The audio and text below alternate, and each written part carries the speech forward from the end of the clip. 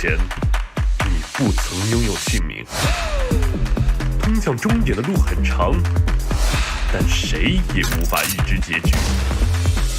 有人前倾暗影，谋而后动；有人拼尽全力，克敌机先。没有对与错，只有速度是唯一的答案。奔跑吧，在到达终点之前。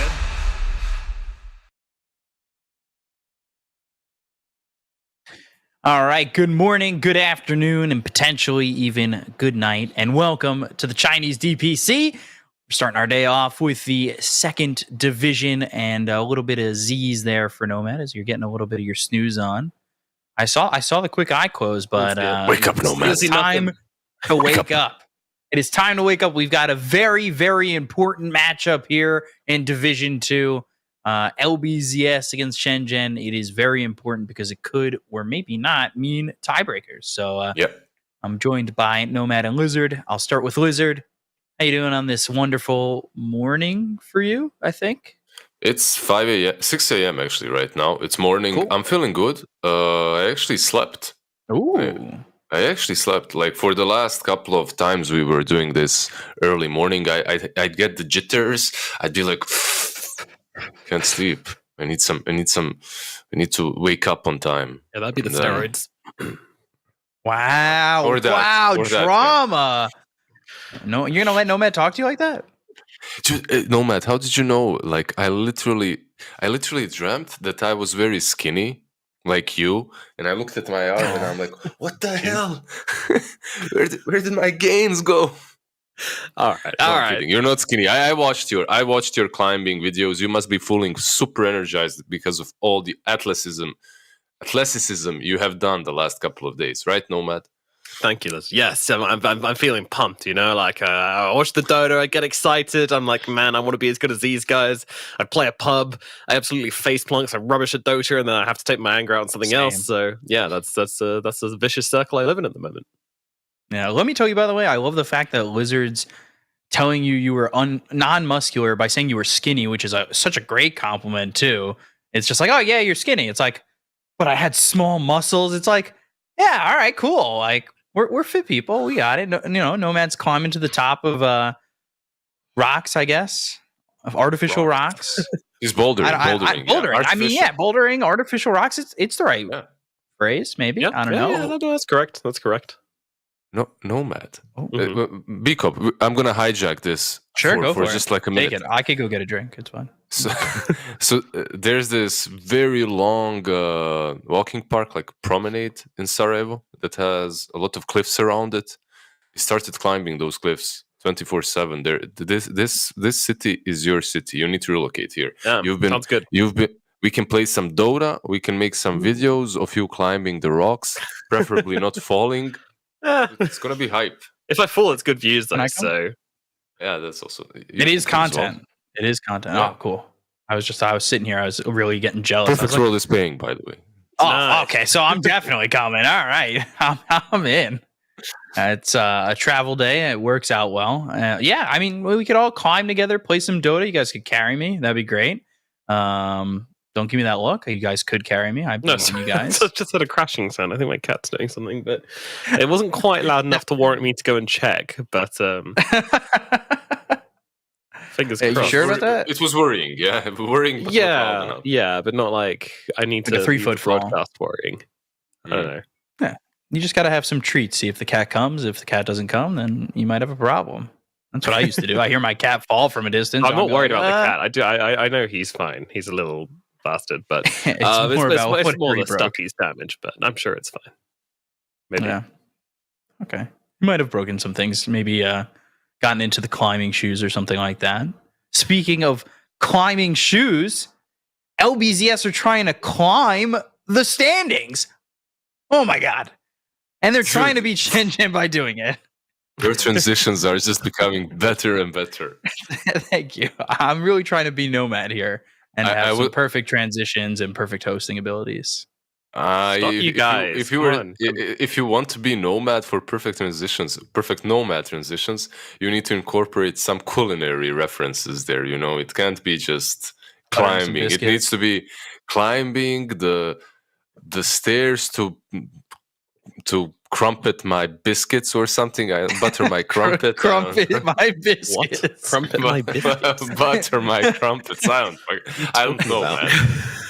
It's like a No, fever man. dream. Can you give us an example, please? Just give Of us buttering one. your crumpets and crumpering your. It's not hard. butter- You just, but- I don't know. butters. Just take the last thing you ate and whatever you did to it to make it. Like, What did I eat? roasted my pine nuts. I had bologna. Last most recently. I don't know Ooh, if that that really sounds- works. Yeah. Oh, And there- but and- You canned his bologna. There you go. Who cans bologna? It's sliced at the deli. What are you doing over there? What Oh. kind of ridiculous things are you doing I in don't the know. UK? I figure bologna's like spam, right? No, No, I don't think so. I what mean, spam it's yes, but I don't think it's Canned equivalent. ham. It's an affront to God. I really don't know what bologna actually is. I just know it's delicious, and it was on sale today, so I got some, and it was delicious. It was great. Like, taking it's a like look at, salami, right? Like just it- some. I think so. It's like not pepperoni, so it's not the peppery. It's like it's nice. Oh yeah, you know. I know bologna. Yeah. When I know you, from watching. What's the name? Tony Danza. You know that show? Tony Danza with Alyssa Milano and Who's the Boss? I think is the name of the show. Oh my god, I'm sorry. Yeah, he always used to make like bologna sandwich or something. A I love- bologna. I don't know. I love making references, but I actually absolutely love when you make 80s TVs references. Yeah. It honestly it puts joy straight into my heart. And I it's grew up. I grew up on NA shows that are older than the shows that you probably watched because Bosnia couldn't afford the newer ones, so they just spammed us with those from 70s, 80s. You know, so you're just getting like Yu-Gi-Oh season 1 right now? pretty much. When I go to an event and Ahaz is there, my heart is filled with joy because I have someone to talk about. You know, someone to talk to shows about. Oh, you call. We We have I a know what show on our hand here as well as LBZS is facing Shenzhen, right, B-Cop? Exactly. Oh man, look at those stats. They're not great for Shenzhen in some areas. Their average game duration, the fact that they are apparently losing almost every lane, that really is not a good look. They've got the But- fan rating, and that's all that matters. By just a touch, which is surprising.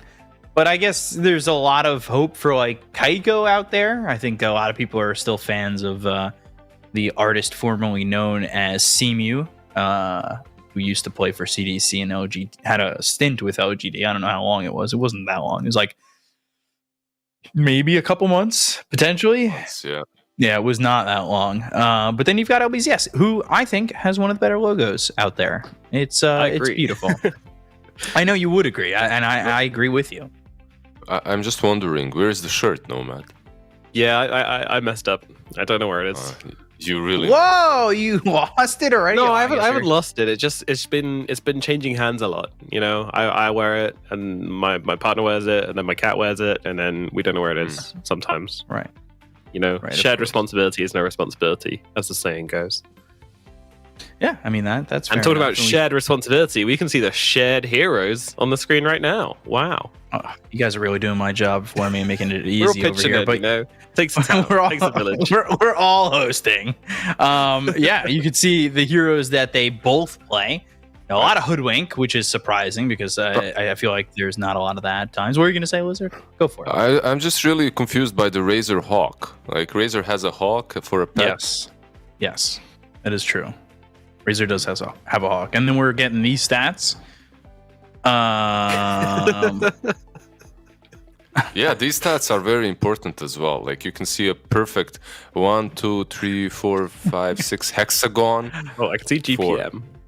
It's not perfect. On one yeah. side for Kagome and Keiko, you can see that they have very similar hexagons. It's just that Keiko's is a little bit pointier on the upside, and pointy on the upside is how you want it to be. But you want to have some pointiness on the downside as well, which both of them are lacking. But Keiko is also doing better in that aspect. So I'm definitely trying to figure out. Oh, I wasn't expecting it to come to us. I thought it was going to go through the whole team. I was going to say pretty. I knew like 2 of those stats. Like I saw GPM, boom, cool, nailed it. And I think like gold per damage or something was on the left, the 1.7. I love it. One. They're big on that. They were pretty close. They were definitely pretty close. I will say Shenzhen, they've got a long average time in their games. I think they own the record in Division 2 for the longest game. So guys, buckle in. And so with the draft, I think that hour and 7 game was probably hour and a half, maybe. It's something I'm looking forward to, guys. 3 hour, 2 games. And then maybe like 4.5 hours. They're in a better spot than LBZS, obviously, with their score, right? And at the same time, they don't win too many lanes. They don't win the lanes, but they win the games, which is particularly interesting for Division 2 teams, because usually you expect teams... It's the opposite. Yeah, exactly, the opposite.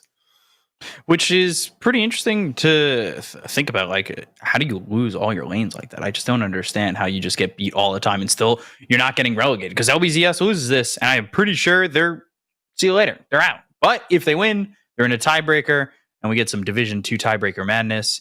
And we're always looking to get some tiebreaker madness coming up. And speaking of madness, we've got a draft. Just before I cut you off. With that sentence, go for it, Lizard. There we go. I want to hear that line. It's YBB versus LBZS in the tiebreakers, right? If LBZS drops down, I believe so. Yeah. Yeah, and YBB looked pretty solid yesterday. So for our LBZS boys, it wouldn't be that easy even to stay in the division. So I'm surprised. Like, this is usually your Division 1 team that gets kicked out. Yeah, they're usually up and down, but this could be the end of LBZS potentially if they don't hold the roster together. Just like all the stonks right now, right? B-Cop, they're just down, and down into the ring of fire. Well.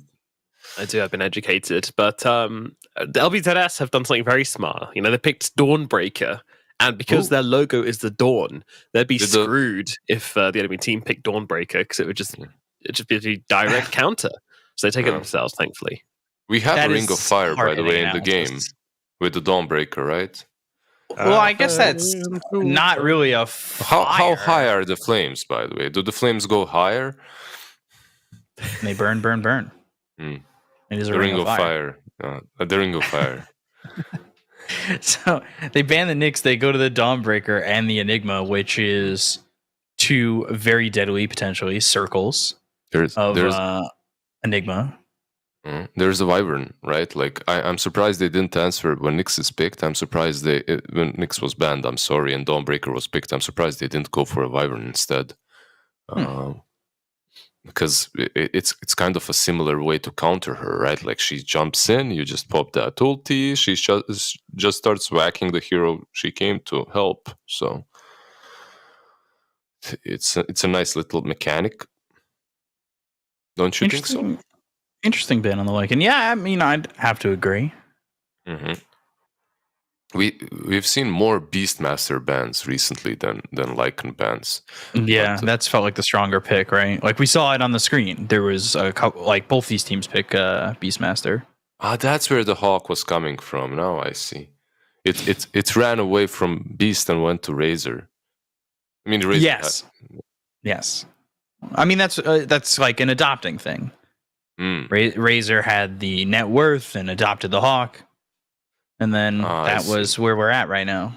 I see. Yeah, like, when you think about it, Beastmaster is a really bad dad. He just summons that Hawk and lets it go away. No one is and has a dive bomb. What?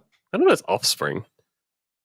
I mean, he brings it into this world. He's a Hawk daddy anyway. He's the one that makes it. No, right? He's a master. His name's not Beast Daddy. His name is Beast Master. Well, I call him Beast Daddy. What you gonna do about it? Although if you want to talk about parents, make a custom game, please. Enigma is a parent. He makes little versions of himself. Broodmother's a parent as well. Those Eidolons aren't a version of himself, are they?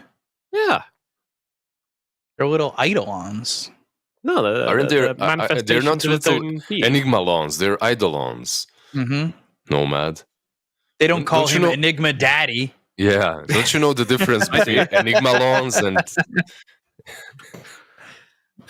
Right, I'm reading the spell. Enigma is capable of drawing aspects of himself from other dimensions. The result is a trio of dark eidolons that hunt the corporeal plane. Yeah, you see? Corporeal plane. Okay. All right, so they're clones of himself. But why are they little? Because if he made them the same size, he'd get beat. Oh, Yeah, they don't want him to. They would take his spot.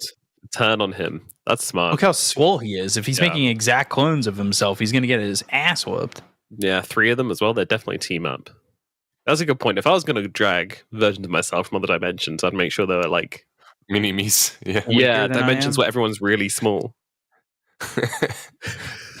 So you're the Hey, boss. we're going to butter some crumpets. Get over here. We're climbing. Why are they so new? That's more New York than I've ever heard you.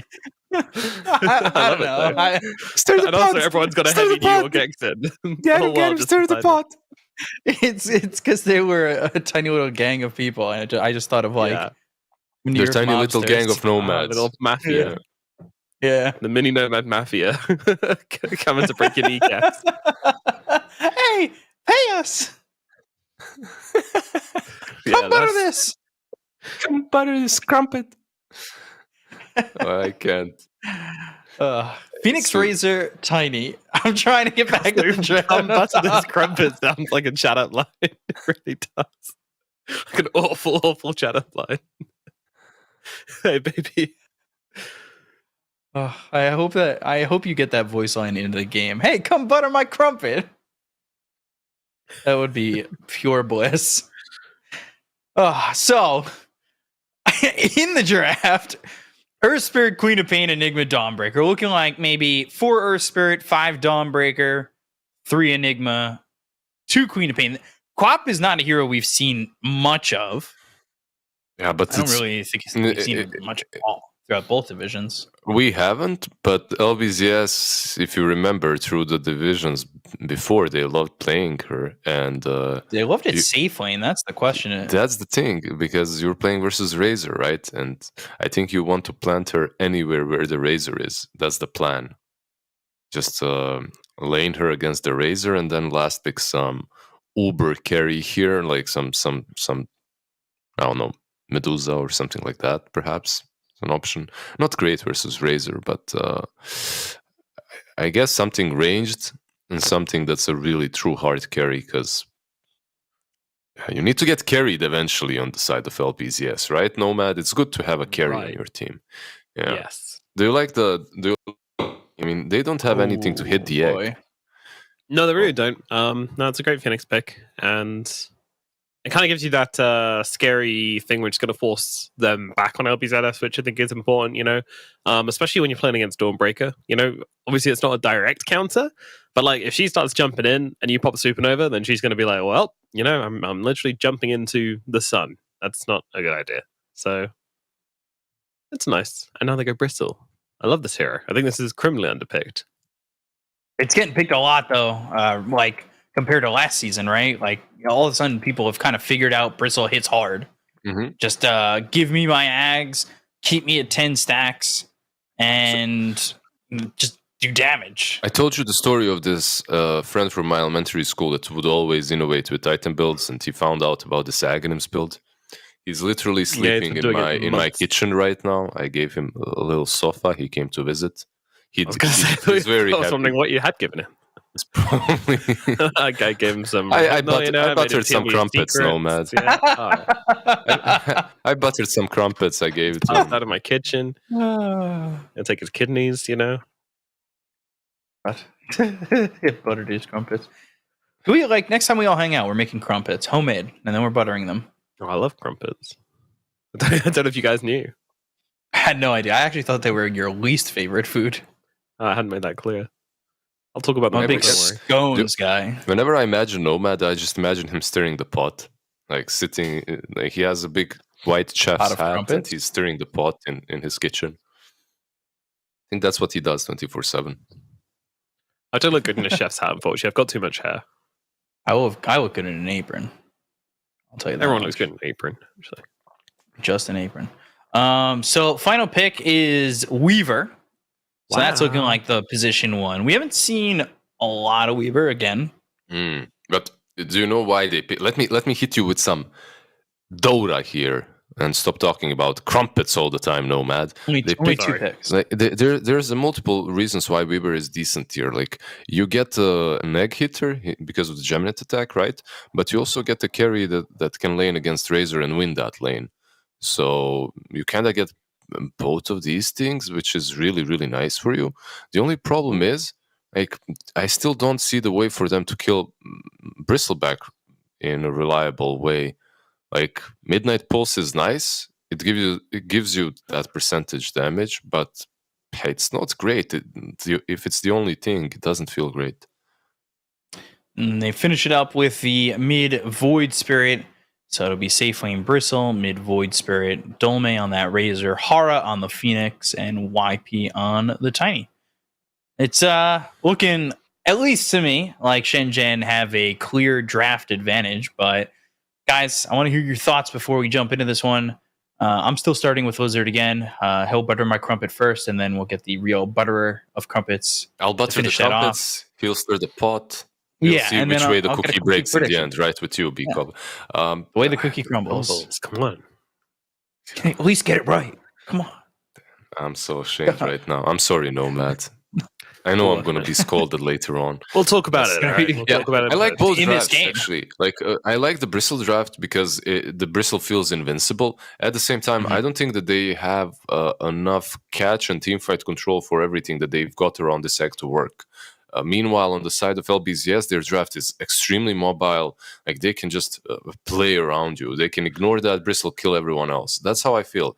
I'm leaning slightly towards LBZS because of that, but if Bristleback isn't addressed, if they don't get the Vessel, he will carry this game. So, slight advantage for LBZS, but Bristleback needs to be addressed. And Nomad, yourself?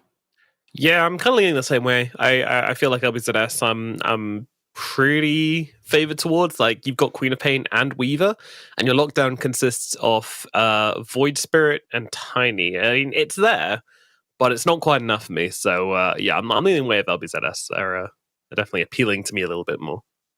I'll avoid chat being able to say Caster's Curse. I'll go Shenzhen, and with that, I will send you guys into the game to cast this lovely one. Nomad, Lizard, we're going to transition right into the game number 1, and you guys can take it away. I'll see you soon. Thank you very much, Mr. B-Cup. And yeah, both teams smoking out, getting some deep vision down, so neither of that's going to be caught out straight off the bat. What do you think of these lanes, Lizard?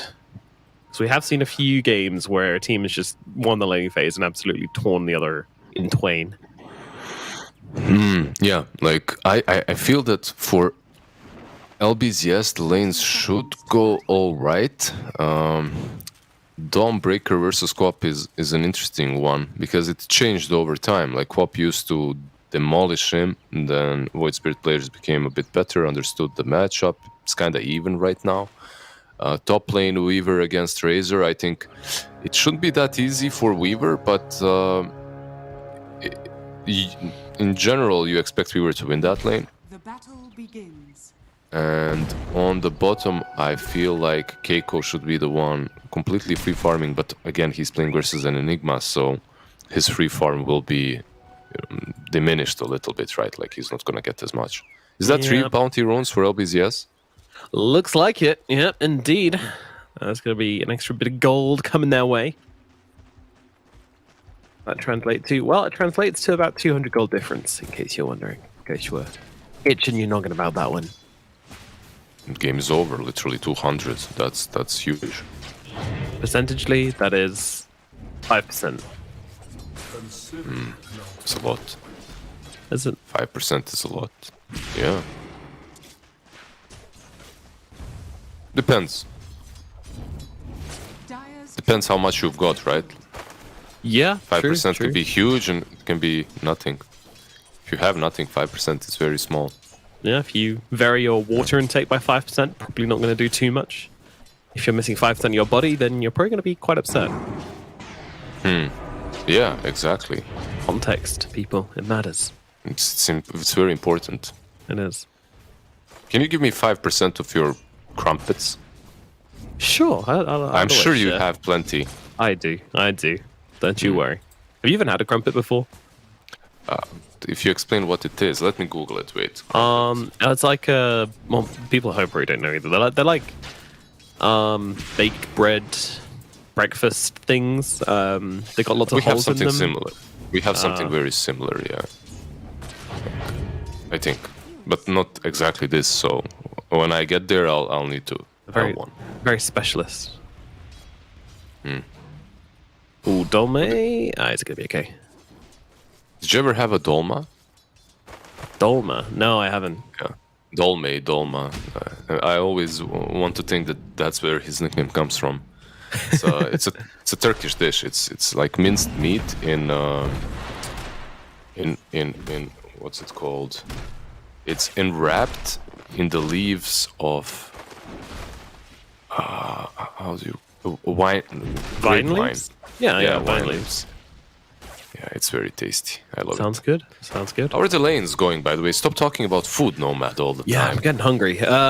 Well, things are going well. In the middle lane, Phoenix got a little bit of an advantage, but PP's running back in with that bottle refill as well. So all as well. Kagome doing well at top, Kyoko doing well at bottom, but overall, obviously, they're just going to be denying them creeps, LG on the Enigma, just constantly taking them creeps. Yeah.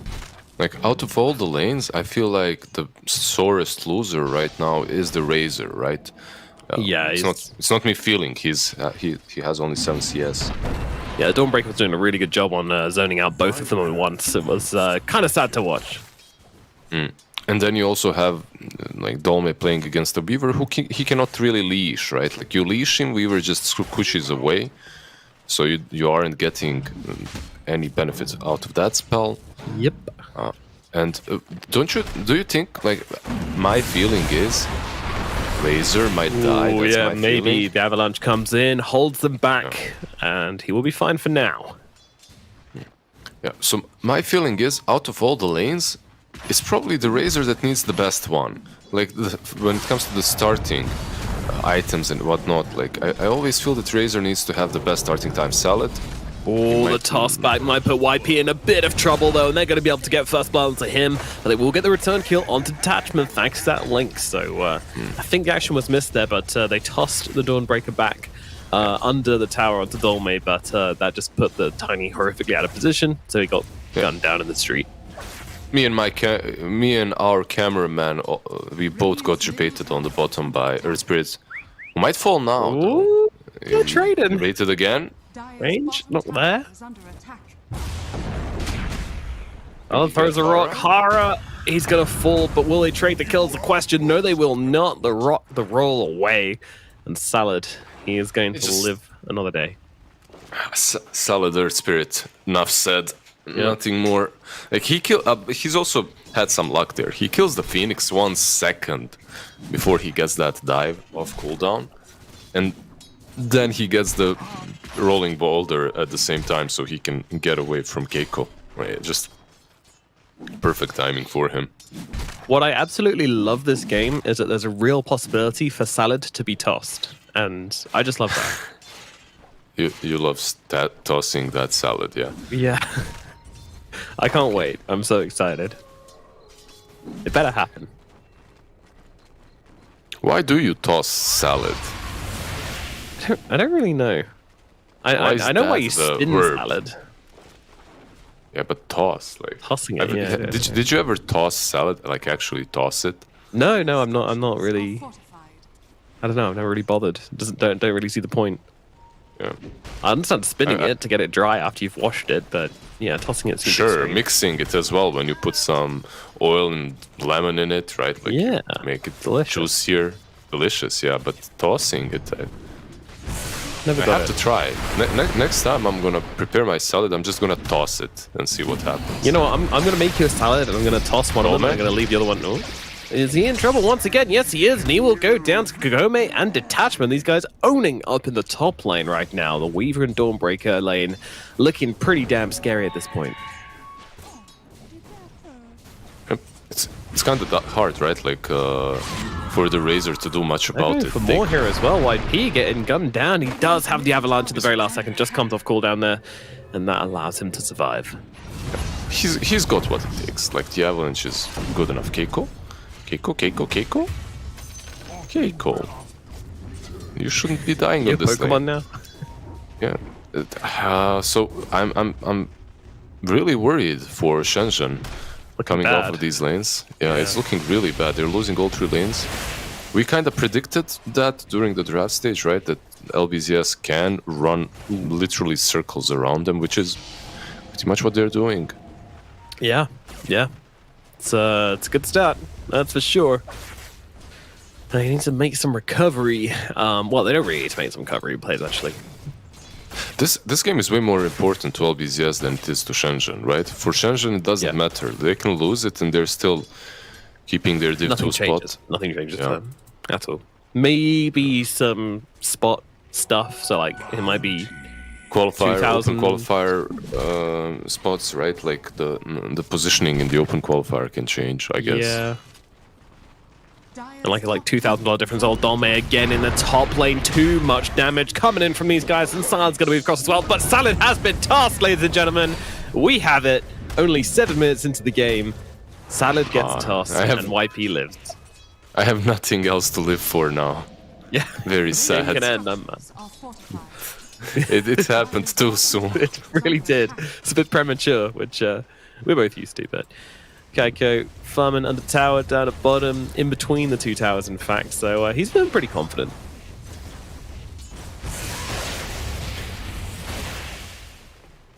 We have Dolme and Salad being tossed on one lane. I'm still Still living that moment. Whoa, black hole Yeah. coming down in the bottom side of the map, but a scream to the face as well. Both ultimates dropped onto the bristle, punishing him for his brazen farming patterns. farming patterns. That was some transgression over there. What was he doing? Very deep behind enemy lines. He was cosplaying. What's his name? Matt Axe. Damon. Oh. Ryan. Behind enemy lines? Saving Private Ryan. Yeah. No. Alright, there's also a film called Behind Enemy Lines, I'm sure. I'm sure there is, yeah. Dolme, is he fine? He's fine. Void Spirit is Yeah, not. they're baiting him Dolme right is- here. They want to move in. They want to try and bring down this Weaver. They're going to be able to do exactly that. Detachment comes in. Won't be able to get off enough damage, though. And Dolme, he's trying to get his revenge here. They'll move across towards Detachment. He's getting killed off hit. Can they finish the job? Yes, they can. No escape available for the Dawnbreaker. And that's going to be 2 clean kills for the side of Shenzhen as they wake up and they start playing this damn game. Yeah, they anticipated the move on Dolme. It was pretty much laughing stock for LBZS. They were just feeding on him. Unfortunately for the Shenzhen, Phoenix gets both of these kills. He's a 5. And perhaps if Razor got it, it would matter more. But it's still these early kills. It's not a huge difference. Just a bit unfortunate. Uh-oh. PP sees Hara. Well, just kind of stand his ground here, which is kind of impressive. Now the 2-man avalanche into the toss as well. Detachment and PP taking some damage, but they're returning even more as they will force out the Phoenix, and he's going down. Meanwhile, the YP being taken down by Salad Hero as well, just continually being chased under the tower. Detachment comes in with that Celestial Hammer to finish the job. Yeah, Shenzhen had a good thing going for them after that rebuttal on top lane on Razor, but now they're just back to their old ways of overcommitting. I think they need these levels. It's minute 10. We're gonna see Phoenix Egg, perhaps used right now on the bottom lane. Let's see, Kaiko taking some heavy hits. That percentage-based damage doing a lot of work. And there's double damage on Quap as well, so even the right clicks hurt quite a bit. Roll in, damage coming through, the Supernova coming down as well. Detachment, that's what we talked about in the draft. He is now into the fire, and Phoenix is going to be able to take him down. And actually, they've found the Weaver on the sidelines here. YP chaining up the stuns beautifully, but not beautifully enough as the roll connects onto the Void Spirit here, and they're going to be able to bring him down to the back lines. IG is going to go down as well at the same time to Dolme as he makes that connection. Kagome, he's in pretty deep here. He's going to have to run himself away, but the plasma field catches him out, gets the kill. And once again, Hara, he's picking them all up on the Phoenix somehow. I don't know how he's doing this, really. Like, Phoenix, with all the dot damage, I think the biggest amount of kills. Also doing the most amount of damage in that fight. So Yeah, credit to him. yeah, kind of deserves it. He's level 7 now, level 4 Fire Spirits. It's a lot of damage. Meanwhile, I'm surprised that LBZS is really diving so hard. Yeah, that was a big commitment. Everyone came there, and Enigma had the black hole, but he was being hit by both Razor and the tower, so he couldn't really accomplish much with it. Yeah, and you need to have health when you go for these black holes because there's going to be a Eye of the Storm on you. There's going to be quills coming out at you. There's going to be fire coming out from the Phoenix as well. Like you can't be on anything other than full health when you go for these black holes. Do they have anything to? Yeah, do they have anything besides the egg to go through BKB? They don't, right? When it comes to stuns. So this game should eventually even be in LBZS's favor, in my opinion. They just have to not give back way too much that they won in the laning stage. Weather the storm. Yeah, the Eye of the Storm.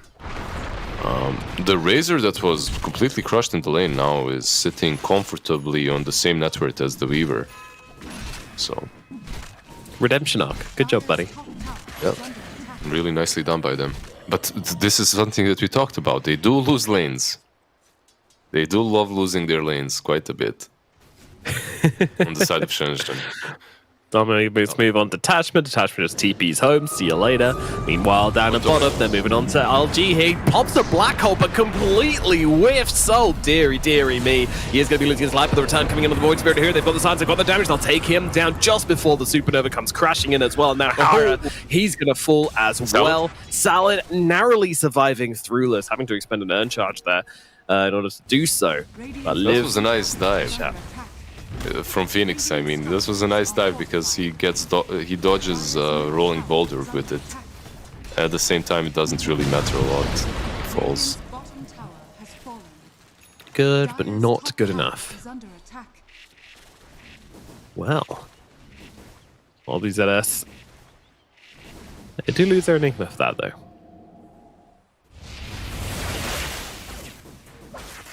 And the black hole. Yeah. Which was, you know, sometimes you just miss the direction. Are you one of those people that can't differentiate sometimes left from right and right from left? Yeah, I am actually. You are? Yeah. There's a Not special name surprised. for us. Which name is it? Tell me. What's Stupid. Don't be like that. That's not nice. Sorry. I'll talk better of myself, sir. Pressure coming in on the top side. LBZS going to mirror that with pressure in the middle. You know how it be. Fortification's going to be traded. All's well.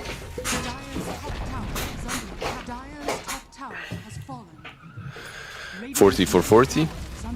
middle tower Down on the middle lane. Is the tier 1 gonna fall? It is. It already fell.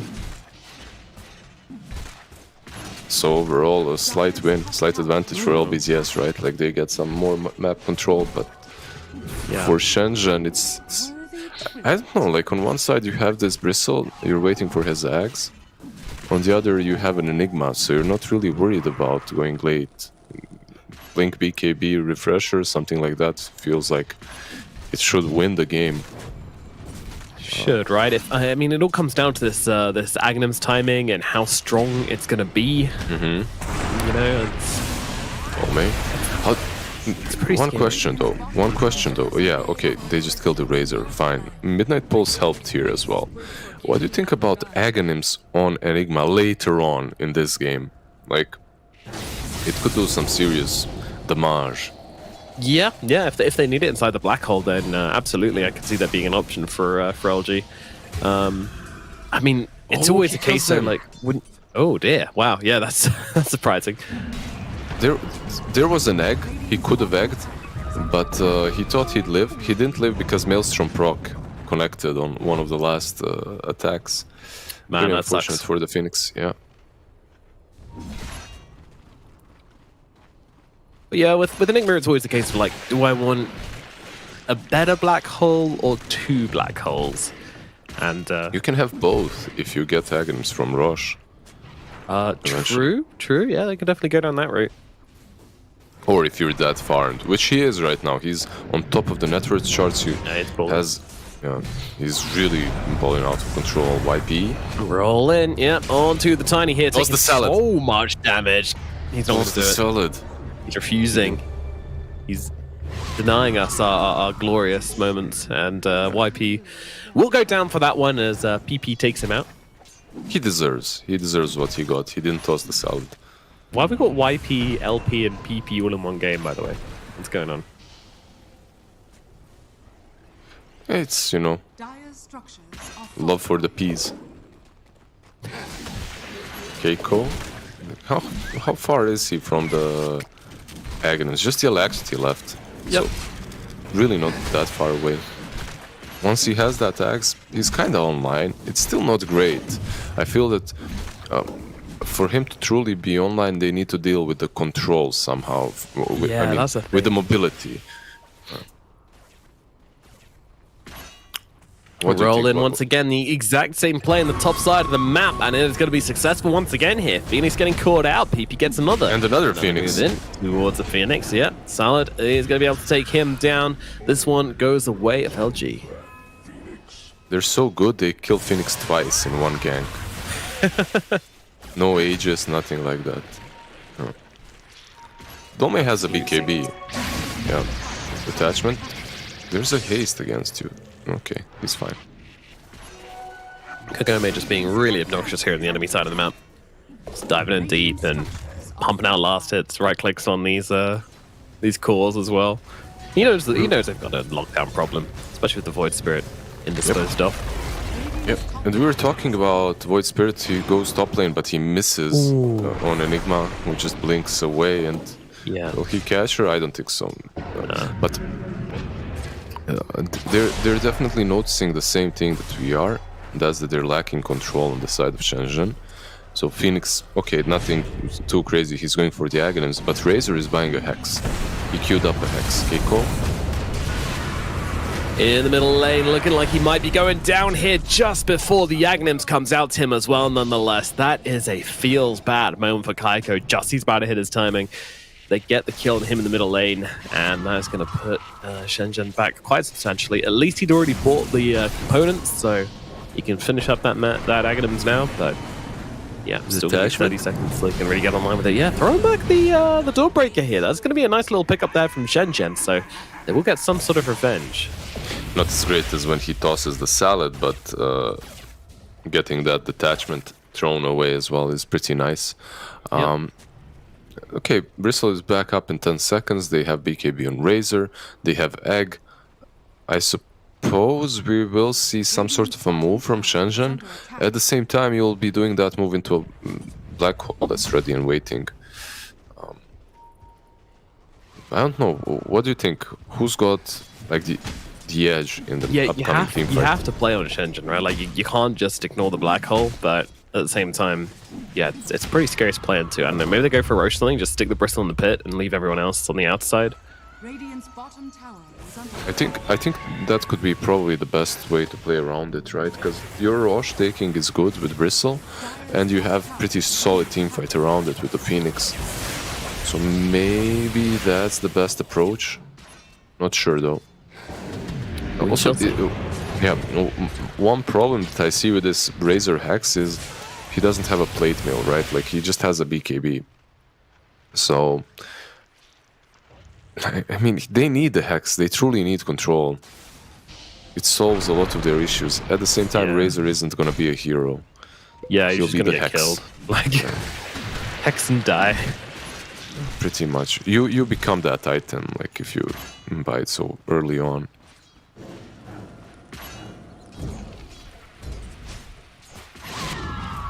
I guess at least they don't have a ton of physical damage. Like Weaver does a lot, but at the same time, he's also a bit of a hybrid damage dealer with Sakuchi and Maelstrom. So That's true. That's true. It's just that Maybe the he's the original one that hero. wants to be killing the Razor and the Phoenix. Yeah, everyone else, yeah, I don't know, tiny kinda as well. But smoke up from Salad and LG here. Let's see what they can get done. They're moving down to bottom, so they want to try and catch out someone. Currently, there's only a tiny herd. I really don't feel like this is worth the movement. I mean, I don't know, maybe it is if it results in a tower. What do you think? Yeah, if it results in the tower, perhaps a bit of map control. You see they plant that very deep ward. These kind of moves are mostly, like whenever you see 4 heroes, are followed up by map control and vision. That's what truly matters.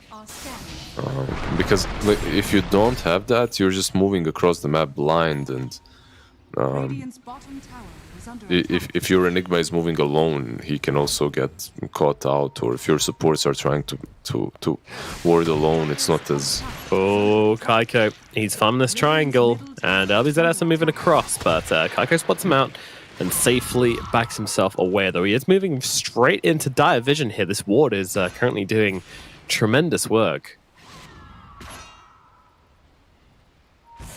Yep. Good vision on both sides. Dire is perhaps a bit better. One next to the pit, one on top lane, one on bottom. Radiant has like, what, 1 observer? But that one is protecting their position quite well. And a very passive game, by the way, I need to say. They're trying to do they're trying to do something about it with the smoke. It's... Yeah, LBZS trying to force the issue, but you know, this is why Shenzhen have these such long games, is because they're capable of just, oh, look at this as well. Salad overshoots and gets absolutely blown apart. Yeah, they were baiting with Kaiko anyway. Like, that was an obvious, very obvious bait. I guess Third Spirit tried to, anyways, just roll on him and kick him back into his teammates, but I don't even know if that's the play, because it's a bristle. Has a bit of frustration showing from LBZS as well. You know, they have this slight advantage, and they have this black hole and everything. They just want to get something done. They want to go kill some people. We all know that feeling. Yeah, they're gonna take the tier 2 very quickly. And no one even showed up, so you know they're rushing 100%. Weaver has the bugs, he's gonna scout everything out with them. Shenzhen know how important it is not to get 5-man black hole. Yeah, I'm surprised they ran out completely. Maybe baited with the bristle again being inside. I still think... Oh, they're defending their ward. Nice. Yeah, they want to make sure they get this one, but LG comes in with the black hole onto 2, and they'll throw down the Dawnbreaker ultimate on top of it as well, and both of those heroes will go down. Supernova comes down, Kagome's going to focus on that, but meanwhile Salad, he's getting owned on the side here, but Kagome brings down that Phoenix. Now Dawn might just go for the BKB, TP away, and LBZS, they'll look towards their final target. Now it's going to be the Bristle back here. He is inside that Midnight Pulse with Kagome coming onto him as well. He's taking some heavy hits, but also spraying out like a fountain. Good lord, stay away! People are going to commit the Sonic Wave for this one, and they will be able to finish the job eventually, but man, that Hedgehog was spiky. Yeah, if he gets to hit, he's very scary. The problem for him is Blink, Queen of Pain, Sokuchi, Weaver, Rolling Boulder, like, the Celestial Hammer. There's just... You can kill the Enigma, you can get on top of him, and that's it. Everyone else is too elusive. But yeah, there's a huge disparity between the two offlaners. On one side, this Enigma, on the other, the Razor, and how much they are doing right now. It will change. It obviously changes when the Black Hole is on cooldown. So I would really like to see Shenzhen do something immediately now again. Like force that rush the moment Bristle is up. Either force the rush or force the fight. As you made them pretty much use all their big ultis.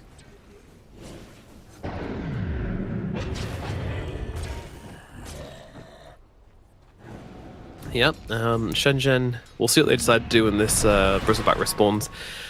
I imagine that they're definitely going to do something, though. Whether that just be go sit in the pit, look for a kill, we shall see. This fight did start on Shenzhen's initiation, right? Like, they wanted to defend these wards, and kind of bailed themselves into getting 2-man Black Hole there, unfortunately. That's the thing, you just can't make plays. It's really, really hard.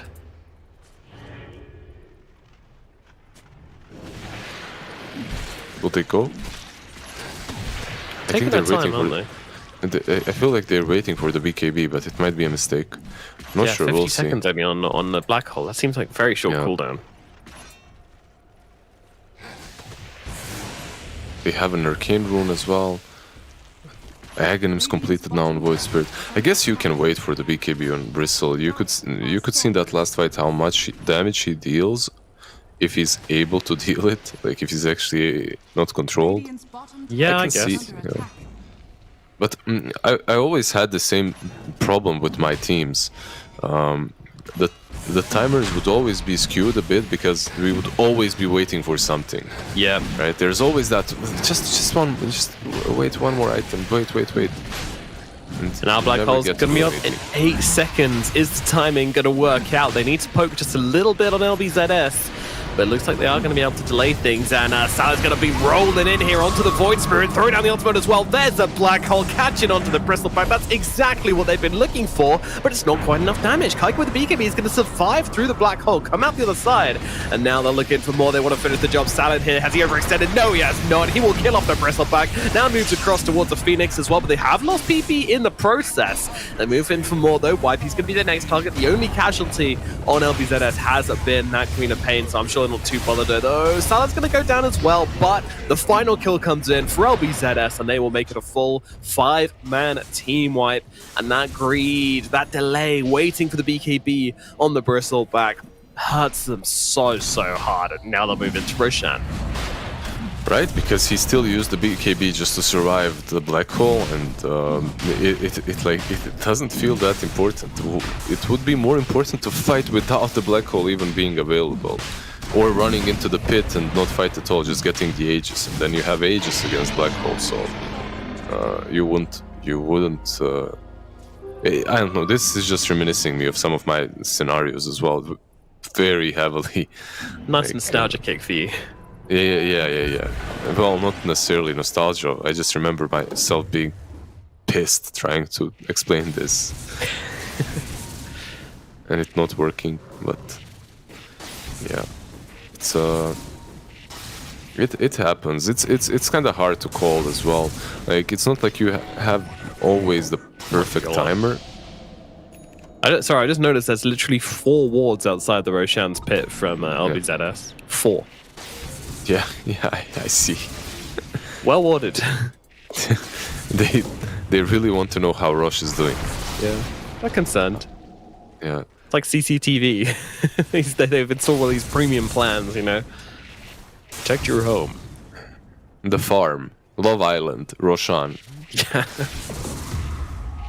Which one of the 5 is he gonna go home with? Kagome is actually pretty big. Look at that Weaver now. Has Kadi completed Dragonlance? This, by the way, I hope they give him... I know Paladin Sword is amazing and he's probably gonna keep Paladin Sword. But if he gets level 25 and he takes that Enchanted Quiver, it's literally my favorite combo of hero plus neutral item. It's super dumb. Just the triple attack onto the backlines from downtown. It's from downtown, exactly. If you have a crit, even better. Rolling from Salad here. He gets tossed though, which we love. But he is going to go down for this, so maybe not the play here. But you know, his teammates were so far away. Like, they were really, truly not ready for this move. Kaiko's poking, but there's going to be a black hole available in just 2 seconds here, so be careful, lads. They're grouped up. Oh no, it's looking good. Supernova does come out in time, and the Bristleback might just survive through this one, and now turning it around, this could be good for Shenzhen, if it weren't for the fact that Weaver is just ripping through the backlines. Kaiko realizing that all is lost, and is going to TP himself out. Meanwhile, Dolme might be in some trouble. Phoenix as well.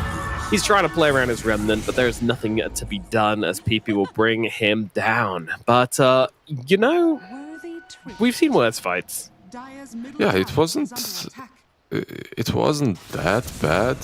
The Phoenix Saga actually forcing them. Oh, this scan it doesn't clip on him unless he moves.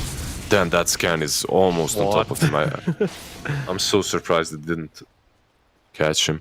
Anyway, yeah, the egg was on point. It came very quickly, so they had to focus the egg instead of the bristle. Also, they separated the fight kind of in a good way. Razor on one side, Phoenix Void Spirit on the other. But they just couldn't combine all of these things together. Not quite. Almost finding the options here for Shenzhen, but yeah, in the end, didn't quite click. In the end, you're 15k behind and you're playing versus an Enigma without anything to break that black hole, so... Yeah, I mean, the black hole was kind of wasted in that last fight. It was very, very quick, higher on the supernova, so that made a pretty big difference. They couldn't kill off the bristle at all inside the black hole, so it was kind of just about that Weaver was just wrecking the backlines. Yeah. You can think about it another way as well. Like they did control the bristle long enough to deal with the egg, and then they controlled with then they dealt with everyone else. Yeah, that's a good point. Enigma. Oh dear, this is a nice little pickup from Shenzhen here. A little backstab play coming in pretty nicely, but they'll look for some revenge here on LBZS. Don't they have it to pop the BKB here? Dawnbreaker ulti coming down as well. Kaiko not going to quite make it out of that one. Getting stunned up, but popping that BKB and looking to turn things around and bring down the detachment, which he will be able to do. Kagome just plowing into the Phoenix here. He's going to have to pop the Supernova. But that does mean that he survives, so... Again, LBZS losing a couple of heroes. It's the Aegis time for them. They're supposed to be winning these fights, but Shenzhen are playing around that black hole cooldown.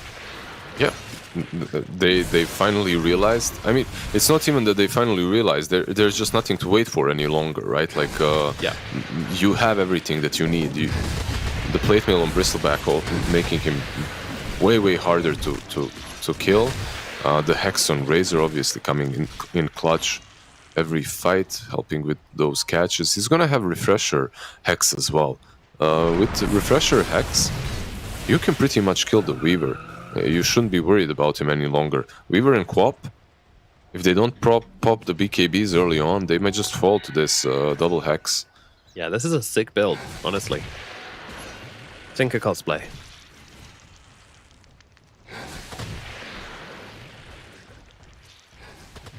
Great stuff. Well, I mean, despite the 15k gold advantage, it is Shenzhen and an Aegis nonetheless. It is Shenzhen controlling the game for the last few minutes. Some very impressive gameplay coming out from them. Yeah, like overall, really nicely done in the last couple of fights. We'll see how the future fights will go, because there's also Dawnbreaker with the Nags. It's going to give a ton of heal, ton of evasion. So these first initiations might not go as planned with the Hex, right? Like maybe the Hex into a kill will not happen as quickly as they hope. Yeah.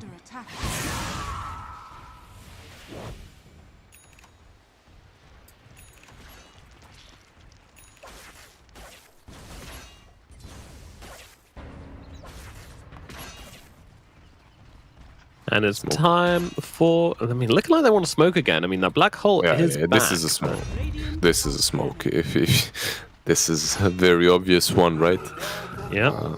Like you said, though, black hole is back. But if they initiate, I think it's more important for them. Oh, yeah, you got the BKB off. All right. See ya. Wait, how did he get to BKB so quickly? PP on point. He's just very fast. Fast fingers PP. That's what they call him. His nickname in high school. Fastest gun in the East. Yeah, so we've now has that Gemini. Unfortunately, didn't get the Enchanted Quiver. Boo.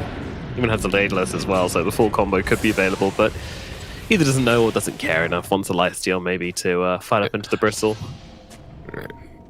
Like, Enchanted Quiver is amazing. At the same time, Paladin Sword is just much better for him. Like, overall, more, like, it's, how to put it, reliable, more reliable. Yep. It's always going to do its work, no matter what. Yeah, and after listening to some pro carry players talk about things as well, like, sometimes Paladin Sword is the difference maker when it comes to your build. Like, sometimes... if you're planning on going Satanic, and then you get the Paladin Sword, you can just be like, you know what, I'll go for this Linken's instead. No worries. Maybe go for some damage instead, because you get that lifesteal in built. Not taking up a slot. Yeah, you can fight differently, right? Like, Satanic allows you to have more or less 2 lives. And to sustain yourself in fights, but Paladin Sword kind of helps you just... have that one longer life, if that makes sense. You know what I mean? Because you don't have to run away as early when you take collateral damage. Yeah, definitely. But the guy who will be going for the Satanic is Keiko with his bristle. He'll try and get that. He also almost has that level 25 talent for that sweet plus 1000 damage. Right click. Love to see it. I really do. Almost there. And they see him now, and I'll jump in with a black hole onto 2. It's looking pretty damn good. Both of them just get torn to shreds. They have more than enough damage to tear through both of them, and now they move on towards Phoenix as well. He's gone, and they move over towards the second Phoenix. He's gone as well. So, my God, what the hell? 4 heroes are suddenly dead. All right, LBZS. I feel like they just fell. I was dozing off a little bit. This game, just nothing was happening, right? So I'm just looking at items. I'm not looking at moves at all. And I feel that Shenzhen kind of felt the same. Yeah, we've been farming and farming and farming for the last 6 minutes. Nothing's happening. Just continue farming. Then you just get jumped on with a big black hole, and that Daedalus Weaver just shredding through you. Yeah, and to be fair, it's been a long time since we've seen LBZS actually make an aggressive move. They've been pretty passive this game, you know. A big part of this fact that this game's been going on so long is LBZS have had the advantage, but not really been willing to make a play with it. But now when your plays look like this, then it seems all worth it in the end. Stormy popping that eye of the storm. He's got the refresher orb available. They try to toss someone back, but it just ends up being an Eidolon. That's unfortunate.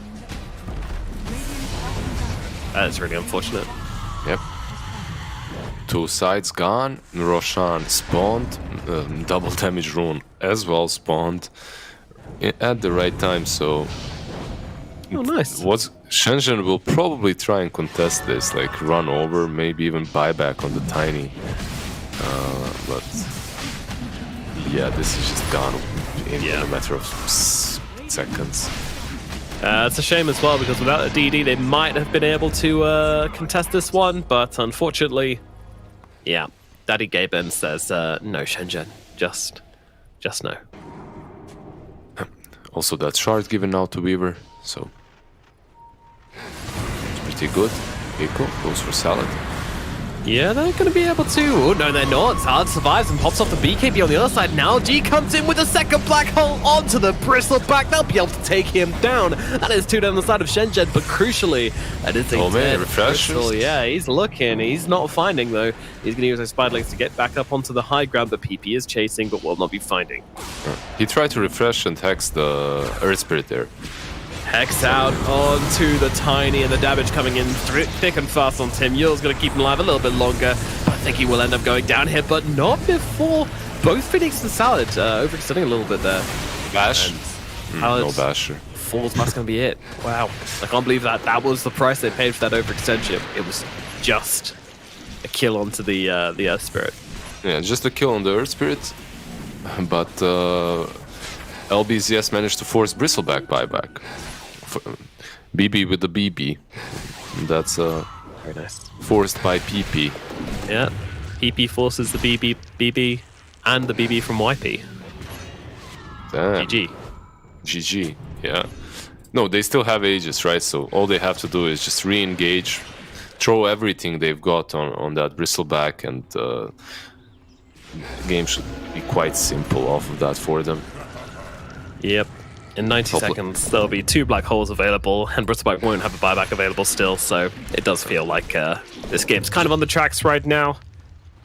Yep, just a matter of time. Unless Shenzhen can formulate some plan in which they strike first and jump on the Enigma.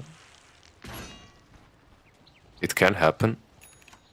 It can. They have the Hex on the Razor. That's always going to be taken into account. But so far, LBZS have been very good at playing defensively, chilling out, running out the clock. So I'd be very surprised if they're able to make something happen, but they kind of have to. They have 30 seconds until Black Hole will be back up, though, so I don't think they're going to make anything happen in time.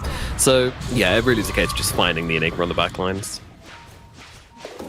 Big ask. Big one as well. You saw what happened when they caught Salad. Like, even the Earth Spirits is just so difficult to take down with the Dawnbreaker popping her ult. and Enigma should be always hidden in the back lines.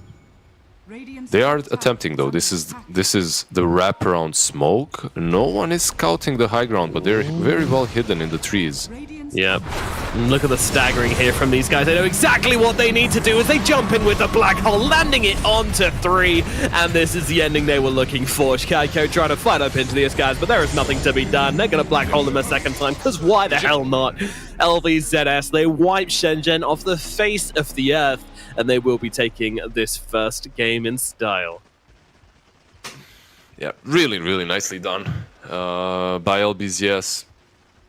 The game is timing out a little bit. Happens on the right time. Yeah, like their laning was really strong. I really like the Quap and the Weaver picks. Razor did not have a good time.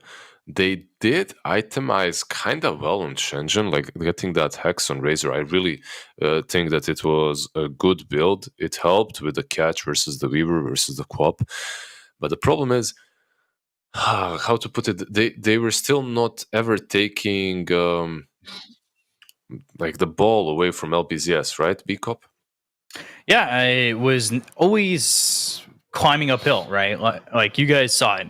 Laning phase didn't go well for them, and then the way back went from a flat ground of trying to win to this, to this, to this, to this, to this, and then eventually, I mean, the hill gets too steep, and you just fall backwards. You roll down, you hurt yourself, and then you hope that you can do it again in game 2 and do something a little bit different this time, because it felt like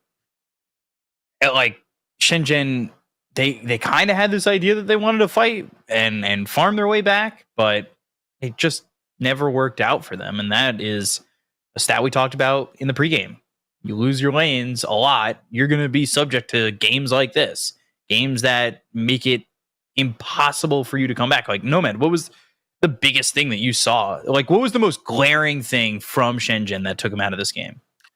I mean, it has to be the timing around Roche when they decided to wait for the Bristleback BKB rather than try and force the Roshan or force some kind of fight whilst the Black Hole was down. But instead, they decided that Bristleback's BKB was more important than the Black Hole timing, which it wasn't. And we saw that come to fruition almost instantly when that fight broke out. So yeah, that has to be issue number 1. That is the moment in the game where they actually could have got an advantage for themselves. But unfortunately, that didn't case. And also, the lanes were super rough as well. But yeah, I won't take all the points. Well, what about you, Lizard? What was the most glaring thing for Shenzhen? The glaring thing for Shenzhen, the most. Let's look at the positive. The most glaring positive thing is they know what is necessary to win the game. Like what item build is necessary, what sort of moves are necessary. In this game, it was. But the most glaring negative thing for them is the laning stage. Like the laning stage really did. Is it because of the draft or what? I'm not sure. But you can't maybe readjusting the draft or readjusting the lanes themselves could have worked, but they really suffered hard, like the Razor boat and the Bristle on the safe lane. If they could adjust that, I think it would be a bit better for them in the next game. Right. Do you think that this game fell solely on the lack of lockdown? Like the draft was the biggest issue for Shenzhen? Could they have won this game with the draft and the times that they play at with against the draft that they played? What do you think, Nomai? I think, I mean, I played like 10 games of Bristleback carry in a row not so long ago. I lost most of them, and honestly, you need some form of AoE lockdown with this hero. It feels really bad to play it if you don't have that, because you just get kited, and like, you know, you get too many stacks on you of goo, of quills. What do? You just run away. Like it's super easy.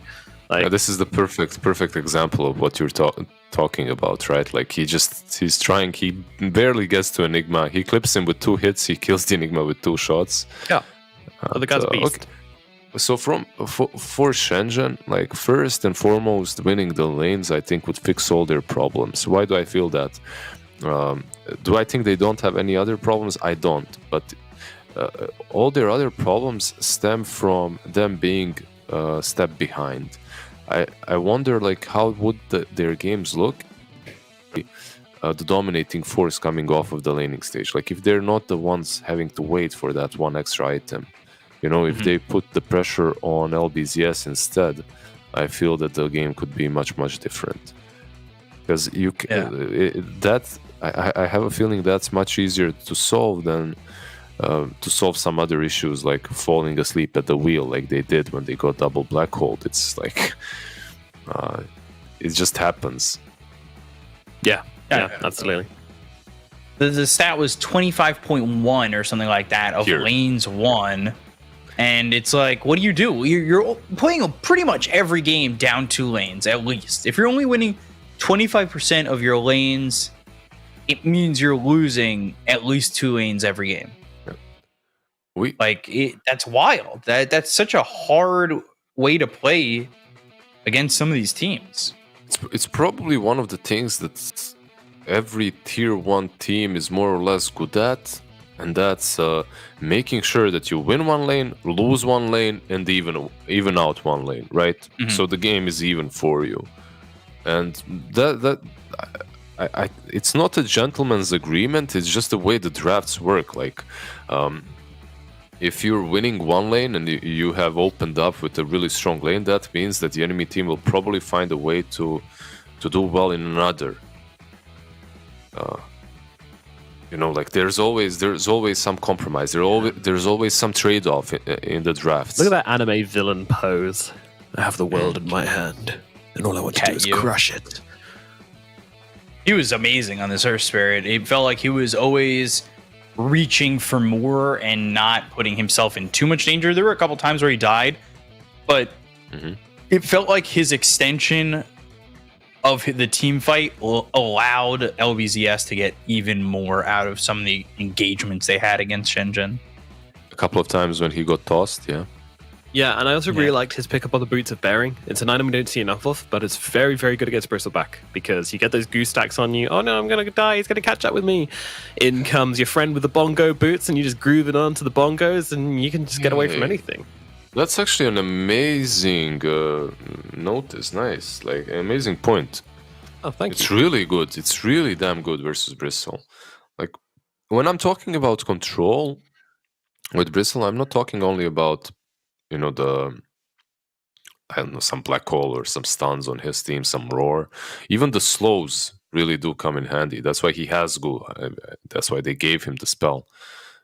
So, yeah, getting those boots of bearing and being able to just run away from him, really nice pickup by Salad.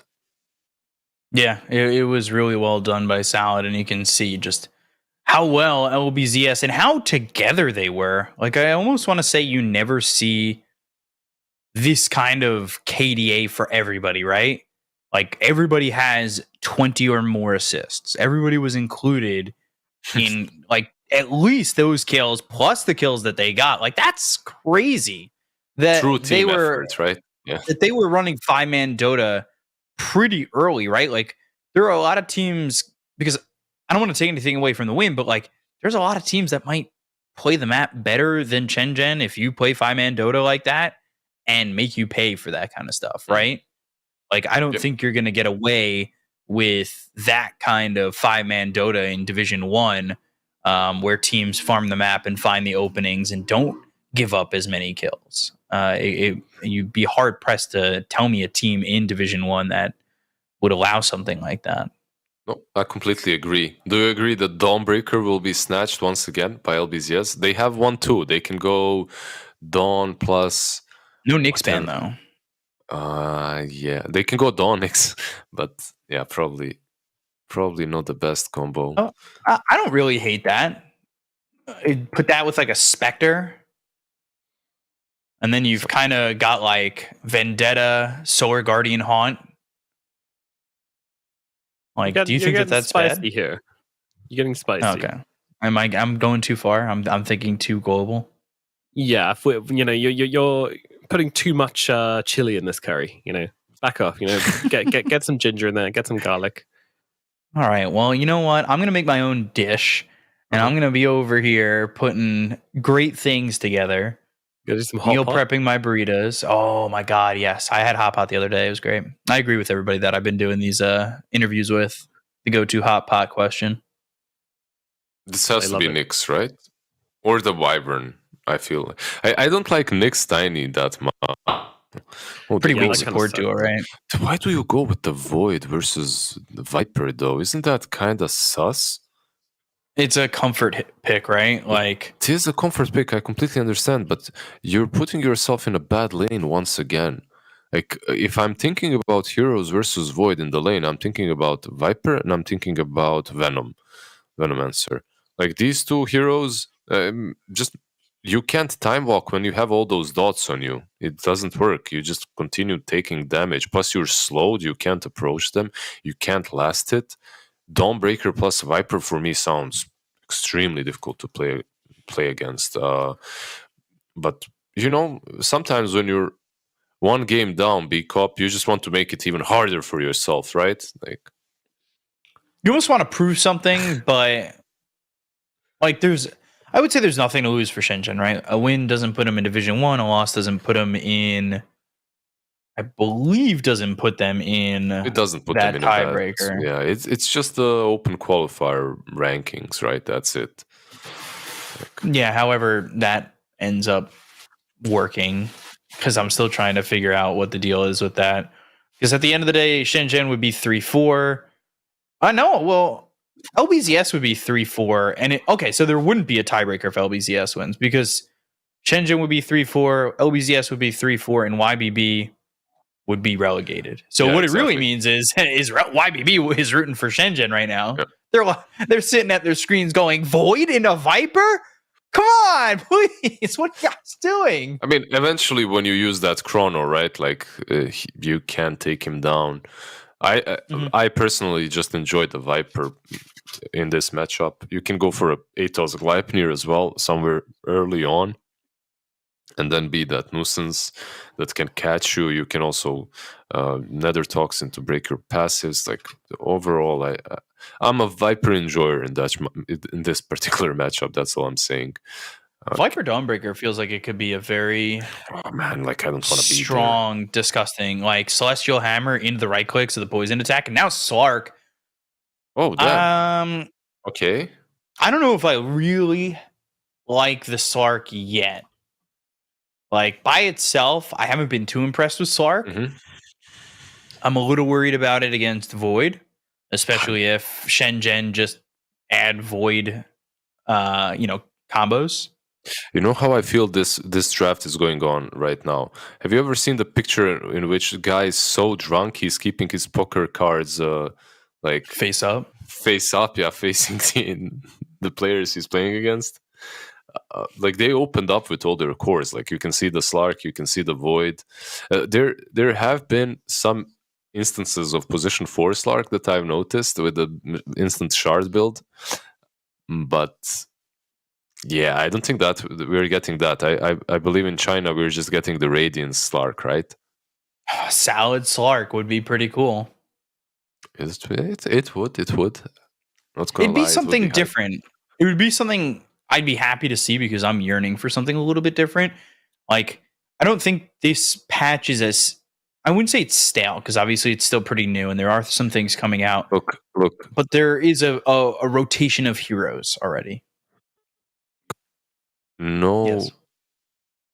no meta is going to change that yearning feeling inside of you. Doesn't, trust me, it doesn't help.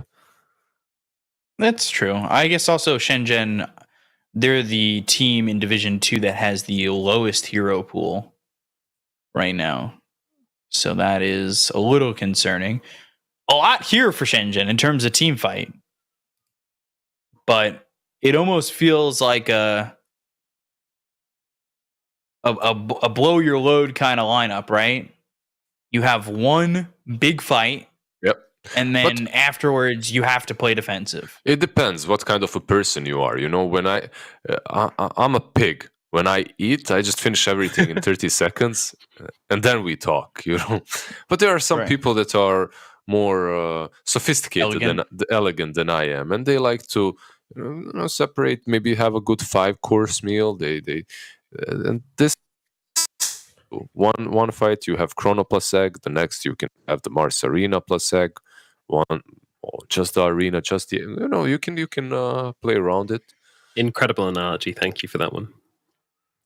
I mean, I like that's something you enjoyed, isn't it, Nomad? Yes, yeah, that was a 10 out of 10.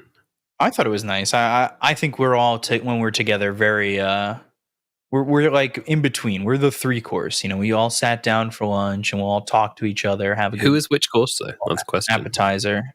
Well, if I'm gonna start, I mean, Nomad, you'd be the appetizer. Got to start strong, right? Okay. Lizard would be the main course. I mean, just look at him. And then I guess I'd come in as the dessert. I don't know if that's a good thing or he's calling himself cute. Whoa. Sweet. No, I'm not. Here, let me finish. Some people skip dessert. Some people are so full from the appetizer and the main course that they skip dessert. Which kind of guy are you? Are you a skip dessert or skip appetizer kind of guy? I skip neither. Are you kidding me? I'm going to butter my crumpet and put ice cream on my and toss dessert. your salad. Yeah. Yeah. Preach. Which we are going to get again this game, by the way. We got another tiny versus salad. Love to see it. What are you looking at here, Nomad? What's the biggest thing peeking out at you? Just you see the sheen in the butter that's on your crumpet, and it's giving you a little bit of a vision, maybe. Say kind of like coffee beans. A bit of divination. Yes. Indeed. Well, I mean, right now I think that Shenzhen do have the draft advantage. I really don't like a Slug pick. I think this hero is pretty weak. If you can pick it into the right circumstance, it can feel okay, but I don't think this is the right circumstance. They've got way too much damage to throw at him, even when he's ultied, and I think that's they the think worst he's part going to be a about playing this 4. hero. They think he's going to be a 4 with the Ursa and Monkey King band. Yeah, I'm excited. That's pretty cracked. I played that yesterday. It was fun. We won, but were you making a video? No, I just random Slark, unfortunately, and I was like, I'm not playing this carry. I'm not doing that. I do like that they snatched the Lina away from Shenzhen. I feel like the hero would be amazing for them as well. Like with the Chrono, with the Arena, it felt like a no-brainer pick. They have an egg scrambler now. Yeah, with that Lina. And you get a way to kill the egg. Really nice. This should be Ember from Shenzhen here, I would suppose. That's a good call. Yeah, I wouldn't mind that at all. Nailed it. They're going for the Snapfire. Very spicy. Is this mid-snap? It looks like it. I love it. Mid-tiny. Could be mid-tiny. Dude, Snapfire is so good against Slark. But again, I don't think Slark's the core. Yeah. Let's see. Makes profit. I mean, yeah, does this prove anything? Like, I still think LPZ's draft is super open, but I still think it's going to be... No, I thought Nature's Prophet locked it in. Position 1 Nature's Prophet. That's what I thought. There it is. Slark support. All right. Wow. Okay. Again, it's something a little bit different, which means, guys, your predictions might have to be a little different this time. You may not be able to all go in for LB's yes, unless you're that confident. Lizard, are you that confident? Are you the kind of person who has that kind of confidence? Well, look, the moment I saw Slark, I started talking about the position 4 Slark, right? True. Especially because they have this, they just have a specific type of a 4 player. They have this salad. I feel that he has a lot of like impact. He does have a lot of impact, but because of that, he is probably feeling a little bit, he's strutting himself around, when he's at the boot camp. He's like, yeah, pick me that Slark. I'm going to show them. Do I think that's good? No, not really. Like sometimes they overshoot. It's like Yabzor begging for sniper position 4 when it's not that great. It was actually pretty good. So I'll go with salad. Let's go, Slark boy. Let's see what you got. You talked yourself into that, you madman. Yeah. Can you talk yourself into the same pick of predictions here, Nomad? Absolutely go not. Lizard is a maniac. I don't think it's a good profit game, primarily. We're looking at the Slark, but at the same time, they pick profit carry. Generally, you like profit carry and stuff which can't really punish, but there's so much punish available on the side of Shenzhen. There's a lot of heroes who can solo kill him, so Yeah, I'm very much leaning the way of Shenzhen for this game number 2. Okay, I'm gonna go with the Smile Boys of LBZS. I trust something a little bit different here with the position for Slark. And with that, we'll transition into game number 2. I'll give it to you guys once again for a stellar cast. Blizzard Nomad, take it away. Mwah. Yeah, I'm excited about this one. So obviously, Oh, can I get the everyone kiss in. as well? Later. Mwah. If you do a good Thank job. you, D-Cop. B Cup comes in. So yeah, the thing about this Slark is like, it's super annoying because you can't really ward against him very easily. He's always got that ward detection device available in his ultimate, so that aspect is pretty damn annoying. Otherwise, yeah, hero does. I mean, it does less than most pos 4s, I would say. I think he's going to rush the shard, which might be an answer to the Faceless Void inside the Chrono, I guess. That's probably the idea behind it. They have so much AoE damage, even with the shard. You're playing versus Right. all sorts of AoE damage, all kinds of that damage. Like, you have the fiery kind, you have the stony kind, you have the speary kind, all kinds. Yep. The battle And begins. I mean, the shard is cool, but the problem is it's got a 75-second cooldown. Like, it is really, really long. Yeah. I kind of convinced myself into it, but I am backtracking. We'll see. I still believe the rest of their draft is. Wait, let me look at it one more time. Never mind. Can I take that back? Can I go with Shenzhen? Like I'm The back seats. taking.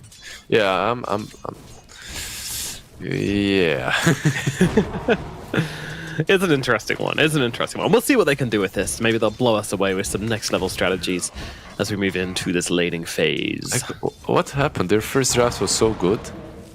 And then you look at this and you're like, okay, what exactly is going on here?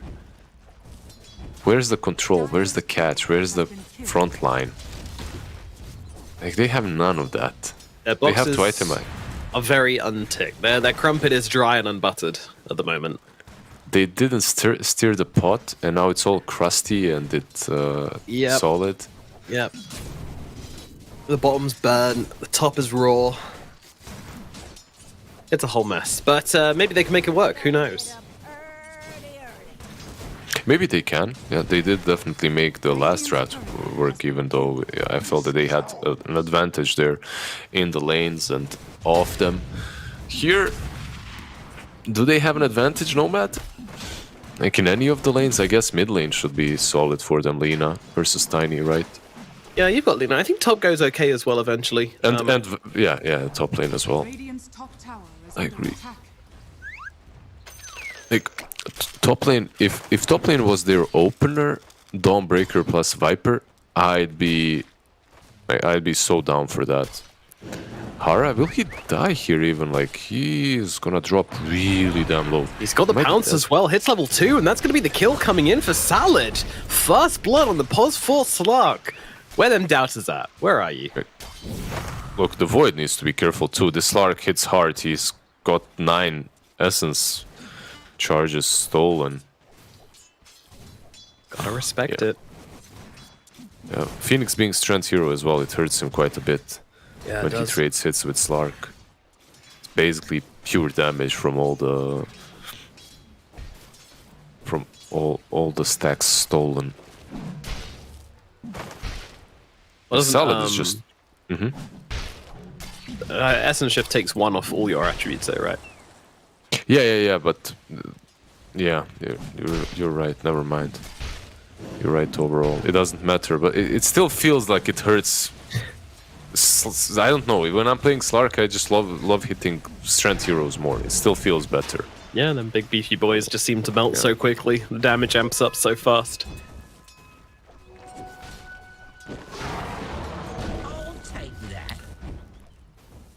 Mid lane looking pretty even at this point. Well, Lina with a pretty big advantage actually, but even for a Lina lane. Yeah, pretty even for the Lina. Yeah. She's definitely evening this tiny Oh, out. he's looking for the toss back, but it's just about gonna find it. But does PP care? Is a question. PP does care a bit. That hurt. Yeah, he took a ton of damage, but so did Phoenix.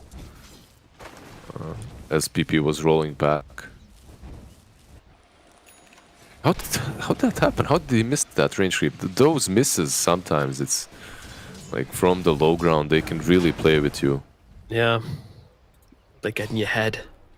Oh no, he got caught. This might be death time for Phoenix, although everyone's coming in on this. Oh my god, it's a brawl for the rune, but it is Phoenix who's going to fall, and PP's going to be absolutely fine. Salad up to the high ground here, just taking chunks out of YP, looking to bring him down. He's going for the TP out, but YP is not going to make it, and Kagome gets a double kill. Yeah, that's not happening. That TP was just not going to happen. Nice rotation from the Prophet. Like, he was having a good really time, and he still rotates in as a carry. PP, it felt to me like he was in a more dangerous, more precarious of a position, right? Like, you have this tiny, he can, if he gets close, if you use that LSA, which he did, you can die so quickly, but nicely done with everyone rotating in. Yeah, definitely. Needs to be said that the Viper isn't doing as much as I was perhaps thinking on top lane. Like, he has some mana issues. It's not necessarily like Venom. Venomancer just spams you all the time, doesn't care about mana, doesn't have those issues really. Yeah, and he doesn't really have that pulse 4 to kind of go in and, well, I say that. I mean, Salad has actually gotten a bit of a damage sponge, but you know, you generally want that pulse 4 who can either harass with you or, more even better if the Reviper, just go in and kind of be a frontliner. You know, that's why Viper Ogre is, I think, one of the best lanes you can find. Viper Ogre, what have you been playing? That sounds... Oh, man. Yeah, it's dirty. That sounds like the most 2K MMR What the hell? lane I've ever heard of. Like Viper. No, it's strong. It's just like you don't have to. You have to think. Yeah. You don't have to think. Like, you don't have to have a. I don't know. You don't have to have hands to win that lane. You just to be clear, I've never played it. I would never do that. That's disgusting. It was merely an example. Of course. Don't come at me, please, guys. Don't get into my DMs about this. Let me open up your recent matches real quickly. Oh no. You'll see. Literally my last match was Slug 4. I can't believe this. There you go. It's actually insane. It's nuts. And yeah. Did you win? You didn't. Yeah, I did. No, you didn't. You just told us you didn't. What? I did win. Okay, I'll trust you. Salad just trading, but the trade is always in his favor as he's stealing those juicy stacks. Mm-hmm. It's good, right? Like, you can see the Viper is already preparing for the ATOS with the crown. Yeah. And there's kind of solving their catch issues. Like, you get the crown.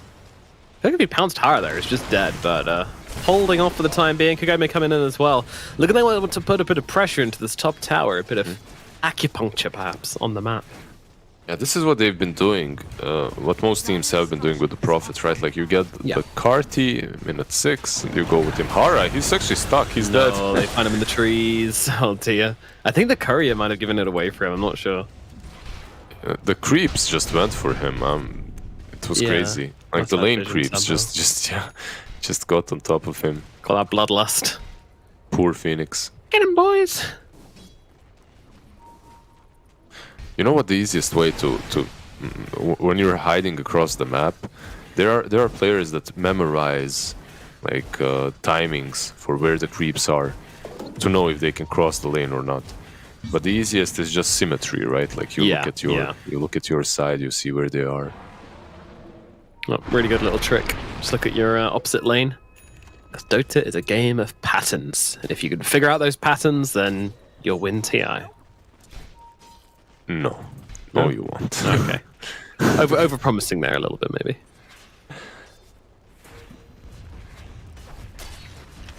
You might win your pubs though easier. That's something. Maybe. IP. Everything goes right. Oh, Jesus, that was a lot of damage. My God, yeah, they're going to be able to finish him off easily. But meanwhile, on the back lines, they're going to run in and kill off Salad. And I think Phoenix is going to be going down here as well. They're going to be even stopping for a little last hit in the process as well. So, trade's happening.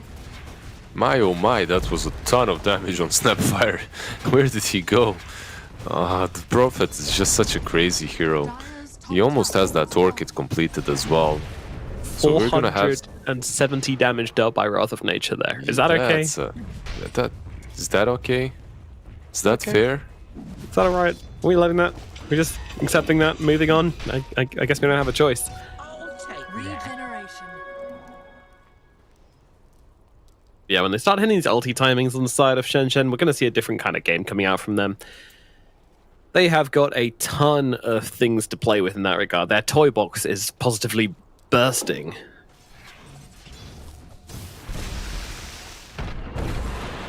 What would you like to see the first from them? I'd like to see a Chrono into Monomus Kisses, please. That's what I'd like. Okay. One Chrono Morty coming up. Thank you. That'd be my Just for starter. you. For mains, I'll take the Arena Egg, the classic Arena and Eggs. Yeah, that's for breakfast, right? Like the classic one. And then dessert, just a nice little tiny combo, That's all I need. That way everyone gets a shot. A tiny little combo, okay. Yeah, nice little- Dessert doesn't have to be big anyways. No, I'm already full up from my big starter and big main. Radiant are Okay. scanning. I mean, who has dessert for breakfast anyway? That's lunatic level stuff right there. Everyone that's not British, I feel like. True. Yeah, like continental breakfast stuff. Who has beans for breakfast? That's what I don't understand. Like beans for breakfast. Beans are great. Baked beans. Oh my god, what a discovery we've made. I don't mind. I think they're great. They're just not breakfast food for me. It's like, but I only eat eggs for breakfast anyway, so I'm a simpleton. I don't need much. Do you even have toast, or is it just straight up eggs, egg. just omelet? It's literally just eggs, just an omelet. I put some sour cream on it. By the way, that's something that people don't do enough. Mix it up. It's amazing. Sour cream and omelet. All right. Yeah. Trust me on this. It's a good combo. Is this Try a plain it out. omelet, or do you put some veggies in there, or? It can have some meat. It can have some veggies, depending on how lazy I am. What's in the fridge? But sour cream always goes there. Yeah. Okay, noted. If it's bad, I give you the permission to DM me. Hara's about to get orchided. Hello, Kagome. Okay, all right. Held your feet to the fire. Yep, we get that. That guy's a bit dead. Yep. Was it an overkill? Perhaps. Yes, absolutely. Was it satisfying? Absolutely. All right. We get your combo. Yeah. up. It's being cooked up, isn't it? The chefs are busy. See what or whom shall they find? Hello, Mr. PP. Welcome to Chrono Town, population U. But guess who's joining in with this one? It's Detachment with that ultra coming through. Damn, he's living. Through it. Oh my god! Nerf Dawnbreaker, please. That was ridiculous. What? My dessert is ruined. Sorry, my starter is ruined. My day is Dire's bottom ruined. tower is under attack. YP is sitting on a cliff, going for the deny. Deny, yeah. What was that? How does Alina survive Chrono plus Mortimer's kiss? Yeah. Dawnbreaker or not, that was just insane. You just don't expect. Oh, that's just heartbreaking if you're Shenzhen. It has to be. Yeah, they made the exact right play, any other game, and that's going to net you a kill almost every single time, but Are fortified. Thunder Thighs says It's no. not- yeah. Mummy says no. And that's such a help for PP because he gets way closer to the BKB, right? Like he doesn't die, he continues farming. You don't take that unreliable gold from him, LG. Oh, nice little A-toast there. You're not getting away from this one, buddy. Hara to full, and another kill going the way of LBZS. This game is getting out of control for them. They're owning. Speaking of toys, the tumbler toy on Viper, he jumps in, uses ATOS. Boing. Phoenix had no chance of predicting that happening. Tumbler's toy is bonkers. Okay, so Slark 800 gold. This is one thing needs to be said. Like, this is a really good game for LBZS, right? Like, overall, everything is working out for them. Yeah, it is. All their lanes have went quite fine. And Slark almost has his shard. So if Slark doesn't work in this game, it's just not that great, right? Like, we'll see. The shard should definitely make some impact. And the Aghanim's coming up on the Dawnbreaker as well. I mean, she's still got a long way to go, but when she gets there, that's going to be sad town for the Faceless For the Void. ultis. Yeah. For anything, right? For the arena, for the chrono. Yeah, I any guess. big ulti. I think. I mean the evasion is obviously very strong, but so is the heal. So any kind of combo will be significantly reduced in damage by that Solar Guardian. Yeah, and we haven't really mentioned it, but Kaiko is poor. Like he is dirt poor. He's in the jungle begging at the moment. Can you spare some change? Don't poor shame him. Do you have 250? No more. Oh dear. See you later, buddy. Nice little jump in from LBZS on the way to the bottom tower. They stop off for a drive-through, get themselves some nice fried phoenix. Who was begging for 250 again? I forgot. Is it the Loch Ness monster? It is, isn't it? Nessie. Nessie. Yeah. Was it? Do you know the reference? Even B-Cop would get it. B-Cop definitely would. Yeah, you're with the wrong guy. I mean, I've heard it, but Yeah. I don't know where it's from. If it was about some Gordon Ramsay steak, you'd get it. Oh, the Slark is actually dead here. Pops the ultimate as well in that moment, and once again, Anonymous Kiss is being answered by the Solar Guardians. Dolme takes a step too far, does spear up the Prophet, but means absolutely nothing. Wow, the Snapfire really wants this kill, and he is going to be able to find it. Now the Chronosphere comes down. Do they have to follow up damage? I mean, Kaiko, he's just hitting like a kitten at the moment. The double bash, triple bash is going to help out a lot. Is it going to be enough to kill off LG? I think it is, with the Supernova coming down on top of him as well to get that kill. Phoenix thinking of going for more, but now thinking about it. Second, needs to back himself away, but PPZ blink away from the Tiny just in time. Swoop out from the Phoenix as well. They are going to be able to survive from this. So Shenzhen finally getting at least something sort of going their way. Yeah, the moment that Blink Dagger is on Tiny, they instantly make it work. Nice couple of kills. I love how Prophet tried to sprout himself away from all his problems. Sadly for him, it did not work. And Lina just wasn't there, right? Like, you didn't have your mid laner helping you out at all. So... it's not 250, it's 350. Need about 350, that's it. That's my mistake. Sorry, chat. 350. Salad jumping in onto Mr. Dolme here. Dolme getting chunked away at as Kagome and LG just absolutely tear him apart. Alright. Alrighty. Oh. Poor Phoenix. He's been Laguna Blade so many times. They really are. I think this Lena's just hungry for chicken wings. Some nice spicy chicken wings. Drop the egg. Drop the egg. You know what's going to happen if you don't. I've got a nice little Laguna Blade here for you. Does Phoenix solve the mystery of who came first? Because, like, you spawn as a Phoenix. And then you get the egg afterwards. I mean, are we going into the chicken and the egg discussion? I don't even think it's a discussion. I think it's stupid. It's not a discussion, I'm serious. Well, you do spawn as a Phoenix, you don't spawn as an egg, right? Like, you don't get Supernova in the fountain. Maybe you should, though. Like, when you spawn as It'd Phoenix, just be cool, wouldn't it? Like, you spawn into the game as a supernova and then come crashing down. So yeah, like, it would be cool to have personalized spawning way. Yeah, Dawnbreaker could come down with Solar Guardian as well. You know? Yeah. Be awesome. Tidebreaker would get out of the bed with the fishes. Like, there's a fish next to him and he just stands, I don't know. Yeah, rides in on a tentacle. Yeah. It's just that like, most of our PCs are very bad, so it would probably Yeah, slow true. down the Loading in is loading. already a bit of a mission. Yeah. For some people. really nice neutral items for LBCS. As well for their cores. Quicksilver, always nice to get.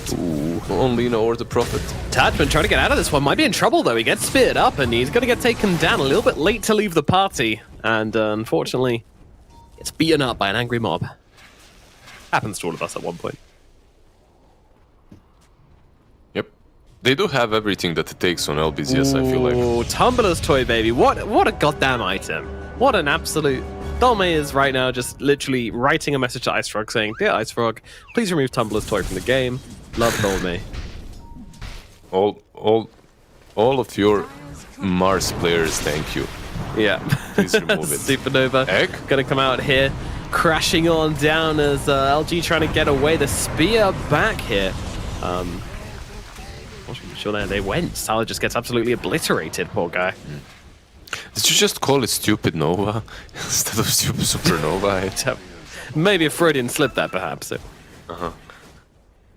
was a pretty decent tag. Like it forces a disengage from LBCS, Yeah. and then they catch the Slark. A peaceful egg, you know? Yeah. Detachment really gets this Aghanims really quickly. Considering he's like some 5 Dawnbreaker, he gets it quite on time. Yeah. In vast contrast to before, I think... I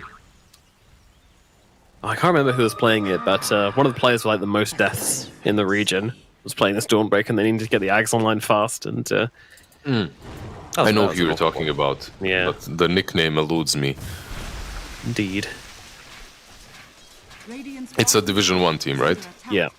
Yeah, I know. Was it Dandelion? I think it was Dandelion. Anyway.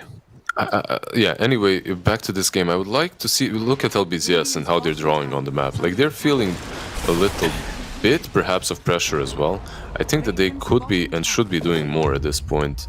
It's the other way around this game, right? Like, last game, there was Enigma on their side, so they weren't pressured. Every time they have Black Hole, they fight, and that's it.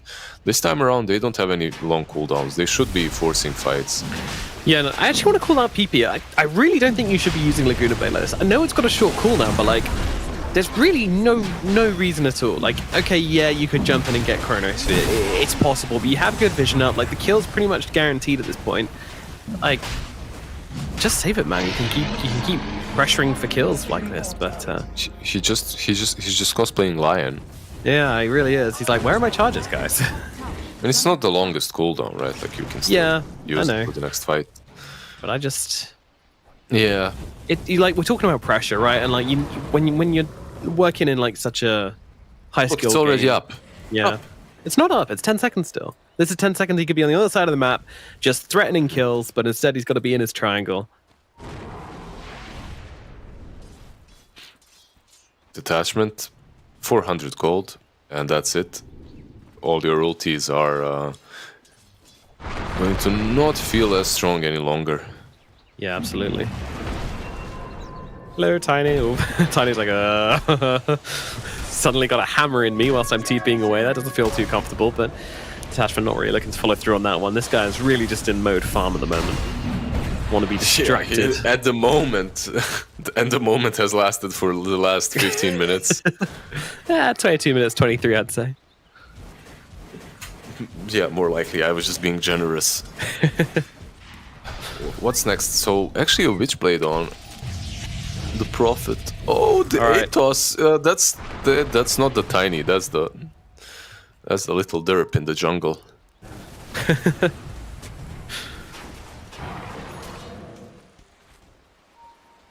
Tiny has the biggest amount of brothers in this game, doesn't he? Like, he has the ancient golems, he has these mud golems, derps, cousins, I should say.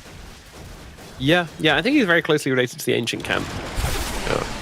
Roshan as well used to be like a golem back in the day. Huh. Today I learned. Should have done a very set up for this one. Let's see what they can do. The Guardian is available though from the Dawnbreaker, and she's going to try and save Kagome here, and he is going to live through this for now. And he has the Aegis, so huge overcommitment. Kagome! Yo, trying to outstep it, but of course has the Aegis, so not going to pop the BKB for that one. Yep. What did they waste? They wasted Mortimer's much, Kisses. actually. That's it, right? Yeah. So overall, a really nice kill.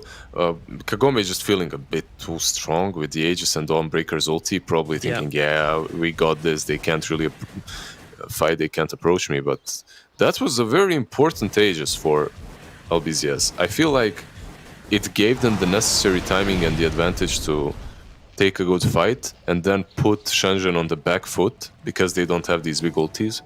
Yeah. But considering they only used one and that's just the Mortimer's Kiss, I'm not sure it's worth it.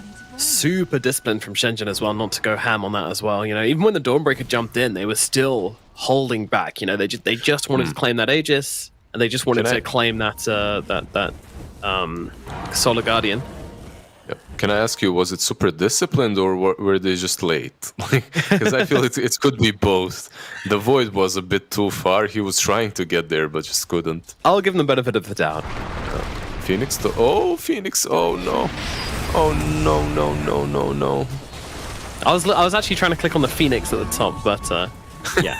I'm sorry, I baited you. Phoenix the Tiny. That's Tiny does go down, yeah. Top tower is under attack. He blinked right on the Lina and Shadowblade, so... Well, that's unfortunate. So that nice play they just made on Shenzhen now gets completely nullified by the fact that the Tiny do a bit of feeding. Now they do a bit of pushing. Bit of tower taking. Shenzhen, though, they're still looking. They found the Slark here. Slark probably dead from this, just not tanky enough. Yeah, and he was forcing the tower even though they didn't even have creeps. It had backdoor protection, so maybe a little bit, just a little bit of patience was needed. Sometimes, you know, you just forget that you're a +4 Slark or not a +1 Slark, and you do a bit of dying. Salad usually forgets that he's a +4. True. No matter what he plays.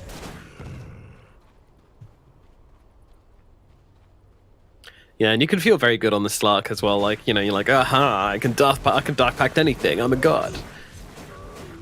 But sometimes everyone's got a plan until they get speared in the jaw. Mike Tyson references. I like it. I like it. No more culinary stuff. Yeah. We gotta diversify a bit.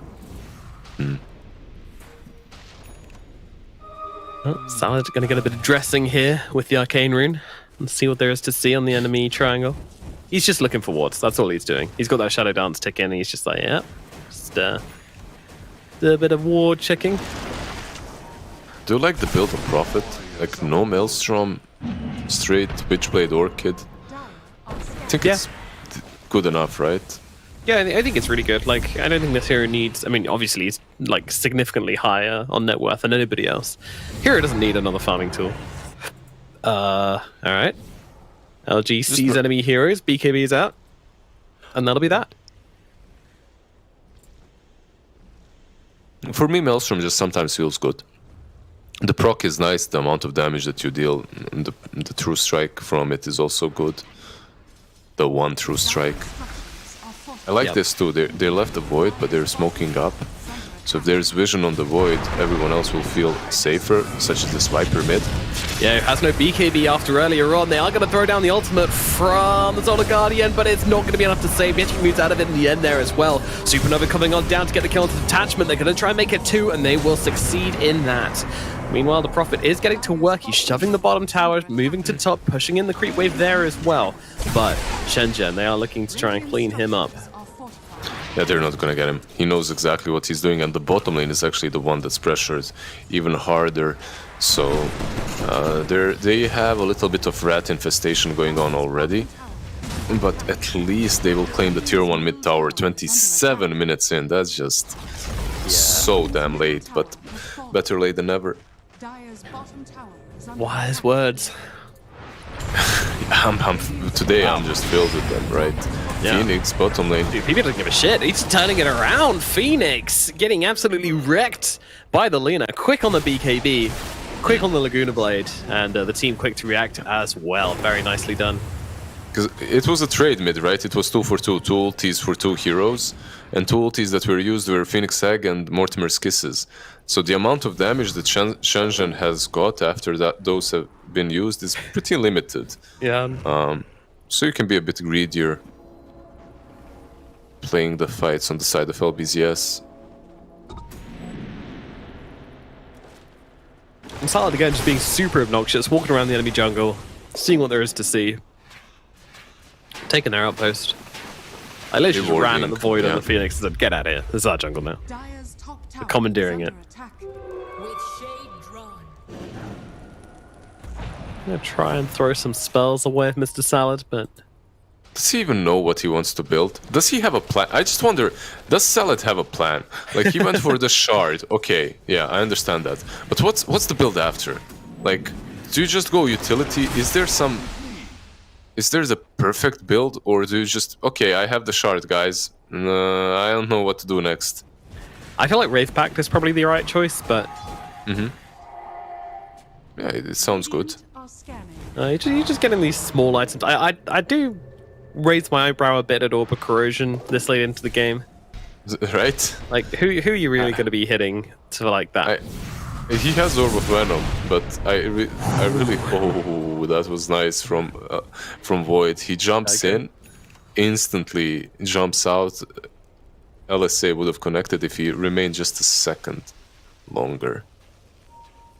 I don't like the Orb of Corrosion. I don't think he's gonna complete it. There's this late on in the game. He's had the gold for it for a little while now, so the fact he hasn't completed says a lot.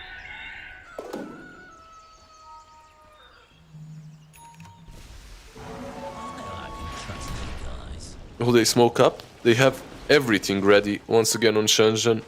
I think that you don't have to necessarily smoke, just secure this area on the high ground around the pit. Yep. ZS running up that high ground, looking for some heroes, and they're going to move on to Hara here, who is once again going to receive a Laguna Blade to the face. They're looking for more. PP on the hunt. Void is not here. He's TPing in though. Yeah, PP gonna pop that BKB and turn around onto Phoenix and just blasting out right clicks here onto anybody who comes near. But that BKB is gonna end, and he needs to get himself away. But he has got the Shadow Blade for a modicum of safety. They will get themselves out. A lot of respect being shown here from LBZS. Yeah, Mars is such a chat hero. Yeah. The stands there, defense, and look, that's a smoke, 5-man smoke coming from Shenzhen. It should be. It should be easily detected, right? Like, you know this is coming. If you're LBZS, you should know at least. No one is showing anywhere on the map. Rosh needs to be contested, so they're falling back heavily. It's only the Slark left remaining. The problem for LBZS is... So there are two issues for both teams, right? For LBZS, it's... We need to defend this Rosh somehow, and they have all their ultis. For Shenzhen, the problem is our bottom lane will be constantly ratted by Prophet. How do we defend bot and also go into the pit? So, usually what you need to do if you're Shenzhen is outpush bottom. Look at this, like, yeah, they're on the they completely disregarded bot for too long. No one was defending against the Treants. Even Dolme's scared here, but I mean, the reality is LBZS are in the pit. They're taking down this Roach ridiculously quickly. Yeah. Look at PP just blasting away with that MKB. Yeah. He's turning into an absolute issue. Yeah, that's truly the problem. This is some just strategical 1-2 outplay from a tactic, a small tactic from LBZS that's actually very common. Yeah. Oh, Slide does get brought down. Again, that damage inside the Shadow Dance causing issues for him. Yeah, this is the exact same situation we had in EHOME versus Aster Ares, where EHOME were playing with the Prophet, and they were able to just get like 2 free Roches off Aster Ares in that series, because they just had this Prophet constantly shoving in the sideways, and yep. You just have the shards, right? And the shard is constantly pushing in. Yeah, the shard is broke. The nice Just thing, straight up. Yeah, straight up broken. I completely agree. The nice thing, sort of, for Shenzhen is that they still have the other remaining tier 2s, so Prophet can't just go from one set of Raxes to the other. But they're too slow with these smokes. This is another smoke that they're using. It just feels, I don't know, it just feels tardy. It feels very late. LG. Yeah, look at this. The depth shroud comes down from Salad as well, meaning that the initiation is a little bit scuffed here, but they're still going to get a kill into Salad regardless. They don't really care. Another Chronosphere comes down on Nature's Prophet, but they've got the Solar Guardian to help him out as well. He's taking so little damage from this. Detachment comes through. Kagome does have to be a bit careful on not the arena coming down, and that's going to get them to kill into the Kagome. They bring down the Nature's Prophet, but now they look over towards YP, but inside that arena, the projectiles get blocked. Atos comes out to try and kill the Snapfire. Meanwhile, PP kills a Phoenix round in the backlines inside that pit, and they're looking for Kaiko as well, but he is gone. Meanwhile, the Snapfire does get the TP away, so could have been worse for Shenzhen, honestly, but still, they get the profit buyback, right? Yeah, it still might be worse because let's see if LBZS force something with the buyback. I believe they will. There's a DD as well on Lina. Now you just go straight high ground, right? You have Aegis DD. Lina, by the way, you know, not traditionally tanky hero, but just sitting on that high ground, challenging YP and Dolme to come at me, bro. I'm jacked. I got an Aegis, I got a double damage. You come close, you die. Look at that, YP. Jesus. Yep. One lane down. Can they get Jobs are more? good. Let's see. Probably not, right? Maybe they can. Nah. Yeah, it's hard. The bottom lane is already pushed in by Void. He did a nice thing. He just moved bottom and just outpushed it. Dire's middle tower has fallen. Le-based Fire Lady will take out the middle tier 2 tower and TP home for a little bit of mana. A little bit of R&R. Rest and recover. That's it.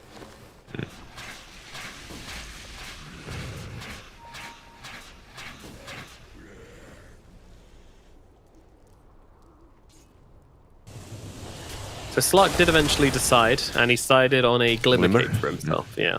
I think they both two, right? Like I believe Detachment has one as well. It's pretty strong, considering you can Dark Pact AOE plus use the Glimmer Cape on the target inside for that magic resist. It's pretty good. He still has Orb of Corrosion queued up, trolling. What that last fight did show is that Shenzhen definitely can take team fights and win them. It's just Phoenix.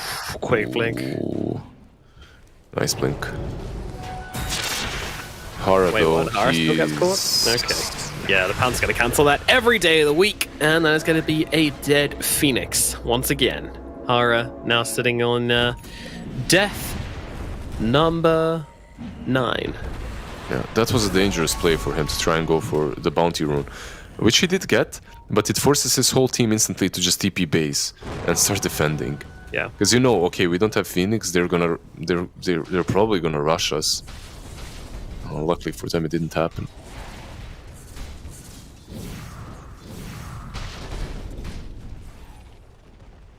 they're so scared defending this bottom lane as well. He saw the Lina illusion, and Void got a little bit spooked. They're just giving so much space to LBZS. Look at this advantage. That's 20k in their favor now. At this point, yeah, you can win by killing off the Prophet, right? Like he doesn't have the buyback. But everyone else should have one, and you'll have 2 hexes to work with. LG completed his. I believe Detachment is a creep wave or 2 away from having a hex of his own. So, a ton of control for the Faceless Void.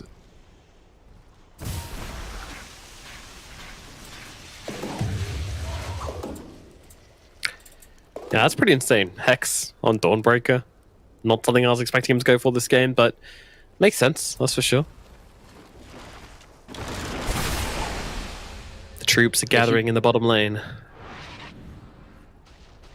Just constantly shoving the lane in with all the treants. Yeah, like the problem is you have to show one hero. You always have to show one hero to outpush it. So making any plays with everyone, like making any of these big ulti combo, is extremely difficult. As you won't be together, you won't have that full 5-man. Yeah. Maybe travels are a good solution to that on someone like Mars, but it's hard to invest in it.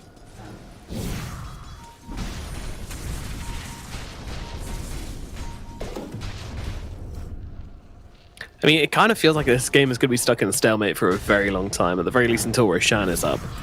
And even then, like, there's so many ultis on the side of Shenzhen that it's going to be really hard for LBZS to make that decision to push for the high ground. In fact, they might just not. They might just farm the map until they've got, like, an insane advantage. Yeah, I don't know, man. This happened the same way in the last game, and then one big black hole ended it. So, I feel okay. I feel like the same thing can happen, but for Shenzhen now. Yeah. They just have one good fight in which they wipe LBZS, but they're still 20k behind. They need to execute perfectly in order to kill them. Yeah, and look at this. Mess up. There's something interesting happening. They're having the exact same discussion as we are, LBZS, right now.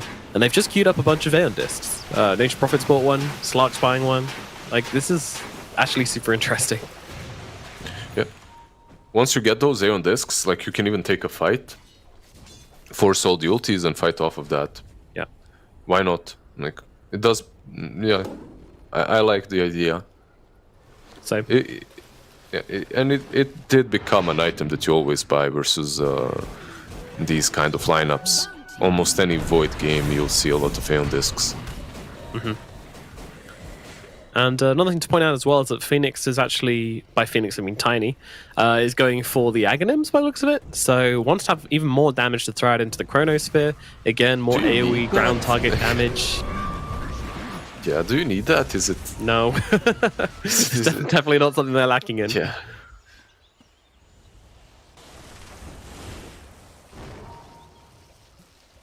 Oh, Salad's going to pop the smoke on just Dolme here, so... Wondering if he saw that. Even in the pit, there's this pesky little tree, so it's easy for LBZS, right? Like, they don't have to be here. They can just leave Salad, as they know Roshan isn't spawned. Like, they know because of the treant inside. Yeah, that's a great point.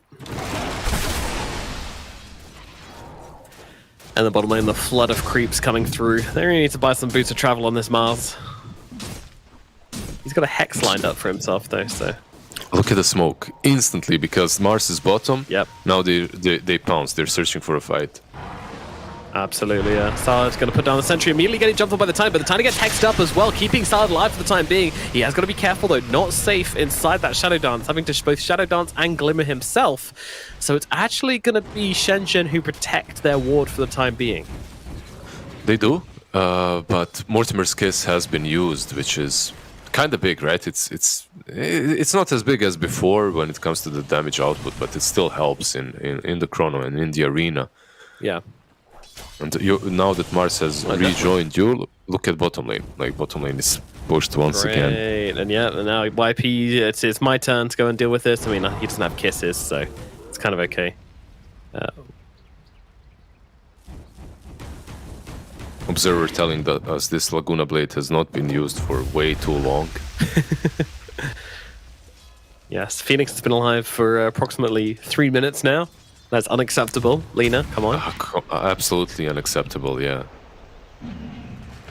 Sort it out, PP. Yeah, he is. I mean, he's a true carrot, this lineup. MKB, Skadi, Satanic. Probably going to go for the Silver Edge next. Give himself some crits. Beast mode. Complete, utter beast mode. I just love seeing it. Cheese, Aghanims in the pit. This is it. Like, this game has been AFK defending for what, 10 minutes now? Yeah, it's been a while. I need a clash, man. I need a clash. I need my fix. I need my fix real bad. I'm train spotting here. Yeah, we're itching a little bit, but I think we might be rewarded for our patience pretty soon. I mean, there's a 19k gold advantage. I'm still questioning who's going to take the next fight, because there's a Chronosphere, there's 2 arenas, there's Mortimer's Kisses, there's Supernova. It's so scary. But at the same time, there's also constant creeps coming in the bottom, and you know the Snapfire just said, screw it, I'm not dealing with it. He's walking away from he's in denial. He's in denial. This is a toxic relationship he has with his teammates. He's like, I'm not gonna do this anymore. And then they're like, please, one more time, please. Love you. Love you. Look, he's going away. He sees the Treants coming in. It's like, I want to be next to the pit, but at the same time...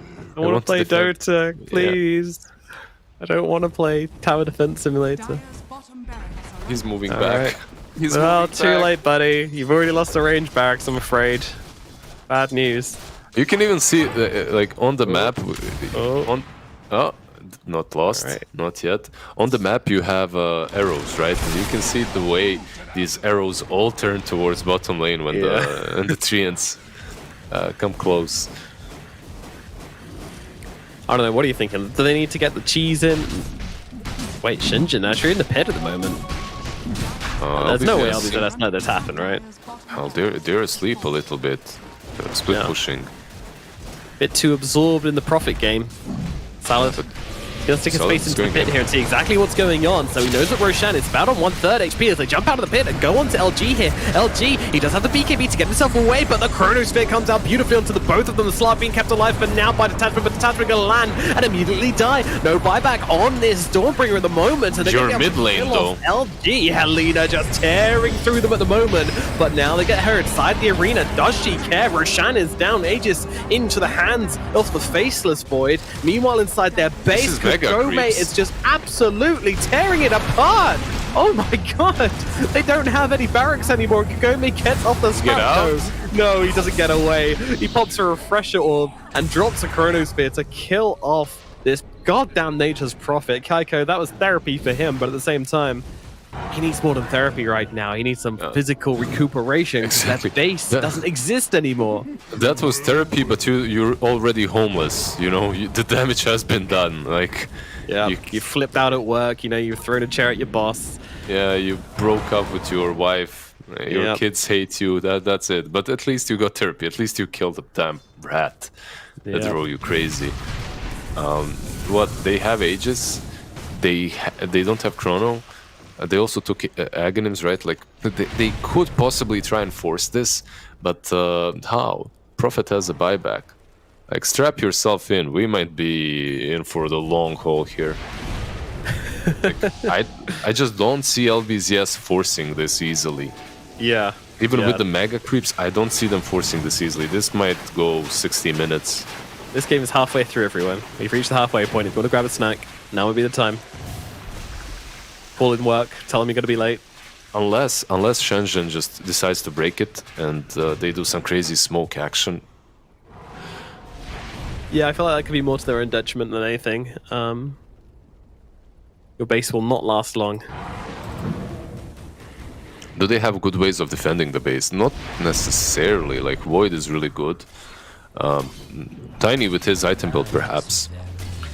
Yeah, get this guy a shard. He's going to pick one up. No, he'll be like full base defending duty, and he'll probably turn into a, I don't know, like Ancient a Protector. fourth Ancient Protector. Sounds cool, doesn't it? I want that title. In reality, it's a pretty boring job. Tiny Ancient Protector. If your engine's in trouble, give me a call.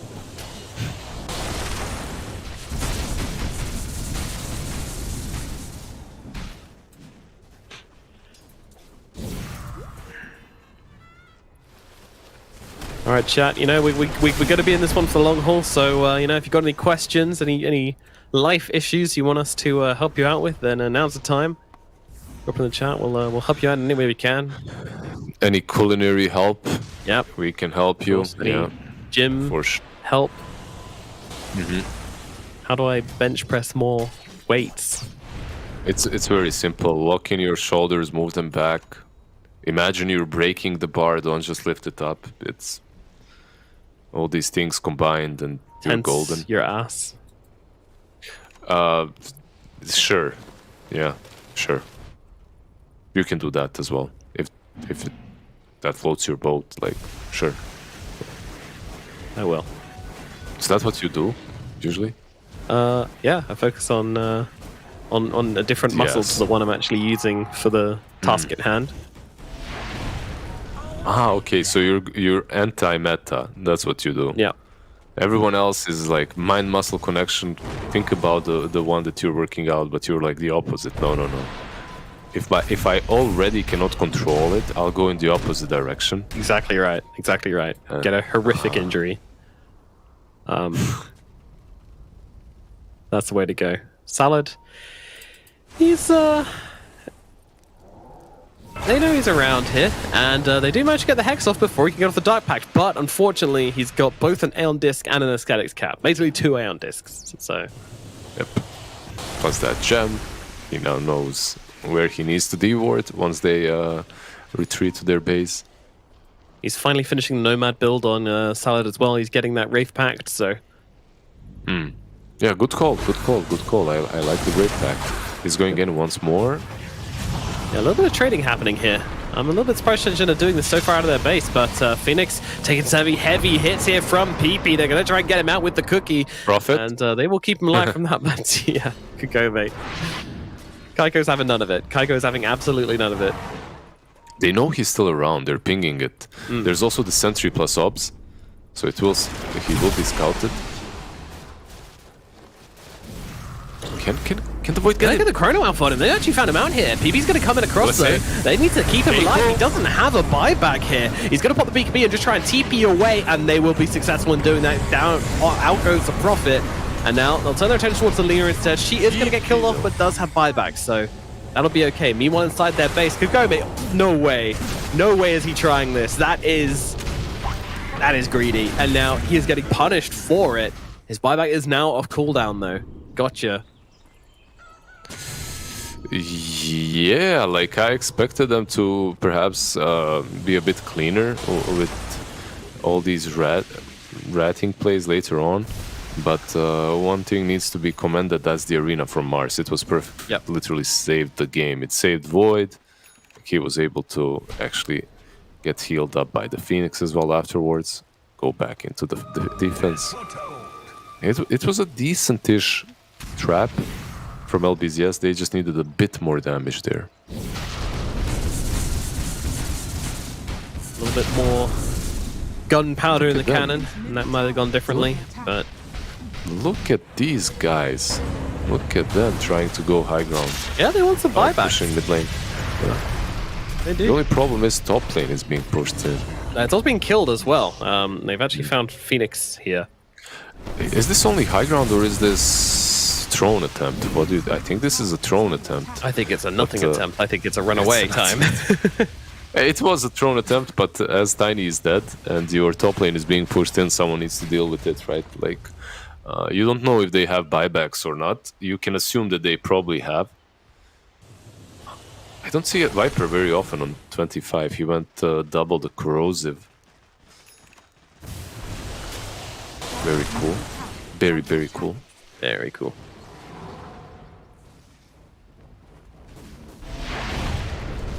PP is gonna have his disc as well.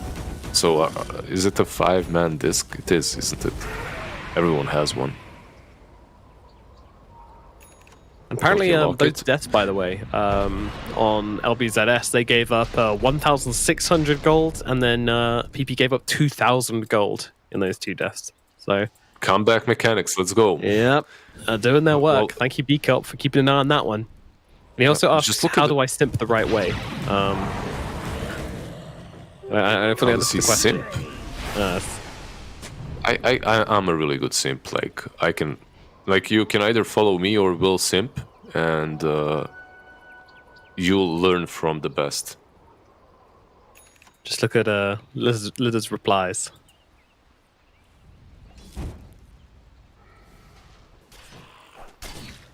Well, I mean, it's a 10k gold advantage for LBZS, but that has diminished drastically from earlier on in the game. That's for sure. You know, there was a point where they were sitting at the lofty heights of a 22% advantage, and now it's only 9%. Because percentages are more important than the actual number, but the number looks cooler, so we go with that.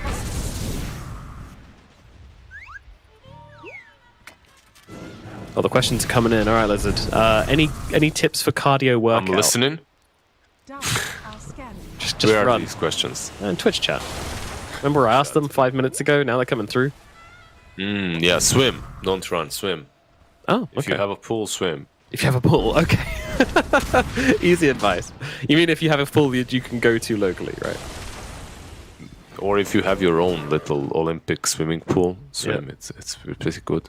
If you are going to the gym by car, go with that bike instead. Buy a bike. Yeah. You do two things at the same time, right? Like Some you guy don't have to says- go run on a treadmill. I have problems pooping. That is not something you come to us for. Go see a doctor. Someone else said it burns on IP. Also, Isn't please it go to your yours doctors. specially? No. Recipe for mashed potato. Boil a potato. Put some butter in there. Just pound away. Release all your problems. Much as LBZS are doing to Roshan. They're releasing all of their problems on this big boy. To the radiant. Basically, do to your potatoes what LBZS just did to Roshan, and you'll get a lovely, smooth, buttery mash. And don't forget the salt and pepper. So it's a good recipe. I like it. Well, good. The only thing that I make in the kitchen, by the way, and it's pretty much everything, but in a in a baking sleeve. Okay, And I, you're one of those and guys. I literally make a baking sleeve amount of food for like 4 days, and then just eat that. Delicious. It's amazing, though. I just love baking sleeve. It actually makes the food real tasty. Keeps in the I love water, it. right? I love it. Everything, all the juices. Just I'm gonna be hungry now. No matter why do you Yeah. do this.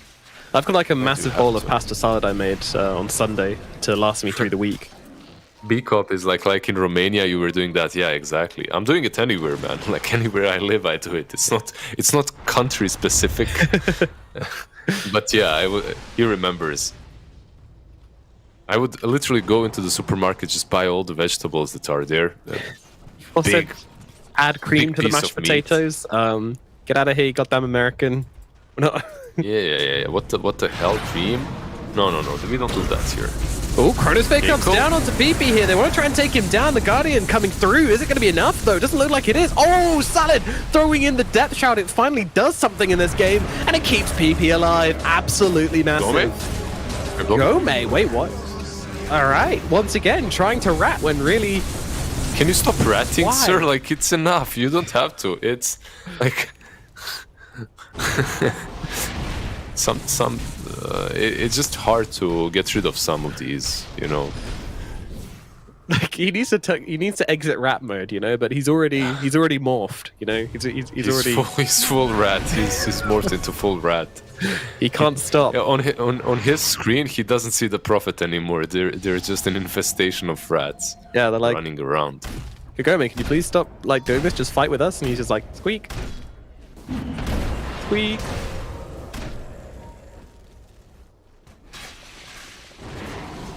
Yeah, the prophecy is coming true, by the way. We're getting to that 60-minute mark. As we sort of expected. Like, I mean, I predicted 90 minutes, which might have been ambitious, but to be honest, well, I don't know where it's... I just predicted that it's going to get to 60. After that, I don't know where it's going to go True. because of the neutrals as well, right? They might be some game-changing... There might be some game-changing items there.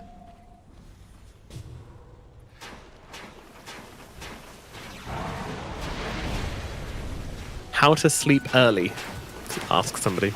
Oh, I need help with that as well, my friend. Yeah. My idea was go to the gym for like 3 hours and then go to sleep after. And then I fell asleep at 4 a.m. Yeah. Nice. Dude, that doesn't work for me either. Like, people just say, "Oh, just work out." Like, I can go as hard as I possibly can. It doesn't help at all. I don't. Cut out coffee. Yeah, that's not a bad one. BKB from Kaiko at just the right time there. Would have been dead if he didn't use it. He still has... Oh, he's got 10 seconds till the Chronosphere, or he can Refresher Orb. It is really hard for him not to pop it, but he's gonna have the discipline not to do so. That will keep him going for now. The problem is he'll have a chrono, but he won't have BKB now. So he's gonna have to chrono instant refresher BKB, right? Mm-hmm. It's not that bad. It's just a... It perhaps gives a small opening to LBZS. Yeah.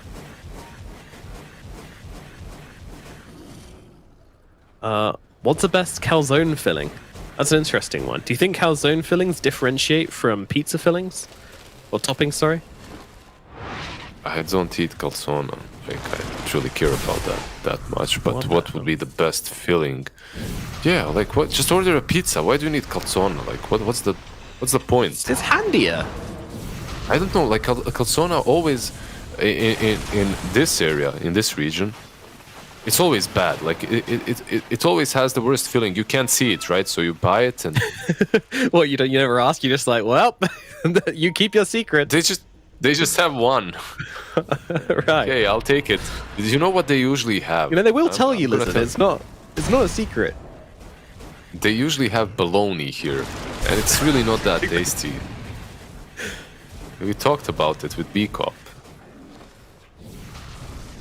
We did.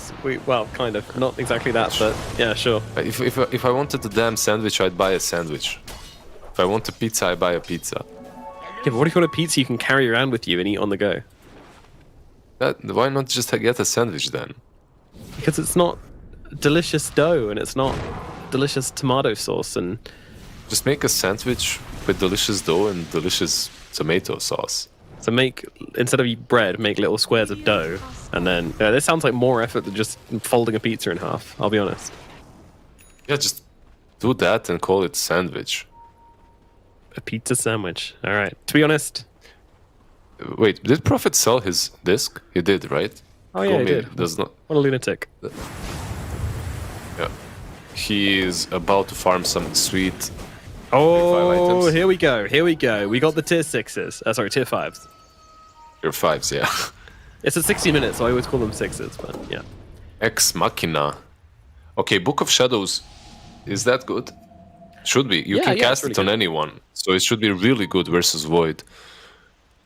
Yeah, people always go, oh, Right? Book of Shadows, oh no. Yeah, you can cast it on Void, you can cast it on whoever the Void's going on, you can cast it on anything. On anyone in the Chrono, I think that should be pretty damn strong. The Prophet Don't also give it to the took- Slug though, please. Please. Yeah. He's already got saves. Like I don't like it when people use these tier 5 items to like double down on what they've already got. Yes, bounty. Detachment with the pirate hat. Sure. Some extra gold for everyone. That's exactly what they needed.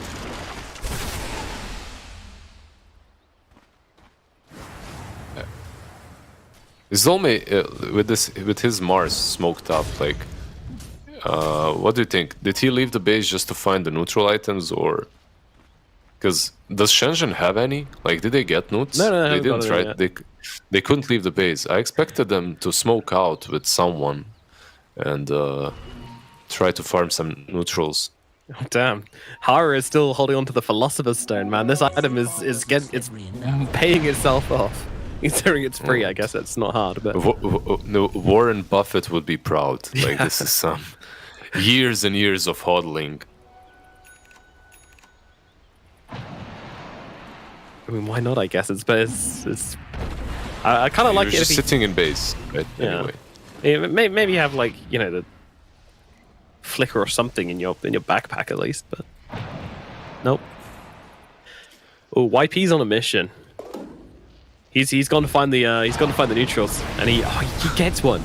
He gets one as well. He farmed one small camp and got the Stygian Desolator for it. That is Valley Town right there. He's got a little refuge as well in the trees. Like he started a new life in the trees.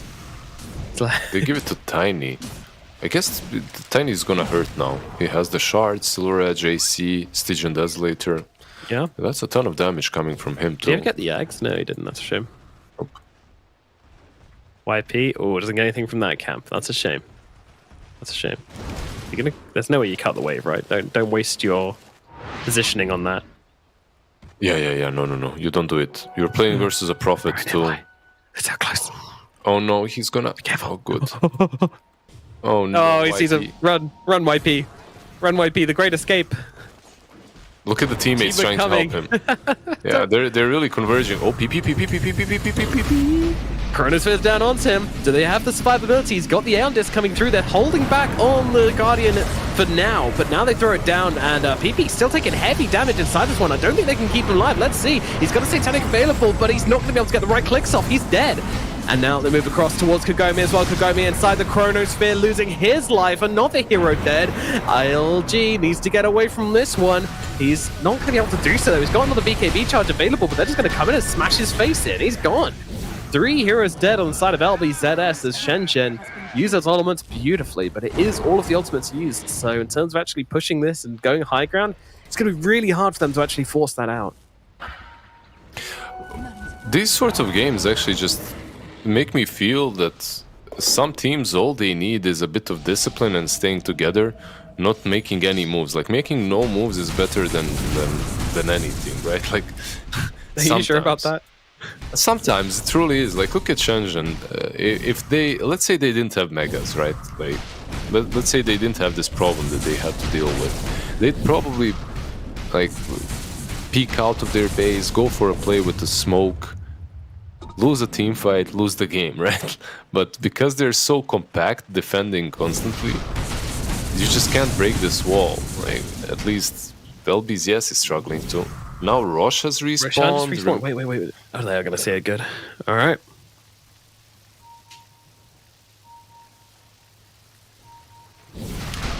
It's only Roche, like Prophet is dead, right? Like, they can't really contest this. No, they can't contest. They've got the Stygian Desolator as well, so... Yep. Still super surprised they're leaving that on the Tiny. I feel like Dolme could use it for the massive Gods Rebukes, but... whatever. Yeah, you could give it to YP as well for those yeah, that'd be nice, shots. actually. That'd be really nice. I don't think the Seer Stone is super necessary on Snapfire either. Hero's not really one who cares an awful lot about it. Oh, Ex Machina. They have two, right? Like, I believe there's one on LBZS as well. Yeah, on- but I'm not on sure. Are Viper. they using it? Yeah, they are using it. It's so good. Oh, that's Hey, why I how was did able it- to refresh his items before. I see. Yeah. You're just stuck in this position in which, yeah, you were 20k ahead. Now you're 2k behind. And it. Sorry, I just realized something which happened in the last fight, by the way. I'm pretty sure when Lina... I was wondering what stopped her attacking when she popped her Satanic. She popped Satanic and just stood there. I'm pretty sure Slark used the Book of Shadows on her. So, Yeah, grief. possible. But she was also in Arena and in Chrono. It was, yeah. and she had a minute afterwards. Valid. Yeah, it's going to be the Aeon Disc proc. Good old Aeon Disc. Some days it's just such a strong item.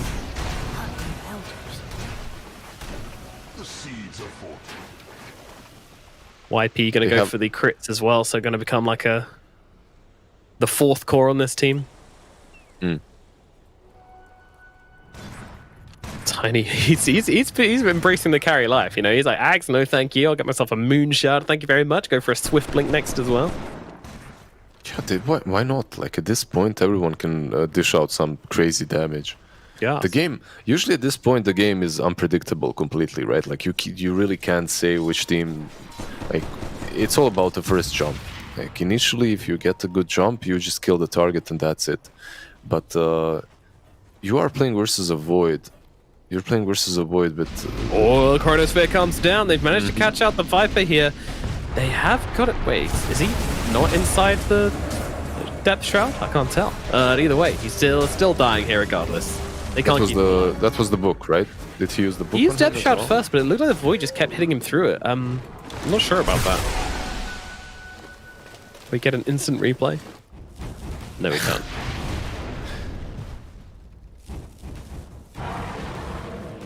Yeah, book, not enough to save him. It takes more than a book to save your life. Remember that next time you're reading, you idiot. Exactly. Who reads? Yeah, should be in the gym, pumping iron. 2022. Good save, bro. Good save. No. I forgot for a second.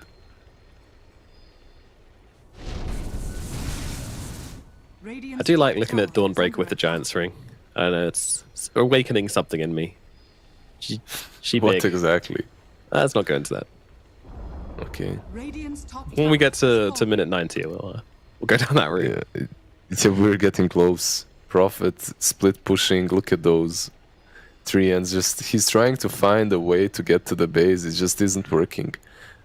They got to this point on Shenzhen where anyone can defend, right? Like any single one of these heroes can pretty much defend against megas.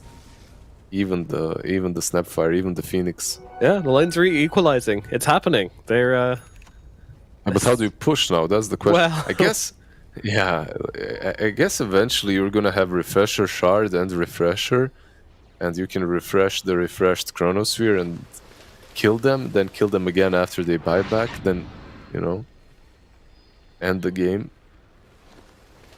Because Aegis has just been reclaimed, so you wasted your whole Aegis timer on... Look at the Prophet, look at where he TP'd, look at that. Look at that cliff. Oh, this is the Monkeys Forever bit. Nice. Yeah. So he did this on his stream. You know, it's kind of funny. Being annoying, spamming out trees from up there on the enemy. It was funny. You can't be seen when you're up there, in case you're wondering. It's a pretty ridiculous spot. But hasn't been a pro game yet, so not going to be hotfixed, apparently. That's how we do things. Well, it has been now. There you go. Yeah, there you go. He did it for a second.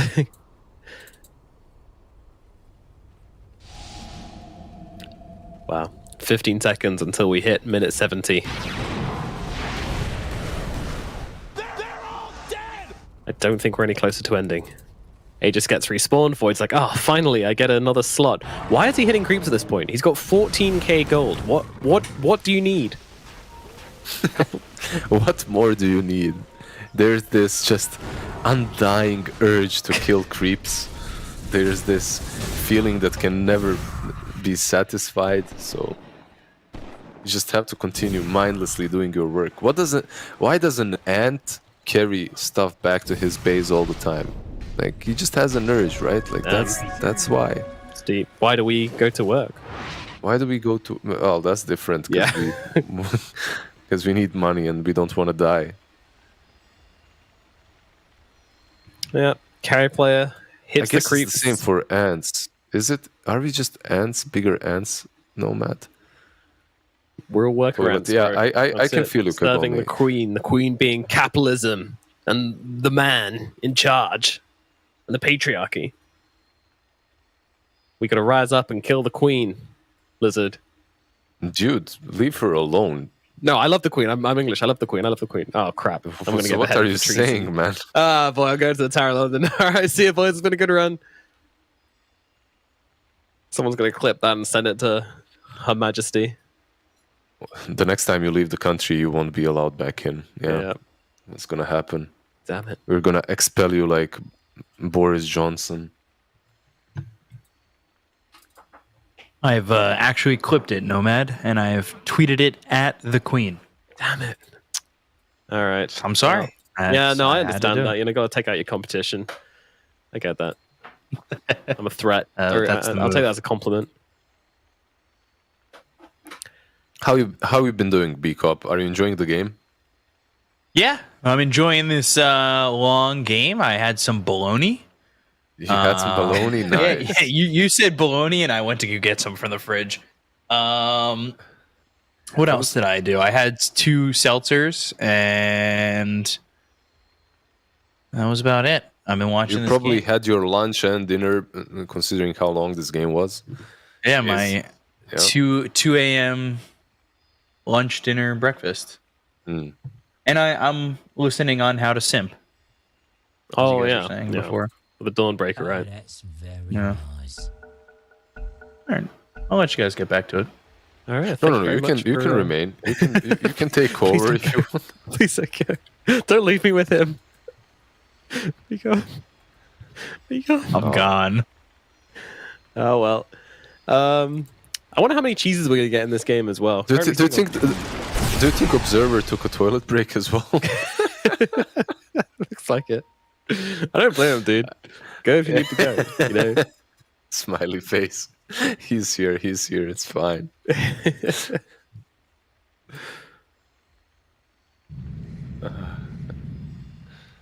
It's been a long one, but I don't know why I expected it. The moment you started talking about food 15 minutes ago, you know, and when I got hungry, That's when you I knew. knew something's gonna go wrong. Yeah, we're gonna have a long haul. My question is, we're 70 minutes into the game. How do we not have any rapiers yet? I guess low value items, but Tiny is queuing one up. He can eat that shard and buy the rapier, right? Like, it would be pretty good on him.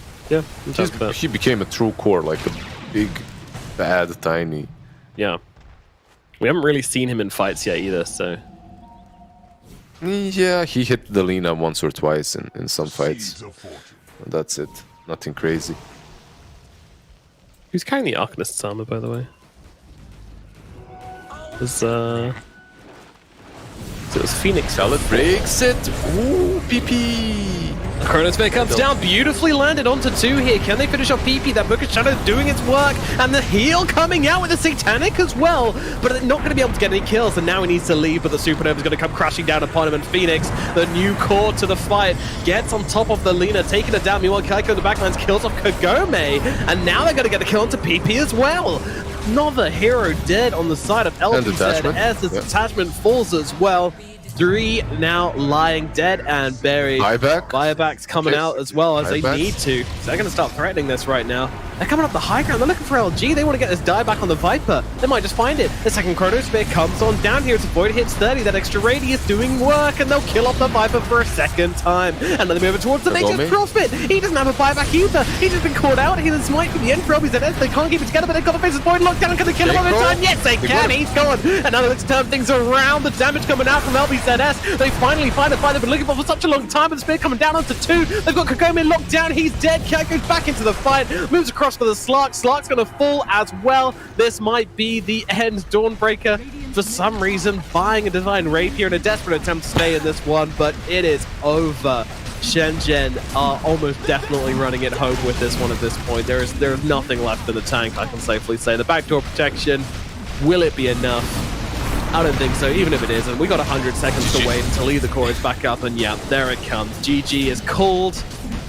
And yeah, nice quick game number 2 there, as Shenzhen turning around. Very quick. I really enjoy these quick games as they refresh me back into life. You know, I feel very energized after them. As a caster, as a players are too, playing versus the Prophet, I'm sure they're really good.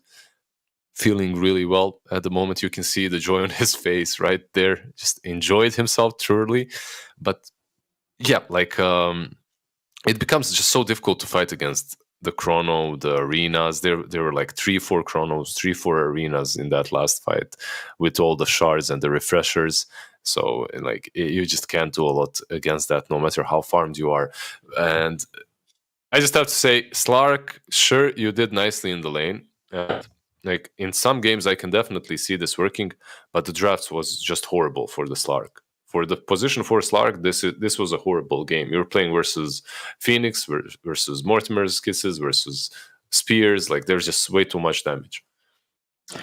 Yeah, I guess it ended up being too much for LBZS. Do you think that Slark should have gone from Octarine to maybe shifting like the Snapfire into more of a core kind of situation, or is it just like you have to commit to just always having Depth Shroud or something to do in this situation?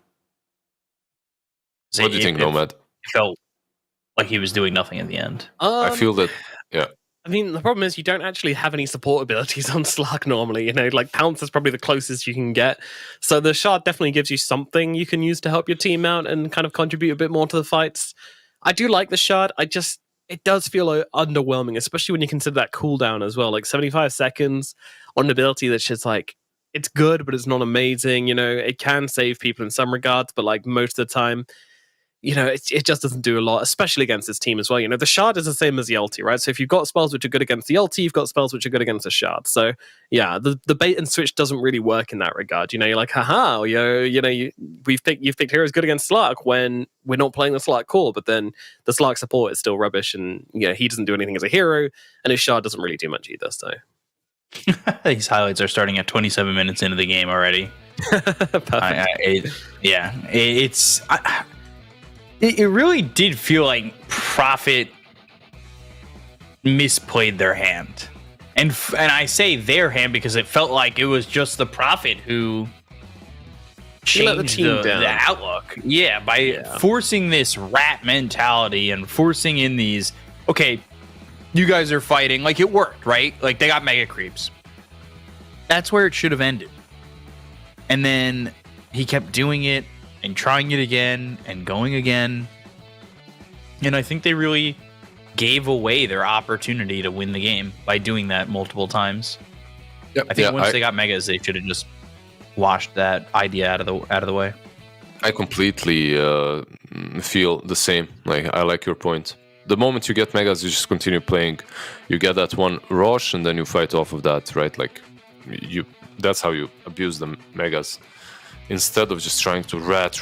They had a couple of good fights. The fight next to the bottom tier 3 stairs, when Lina survives, and then Prophet is just alone on top, dying, right? Like, that's probably the biggest example, the best example of him having the same mentality, even though it's unnecessary. Here we see again, like another one. Like, it's an old lineup which it's easy to against. This is actually something mentioned in the draft. Because of course we did go for Zhen Zhen as we knew it would inevitably end up this way. But yeah, like we did say in the draft, it's not a great Prophet game, and that wasn't the case until like 50 minutes in, when he starts getting caught out by all these chronospheres when he's trying to make the rat plays. And here's another example. Like, we've just seen 3 clips back to back where Kagome is getting caught out. Like, it really is unforgivable at this point. Yeah, he should not be there. Like, there's never really a situation that it feels like he should be there. A couple of these interactions with the Slark thing was interesting. Like, PP's clearly in the Death Shroud there. Yeah, it's not working. It's genuinely not working. Like, it happened to the Viper earlier as well. Like, he was in Viz. Yeah. I don't know, maybe they're just out of the range and the cloud is a bit bigger than the radius, and then they're in Viz because of the glimmer, I guess. So it looks like they're in it, but really they're not.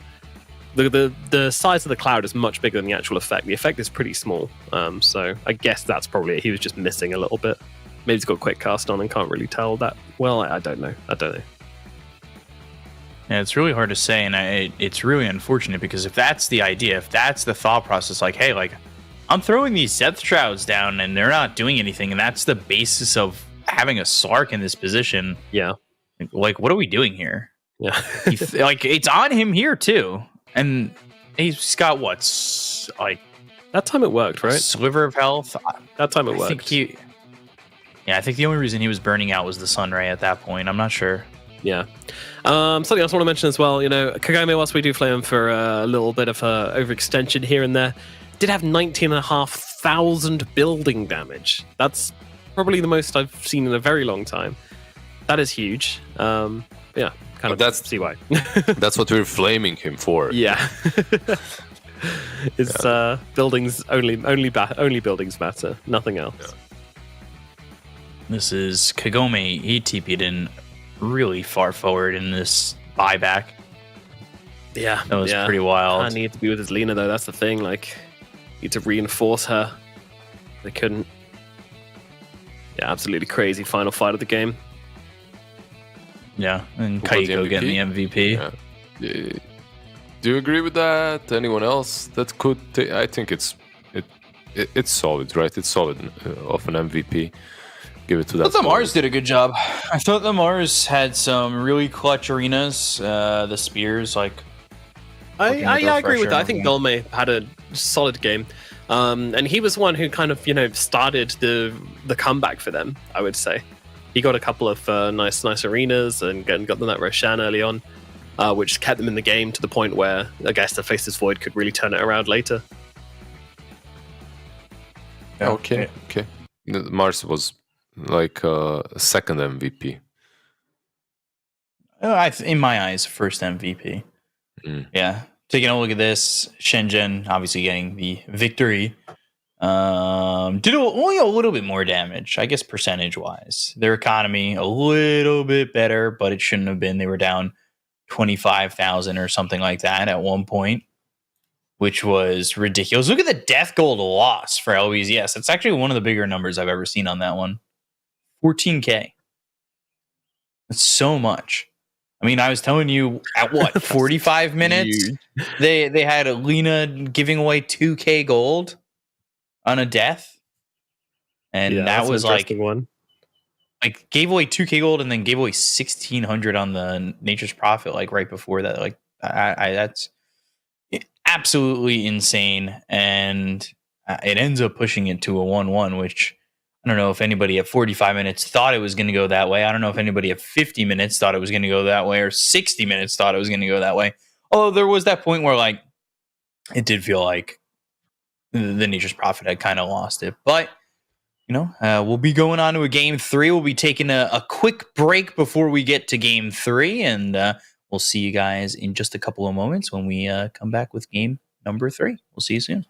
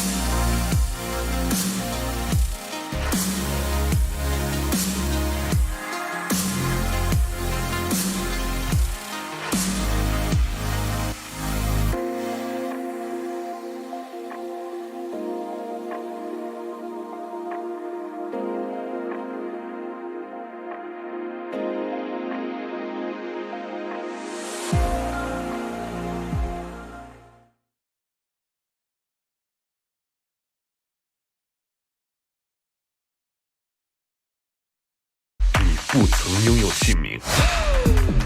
通向终点的路很长，但谁也无法预知结局。有人前心暗影，谋而后动；有人拼尽全力，克敌机先。没有对与错，只有速度是唯一的答案。奔跑吧，在到达终点之前。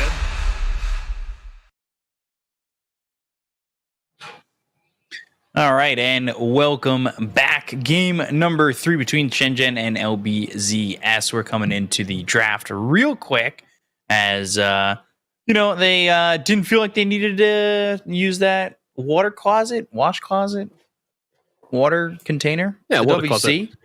WC, yeah. They didn't need to use it after the game. They just wanted to get into the game. That's all they really needed, right? Like, they needed to do it at the 65-minute mark, and then everybody was fine. Ready to go here. Looking similar in terms of these drafts. Not exactly equivalent to the last game. Now we've got a Coddle for Shenzhen, but Dawnbreaker Lina start for LBZS. Tiny Viper Coddle for the side of Shenzhen. Nomad. Yeah. Seeing the last 2 games. Yep. I don't remember the first game. Don't ask me about that. That's a distant memory. That's from another lifetime. Do you remember the first half of the second game though? No. Vaguely, it's a blur. It's like when I was born, I see. I don't even remember that. But what I was going to say is, who do you have more confidence in with these drafts so far? Salad Tusk, let's go. That's it. Nah, That's this is it. gonna be PP Tusk, baby. No. Oh wait, they've got Lena. Never mind. Yeah. PP Lina. Salad Tusk. Like they're actually going to have a useful position 4 this game around. That helps. Yeah. But realistically, they did win that last game as well early on. It's just that it kind of all crumbled, fell apart. Damn, that's a quick jug pick. Like insta razor, insta jug. Like they weren't even thinking about it. They could have picked some Weaver again or something like that. And actually, they couldn't. It's banned. Never mind. Take that back. Dummy. Me dummy. Yes. Is this Kotl 4? It is, right? They play it on mid too, but. At the moment, it's The- looking like a 4, I would say, yes. Yep. Well, they could always go, what is it? 4 Tiny, 5 Viper? Hasn't 5 Viper been played a couple times? Yeah, that's reasonably popular. Would be interesting to see if they do go to that. And it looked like they were drafting a little bit quicker. I was going to say after a long game like that, sometimes you want to just hustle up. So Viper that has third been one. played 5% as the carry, 10% in the mid lane, 50% in the off lane, 14% as the POS 4, and 21% as the POS 5. So there you go. Interesting. Yeah, 21% of the games he's a POS 5. Almost a fifth of the games. Or a fourth of the games. It is a fifth of the games. Yeah. That was a long game, guys. Yeah, you weren't casting it. You don't have these. You can't use those keys. You just got to rest and chill. Yeah, I can. I had to sit there and watch it. Wow, You guys got to, you're really selling the Chinese Dota here, Beacom. I had to sit there and watch this game. You guys got to cast it. You were Great doing job there, bro. something. God, You were doing something as well. You were slicing Eating that bologna. bologna. Yeah. Pre-sliced. Come on, you think I'm gonna waste my time here? Oh, was it pre-sliced? Nice. I got it from the deli. They slice it up real nice. Do they give you a little kiss as well? Call you a big Yeah, strong he boy? does. He says, "You're a growing boy. You need this bologna." I'll Did throw you an have extra some slice. mozzarella on top, or some cheese? No, but I do have pepper jack in the fridge. Dude, I'm so hungry. Okay, they ban out the Vici last on the side of Shenzhen and LBZS. Like, what do they need? They need some offlane, most likely. So far, this Dawnbreaker Underlord, was- please. yeah, I guess it's not bad. Any sort of control and frontline is good for them. I'm surprised that Beastmaster is just disregarded in this series completely. Like, the hero is kind of strong, guys. You should try it out. It pushes well.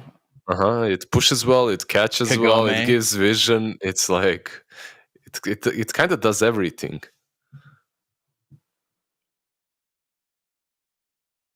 It might do everything. I guess we'll have to see.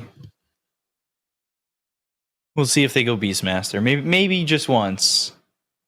We'll get the okay. All right, it's the famous LBZS Windrunner. They usually run it mid, but I don't think that's going to be the case this time around. No. It could be, right? Like Windrunner mid, Lina 4, Tusk offlane. Yeah, I guess I mean it is the position they prefer it in. So, But it also could be just Dawnbreaker offlane, Wind Ranger safe lane 5 with Jug, Tusk 4 and Lina mid. it's like a Rubik's also- cube of here. Yeah, they can do whatever. I feel like Alina does not mind that much wherever she's laned, but it's a strong Lina core game. So Damn, he should got probably that keep it belly there. out. He's showing Yeah. off. Yeah, my guy's been working on that abdominal strength. He's gonna show the world. Do it. All right, whoa, cut the camera. Cut the camera. We Production, don't please. need that much. Don't get us. You guys Oh my are god, he's yeah, left, yeah, the room, he's yeah. left the room. We're safe. All right, we're we safe. done, everyone. WC. Gosh. Oh my god. If he had done that. It's been a long day, that long would've been game. great.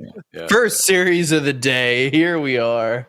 All right, Shenzhen gonna pump the gas a little bit with his Beastmaster pick up to round up their draft. Oh, they do have a Beastmaster in this region. There it is. It finds its way into this series. It works out. Gives them some I'm- push. So they're gonna have what Viper and Razor as their 1 and 2. Mm-hmm. Not sure in what order, and then Beastmaster last versus the Jug. Does Yep. make sense. Yeah. And on LBZS, they did go for the Salad Wind Ranger, so it will be Pulse 4 and PP on the Lina back in the mid lane. So, just played 90 minutes of Lina mid and said, I want more. I want more of that, please. So, That game didn't last long enough. I didn't get it out of my system. yeah. But it is the Tusk off lane, which I love. Yeah. So that begs me to ask the question: who do you think's gonna win, Nomad? Who do you got? That'll be LBZS, my friend. They've got Tusk off lane. It's undefeatable. But no, I do think this is a pretty good draft from Shenzhen. I like that they've gone for this beast mode. I think it gives them a ton of tempo. I think this Juggernaut's going to have a really tough time, but I'm going to go LBZS anyway because I can't go against offlane Tusk. Okay, Lizard, you thinking the same way? Doesn't look like it. Seems like you give it a little bit of a thought there. I don't know. Like, for me, it feels like Shenzhen might win lanes for the first time in their life. Like they have really solid laning heroes. I think they might go off of that and win the whole series. But I'll go with LBCS. I'll go with them. Okay, I believe. And, I believe in the talent. I'll Caster's Curse it. I'll go LBZS and see where this goes as we get into potentially a barn burner of a game 3, maybe another 90-minute game, or 110 minutes. We'll see. But we're gonna go right into game 3. Nomad, Lizard, guys, round it all off. Take it away. Do a great job on this third one, like you have the past 2. Thanks, you little cutie, as they smoke up into the other side of the map, but the smoke gets popped. LBZS, they're picking out Dolme here, but they don't really have the catch, so the big four-man rotation they were going for completely fails. Did it completely fail? And they were together doing it. So, as long as that they were together, that's all that matters. 30 seconds. I mean, the journey is important. It's not at the same journey. time. Journey is important, but it's the friends we make along the way. That's even better. Journey before destination.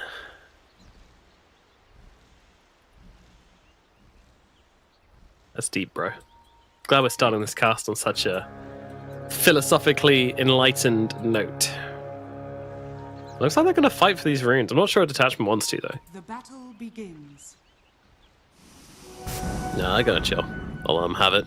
2 for 2 this time around. Everything nice and even, Stevens. So, yeah, looking at this lane, this Beastmaster, I don't know, I feel like it's a really good Beastmaster lane. What do you think? Yeah, should be pretty damn solid for him. He doesn't even have to go for the... Well, he went for the Axis build anyway. All right. I take that back. I was thinking the boars are actually solid here. Yeah, that's You know what happens sometimes? Like meta shifts because of some reasons, and then players just continue doing it no matter what, right? Like players just continue picking axes even though there's no Ench, no Chen against you. Doesn't matter. You still want those axes, but it's strong. It's solid. Like it's a good way to lane anyway. yeah. And as usual, I completely underestimate Dawnbreaker, who is just a ridiculous laner. She just runs in with the Starbreaker and starts zoning out Domil by herself. So, is what it is. YP's gonna double stack the creep wave by the looks of it. Do you like the Kotl mid into the Lina? I don't know. I don't really know too much about Coddle mid. Really? Well, I mean, we saw a ton of it, right, earlier Yeah. on, but at the same time, China didn't play it quite as much as other regions. It was more at the major, I think we saw the most of it. But, yeah, I don't know. It's obviously very, very strong. It's had some success. But I don't like it as much as Lina, I would say. Ooh, questionable shards in bottom.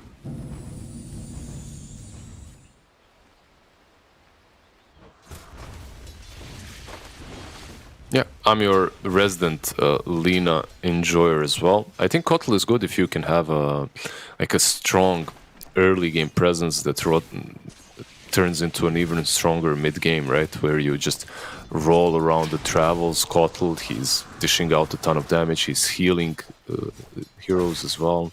I think if you're playing it like that, it's great. If you have too many counters, it kind of just feels even one counter. It already feels like you have to buy a 4-staff. It slows you down. It doesn't feel that great. But in this game, I feel that it might be awesome. Like you have Kotl, Razor, Viper, not a true position 1 in sight, but a ton of mid game potential. Yeah, that's true. That's true. Shenzhen definitely don't want a repeat of game number 2, that's for sure. They are looking to bring this one home in style. But yeah, at the same time, if his Juggernaut starts to get ahead and they don't put pressure on him, then, you know, he is the sole carry of this game. Lina as well, of course, you know, scales wonderfully. So the later this game goes, the more will certainly be leading the way of LBZS. It's got to be at least slightly clean from the side of Shenzhen if they want to stand a chance of taking the win here. Dire's top tower is under attack. Was it clean so far? In the game 1 and 2? No, nothing was clean about those games. Yeah. Yeah, that's how I feel as well. So we'll see if they can change their whole personality. YP taking a ton of damage. These creeps might get pulled here, right? See detachment. Keiko. Doesn't do it. Keiko. Oh, very, very low. Will they be able to find him under the tower? They actually get first blood onto Salad there, getting a bit too greedy. And it's going to be the wind that falls first. And the Razor, he's going to take a happy trip back to base. That was so greedy from Salad. Even if you wind run under that tower, you probably die to the plasma field. Really nicely done by Keiko there. Like he's been having a good series. Like Oh, yeah. MVP of last game, of course.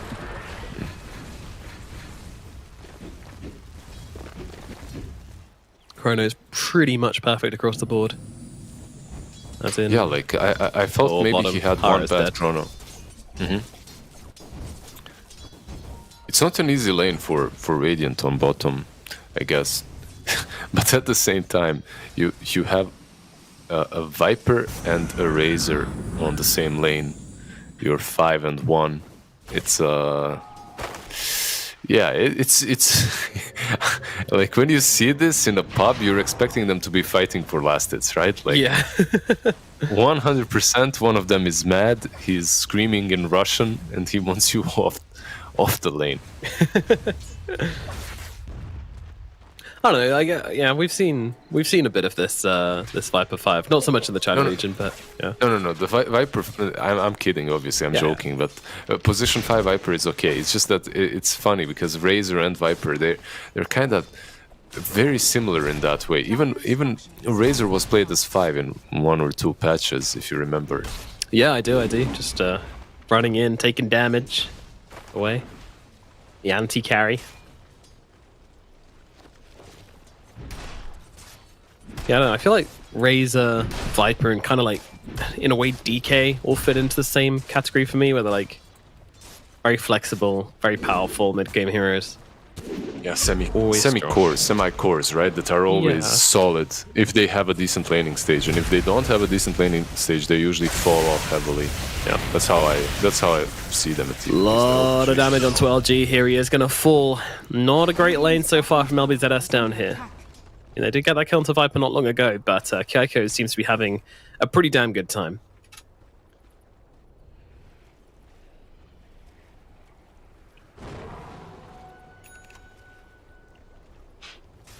Do you believe in the core Tusk?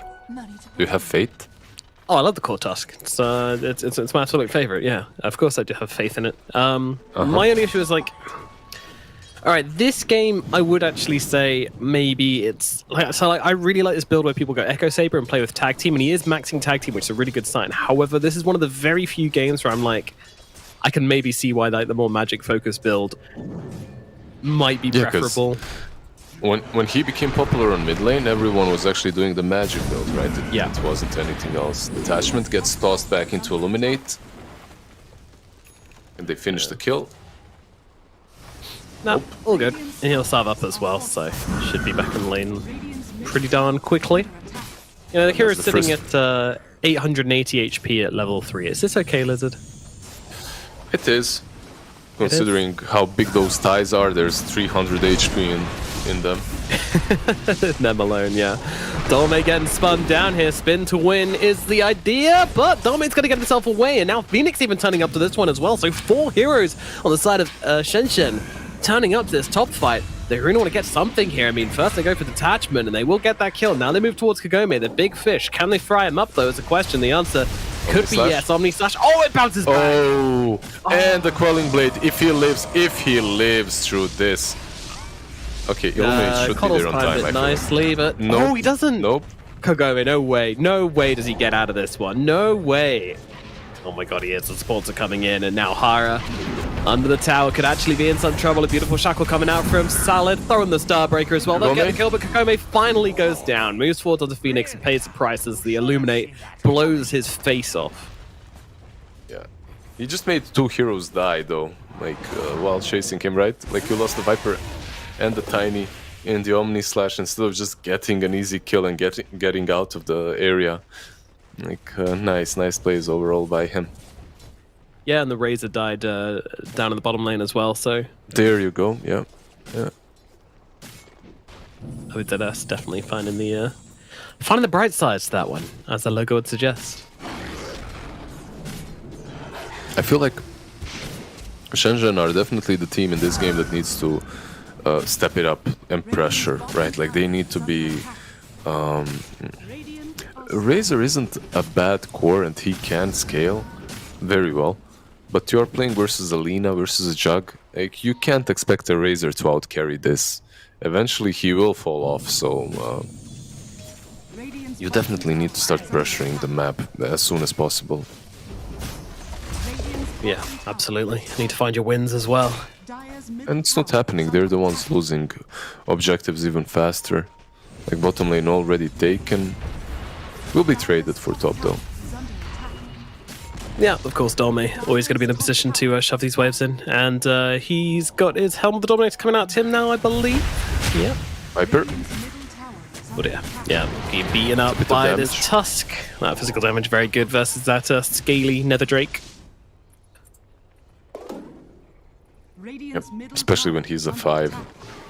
Actually, you'll just love playing Tusk versus these 5s that have no disables, no way of getting away from you, no mobility. Like, yeah. It's not great when you're playing versus a Phoenix or something like that, right? That can just get away, but a Viper just feels free food every time you get on top of him. Yeah, he can perhaps Viper strike you, but... YP now going to be the next target here. The Shard's not quite going to block him off, and meanwhile in the backlines, Hara and Phoenix is going to work onto PP, trying to take him down. The Illuminate will finish the job and get them the kill onto this Lina, and now they move for more. LG going to be the next target as they toss Hara forwards here. Go. see what you can get, and they are just poisoning up this Tusk. 5 stacks upon him. He's going to use the snowballs, try and reset this one, but no Blink Dagger means no way out, and Phoenix takes a double kill. Yeah. Overall, Shenzhen right now feels like they're in the stronger position. Like their heroes are all already active. Inside of LBZS, both the Jug and the Lina, they can fight.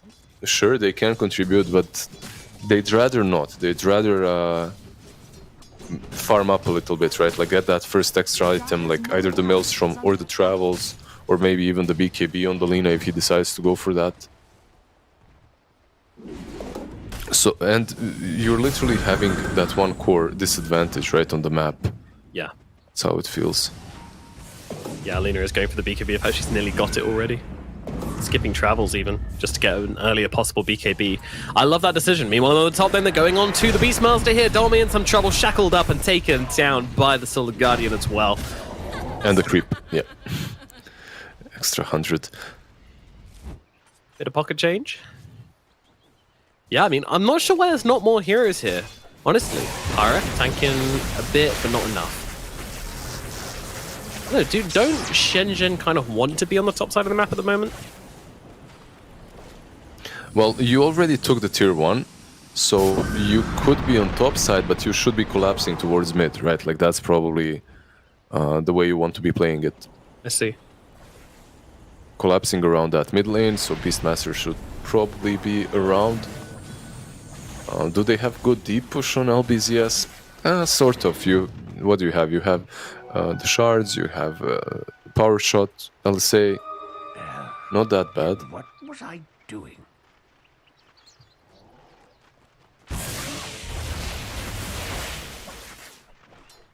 Definitely not the kind of pace which Shenzhen were wanting, but they're going to try and step it up now as they run forward with the Avalanche onto Salad. The Illuminate going to come through, and I'll just wing Mr. Salad there and grab them that kill. 20 seconds dead for the Wind. Yep. I don't know, the way I look at LBZS right now, the only thing that they can do is get some pickoffs. Yeah. They're not really that great at much else. And even the BKB on PP, it's great, but you are playing into a beast. That roar does not care. Found jungling as well. Doesn't really have any health. Still no Blink Dagger on him, so he is going to get killed off once again. The hero just feeling so weak at the moment. I mean, he's got this Phase Boots Bracer soaring, like he's tanky-ish, but no one's really tanky when Koddle says hi. Yeah, and Kagome is just constantly being just zoned out of this bottom lane by Razor. Razor just comes up, links him, forces a TP out, continues farming. So Kagome is wasting. YP, dead? Yeah, he's gone. It is going to take him out. I mean, Kagome had a few happy minutes down at bottom, but yeah, when the Razor turns up, it's time to leave. So they do finally start to pressure him, remove him from that lane, and start to slow him down a bit. Yeah, it doesn't look like a big deal, but just having the Razor do that messes up Jug's farming pattern, right? Even though Razor understands, I can't kill this guy, still, it doesn't matter that I shouldn't just go up to him, leech him, and force him to TP away. You mess up the way he's farming the equilibrium, plus you steal that TP and some gold away from him. The trap on the high ground from LBZS. Beautiful little shackle onto the Tiny here, but the 4-star forward going to dodge the LSA. And now in comes that Solar Guardian coming on down here, Wing and YP. And they're going to be able to take down this Tiny to start things off. And they'll move over towards Harrow as well. He's also being taken out by PP. It's going to be another kill for him as the Illuminate attaches onto Detachment. But that's going to be about it for now. So Shenzhen just losing 2. As LBZS once again finding their small victories. And that's all they need. They just need these small wins. That'll be enough for them. But Mill Tower is suffering as Dolme and Phoenix go to work. Yeah, it should fall. Yep, they get it. So 2 tier 1s already down. Keiko, I believe that's full BKB flying over to him. It is. So he has a full BKB. He's controlling the enemy side of the map with the Beastmaster. Like, they're slowly collapsing on LBZS. Now the question only is how slowly. Like, is it fast enough or not? Will Jug get his farm fast enough or not? Same goes for Lina, because they're not necessarily pressuring them, they're just taking the objectives that Beastmaster usually takes anyway. Yeah, that's true. And like, One of the things I don't like, which is happening with LBZS at the moment, is, you know, this Tusk, he's going for the Blink Dagger, so he's really kind of weak at the moment as a POS 3. You know, he's not a strong presence at all. He's suffered a lot this game. And now you've got this Lina with BKB, but no real frontliner for her, so feels kind of bad. I understand that you would like an Echo or something like that, but... I actually don't this game, that's the thing. Like, I actually don't. I don't think it's that good. So you like the Blink? Yeah, I think it's necessary against the Viper and the Razor. I just think he's had a really rough game. Yeah, okay. So we're we see eye to eye. That's the same. Yeah. He needs a Blink. They need a way of initiating. They don't have that on their team. Exactly. Like, you don't want these long fights where Shenzhen can just decide how they want to take them, because against Coddle and Razor, you know, they're always going to win these long drawn out fights where you don't have like that solid just get in and go aspect. You just couldn't start a fight without that. Yeah. Like, without that Blink, you can't really start it. They're basically waiting for the Blink and maybe some smoke into Blink ulti or snowball. Look at this, Lina even helping the Tusk farm there by using Dragon Slave on his lane so that he can just snowball it down. That's how much they're prioritizing the Blink right now. But even greedy old PP. Oh, Phoenix? Or just going to make it out of that wind. Yeah, was forced to use his staff. I was thinking maybe they'll still go for it afterwards, but yeah, no control really on the side of LBZS.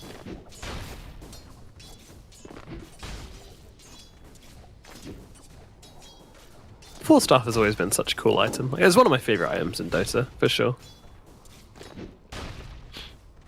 It just makes the game much easier. What's funny is when you... what's great, actually, I should say, is when you have multiple 4-staffs in the same team. Yeah. Then plays are possible. Like, you can actually combo them.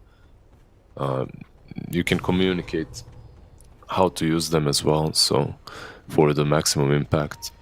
Like baiting a carry, right? Goes on someone, you force him. They go even deeper, you force them again, suddenly they're completely out of position. Still remember one of the my favorite plays I ever made was when we were pushing high ground. I was playing Shadow Shaman. Juggernaut comes in to deward me, and I full staff him forward to shackle him at the same point. So he's down on the low ground shackled, and we just kill him and end the game. That sounds perfect, actually. It's great. A very, very satisfying moment. That was the moment cemented 4-staff as my favorite of all time. It's goated.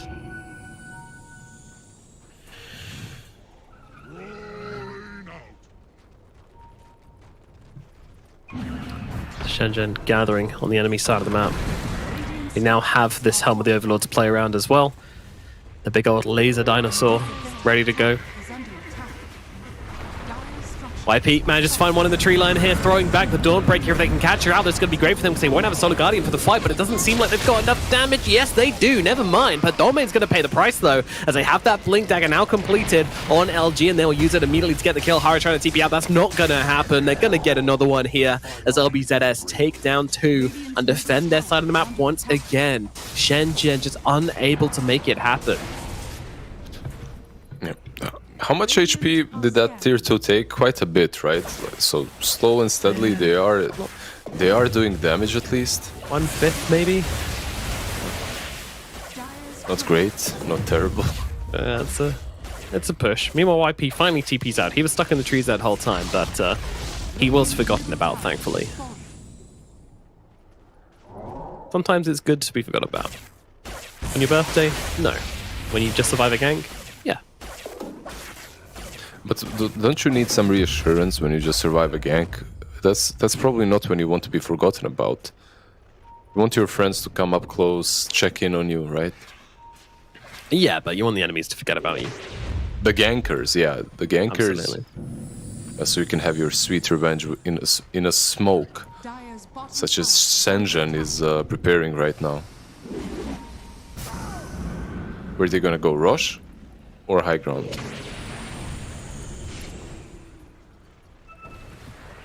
That is the question. That is the question. Well, they went high ground and they found absolutely no one. A nice read from LBZS. It took them a bit too long with the move, I feel like. So LBZS kinda read them like a book.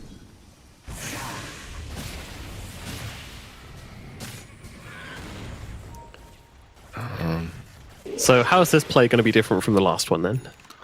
There is no difference. It's the same thing. It's not, the only question is, will Dawnbreaker be caught out first again and killed? Radiant's bottom Because tower is under attack. it's the same exact fight. Jug doesn't have Omni Slash. But, okay, Keiko. And the back lines, they managed to find the Razor. It's a huge pick from them. The toss back from YP, it's not enough. The right clicks follow, and they get the kill, and now they're all stuck up. Beautifully placed charts here from LG. Traps them like pigs for the slaughter. And down go Hara and YP. Absolutely beautiful from LBZS. Yeah, straight into the pit. This is Roshan fight. Like you asked how this fight was going to be different. Well, Shenzhen didn't do anything differently. They literally did the same exact play.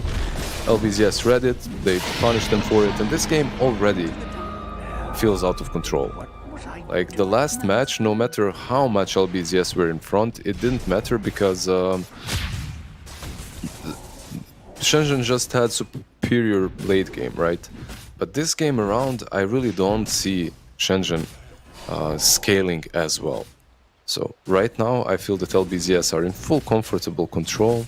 They don't even have to use the Sages for anything else but farming. Perhaps take a tier 2 on the bottom lane so that the outpost is opened up for you, but you don't have to push it. Like, you can just continue getting your items. LG actually going for the Axe build. I haven't seen a Tusk core in a while, but Axe was always fun. Yeah, pretty fantastic. The ability to kick people in, kick people out. Mostly in. Or out. You're playing against the Razor, right? It doesn't matter. Yeah, that's true. As long as you kick him, wherever he goes, as long as you break his leash, it's all that matters. Yep. One of the most underrated parts of Tusk Kick is that it goes through BKB. So like Ursa, Medusa, any of these heroes which are really strong but like want to get in, blow their spells, BKB and try and win the fight in the first kind of 5 seconds. That's when Tusk really comes into his own. The kick out is almost never seen, and it can be so good. And yeah, Razor in this game wants to jump in, BKB, static link. If you get him out, he's going to be a very sad little lightning revenant for sure. But Detachment gets caught out up in the top lane here, and they've got the Dagon this time to bring him down. They even roll for him as well. Not sure that was necessary, but guess they didn't want to repeat of last time. But a PTSD for Dolme here. So many dragons, so many beasts. A menagerie. Yeah, a tier 2 was a simple one for them to take. Do you like the Lincolns that came out so early on Jug? Really? That is interesting, is that? Yeah. An answer to the leash or the roar? I guess a bit of both, right? Like you're playing versus a Razor and a Beastmaster, so the item is higher in value. Makes sense that he picks it up.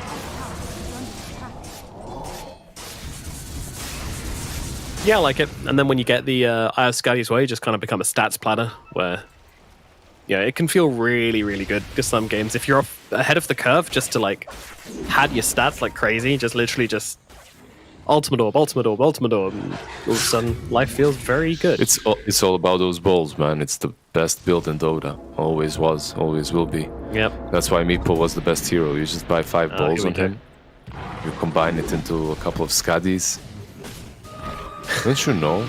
It was the best. I know, old man. I heard you. Oh, go on. What do you mean, old man? It's been only like what, 7 years? All right, let's get you to bed. Holy hell, Did you take 7 your meds? years. Well, waking up for Chinese Dota kind of makes me feel like a grandpa. Waking up at 5, got nothing to do. Wake up at 5, go to the market. 5 in the morning, that is. Mm-hmm. Yep, I'm aware. It's buy some bologna at the market. Get some fresh bologna. I think bologna's ever fresh. Give some to B-Cop. Appreciate that. I did actually Google what bologna was in the break because I've heard of it. But how don't you know what bologna is? Well, it's Bologna, right? Like in Bologna and from Italy. Bologna? Yeah, Bologna. That's it. I guess. Same thing, right? It's just salami. Yeah. We don't have it in England or even Europe. It's an American thing. No. We have it here. Really? We use it, yeah. We use it quite a bit, a lot actually. Do you call it bologna as well? No, it's just salami. Salami. For Yeah, us. yeah. Well, yeah. Radiant's middle tower. We don't call like the thing the pepper salami. We don't call it salami. We have a different name for that completely. Well, that's all very confusing. Oh, LG looking to go for the initiation onto the Razor there. Not quite connecting, though. But he does back himself away quite nicely. The snowball into the creep wave, And paying off dividends. he forced the BKB, right? So it's incredible for them. And now And they the can Eye of actually... Storm. Yeah. They're trying to trade the detachment top lane. Is caught. A little bit, but the cavalry is coming. A full 5-man TP across the map to come and help him out. My goodness, does he feel like the queen of the ball Important, right right? now? Yeah. He's like that kid that just got protected from the bullies, and he is like 5 years younger. It feels Hey. great. Leave him alone. Yeah. You know, like there's there's a ton of words that we've stolen from English, right? In my language, but the problem is when they don't mean the same thing, like Right. the exact same thing. Okay. Then it becomes kind of confusing. It's like whoever stole it didn't really understand it. So like what? Well, like salami, actually. Like it's a different thing completely in American English and our language. Oh, on to the Razor we go. Still 10 seconds left on that BKB, and the Omnislash is going to tear him apart. PP as well with the right click doing so much damage. In comes Guardian onto Dolme. He'll fall as well. Shenzhen, they are just getting torn apart this game. They didn't hit their timings. They didn't really make this draft work at all. And now they are walking on very thin ice, and the cracks are starting to show, Lizard. Yeah, Kagome goes to the shop, buys 2 orbs, not 1. Now he has 3 shiny balls in his inventory, 3 shiny circles, and he's ready to go even for high ground. Why not? Last 70 minutes. This game, they're making sure it doesn't go that far. Radiant structures are fortified. No. They don't have Aegis or anything, but there's no one left alive to threaten them in Shenzhen. Nope. It's like the problem with Shenzhen is they always lose lanes, right? And they drafted the draft that has to win lanes. Like, Yeah. they just has to do that, and they didn't. Dire's middle tower Hard. is under attack. Very hard. Radiant's top barracks But- are under attack. It's always important to look on the bright side. What bright sides are there for Shenzhen? Well, they're not gonna get relegated or anything like that. There you go. Life is Bright good. side, yeah. If you're asking me about the bright side for them to win this game, Pretty bleak. The sun is set. yeah. And the win probability is probably really damn low for them. Yeah, it's 95%. 95. Okay, that's not that bad. Really? I mean, 5%. It's more than I would give them. Jesus. Hag's completely on the task as well, so yeah, this Razor is probably going to feel a bit miserable, or whoever they decide to kick into the fight. It's going to be funny. He's going to have Refresher on Razor. He will go into the fight with Refresher. He'll pop the BKB, he'll get kicked out. The BKB will run out. He's going to pop the Refresher to use another BKB, then he'll get kicked out again. I hope so.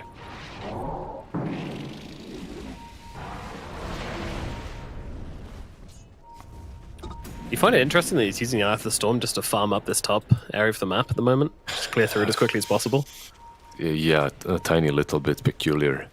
Yeah, he wants his refresher orb, but like they've WZS, they smell something's rotten, and they want to try and find out what it is. They jump in here, but don't actually make the connection. So, well, Yeah, that was but anticlimactic. Besides the BKB, a little bit premature from Razor, but understandable. They were being jumped on from smoke. You want to protect yourself, you use that BKB. However, a problem arrives now in the pit. As Rosh has a respawn, you don't have that BKB, you'll have to contest it. But it'll be a bit difficult. Valid. Love to see it.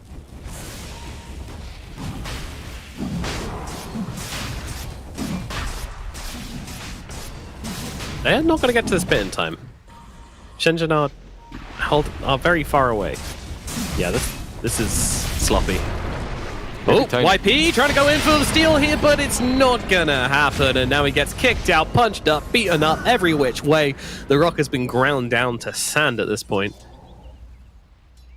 Yeah, that was that 5%, by the way. The 5% play in which you steal their ages and somehow win the fight off of that. But Keiko is in a good position. He has Refresher, remember. He does indeed roar out onto PP. He's taking some heavy hits here. They might be losing the Lena, and she doesn't have the Aegis, but actually, she's just going to get away. They don't manage to connect onto her now. Meanwhile, Hara's already dead. Dome's going to fall. Now they're going to go towards Kaiko. He's going to be the next target here, and he is an easy kill for Kagome, who's just running through these fights, doing whatever he wants to whoever he wants, and that's a lot of Gs. Yeah, that's a lot of Gs. They just... Yeah, after the last game, I'm really not surprised that they GG'd out a little bit earlier. They didn't want to go through the same thing again, but they also couldn't. There was no way for them to really win the late game. They kind of shared the sentiment that we had already. They called it a little bit earlier, but completely understandable. Yeah, and that win means quite a lot for LBZS, doesn't it, B-Cup? Yeah, sure. I think it does. It potentially does. I believe it keeps them out from a tiebreaker situation for relegation. Although I was looking at it in Shenzhen, if they lost, it didn't matter. All it does is put YBB in relegation. I think that's what that does, that LBZS win. That's what it was. There we go. I got there eventually. I was looking at it like 2 seconds ago as well, and then my mind got flooded by the fact that the game was ending and it wasn't 90 minutes in. I was like shocked. Ready. You were in the middle of a shower. You just whipped his clothes on. Oh, Jesus. After last game, I did give it a thought. I was like, do I have enough time to shower here? Can I look a little better for the next panel? I'm ready. I'll give it a shot. I'm not getting caught sleeping again, though. I will never get caught in that bed, though. And it's one time ever, one time only. Unless you see this bed next to me, like that's where I am usually when I'm not casting. I'm just watching the game from the bed. What's wrong with that? Yeah, exactly. You just gotta know when the game ends in 21 minutes, apparently, and then the scene switch happens. But that being said, Shenzhen, they really wanted out of that game. They GG'd. They were like, all right, enough. We're done. It's over. And I mean they lost their lanes again. It's the story that just keeps repeating itself. The Shenzhen fairy tale. Once upon a time there was a team named Shenzhen, and they don't win their lanes. They were rubbish at lanes, but somehow won quite a lot outside of that.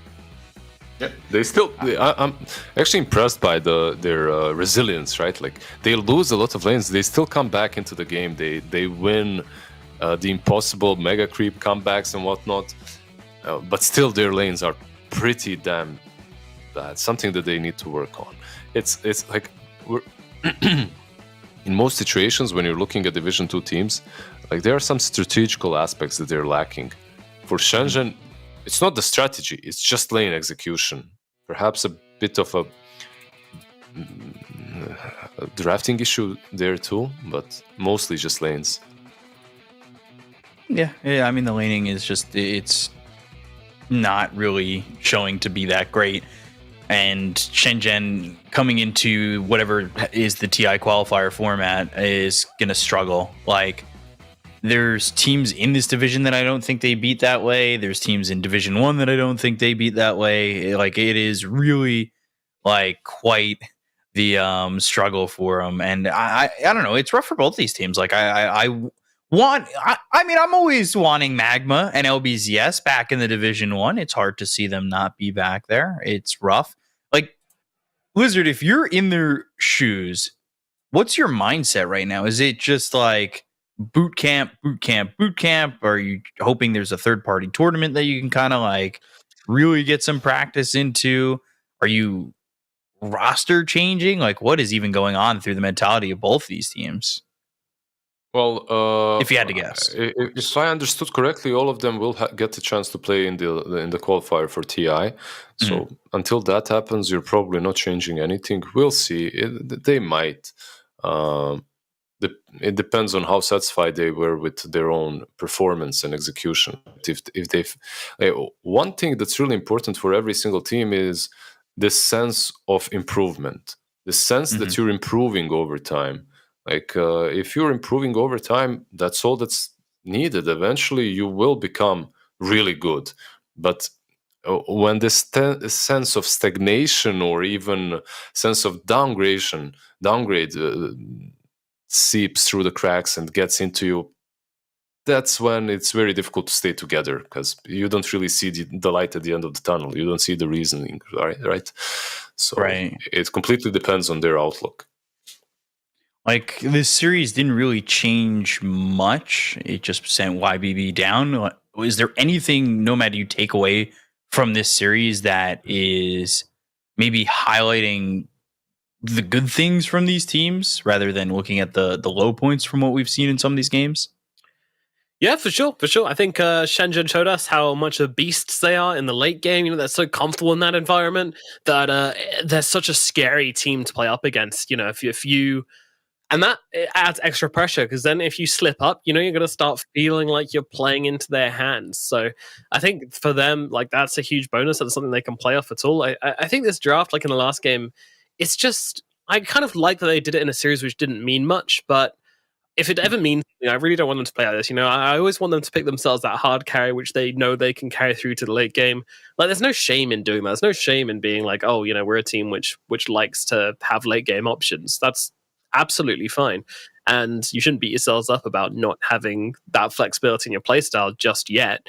And they can certainly work towards it. And again, playing like this in, you know, in officials and scrims is how you work towards that, and it can improve your gameplay in other areas as well. So still important to do, but at the same time, you know, they are really good at taking it to this late game situation. Really good team fighters as well. So Shenzhen shouldn't be too disappointed. Meanwhile, LBZS, you know, this is getting to be quite an experienced team. I would say they're much more flexible than Shenzhen, and they played 3 very different drafts, very different games, but with some kind of commonalities through all 3 of them, which I think is the makings of a good team. And yeah, they've struggled, and I think they're probably going to feel the worst because they're able to get up to Division 1 for Season 2, and then for Season 1, and then 2 seasons in a row weren't able to come back into it, which I think is going to be disappointing for them.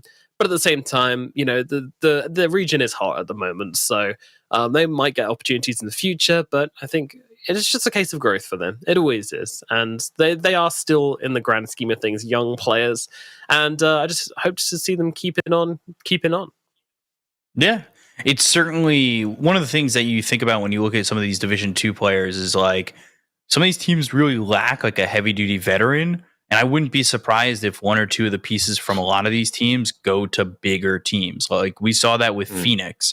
They ended up getting picked up by EHOME. They didn't exactly make a change where they've got like a massive veteran, but that could be the difference between that team going and being where they are and being a top contender, is that one veteran, or maybe a couple of those guys end up with LGD. Who knows? Like, Ame's talking about retirement. You've got guys who are definitely up there in terms of Dota age in the scene. I'm not really sure when you're considered old in Dota, but hopefully it's younger or older than what we all are.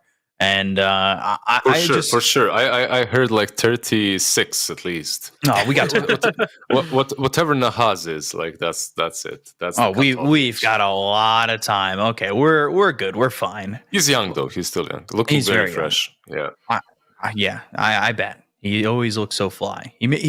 Nobody makes gray hair look better than he does, and that's. I'm not trying to say that as like any. I'm like really. I don't know. Just stop. It's fine. He looks good. I don't know. Looks good. You're digging, bro. I needed a ladder. I'm sorry, but I will say I think there's a lot of young talent here to be scouted and be picked up onto other teams that I wouldn't be shocked, and I want to see that in the future. Specifically, PP, Kayako. Maybe Salad, you know, ignoring the Slark game, but, you know, you're playing Slark 4. I respect the experimentation aspect.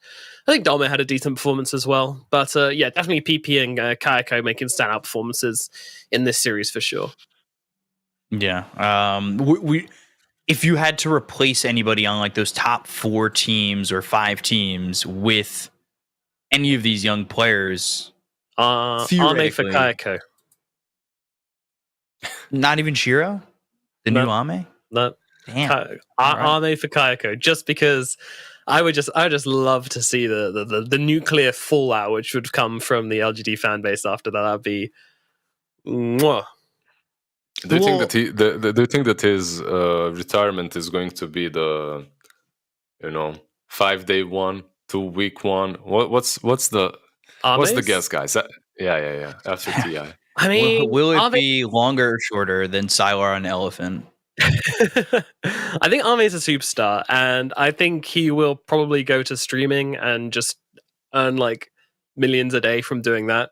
That's my prediction. I don't really know, but streaming is so lucrative in China that. I mean, you always miss the hunger of competition, though. That bias. So we'll see. We'll see. Yep. I give him 3 months.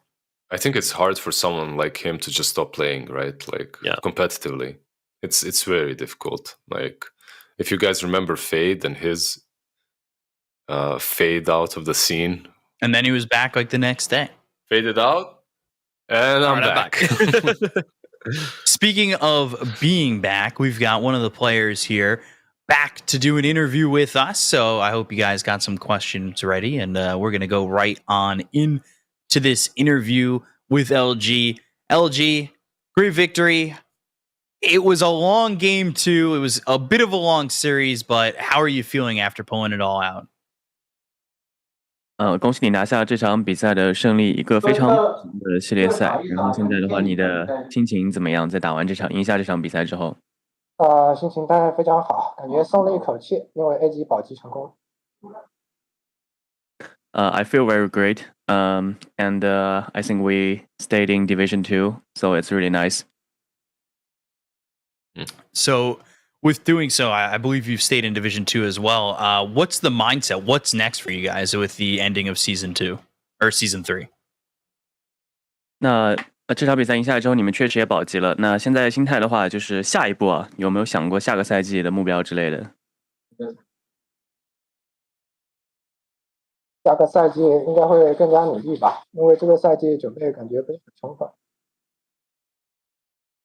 I think we're gonna work harder for next season. I don't think we have done the preparation well enough for this one, so we're gonna work harder for next one. Right. Nomad Lizard, do you guys have any questions on the brain? Yeah. I can just continue with your question. Actually, congrats on win first and foremost, and second, do you feel that as a team you're improving, or did you feel some sort of stagnation in this season? 那你觉得你们作为一个队伍的话，有在进步吗？还是说可能这个赛季因为发挥的问题，有点原地踏步的感觉？我觉得我们的进步的表现是对每一个人的位置有清晰的认识，然后我们就是知道什么时候该做什么事儿了。就我们5个人都知道什么时候该做什么事，或者知道怎么赢下这场团战，这就是我们进步的体现，我们赛季初的差别。Compared to the start of the season, I think we made some progress. I think we mainly improved on understanding each other's role in the game and have the common idea on how to win a team fight. I think that's what we have improved. Yeah, it definitely did show in the second part of the season. Thank you. Nomad, you got something? Yeah, I mean, you spent an hour and 10 minutes playing what's considered to be one of the most boring heroes in the game, Viper. Do you ever want to play Viper again, or is that it? Are you done forever? 你花了70分钟的时间打了一场这个，可能很多人觉得游戏里最无聊的英雄毒龙。你那场比赛打完之后，还想继续玩这个英雄吗？我觉得毒龙这个英雄还可以继续玩，因为它是体现在现优的，但是之后的事情不关我的事，所以说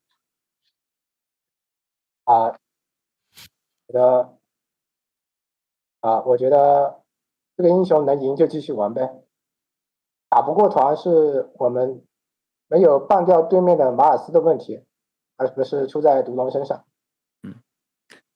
Yeah, I think I will continue playing Viper. I think the hero strength is really showing in during the landing stage. And after that, when you build the advantage and you couldn't win the game, you can't really blame on Viper. I think it's there's other reasons. And yeah, from the draft standpoint, we didn't ban Mars. That's definitely a mistake. Why we lost that one. So I will keep playing him, the hero. Fair enough. Fair enough. All right. Last question from me then. At what point did you realize that game? Was it really towards the end, or was it a little bit earlier than that?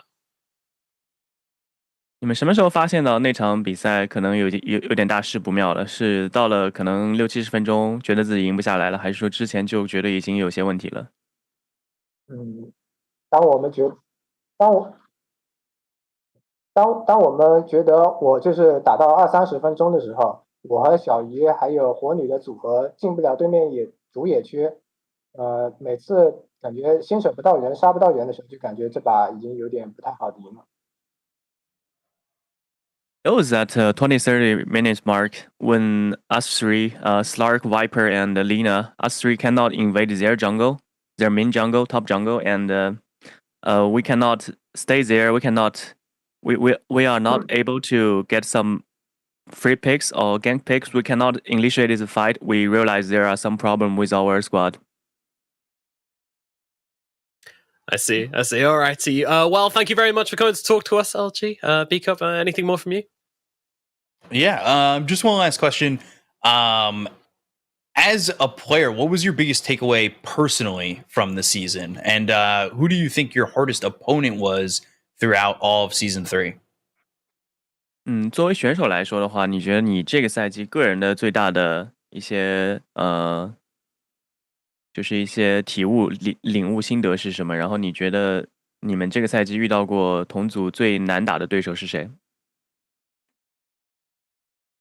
我觉得最难打的队伍是 CDC， 然后最难打的队伍是 IG， 然后感受到最那种强敌的感觉，就是那种感觉是一座就是势均力敌那种，然后打不过的就是 CDC。然后我感觉这个赛季我当然变化最大的，首先是英雄池的拓宽，我原来只会那么几个，然后现在拓宽了好几个英雄。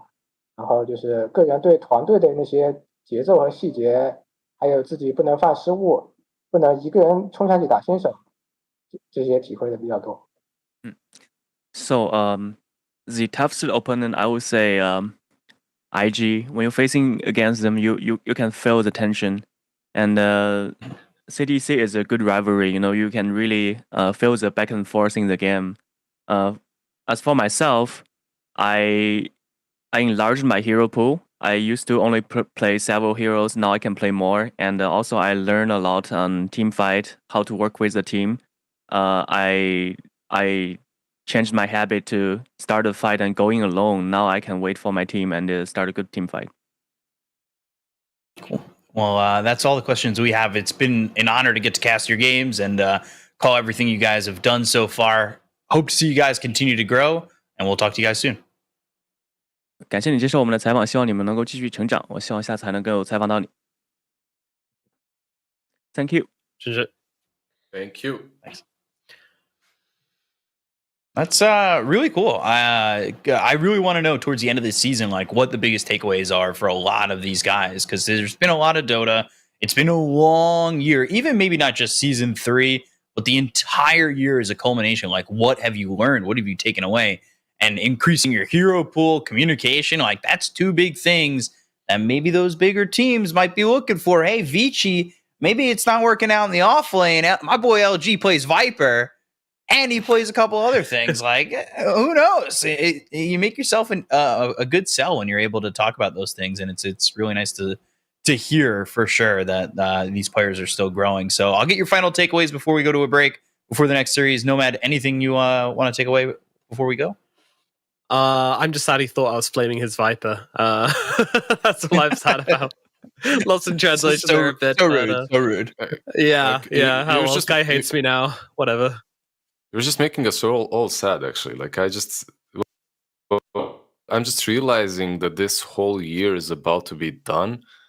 Like, we are nearing the end when it comes to the DPC. It's been a wild ride with you boys, with you chumps. It was great. Oh. My heart is breaking a little bit, but we still have some more days, at least. A couple And more. tiebreakers.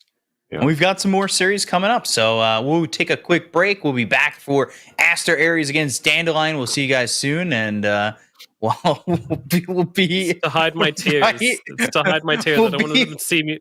I don't want them to see me We'll be cry. right back. we'll see you soon. 你不曾拥有姓名。通向终点的路很长，但谁也无法预知结局。有人前心暗影，谋而后动；有人拼尽全力，克敌机先。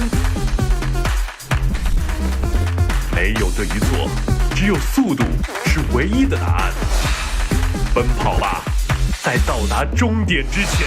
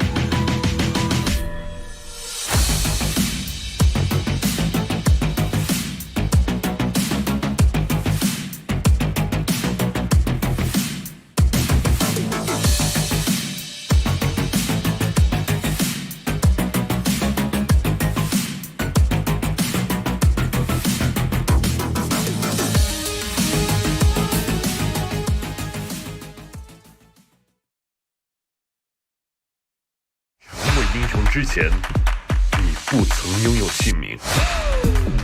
通向终点的路很长，但谁也无法预知结局。有人潜心暗影，谋而后动；有人拼尽全力，克敌机先。没有对与错，只有速度是唯一的答案。奔跑吧，在到达终点之前。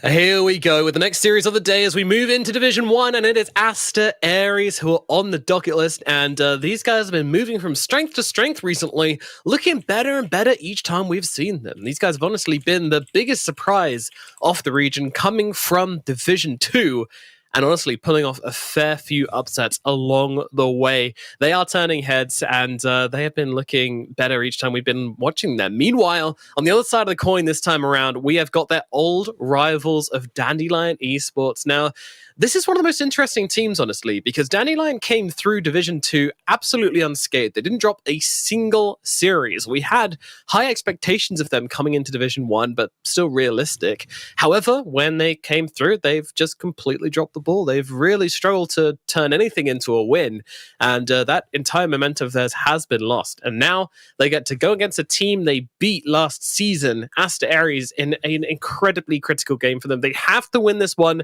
if they want to stand a chance of staying in Division 1. It's all on the line here for Dandelion, and for Aster Aries as well, as they could still very well face relegation as well. It's all coming together here in the China region. We got Beacon on. Does Dandelion still have a chance? I don't think so. I thought they're dead already. 1-5. I want to say they're dead. Yeah, I think Dandelion is dead already, back to Division 2 with them. But I would say it's even more critical for Aster probably, right? Because if they don't win, they have no chance at the major, and this is a must-win scenario for them. Whereas for Dandelion, do you think they'll be playing 100% still? Or?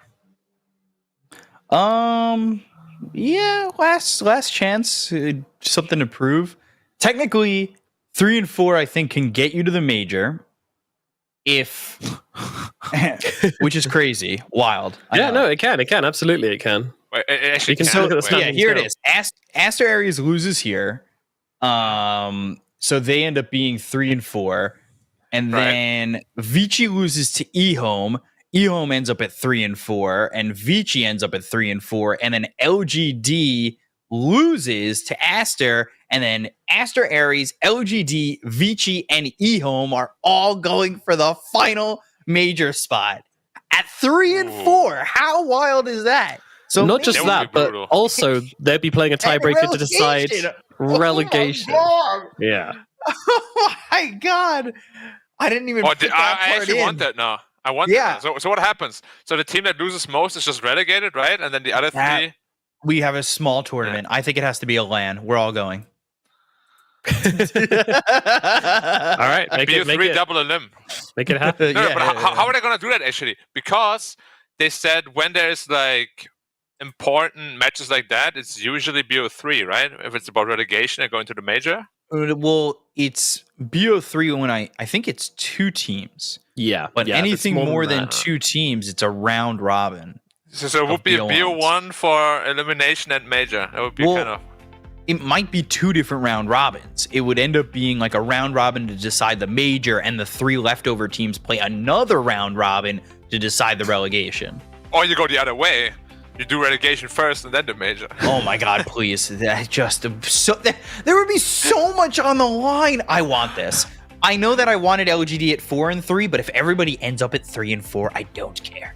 So you're going to backpedal on your story? No, well, now that this is a reality, 100% yes. Because, I mean, it's awesome, right? Yeah, I respect that. Like, a man's going to see when he's wrong and say, yeah, I want this instead. That's good. It's so critical here for Aster Aries, and so entertaining as well. You know, like a win could puts them in top 4 concretely, at least for the time being. But then, of course, you know, Vici stand a very good chance coming up to meet them, and LGD has a possibility there as well. So, yeah, no, a loss means, well, a loss means a lot. A loss means a lot of confusion. So yeah, I can't like it's bad, but I do hope that they lose just because of the scenario we just discussed, and B, the fact that I really want Dandelion to come out of this with another win. You know, I guess beating the top team is a pretty big claim to fame for Dandelion, but I just want to see a little bit more of that Dandelion we used to, right? Yeah, I mean, Dandelion, I think there was that point, especially coming out of Division 2 when they swept the board. I had them ranked higher. I actually thought they were going to go to the major because this team does have some veterans on it. It has a lot of guys with experience. And I thought they had kind of been reborn, right? Like Summer and ZC specifically. I thought they had been reborn to do more. And it was, not what I really expected. Again, we talked about this last series. That lane advantage rate is abysmal for both teams. Oh my god, Aster Aries is 3-3 and about to be on the major, and they don't win their lanes. Yeah. That's Most of their games crazy. actually are from comebacks. Like whenever I cast them, they're like 10k behind and then win. Yeah, especially Aster Aries. Man, that Aries EHOME series, I'll never forget, with the double Roches, with all that. What a series that was. A lot of fun, a good time. And now we move into this series, the second series of the day, and this massively important matchup here between Aster Aries and Dandelion Esports Club. The draft is now live, so we can get into that in just a second. But what are we expecting? What are there any signatures you're hoping comes out from these guys? Not like in one, I'll tell you that much. For Dandelion, I know that's not a signature anymore, and a little bit. Let it rude. go, I Beacon. apologize. The anti-signature. It was a year ago. Hey. So long ago. It Get was actually over it. longer I don't than know. that. It's very different now. There's no more Necronomicon either. So he wouldn't have to micro as much. Maybe he can make it work now. True. I see that Pudge 2 games. I want that for Aster Aries. I'd be pretty hyped about that. I know Ulu really likes his Spectre as well. I know it's not showing there. This isn't every hero, I'd say. No, it's definitely not. I think it's time to wrap up, boys. I know we don't see it on the screen yet, but Aster Aries is tryharding. Yeah, we have a draft available, so let's get into it Those for Dandelion. the first match here. Aster Aries versus Dandelion Esports Club. And we're going to start things off with a Marty coming out for Dandelion, and Aster Aries, they go for the classic. This opening has been so strong across the region, and Aster Aries waste absolutely no time in picking it up. It is Treant Protector, and it is Death Prophet. Yeah. Especially into Razor, it's super good. Obviously, you negate all his Eye of the Storm damage, but on top of that, you also have that overgrowth, so that initial BKB timing of Razor is actually not that scary. I like Marcy Razor. I'm down for this.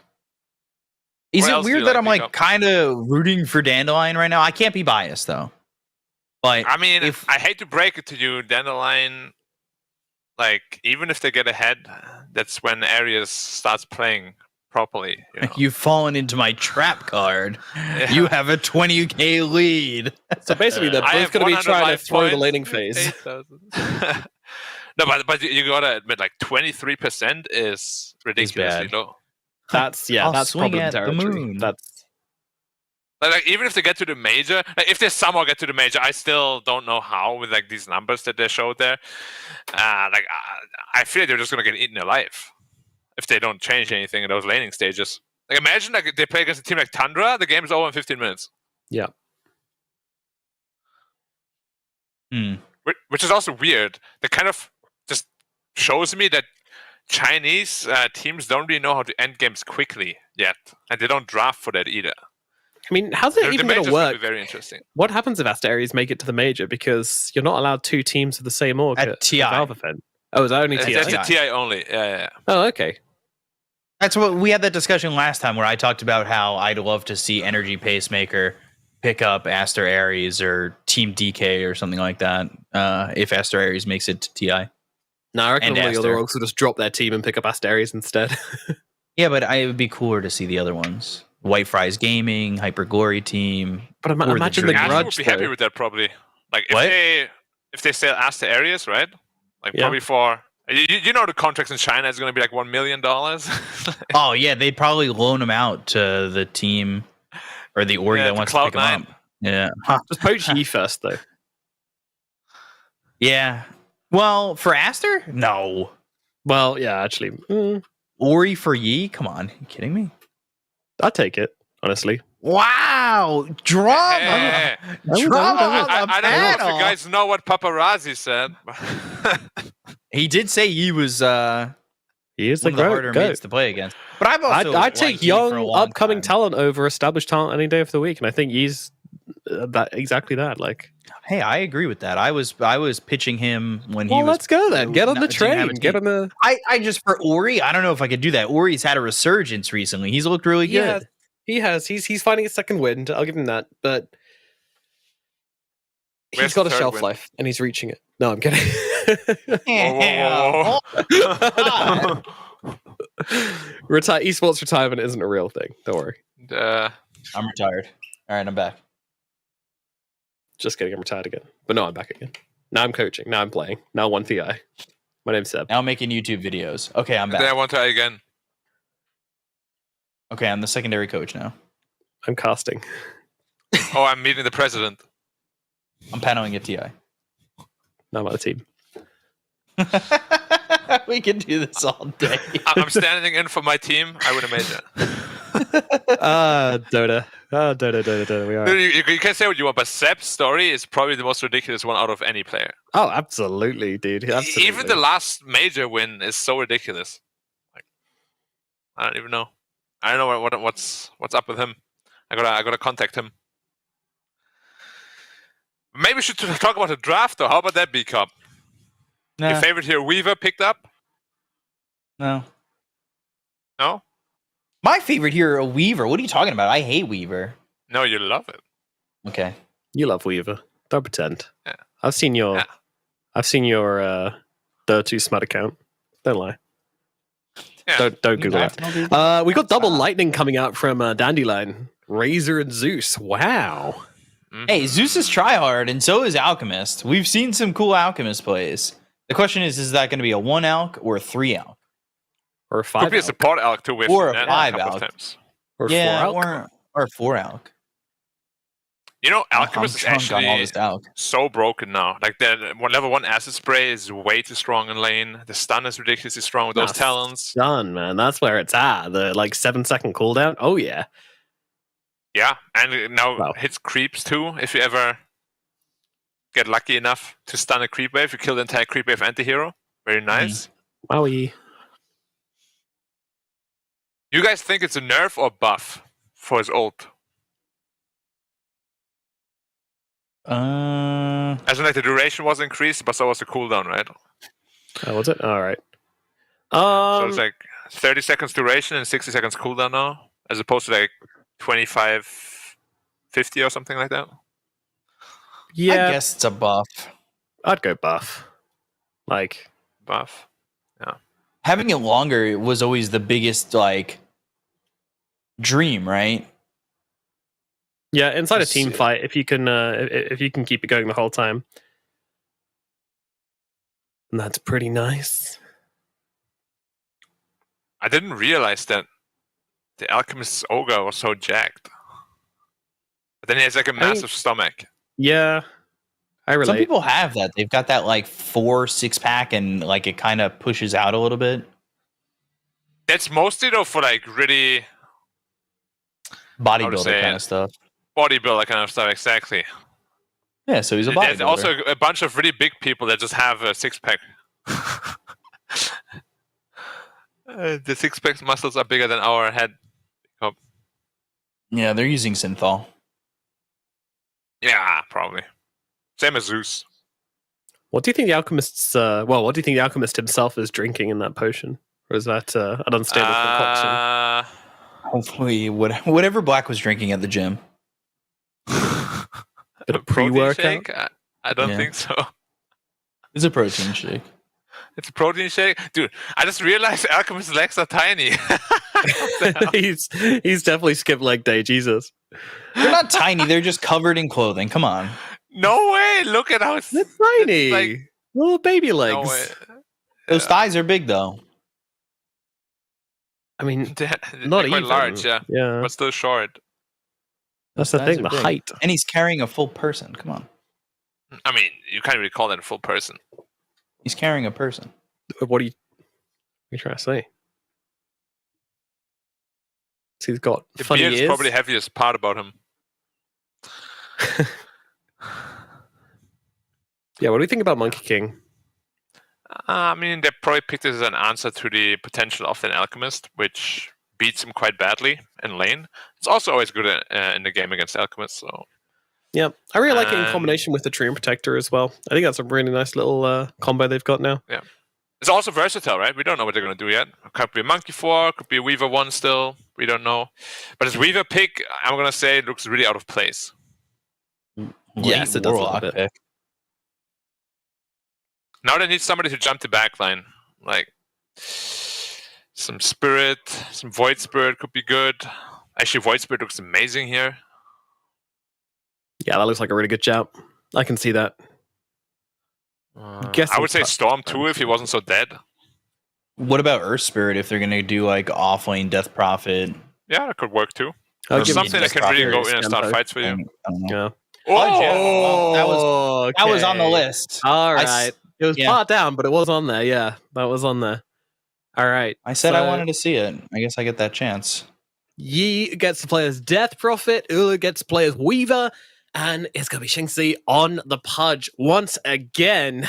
And this is going to be scary. I mean, this Ags on the Pudge looks so good this game against the Alchemist and Warlock. Heals coming through. Yeah, I'm here for it. I'm here for it. The only thing you have to worry about is the percentage-based damage from the Zeus could be a little bit tricky later on, so you're going to need a lot of magic resist, but you normally build that as a Pudge anyway. Meanwhile, Dandelion, they're going to run beyond on the Alchemist, so it will be Zia in the off lane, and ZC on the Zeus and Summer on the Razor. So all pretty standard stuff coming out from them. Guys, which way are we leaning for this first game of the series, starting with you, Black? I mean, you know me, I'm a Pudge enjoyer, so I gotta go with Pudge. Although I have to say, Dandelion's draft looks a little more simple to execute. All right. The winner with Pudge is pretty good, right? 100% so far? I think it's like 2 games. Yeah, Yeah, maybe 2 out of it's, 2. We'll take it. We'll Pretty take good. Anecdotal evidence. Oh man. B-Cup, which side are you looking at? I want to see Dandelion win. Get the quick 2-0. We'll see what they do. No 90-minute games here. This is Division 1. We don't see that here at all. So quick 2-0. Dandelion coming in, winning game 1. Dandelion coming in, winning game 2. You don't even have to ask me on the next panel. All right, how okay, I'll skip it. You're going down the line. So if they get a super scuffed draft, I'm just gonna throw you in it anyway. All right. Oh yeah, 100%. I'm in no matter what. Die hard. Sounds good. I'm going to be going for Dandelion as well. I like what they're putting down, and I think, honestly, the Zeus hasn't really been answered. Did they have enough catch for him? Not really, in my opinion, but maybe it won't matter. Let's find out what happens as we move in to game number 1. And I'm just kidding, because the game's actually paused, so we can continue talking about the game. Did I recover it, guys? Did I save it? You brought it back. You had us, and then you wanted He the had us game? in the first half, guys. Yep. No, we do. Why would this host just start the game? He has to hear himself talk instead. It's like, well, the game's paused. Come on, man. No, I was about to throw it Watch out. over, and I was like, actually, I want to talk some more. I'm just going to pause the game real quick so that I can talk some more about some of these heroes. But yeah, so I wanted to go a little bit more into why I like what Dandelion's got. You said the Weaver feels out of place, Black, and I completely agree with that. You've got the Zeus to give you the detection for it, and then you've got a ton of follow-up stun as well. Even like Warlock into Weaver, actually. Interestingly, she got like a big, nice AoE stun to catch him out with, which is often quite hard for him to get away from. So they've got the vision, they've got the lockdown, they've got everything they need to bring him down. I don't think it looks like a good game for him. And then meanwhile, you've also got the lightning bolts to catch both the Monkey King and the Treant in the tree lines, which is really, really good. So yeah, it looks like an amazing Zeus game. They didn't answer it at all. And the game is now on pause. So this time, for real Z's, we can get into game number 1 of Asta Ares versus Dandelion. Take it away, Beak-Up and Black. Well, force there as I grabbed the transition. Thank you so much, Nomad, by the way. Appreciate it. I completely agree with both of you, by the way. I do think Dandelion is probably going to win. I just went for the Pudge, of course. I had to. I have no choice. I'm forced. That's fair. I'm a slave. I'm a slave of my own emotions, 30 seconds to Aren't we all? Aren't we all? It's a very good question. But yeah, this Pudge lane looks very hard against the Razor, one of the strongest heroes against him. And the Weaver against Alchemist isn't all that simple. Look at his base armor. It's at 3. You know how much Acid Spray reduces level 4? At level 1? It's 4. So it's going to go into the minus. It's going to take a lot of damage there. How have you been liking the way the Alchemist builds? Like later Grievel's Greed, not taking advantage of that early extra gold. I think it's very good if it's as a supporter offlane, because you can actually pressure a ton with your abilities, and then after you won the lane, then you go into the greed. Okay. So it makes a lot of sense too, right? Because like he has like all his level 1 spells got buffed so much, like the Concoction 150 damage, 2-second stun, Acid Spray, 4 minus armor level 1 for 16 seconds, ridiculous. Power creep, Ecop. Okay. Don't worry. Power creep. If it won't be picked up enough, Grievous Spear is gonna get buffed soon. Yeah, and then you'll be forced to take it, where it's just giving you, instead of extra 15, 18, 21, 24, they'll buff it to something stupid. Yeah, like 40, 48, 56, 1,000. Why stop there? Hero kills count double now. Oh my gosh. That's his Ags upgrade. It should be like a talent, level 10. Hero kills double Grievous Greed. 10? Are you kidding me? What It's do you insanity. mean? Gee, Yeah. ZC just taking some tower shots. That is not what you're looking for. So, walk me through this Pudge. The obsession with Pudge. What you see it doing in this game. I mean, Pudge has always been a snowball core, right? And if you have a lane where you're not going to be really snowballing, which is top lane you can't really be snowballing because you're playing into a Razor, then yeah, it's going to look very, very bad for you. Honestly, I don't know why they picked Pudge. I mean, I enjoy it. I enjoy watching it, but it doesn't really make a whole lot of sense. But I gotta say, Dandelion's playing really, really scared of this Pudge. They're not right-clicking him at all. They're just letting him farm for free. 0 right-clicks on the boy. Yeah, it feels like Summer is just going for denies and whatnot, not really playing all too aggressive. And maybe they just want to play a bit more conservative until they get level 2, level 3. And you can't do that against a Pudge like that, though. Like, he has 30 more damage than the Razor. Ooh, Marcy actually almost falling in the bot lane. Makes it out, though. No problem. Walk all the way back to base, heal up, and then get back into it. It does give Beyond a little bit of solo experience as long as he could stay in this lane. And I think that's actually not bad for him if he could do so. Get quicker to level 3, get that stun. He went into the Grievous Greed, actually. We've seen that sometimes. Yeah. Like a 1-0-1 and then back into the Unstable Concoction. It's usually in like a weaker like lane matchup, though. Yeah, because this lane can really run at you with the Nature's Grasp and the Shikuchi. Yeah. Rapanda? Or they don't have Dispose yet, otherwise Rapanda would have been dead. Yeah, Marcy's still just level 1. Yeah. And there's the Swarm, and look at that. Marcy immediately just getting lit up. Nature's Grasp, and half your health is dead after coming right back into the lane. You come back with a wand, tangos, and some mangoes to work with, though. What is Beyond looking to do? Pull the creep wave. Maybe even he has kill to be this careful, courier? though. I think he's just dead, maybe? Maybe? No mana for slow. But I feel like he kind of just griefed his own lane by doing that. Yeah, that was really weird. He's gonna lose that creep to a deny. And he went level 2 in the Acid Spray, so he didn't go to the 1-1-1 that we've seen before. He's gone 2-0-1, no stun just yet. They're not even planning to fight then at all. Man, the Pudge is already into Ring of Health. He almost has his hood already. That is not supposed to happen against the Razor. And he's been able to just sit here kind of for free. SJ, if you get stunned and hook. Ooh, there's the hook, TP, and this could be first blood. They've got the Jingu going off, and SJ is going to be run down here by the Pudge that's just having a free game. Does trade, though. TK goes down to Summer, so not all that bad for Summer, but certainly not what you want at all. And now they're chasing Yi. They've got the Dispose. That brings them closer to ZC. Here's Red Panda, Crypt Swarm, Leech Seed, all coming through on TMing, and it's a level 2 Leech Seed as well, so you don't want to be running into that and putting yourself in harm's way. You remember what I said about Patch though, right? He's very reliant on his snowballing beginning. And you that kind of starts giving it it. to him for free. They could aggress on Summer here too. They have no save really. If you get stunned and hooked, well, no mana on the Patch luckily.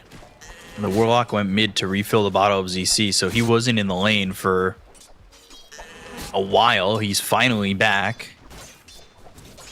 And currently, Aster Aries, they hold a 1k net worth lead. Yeah. And I'm looking over at Beyond. He's holding a skill point. He's about halfway to level 5.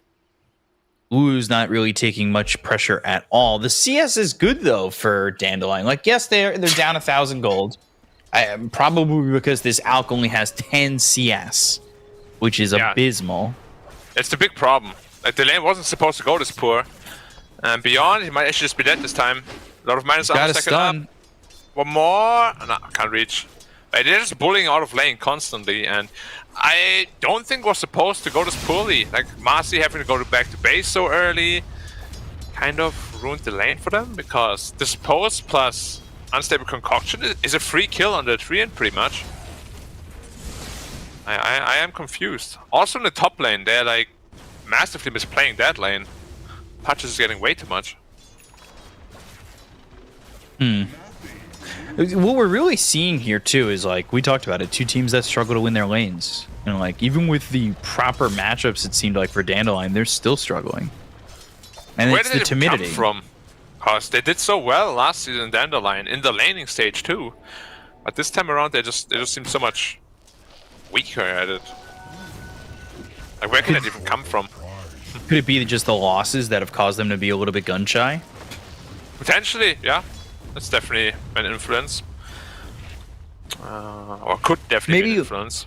Maybe a little bit of a lack of growth too, because you gotta remember last season in Division 2, Dandelion 2-0'd Aster Aries with ease.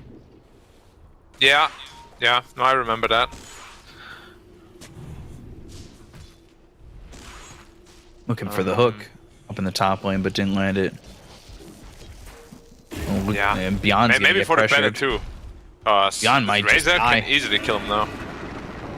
Stun charged up, Nidra's grasp in the right spot, stun thrown over, and he'll end up surviving, but Beyond's certainly not having a fun time. TPing top on the Razor. The DP is. Yeah, it has the Exorcism. There's the hook to start. I don't think SJ has anything to save him. He does get a kill. The Thunder God's Wrath is in. SJ still... I thought he was going to die, but just TP's out. The Boundless Strike not in time. Yeah, had like 2 health. Bounters on cooldown, unfortunately. But yeah, this is the weakness of Patch, right? You don't really have a whole lot of armor.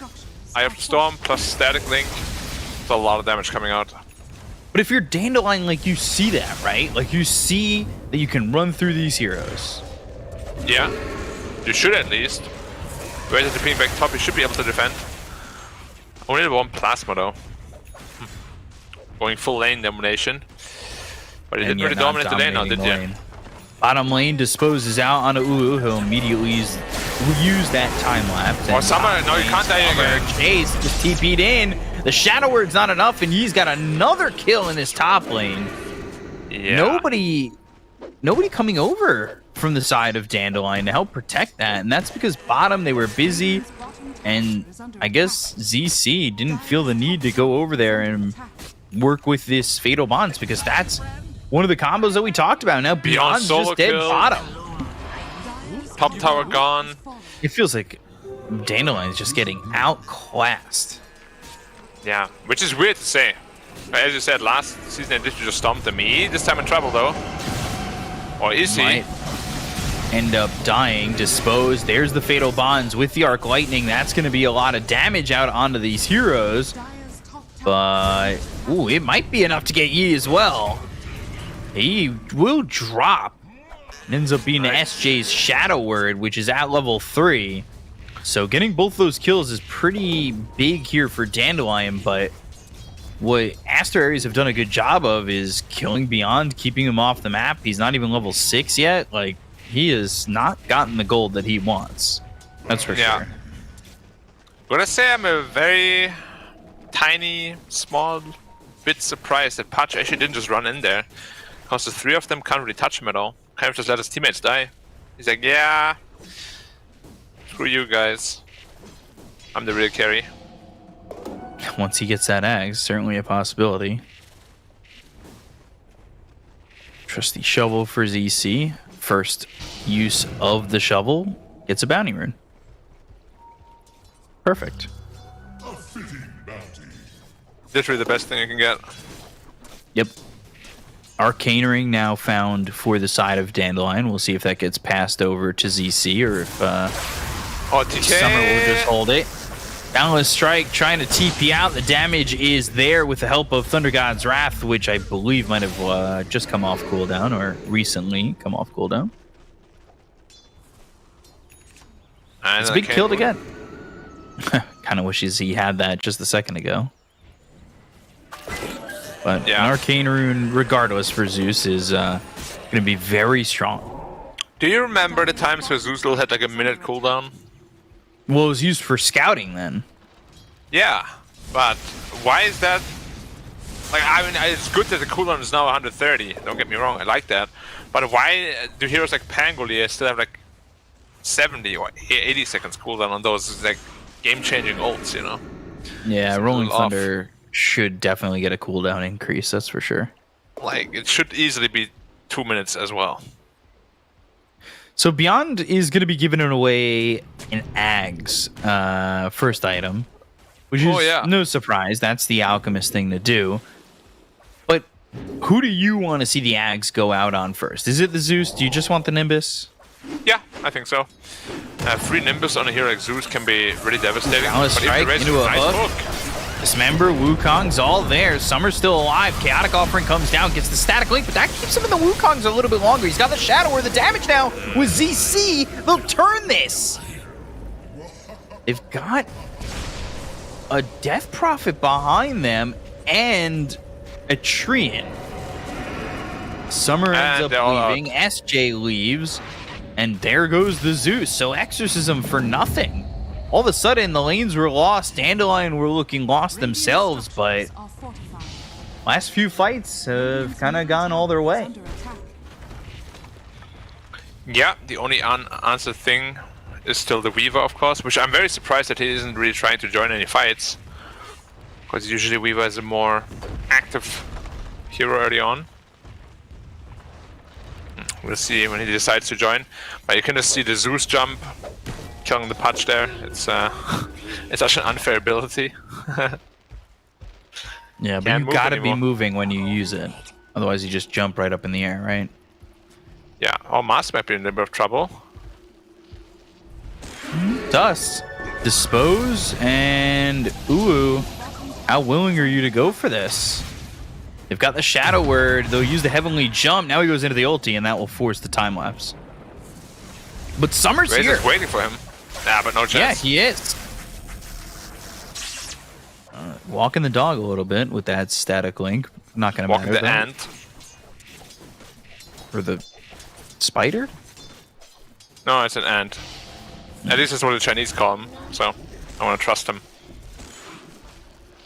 You know what? Our next hero release should be a centipede hero. Another bug. How about like a Pokemon looking kind of cocoon? And then as old, you like one that spread your wings. metamorphosizes. Yeah. Yeah. Oh, nice escape by Yi. 4 heroes top, and they did not get that kill. He's getting pretty close into his BKB now on the DP. Summer's certainly making Uo's lane a little bit more difficult by sitting down here. Yeah. I'm still thinking about who that axe should go to. Like a Razor with that free axe is also devastating. Because then he could just BKB refresher. He might be outputting a boatload of damage. Yeah, and he also gets so much more tanky. They're trying to pinch in on Summer. They've got the Boundless Strike. They'll throw out the Storm. The Primal Spring is there, but they don't want to dive this tower. Instead, they'll just take the tower. But yeah, I do think this Pudge might just become very, very useless. Because like, his game isn't really good. His axe is going to come very late. And a poor Pudge can't really do the same thing, right? You can't just run in, tank up, dismember. Mm-hmm. It's going to get a lot harder. The only good news is that the Alchemist is also pretty poor. And obviously he will be even poorer once that axe is gone. Yeah, he really hasn't amped his farming that much. Feels like he's been building this axe for a while when you consider he's an alchemist.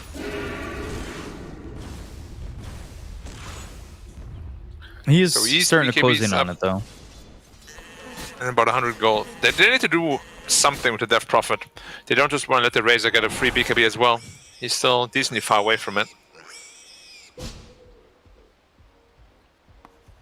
BKB certainly might move the attention towards giving the Ags over to the Razor. Yeah, I would like that actually. Now that I think more about it, it gives him all the tankability. You can just move into strong items early on. Dire's middle tower is under attack. Like, the Nimbus isn't exactly going to be that amazing. I mean, Nimbus is pretty broken, but not as good as the Eye of the Storm, probably. Also gives you the building damage that you're lacking. So, what does Ulu have right now? Maelstrom, Falcon Blade? Oh, one of that. Alice Strike, Primal Spring, Chaotic Offering committed. The time lapse didn't exactly bring Ulu far, but there was nothing to really keep up just yet. They've got the dispose. Yes, BKB. It pops the illusion rune, and that almost helps him Doesn't to pop the get out. BKB It though. almost really does help him get out because he walks away with the BKB. They go after TK. TK goes for the TP. Ooh, thinking about coming back in. They do have an overgrowth to work with. TK finally dies, but Red Panda's just walking forward. He was thinking about the overgrowth. They left these heroes pretty low, but they don't even get Yi. Now my enemies pay. Axe is done. Who gets it? Or he gave it to the Zeus. Gave it to the Zeus, yeah. Interesting. Did he go right into building another one? Usually you would build like Blink Medallion, so you're not completely worthless. Yeah, it was like Blink's Solar Crest at one point, right? Yeah, let's see what he does though.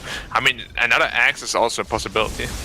Honestly, every axe on his team is really good, except Marcy. I don't even know what that does. Nothing, basically.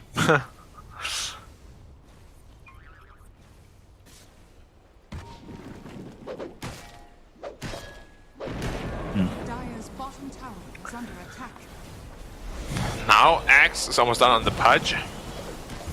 And we spoke about it a little bit before, or TK got Nimbus. No, he's good. Yeah, he's very dead. See you. But they don't really have an answer to Zeus at all.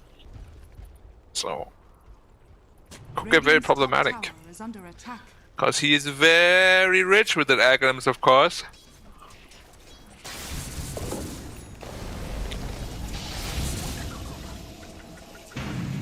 They're still down 2k though. Yeah. Archer's farming quite nicely, 400 away from his axe. He also keeping up very nicely. He's going bots, blink. I like the blink. Especially once he gets the shard. Just get in there. Spirit Siphon, fear these heroes. Yep, I'd agree. DP shot is very strong. I might be looking to go into Roche or take a mid fight. Wrapping all the way around wouldn't be the worst thing in the world. Dire are scanning. Lulu taking some damage, stuns out, exorcism used, they're behind them. Summer with BKB is able to pop it, and he's got the static link. He's starting to do a lot of damage on E, who is forced They're to just back killing each away. Yeah, basically. Who is stronger? Okay, it's a draw. You're going to the pit with this, or... Well, we were thinking about it. DPO is almost out, though. So I don't know if it can commit. The axe on the punch is going to come out as well. I like this, though, because they're forcing Zeus to come into a pretty vulnerable position. Which is absolutely not what he wants to do, of course. But Roche is pretty much gone already. You need to go now. It's now or never. It's going to be never. Unfortunately, it's never. TK's in a good spot. And is just able Monkey to King should not be primal allowed to do spring that. and leave. I hate that. Oh, he found Whoop. him, but he didn't because it's a Monkey King. It's so stupid that it can do that. So yeah, it is going to be Blink Radiant's next middle for tower Beyond. is under attack.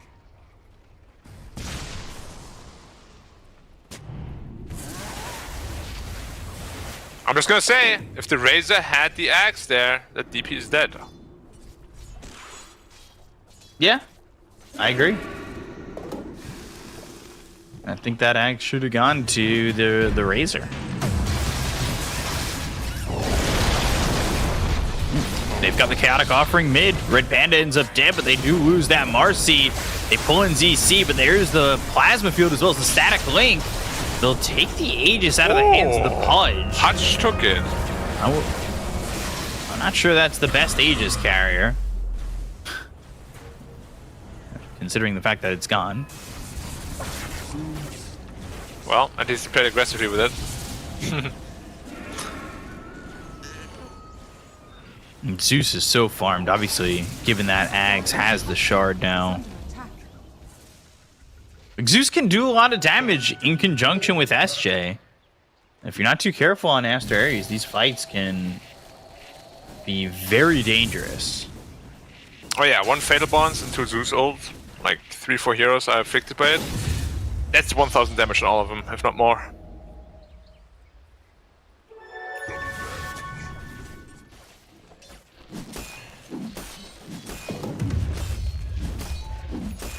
No, Alec actually is just going straight into the second axe. He says, Yeah, he switched off the blink. Surprising. Maybe he understood that. The conversation could be happening while we're seeing it go through.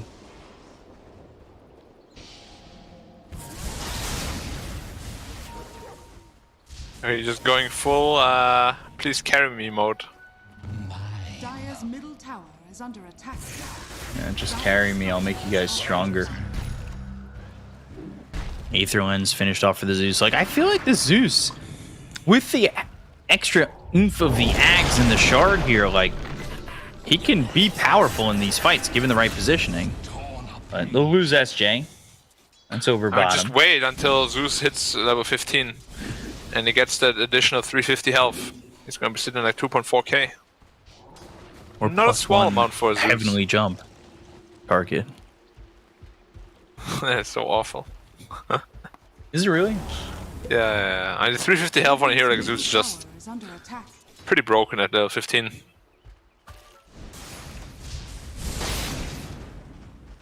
And it's the second axe to the Razor. Now look at his health suddenly, because obviously you do get the stats from that axe. It's a very special one. So you get an additional 400 HP. And now he's got that upgraded Eye of the Storm. Yeah, it's going to be hitting 2 targets. And now you're going to another axe for the Warlock.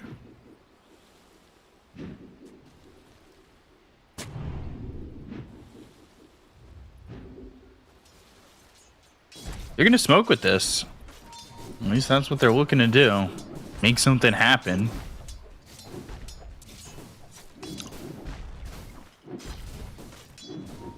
Top lane. Ooh's there. They need the control for Ooh. That's one of the biggest things that they're lacking at the moment. Like, Lotus Orbs being built for teaming on this Marcy, I wouldn't be opposed to him getting, like, a Basher or something. Just unleash Basher, hopefully. Pray that you have the extra bit of lockdown. Yeah, he's definitely taking more of a step back. Would you agree with that? Like a Basher in that situation? Top lane, hold on. Stun on 2, Beyond on the run. Beyond is safely out. Okay, just run.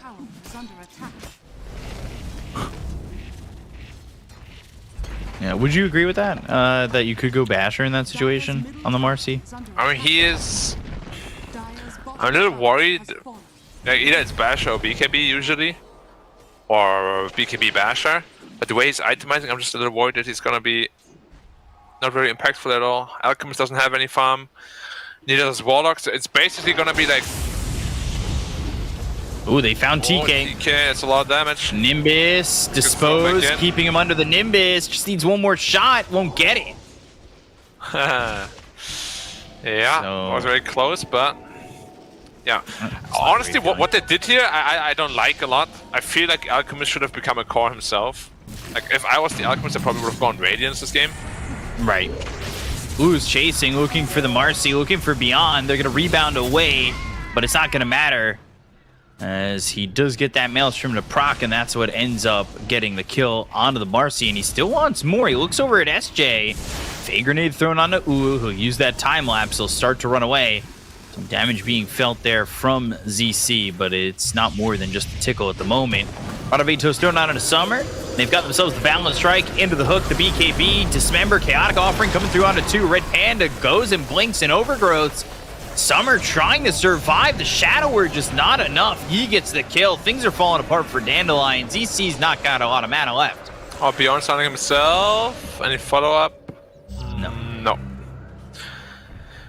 But yeah, that's what we spoke about also, right? Like the Razor doesn't feel that strong against 3, and you pop your BKB, you're like, yeah, you get Overgrowth, okay. Bam. No, I'm not that strong anymore. In fact, you just get run down by the DP. And you're putting yourself in a scenario where you're leaving most of the physical damage to one hero, and Razor doesn't really do that. Which is why we oftentimes see him in the offlane, or with a scaling offlane.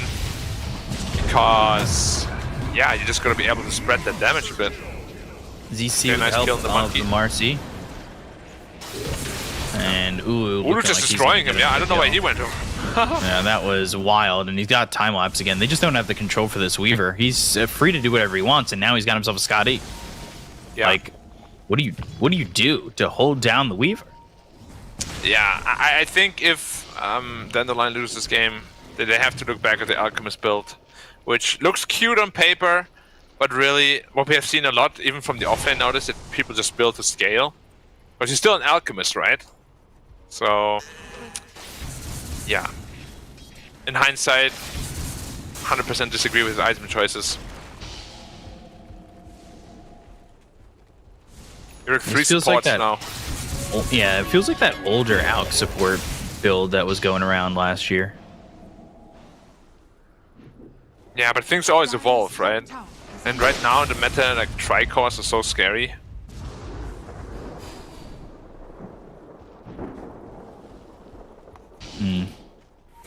I'd like to see a full-fledged fight where Dandelion have ZC with full mana Zeus, and they're using the Shadow, or not the Shadow, or the Fatal Bonds to get more out of the fights. But so far, it's felt like that connection just hasn't been there. Yeah. I mean, Razor at least is about to finish his Satanic so he can get out of the Overgrowth. What about Marcy with that Lotus Orb, choosing not to go for it? We'll switch over to the Shard. Okay, I like that. Gives some more mobility to your teammates. But ultimately, it doesn't really solve the problem. Like, there is a chance, of course, Dandelion can win because the 2 heroes they have can deal a massive amount of damage. It's just so scary. Oh, gets thrown back into the Nimbus, but there's the hook out of it. They'll throw the stun. It'll land on 2. SJ dead. Now SJ is going to die to Ulu, who again is just having that free reign of the game. And he's picked up a Radavetos, looking like he's going to be eventually finishing off a Gleipnir instead of a Mjolnir. They already have a Radavetos on the Monkey King. Yeah, Gleipnir is already done. Yeah, it ends up being the Gleipnir, okay. Ulu is very, very big. I mean, we said the Weaver looks out of place, which I still believe it does. Like, it doesn't really do a whole lot to the lineup, but they have no answer on the Dandelion team at all. And they haven't built into answers either. Yeah, which should have been the Alchemist job, really, but... Oh, Access is popped already. Zeus has to tip you out of here. Leave the Mars behind. Yeah, Boundless Strike, Exorcism, they'll get the kill. Now Zeus in trouble. Cryptstorm TP attempt! Oh, that was close. Half second from the Overgrowth hidden. Alright, Summer has a Satanic now. I think they need to make use of their heroes. Punches the ping bot. Cancel it. The glyph was a giveaway. But yeah, Ulu. And Weaver, 5-6 slotted is a very scary hero. You get this triple Gemini attack with a boosted damage and whatnot. It's not a weak hero at all. I just didn't expect him to get to this point for free like this. Yeah, the experience difference is massive too. Yeah. Like, massive. 21 on the Weaver compared to the Razor 19. 22 almost. I'm doing a smoke finally, but what can they really get? Zeus ult to scout. Didn't really find anything. I mean, that Zeus ult, like, with fatal bonds and everything, they're just not using it the way I thought they would. But they're also not finding fights like that. They're using it to scout all the time, which is very interesting. Considering the conversation we had earlier. I like what TK is doing though. Like, he has been ruining so many ganks. He's always in good positions. Sure, he's got 7 deaths, but I think those were pretty good deaths, if that makes sense. Right. Tactical feeding. Yeah, and he's still pretty farmed as well. So his impact on those team fights won't be bad. He has a Mage Slayer to, if he hits the Zeus with that, he won't really be dealing a lot of damage anymore. I mean, overall, it just looks really bleak for Dandelion, cause all of the heroes are getting answered with items, whereas Ares is really not. It's just the way they've played too on Dandelion. They're so passive too. Like Razor, he should feel super strong. Like they should force something with him. He has Satanic at 3.5k health. So timid. And they were so aggressive, even in the initial game they played against LGD, I believe it was, right? Or who did they play? First round? Their first I think round it's LG was they against RNG. Did they beat RNG? Yes. Well. Oh yeah, they beat RNG, not LGD. And it looked amazing. They were super aggressive. They used all the timings. Ever since then, complete changed. I don't know what happened. They took a game off LGD. Like, that's a big feat. Like, they came out of the gates rolling. Yeah, and then what happened after? It didn't just get worse, obviously. They must be like in their own head or something. Yeah.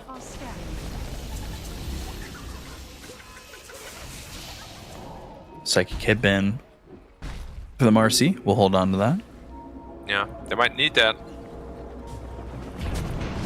Blinking in, and the unleash. And we're going to keep TK under the Nimbus. One more strike, but they won't get it. SJ ends up dead here to Uu. Thundergods Wrath to get the kill on a TK. They end up losing Beyond. Beyond's like losing a support, quite honestly. And there goes the Marcy. So you've lost 3 already. They're looking to get the kill here onto the Razor. They'll take out SJ a second time. The Overgrowth is in. Summer's gone. I mean, I don't know what you have here if you're Dandelion. ZC just goes back to base. He's always like with no Had mana. any fight. Yeah. They've never fought at all as 5. It's always like one by one they trickle in. Summer also got no mana. used BKB and Satanic at the same time, so the Overgrowth just ruins him. They all seem completely out of it, unfortunately. And I get that feeling that, you know, they have nothing to play for, and it might be showing. I mean, it's not like they're massively underperforming, like if you look at the rest of the season, right? But you can definitely tell there's no sense of urgency at all. Yeah. Looking at the Weaver again, but he has Aegis, he has time lapse. And they just quickly kill the Marcy. Time lapse is there. Ooh, doesn't even die. The hook on a Beyond. Beyond's gonna die again. There's no chance for him to escape the grasp of Aster Ares. Back. And maybe they kill Yi. They've got the Wukongs coming out. Beyond coming in. The buybacks from 2. And Death Prophet still doesn't die. Because, hey, look at that. Their Pudge has a shard. Yep, took that one from the Roche, I believe. And yeah. Now you have a whole lot more problems suddenly. And even less answers than before. Sure, Jesus is strong. He didn't die at 9-0. But the scoreline really doesn't always tell the whole story, right? Like for me, for my taste, he played way too defensively on the Zeus as well. So of course you're not gonna die if you're never joining a fight, right? Right. But what's left for Dandelion? Like they need a 5v5, they need it soon because they're getting outscaled massively. This Alchemist won't be able to scale into a core anymore. Marcy didn't itemize to be a core either. So they're gonna fight now, because the longer this game goes, the more they're gonna be behind. Smoke from Aster Ares. And they're looking to just Marcy has no on this buyback. one. Would be a big kill. Oh, double ATOS, okay. ATOS, Gleipnir, Primal Spring. Oh, he didn't Tsukushi him. Okay. And no hook. Radiant's bottom tower is under Yeah. attack. Beetles do physical damage. Ghost Scepter blocked that, of course. So, no damage taken. Easy blink. It would have been a massive kill too, because he had no buyback. He would be dead for like 70.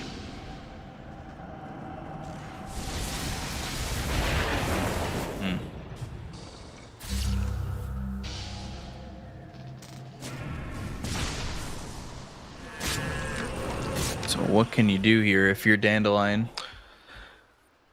Not a whole lot. And Ares is not under any pressure whatsoever. They have the better late game as well.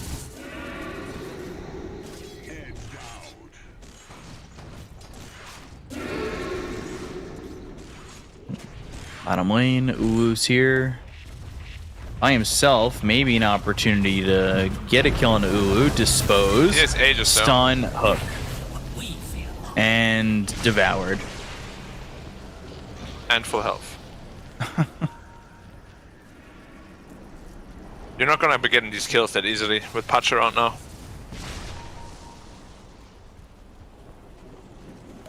Try again. Ulu onto the high ground. And it literally is try again. This time they get the hook onto SJ. They got the Aegis out of the hands of the Weaver. If only he didn't have that darn Aegis. They'll go for him again. They'll look to get the kill into Ulu, but they need to stick with him, and unfortunately they cannot. Because he is in the stomach of this punch. Well, Marcy went in. Careful Yeah, there. Marcy went in, Gleipnir out, and now Dandelion stepping back just a little bit, trying to defend. They've got the Exorcism going on the tier 3 over mid. They don't take that tower just yet, so the high ground not broken. Yeah, the high ground is still good with Zeus, right? It's very, very hard to actually break that.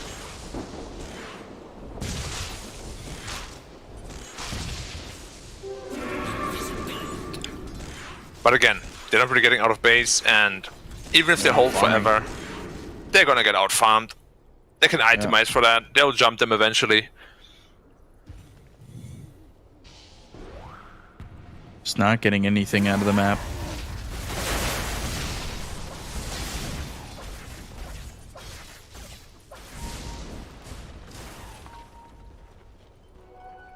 $18,000 net worth lead. What does Alc have these days? Going for the Wraith Pact. Has Blink. That's it. And Shard. So I guess he's got the Berserk Potion.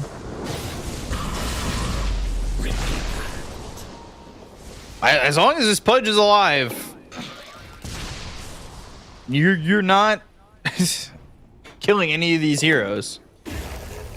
Radiant's Yeah, bottom not tower easily is at under least. attack. Gotta work hard, man. Radiant structures are fortified. Now Ulu level 25 now as well. That's gonna be a massive power spike with a Gemini attack. Triple attack Radiant's now. bottom tower has fallen. And if you build into a crit, which he has queued up as well, like you can one-shot some of these heroes. Well, one attack shot. Because you have the triple attack. Summer running beyond tier, Berserk Potion. There's the Dismember. They've got the Summer's- Wukong. Summer trying to survive. He's got the Satanic, which he's already used, and he's locked up. They can't get him out. He'll end up dead. They're going to lose beyond too. He threw the Berserk Potion. That was not worth I his got one life. for you, B-Cup. This game is beyond over. Oof.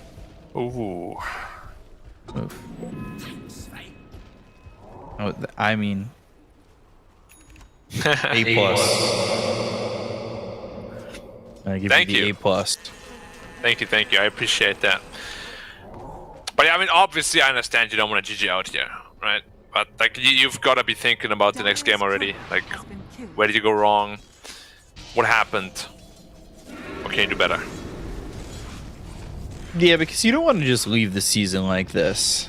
Radiant's top tower is under attack. A Warlock, super out of position. Middle tower has fallen. Gets Yeah. knocked down by the DP. Into the fountain. Silenced and dead. Okay. Silenced the entire time. That is just unfair. Dire's middle barracks has fallen. Those mid-racks go down very quickly. They'll just call GG. And Just like that, Aster huh? Ares will take game 1 over Dandelion with Oh, relatively... Zeus is gonna die. I hope that, yeah, okay, his stats didn't get ruined. was close. At least they got that victory. Close game. Ooh, looking relieved. Very easy game for him. He ends the game 8-0-11. They only had 12 deaths, and 8 of them were on TK. So, like, your cores didn't die. Absolutely. Like, that's nuts. Yep. And, you know, when you get this Aghanim Scepter on the Zeus so quickly as well, you know, you expect that the entire reason they did that was to have the burst damage to get through those cores, right? Like, I actually... Like, I'm going to say it, I completely disagreed with you guys. I thought that actually the Ags on the Zeus was the exact right thing to do. Because you're playing against a Weaver and you're playing against a DP. You know, bursting through these heroes is pretty much the only way they had to kill him. I know. I'm a fool for going against the Golden Duo. But in the end, you know, it's how it went down. I would have loved it if the Zeus had played a bit more aggressively. You know, I actually thought that the Kaya and Sanj build was a little bit borderline. I don't know, but in the end, do you think the Ags on the Razor would have even made a difference though, or do you think he just had to kind of itemize for himself a bit more, Black? I mean, I would have liked it on the Razor simply because he was actually the one playing aggressively. You know, I agree very much with you. I said it multiple times in the game too. Zeus just played very defensively. He got that axe for free, which means he gets like this 400 health boost. He's pretty survivable. He's very strong in those fights, but you never really saw him because they never took a fight with him. He was always out of mana. When the team fought, he was back at the fountain regioning. And I don't know if this is miscommunication or what, but it's not how it's supposed to go. A bit of disconnect, a bit of discombobulation within the lines of Dandelion. And that's kind of been, unfortunately, the headline for this team so far in this region. I mean, how do you as a team address this? Like, you know, does it come down to the coaching? Does it come down to the scrimming? Does it come down to just having more conversations outside of the game? Or is it just kind of an amalgamation of all these things? Who knows? Aliens? I don't know where you're going with that one. That's what I saw for a second. I was just like, sure, aliens. That works. No. It's just not a pretty look from Dandelion. We had expectations, realistic expectations from them coming into the season, right? Somewhere like 5th, 6th maybe. But completely getting destroyed like this is... At least they won one series, so it's not like they're going home without anything, you know? But against RNG, like they want to beat Aries. Like, there's no way they want to go down like this.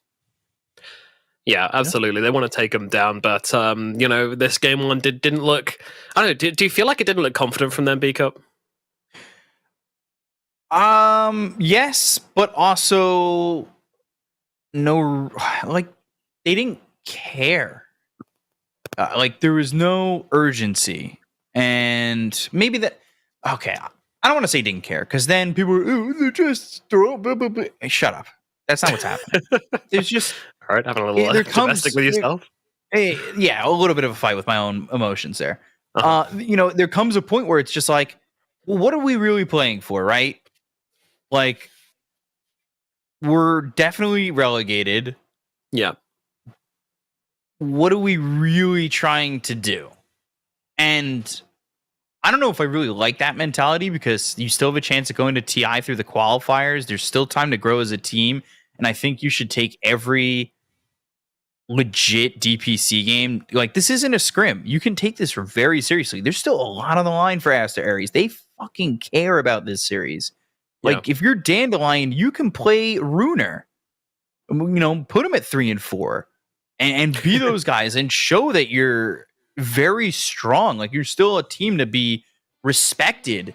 It just felt like the urgency wasn't there. It felt like I don't know, man. I wanted there to be more urgency. I wanted these guys to look like they wanted to win. It just felt timid. It didn't feel... That's kind of the point I was getting towards, right? Because the draft felt very confident. You know, you pick the Zeus and Razor.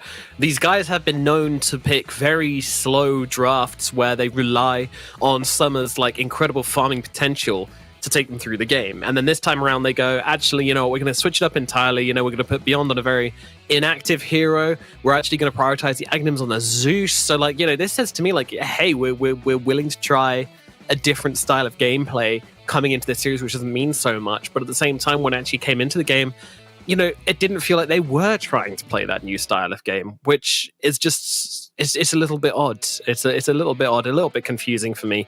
Again, I still did like the draft a lot. Honestly, I really liked this draft from Dandelion. I think it had a lot going for it. I think they probably could have won, but yeah, the decisions made within the game were very confusing. Like, again, I'm gonna go back to it because I really can't move past it, right? Like, you've sacrificed this alchemist, basically his entire game and his pick to getting the Zeus and Aghanim scepter early on in the game, and then they play like this. And like, you can say like, well, he didn't really have much defensive items. He had this like Kaya and Sanj instead. But get a defensive item, right? You know that Ags is coming. Buy a Kaya, buy a BKB, and go and fight them. I feel like, I don't know why we're not seeing this on Zeus, right? If you're getting that free Aghanim Scepter, take to the front lines, be that strong hero who has like a 4k gold advantage over the next most rich hero in the game, because you are. Like, that's what you are. That's what this Alchemist has made you. Poor Beyond, man. Sacrifices the whole game, and then the Zeus still plays like a normal Zeus. I just think players need to be ready to adapt their play style when you play with this Alchemist, and when you get this huge, it's a weird thing to do, right? Dota players are so trained towards playing towards timings and stuff that like just to get this artificial boost is just, I think it's really weird for them. And in any normal game where you get that kind of net worth, it's when you've worked up to it, right? You've got a bunch of kills, you've been moving around the map, so you get a feel for it, your limits a bit better. And I think that's also a really important point, because when you play that normal kind of game, you elevate your play style slowly as well. You get more and more aggressive, the more and more farm you have. You focus around not dying and also getting kills and yada, yada, yada. And then when you just get this Ags gift to you, you suddenly have this huge leap. And I think a lot of players are just too slow to kind of change up their game style in time to react to it and make the best use of it possible. And I think that was a point I really wanted to get across, because I think it's pretty vital, and something Dandelion need to figure out if they're going to draft this Alchemist more. Yeah, should they draft the Alchemist more? No. Not if they're not confident with it. Like, one of the things, I think this game specifically relates to the interview we did in previous series, right? Like, we asked LG what was the biggest thing he took away, and he said knowing when to be with my team and upping my hero pool and being a better player. And like, maybe those are some of the things that are missing from Dandelion, right? Like, knowing when to be with a team, knowing when to be aggressive and not timid, and knowing your advantage. They don't have the net worth bar above them. And maybe they just don't know when to play aggressively, right? Like, ZC was always out of mana. It was very odd. Yeah, there are attempts made, but it was hard. It was hard. I want to stop beating up on Dandelion now. I don't want to look across the pond to Asterios, because, of course, another solid game from them. These guys, we have learned not to underestimate them. We have learned to respect them. And when they pick this Pudge, this is something they know how to play. This is something which they've now pulled out twice before, now 3-0 with it. Black, should teams be letting this through without having a real idea on how to answer it? I mean, they had the right answer, though. It's just they kind of didn't really play the lane as I had envisioned at all. Like, Pudge is really weak against Razor, level 1, level 3, honestly, all the way until level 6, and even then, you still kill him because of the Eye of the Storm. They just, as I mentioned in the game too, they just let him farm creeps. This is the worst thing you can do against the Pudge, because he has 30 damage on you. That's what Pudge is so good at, last hitting. And you're just giving him his free game, basically. And maybe it's because they're not comfortable playing against Pudge, maybe inexperienced playing against him, but I thought his game was going to be atrocious, but he had a pretty much free game on Pudge, which is, and a lot of things went wrong in the game, obviously, but Pudge is one of those heroes, you don't let him snowball, he will be a very mediocre hero on this core position. It felt like old summer, right? Like, it felt like the summer of Shylock days, where he didn't.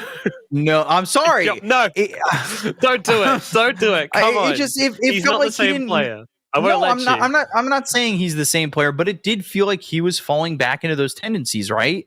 Not understanding what he can get done with the hero and the advantage he has. That was his biggest problem. was I not don't understanding think when he he had had a much lead. responsibility in this game. Honestly, I don't. I think this was more a team thing, and I think this was a ZC thing as well. But let's I see. agree with that too. I believe we've got a draft available for game number 2. So let us strap on those speedos and dive in at the deep end for this Ooh. one and find out exactly what's going to be coming How did in. you know? I imagine we are going to be having some. I don't know. What are we expecting? We've got the draft, right? No, the lobby crashed. The lobby crashed? That's a shame. That is a shame. All right. What are we expecting from these games then? I mean, are we expecting anything which we saw in last game to be banned out? Maybe they're gonna feel the necessity to ban the Pudge. That's the sign of a broken team. When your first phase banning Pudge, that's the sign of a broken team. Well, maybe not first phase, but certainly banning it at some point. Like, I don't know if Weaver really dictates a ban in these drafts. Well, I think maybe we should look at the second opening or duo, third right? phase. Which was DP and Tomb Protector. What about either of those? Is that going to get Maybe through Death again? Prophet. Maybe Death Prophet first phase. If there was to be one from the team that they had in the last game, it would be Death Prophet, in my opinion, because it seems like that hero has a lot of good combos in lane if it is to be in a side lane. And then if it's mid and you don't deal with it, it kind of does all right. I don't know if you agree with that, Black. Like, it feels like there's a lot of combos for that off lane potential, and then mid, it kind of holds up, right? Yeah, it does. I mean, Death Prophet is a very strong hero, but so is Treant really. So both of these that's why the opening is so strong, right? They complement each other perfectly. And maybe we see one band, maybe both, maybe neither. Maybe Dandelion will pick up one of them. Maybe. Because whatever Dandelion did last game was not their style at all. Didn't think they would pick what they did. Ended up doing it anyway. So I don't know what kind of mentality they have right now, what kind of strategy they have planned. So let's hope they'll surprise us pleasantly. Yeah, indeed. Let us. Yeah, I thought Ulo played really well on the Weaver. Just kind of doing the classic Weaver thing of like trying not to build a BKB and getting in and out of fights, and not really overcommitting to anything. I always think it's bold not to build a BKB into Zeus, but definitely paid off this game. That's for sure.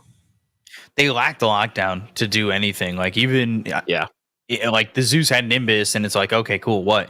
Like, they were they were what? Stunning the Monkey King, disposing him back into the Nimbus, and like throwing him into the Nimbus 8 times, and still not even killing him. I think the Weaver was just like, all right, cool. I'll just live. I don't need a BKB. Later on in the game, you just had Pudge coming up and going, nom, and like just saving people from like the brink of death after they'd dropped everything on these heroes. Alrighty, we do now have a draft up and running for game number 2 between these two teams, the Disaster Ares versus Dandelion here at the China DPC Division 1. Just to remind you guys of what's at stake here. If Aster Ares are able to take the win here, they pull themselves into the top 4, which means major qualification is majorly on the line for this team. There are going to be tiebreakers, whatever way the penny falls, somewhere along the line. Where it's going to be, we just don't know yet, but this will bring us one step closer to figuring it out. Meanwhile, Dandelion, those poor little weeds, they don't stand a chance anymore. They are relegated regardless of anything that happens here, but their pride is on the line. Their pride. Yeah. Told you they'd do maybe. it. They're just stealing it. What do you mean, maybe? Just, as long as you try, their pride is still there. Ah, I see. So you're saying you can always lose, but if you played your best, then you can always be proud of how you played. Yes. Thank you. The facial expressions are so different. Like, Ares is all smiles and happy, and good vibes coming off of Ares. Yeah. And the line's like, They do kind of have this, like, we're just get me through this day, right? Yeah. Why does everyone in China look like they bought their headphones from, like, one of those like pop-up stores you get in shopping centers? Of course they might have. They're always like either, I don't know, they always just look either way over the top or like glowing loads, or like, I can picture the box being like Epic Gamer headset. I mean, the previous player of Asta that was shown, like, he still had his like. See, that one's plastic okay, on the headset. On the left. Yeah, these guys actually have the same headphones, and they look very, very nice. Yeah, but he didn't even unwrap it properly. There was still plastic on it. Yeah, I know. I noticed that. It might be a hygiene thing. I don't know. Yeah, maybe. My biggest thing is Somnus with his headphones that are his wife's headphones? Stolen. Yeah. Oh, so Yeah, cute. stolen. So cute. If they go to the major and he's not wearing those headphones, they're coming in last. Yeah. And he Like, knows that. They've been. However, you're not allowed to use your own headphones, so. Oh no. Maybe you can wear 2 headphones at once. Yeah, one around the neck, one around the head. Yeah. You're not allowed to. That's right. I was like trying to figure out what you were saying, but yeah, you have to wear the what is it, like earbuds and then the noise canceling Helicopter over headset. those. Yeah. Yeah, it's really tight, that thing. It really gives you a headache if the game is too long. Does it? I've never. Oh worn one of yeah, those yeah. before. Because like these helicopter headsets are super tight because they're supposed to like keep all the noise out and protect your ears and stuff, right? At least if a guess so, helicopter dude. landed in the arena, it wouldn't be an issue for them.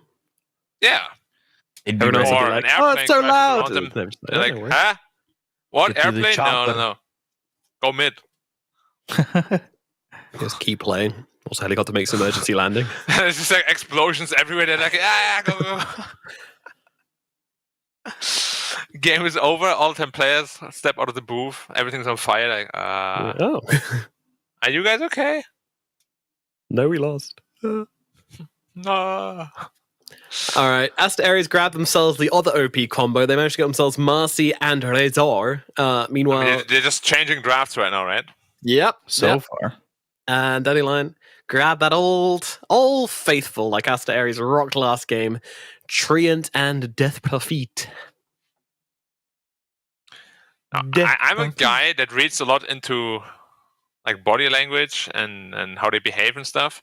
Dandelion week 1 was a lot more communicative and a lot more talking what's going on. They were down to clown. Now they're down to Yeah. frown. Yeah. I And kind of same with Asta Aries. Initially, they weren't, happy and communicative, but now they're like, oh yeah, we might be going to the major. Let's go, boys! Yep, they were feeling glum. Now they're feeling like chums. I love it. Bucket. You gotta No, feed not a on chum their bucket. despair, B-Cup. If you're Asta right now, you have to feed on Dandelion's despair. You have to eat them. Yeah, you got to watch the stream and learn. Oh no, they're smiling now. They've heard us. You gotta put them to sleep and then use Dream Eater Yeah. or Despair Eater. Or like in Monster Hunter, you put them to sleep and then you put them to sleep forever. Oof. Is this gonna be a Monsters, TK brew of course. or a maybe. Red Panda brew? He's the classic no, 5 guy. They stopped doing that, which is so This sad. is gonna be an off-lane brew. Off-lane brew. Off-lane. Oh no, I think it's gonna be an E brew actually, I think they've run it most on TK. Yeah. So, but not anymore. Well, Not anymore? with that plot The picker, season of you're still change? certain about that? Yeah. You sure about That that? being said, though, Dandelion's draft is pretty disgusting so far. Yeah, I really like their draft, but Yeah. fool me once. The draft is really good and answers a lot of what Asta already has. Now, if they were to pick an anti-mage right here, this game is over, actually. This is such a free AM game. I can't do this anymore. You do this all the time. Oh, he finally gets it. Hooray! He finally gets it. No, it's true, though. Every time I say it, it's really true.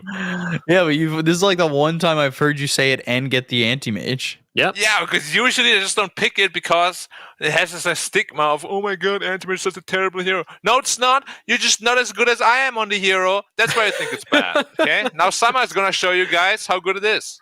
Wow, what an arc Summer has been on, to being Black's worst enemy to being Black's best friend, picking the anti-mage in a good game for it. He's ready to go. He can't wants wait to till put his game on Beyond his shoulders, plays it. and I don't blame him. Let's go. Like, he had his game as Razor, he did his time in the Razor bin where you just have to sit around and suck damage and try and let your Zeus carry. He didn't. And now he says, step aside, old man. It's my time to shine, baby. Let me get this 1,000 plus GPM record like I did last season. Sorry, I'm excited. Currently, it's Kaiko's got it on the Terrorblade, right? For this season in Div 2. What about Div 1? Who's got it? I'm gonna go on Stats website. Spectral.gg, the excellent stats website. That's right. The best. Shout out to Liamir. Incredible stats. That Dota also pretty good as well, but a bit confusing for us simpletons. Shout out Knoxville. Yes. Yes. Simple is good though. Hashtag ad. I love being simple. Same. What's better than a simple rice and chicken meal, B-Cup? A simple burrito. Shiro currently holds the top GPM in Division 1 with Oh, yeah, he topped it the other day. 965 Yeah. on Elk. The Alchemist. I remember that happening actually, and me going, "Wow, new record!" like 10 times. Although Summer holds the highest XP per minute at 915 with Bristleback. Is he going to break it this game, Black? Is it that good of an anti-mage game at the moment? Yeah, it could be. I mean, again, you know the legends of the Black Anti-Mage. If I was to play it, I would probably be sitting at 1k each. But as my disciples, you can't expect them to do just as well, you know? I'll give him a 950. Thanks. Well, I will say. Yeah. What are you going to say? Say it fast. I've seen the Anti-Mage live. Yeah, it was insane, right? First pick AM, enemy's like, oh my god, we can counter this. No, you can't. You can't. Ban it next time. I'm just going to say, who won that tournament? Exactly. Nomad, who won it? B-Cup, I wanted Nomad to praise me. He's already on his high horse, and you're just like... Yeah, I wanted Nomad to praise me too, B-Cup. You ruined it. I prop my co-casters up, man. On like an elephant, so now he's on a high horse on a high elephant as well. I prop my co-casters up, Nomad. I butter their crumpet. Dude, you could have buttered my cheesecake. Why would I Who butter a puts cheesecake? butter on cheesecake? Maybe cheesecake if you're feeling extra indulgent. Whatever, you could have elevated me to a skyscraper, Nomad, but instead you're leaving me on a high elephant The horse. higher you rise, the harder you fall, Black. I'm just looking out for you, and I've been that realist. When your parent sits you down and says, you know what? You're probably not going to be an NBA superstar. I'm sorry, little And he's Timmy. like, really, mama? Yeah, you're pretty garbage. I remember that first conversation. My mom walked in the room. She's like, listen, you're not going to be a successful Dota caster. I was like, oh, God. Thanks. Appreciate that. Thanks, Mom. I was only kidding. It's a fake story, guys. My mom's a great person. Hey, she would be a great person either way. They're just looking out for you, my man. That is true. If I had a kid, I'm going to tell them. To pick? Last pick on Aster Aries? Guess? No, Oh, God. I'll tell them to never be a pro player. Never be a pro player, B-Cup. Oh, you get to play Alchemist. Oh, God, we're back. We're back, baby. So this is a No next level stuns. thing, right? You go Alchemist offlane, you go Brewmaster 4, and then you buy an Ags for your Brewmaster 4. So should the Brewmaster should not have just been the offlane in the first place? Who knows? Who knows? Nobody knows. It's crazy. You go full circle. Yeah. It's Imagine if they actually do that. I just want to mention, guys, Hilarious. they picked the easiest to deflect stun in all of Dota. Like, this AM literally cannot die. don't skill stun then. Unless he blinks in. Dispose is a funny one as well. Counterspelling that is a big meme. Oh, yeah. Just throw him She back just goes fly. She just goes and more to... mobility. This Arius draft DC looks Pango. really bad, man. Dandelion outpicked him so hard. Oh, safe lane Alchemist. Oh, now that makes a lot more sense. Now they can actually outscale the AM. So we can get the Ags for his position 4 brew even faster. It's genius. Yeah! All right. I'm This getting panel's out of some. control. It really is. Yeah, I need to steer things back onto the road. Guys, I know which way you're leaning. What are the win conditions for Aster Aries then? Because I have a feeling they're going to find them. But Black, what needs to go right for them to win this game? I mean, it's an Alchemist game, right? So you give Alchemist free farm, he gets like 6 out of minute 25, and they won't be able to fight him at all on Dandelion. That is pretty much the only winning condition that you have. Right. Because you have no answers for this anti-mage come like minute 30, whatever. Maybe if you itemize into a fast hex or whatever, but nah, your Alchemist will have to do it. Make space for him, hope for the best. Alrighty, so a vote cast in the Dandelion area, but also are you slightly worried? Are you slightly worried after Dandelion's game 1 that they will find a way to lose it? Black? Yes. Yeah. Oh, yes. I thought he shook his head. I thought he gave you a yes. No, I was doing it. You're doing the gamer like shake that they all Wait. do when they're playing. Yeah, that one. That's No, terrifying. it is worrying, right? It is worrying because game one they got completely outplayed, even with a better draft. They were just so defensive. If you're defensive against an alchemist will be like, "Oh yeah, thank you guys." Let's I roll love the that. free space. All right, Beacon, very quickly, your prediction for game number 2. Aster Aries.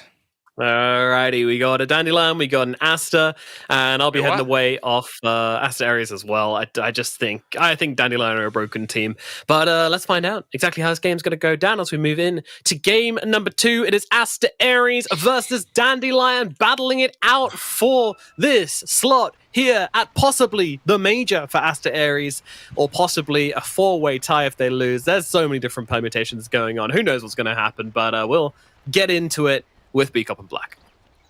I'm gonna say I'm incredibly disappointed in you, B-Cup, and in Nomad as well, because you What said the hell? What the you were hell? gonna be 100% go for Dandelion no matter what. And then Nomad let me off the hook. Yeah, exactly. That's why I'm disappointed in both of you. But it's fine. It's I fine. bail. I'll forgive yeah. both of you after this game is 1-1. I series, think rather. you think this anti-mage is gonna just run away with it. I think 30 seconds Cyclone. to battle. Dispose. Unstable concoction. Every spell you can just press E for. He's not, and he'll forget to press E. Oh, right. Sonic Wave. And then they just kill him. Right. I like that. Yeah, get at me. Nah, I'm good. I'm Yeah. not looking for any fights here. Yeah. B-Cup, The battle I'm not looking for any begins. fights. do not keep poking the bear. Are you the bear? I am the polar bear, in fact. Are polar bears bigger than bears? Wait. What? That's not how this works. They are a bear. Polar bears are the biggest kind of bear, though. Yes. Are they? Yes. I mean, obviously, I'm- one bear is bigger than I'm the other. They're doubting. not just the same bear. It's the same as a monster hunter. You hunt dragons, yeah, but one dragon is bigger than the other. Yes, but you just said, is the polar bear bigger Biggest than bear. the bear? You didn't say Yeah. the biggest bear. The bear bigger than the bear, yeah. The normal bear. You know, I'm so distracted. I went to go Google what's the biggest bear, and I typed in who big is the biggest. Yeah. Which bear is the biggest? Dude, I'm telling you, don't need to Google it. I'm right. Bears are like one of my specialist subjects. If I were on Bears. Mastermind, Beats I'd choose bears. Battlestar Galactica. Anyway, Brown bear no, is actually heavier, get out. or has the heaviest record. Not the sorry. largest. And okay. Anyway, I'll let you guys get on with the cast. It's not derailing you. Anyway, There's I'm a- a polar bear, B-Cup, and you're just the mortal. No, you're a polar bear, and I am the sloth bear. Those exist. Take a look. I believe you. I don't want to really get into that too much. I'm just looking at my anti-mage, missing 0 CS. What a god. Yeah, this game is so over. Now you say that, but ooh, Red Panda trying to get the kill here on a Beyond. They'll charge up the Could Beyond unstable be dead? concoction, and one more right click. Ooh, Alright. gets the kill. Do Circle you think gets the Beyond square. will skill the stun the next time he plays in the offlane, because now the carry alchemist even skilled it? Maybe, or he just doesn't play Alk anymore. I can't believe he didn't skill stun in the game before. Only offlane Elk put under pressure. Nothing for you. Yeah, it felt interesting, that's for sure. They are chasing, though. Blink in front of the Razor. Razor taking a lot of damage, and both these heroes now completely out of mana. Yeah. Mana Break is a very fun and interactive ability. Level 1, just ripping through all their mana. Yeah. Also mid looking. Quap should be... I mean, it's a Pangolier. You can't really beat Pangolier in lane like ever. You just farm with your 2 spells. But Quap should also be completely free farming here. So whoever gets 6 first should be able to make a rotation. Maybe even get a solo kill if the enemy oversteps. Yeah, right now it's 2-on-1 for Yi on the Queen of Pain. He's probably going to go into 3-1-1, I would assume. And just throwing that Shadow Strike, you can see how much it's doing to ZC. It's certainly making him feel uncomfortable. Like, that is not fun to deal with, that's for sure. Like, at all. If they were to just get a +1, I would even say they could kill ZC. They don't exactly have rotating supports on the side of Aster Ares. I mean, Marcy kind of is, but you want to keep your bottom lane pretty safe. And it's also probably much easier to get a kill bottom if they find the right positioning. I really like seeing E play. Like, I never really paid super much attention to him before Paparazzi really mentioned him. But yeah, he's actually very decent laner. I'm surprised because he had that run with Keen Gaming that was really good with Old 11 and Old Chicken. Yeah. Udu just deciding to stun himself, because why not? And then get hit with a Splinter Blast. Not fun, not fun. Gets to healing self, half value healing self. Worth it or not, B-Cup? If you were an investor, would you do it? I'm not investing. Half value. Yeah, same. Also, do you agree with this? Yi mid went 2-1-2. Like, obviously, it secures the CS. There's some extra damage with the level 2 with Scream of Pain, but he was doing so much with the Shadow Strike. I thought maybe he'd just go to that 3rd level and constantly throw it at ZC. But top lane, Razor getting a kill. 2-0 Aster Ares as they take out the Treant Protector. Udu in trouble this time, though. One more Crypt Swarm. Ooh, Crypt Nice Swarm. stickage, and you're dead. Winter Blast, still alive. Wait, they're not going for him? Well, they're not going to commit. And he has tangos. He doesn't have boots. He didn't have boots. Beyond had boots and a Crypt Swarm at the ready. Now he does have boots. But no health. Either way, the bot lane is now. going to get pretty difficult. And I wouldn't be surprised to see Yi make the rotation now that he's level 6. Yeah. Just one Sonic Wave could also kill Summer, though. Could also be worth looking at.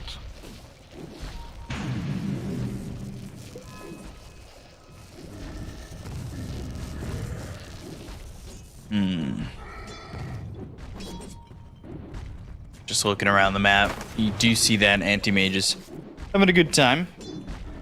Keeping up with the Razor currently, but of course, Ulu just has that little extra bit with the level 1 Grievous Greed. DC, Rolling Thunder. Oh, nice. SJ's here. They've got him on the steps, and that makes it one really more. hard for the Queen of Pain. And one more right click. They got him. Hey guys, I'm Pangolier. I'm very balanced, by the way. Having those few spots with the stairs is making it easy enough to juggle. It's obviously his fault for stepping into the area, but yeah, like only Pangolier can really do this. It's ridiculous. Moving Ulu to mid isn't the worst idea in my opinion.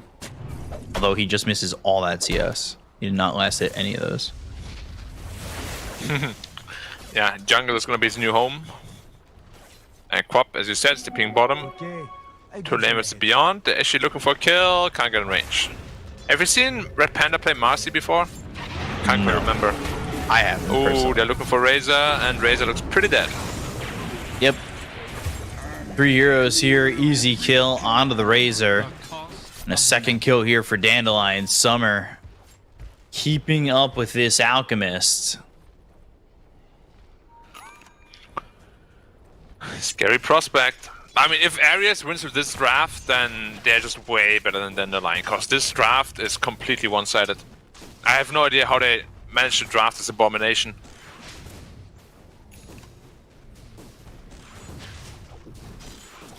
Yeah, Do you think that's a big weird part draft. of their, like, really bad early game lane advantage thing? That they Going draft Thunder? Going for Ulu. Nah, he has too much health. Arctic Burn. Fine. Has the ult. A lot of duration left on it. Do I think that 50 their health free. drafting is why they don't win their lanes yeah. often? Certainly can be. Like, what have they picked here that secures them lanes? It's oh. Yeah, Nothing, no. But if right? they Like- win, that's a statement, right? So at least you Beyond have in that trouble going for you. bottom. Spirit Siphon will keep them safe though. Yeah, no Quap Wave used yet either. Despite him having like a perfect start, he's now behind net worth Pangolier because they're one death. Or it feels real bad to be ahead and die, obviously. The question is like, who is he going to use it on? It now feels like they won't kill the Death Prophet. He's not really moving around the map. He's just trying to farm. The start that Aster Ares had seems to have stifled out. Oh, Corpus is being Top Corpus, lane, and they might be able to get a kill here, potentially By some, onto the Treant, and there's the double kill that comes in.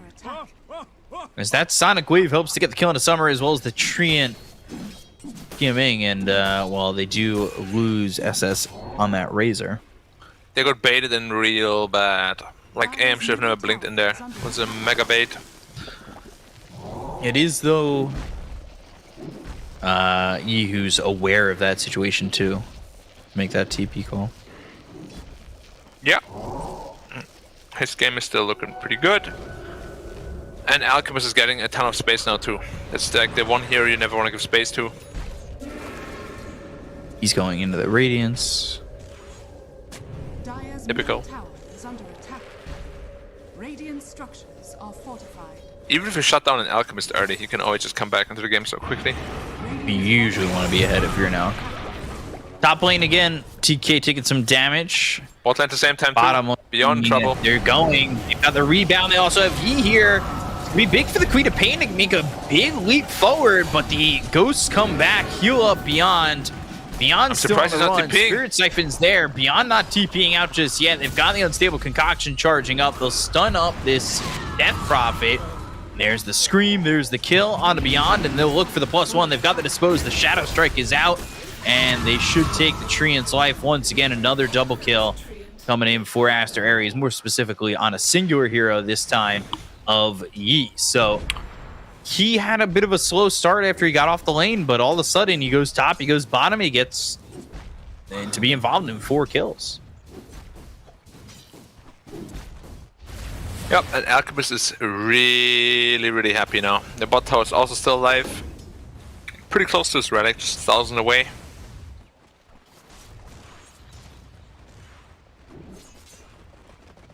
So, ooh, stacking, farming, grinding, getting in the top of that net worth.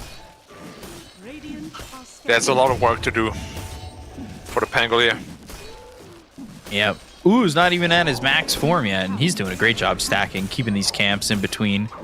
He stacks them both again, and he's able to just farm, and he's now got the level 3 in the Grieval's Greed. Yeah, gonna throw it on the asset. Oh, he's actually still trying to defend the tower. It's very risky. Does his team have pretty much all by TPs to himself. support him? Yes. Except for Marcy. Oh, couldn't deny it. Treant just hitting way harder than Alchemist still. That's gonna change very soon. Now Summer is almost into his Battle Fury at least, so that's good. But Not a bad timing. Alchemist Right. is getting to play the Alchemist game though. Like, this doesn't feel like this is going to be a bad timing for the Battle Fury at all, and that's with treads. Like, it's not Brown Boots Battle Fury. Kind of think Summer set up his team for some sort of success, right? Certainly feels that way, yeah.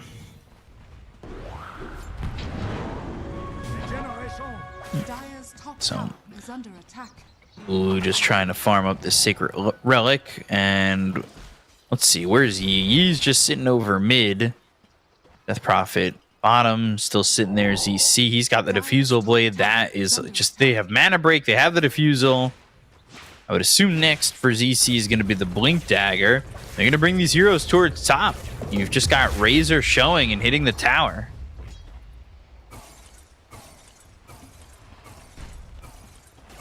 Yeah, Penguin is also hiding, waiting for a rotation. But they're very well aware that Pangolier is there, of course. He has his diffuser blade, so he's gonna be very strong. Yep.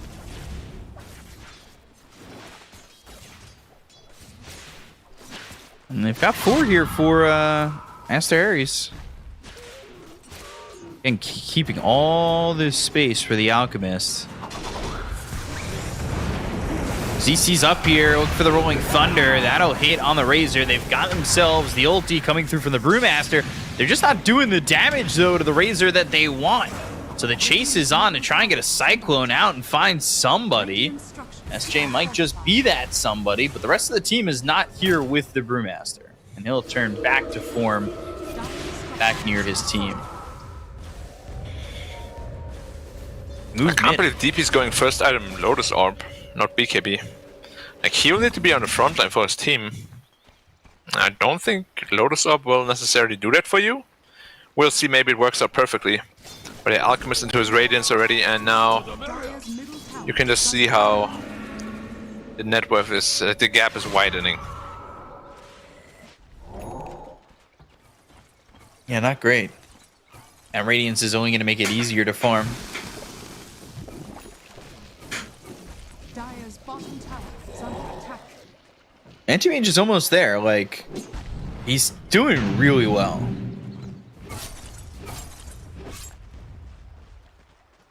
You know, it's a very big oversight, because usually the only heroes AM is really scared of, and there's a complete free AM game like this, is a hero like Alchemist that can just completely outfarm you and destroy you before you hit your timings. Where you get the Battle Fury, and even if you get a good timing on the Battle Fury, like if Alchemist just has an open game like he has right now, you could still be in trouble. Yeah, exactly.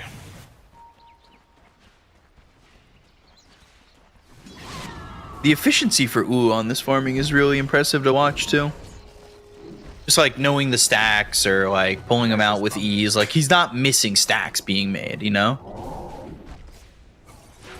He's always hitting the timings on these camps. Multiple camps. He was doing it where Anti-Mage is farming now. He was getting both those camps at the same time. Like, I've been really impressed with what he's been able to accomplish. Dispose, Shadow Strike, and they should get this kill here onto the Treant. But I say that, Sonic Wave and the ult, they get 2. They take out Red Panda and Yi, they don't even get the Treant. They were waiting. They've got the Diffusal now to slow up Ulu.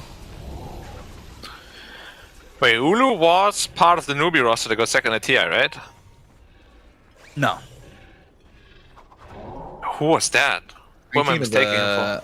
Are you thinking of Mugi, who is UU9? Oh, UU9, yeah. Sorry. I don't know why I mistook him for that. I was like, yeah, that makes sense because he got second at TI. Nope. Oh, it's a massive ancient stack too. Top lane Razor in some trouble, but I say that ZC's been caught finally, and well, it looks like Aster Ares have no trouble with him this time around. Remember how I said the only way you die this game is if you blink in? That's what he did. Dire's top tower has fallen. Radiant's middle tower. Can a Battle Fury Anti-Mage keep up with an Alchemist, like, innately? No. It's obviously not possible, but, like, he's doing a good job right now. He's only down, like, 2,900, 3K. Yeah, but look at that massive ancient stack that's about to be farmed as well. True. True. Radiant's bottom Speak it a true. attack. Dire's top tower. And here's I the am but a efficiency truth again. teller.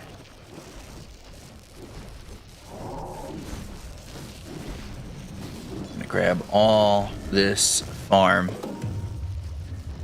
He can be already done. And then some. What's the Queen of Pain got? Going Shard, has the Kaya. Is it... Where's the courier? Is it Kaya Sanj? Yes.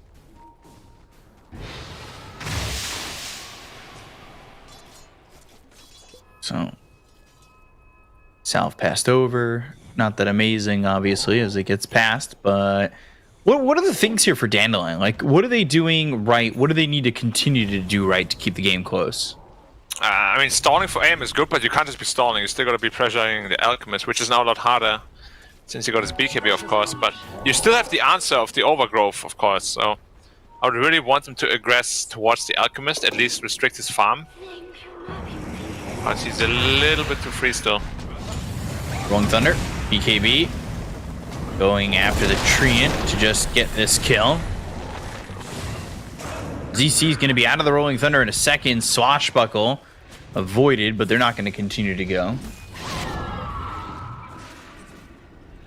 You're looking at Roche? They don't have the best Roche lineup. It's not that fast. It's not terrible. It's not terrible, it's not quick. I feel this They're is where you trying can to throw the bait game. in Dandelion. Winter's Curse in defense. Like, that was SJ just using it to make sure he doesn't get disposed. Yeah. But you see the approach that Ares is going for, right? They don't care at all about the aim. Oh, Treant is gone. He is dead. And he did not have overgrowth. Now they've got the dispose. They throw each other opposite of each other. BKB, static link, walking the dog, looking for beyond. There's the stun, unstable concoction, thrown to the Death Prophet. 2 kills there for the side of Aster Ares. Yeah, and a good bunch of damage stolen for the Razor.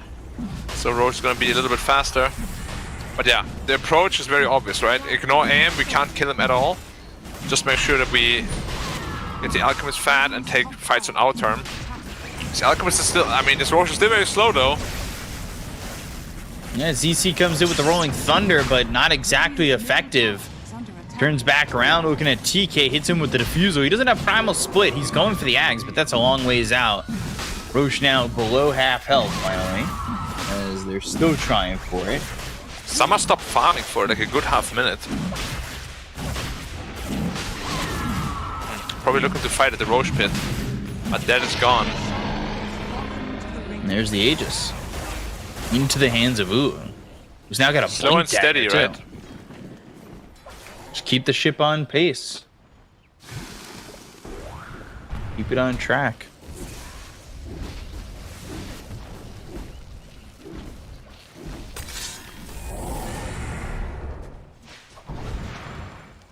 There definitely seems to be a potential threshold that Aster Ares hit where they just clean up Dandelion and push through. Yeah.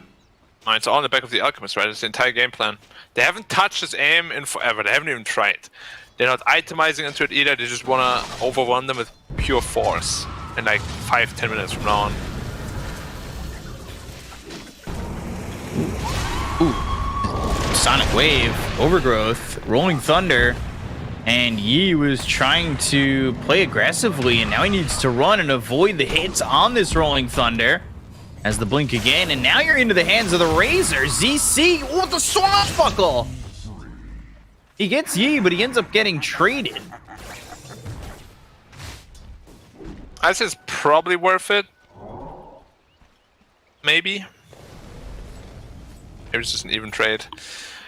But yeah. How's our Alchemist looking into the Blink Dagger? AC next. One team fight is all it takes for Dandelion. If they win this one big team fight, and it's lights out for Ares potentially. I don't like that they deal with the problem by not dealing with the problem. Ignore him, don't force the fights, don't give up your momentum on farm and take out these other heroes. Like, he's trying to farm, he's not going to be involved in the fights, right? Yeah.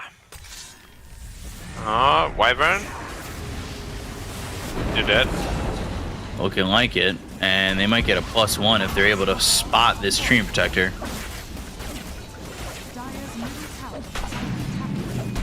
Aim building into a Skadi.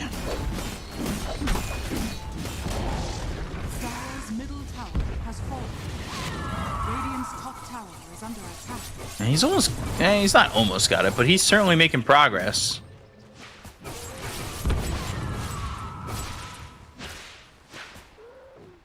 Yeah, and the gap is not really widening.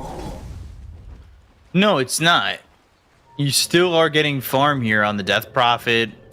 Maybe ZC's the one falling a little bit, but he's still right there with Queen of Pain. All things considered.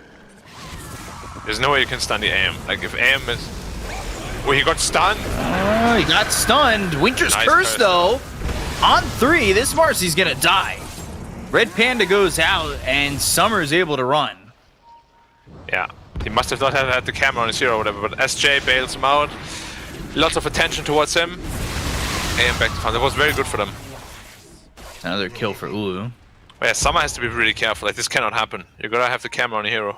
Radiant's middle tower is under attack. And he just about has that AC. It's under attack. Dire's Yeah. structures Skadi also almost done on AM. Raids are almost into the refresher now too, though. So they're scaling very, very nicely as well.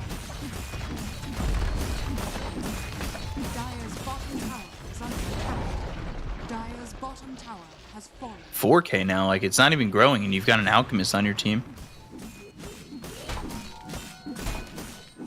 Yeah.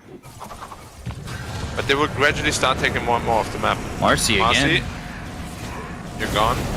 Red Panda is dead once more. Static Link, BKB going after Beyond.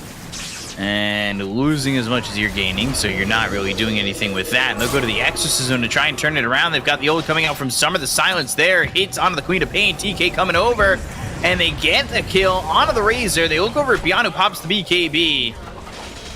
And still with that Exorcism rolling. Whoa, Doesn't have careful. much mana at all. He has the Aegis though. Radiant's top For tower 29 has fallen. seconds, but they're fighting into the anti-mage, and it's not working for them. It's getting a little scary, honestly. I don't disagree. They missed their timing big time. This kind of feels like they're a little too passive for this draft.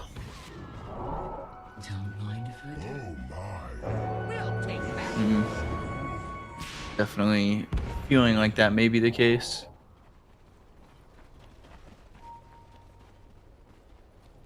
I don't know. Skadi down on AM. I don't worry for these guys that if they miss this timing, what can they do? But they're still able to get kills like that. Yeah, well played. Again, I don't think this should be happening. Like, he has roll up, which is like an instant BKB as well. They're just getting caught with the pants down. Like, they're not ready. They're not Radiant anticipating are scanning. that they might be gone on. Like, That's if you get getting stunned by an train. alchemist stun, right? It's it feels bad. It feels real bad. Definitely one of the easier ones to dodge. Or reflect back, I guess, with the counterspell.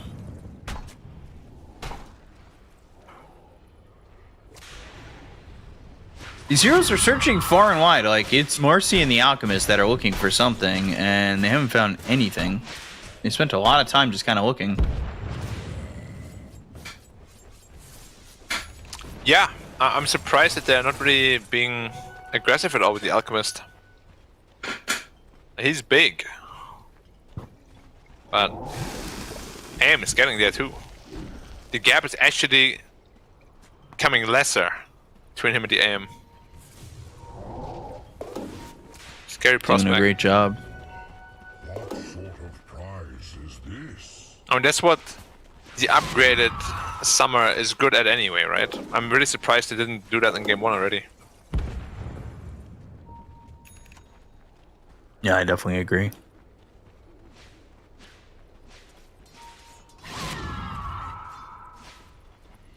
Just I trying like to the figure mind games out. too. They put an ops ward into the camp instead of a sentry ward, because a lot of players are just like, there's just a sentry ward, doesn't really matter, so there's no real urgency to de-ward it, you know? But it's actually an ops, giving so much vision there. Right. Very vital information. Axe on the Brewmaster now as well. Like, they have a lot of timings, but... When's it gonna come together? Maybe this second Roche with Yi getting his BKB? Potentially. Aim is closing into the butterfly though. He's keeping up in the farm. Like, he's 3k down, but like, he's kept up. His difference between him and the Alchemist is just the blink dagger that Al casts. If you really want to think of it that way. Roche is up in 2 minutes 15, so long Roche. On the free lifesteal on AM2. Perfect item for him.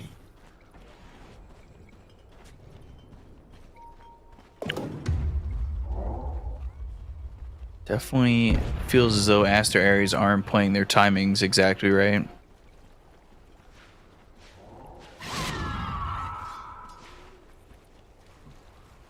Now they've got that BKB on E.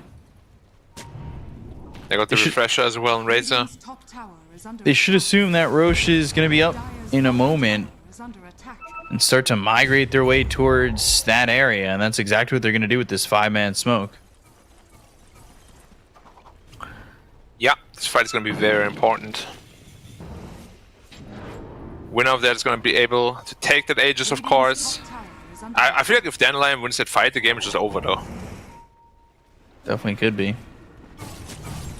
DC blinking away, and Spiderlegs keep up with him. Looking for the stun, Stun roll himself. up, and now he's going to stun himself. They've got the Rolling Thunder, they go to the Exorcism, now they stun him up. Once again, they go to the Primal Split here on the Brewmaster. Winter's Curse. They're stunning this Winter Wyvern, they're trying to get the kill on the SJ, but that's while Red Panda's going down. Alchemist, well, he's going to hold on to the stun because Summer used that, that counter spell. Sonic Wave comes in, they don't get the kill on anything other than the Winter Wyvern, and now they'll take out Ulu. 3 heroes dead, no buyback. He's gonna be next. Ultra kill for Beyond. Yeah. That might just be the game if what you're saying is true. That's what I was afraid of. Like, you're giving the DP a free game suddenly. You're giving the AM a free game. You have really no lockdown for the Pangolier or to stop him either. Eventually, he's gonna come back to bite you. Radiant's top tower is under attack. And I'm just looking at this, and I don't exactly know how to get back into this, honestly. Middle tower is under attack.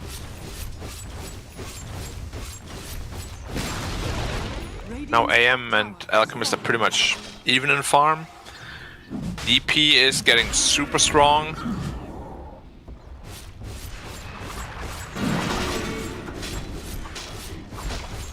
This is Aegis and Shard, like, very easily. They're not even coming over for Aster Ares. Yeah.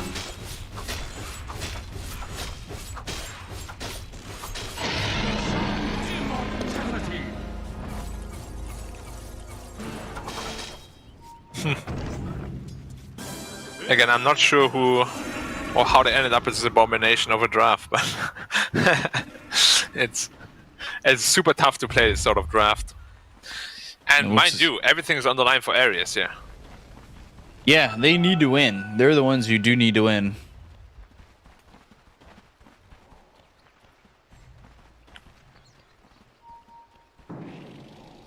Aegis on the anti-mage. I don't even know how you kill him at this point. Like, you haven't dealt with him, and it feels like maybe at that point it's kind of gone on a little bit too long. Oh, man. This Razor's in the worst spot right now. That's a big problem. He's trying to survive. He's trying to get out. He's on the high ground. He finally relieves himself of this fight. But is the rest of the team so fortunate? And it's not looking like that's going to be the case. Red Panda ends up dead. BKB was helped by the Alchemist. He actually just walked away.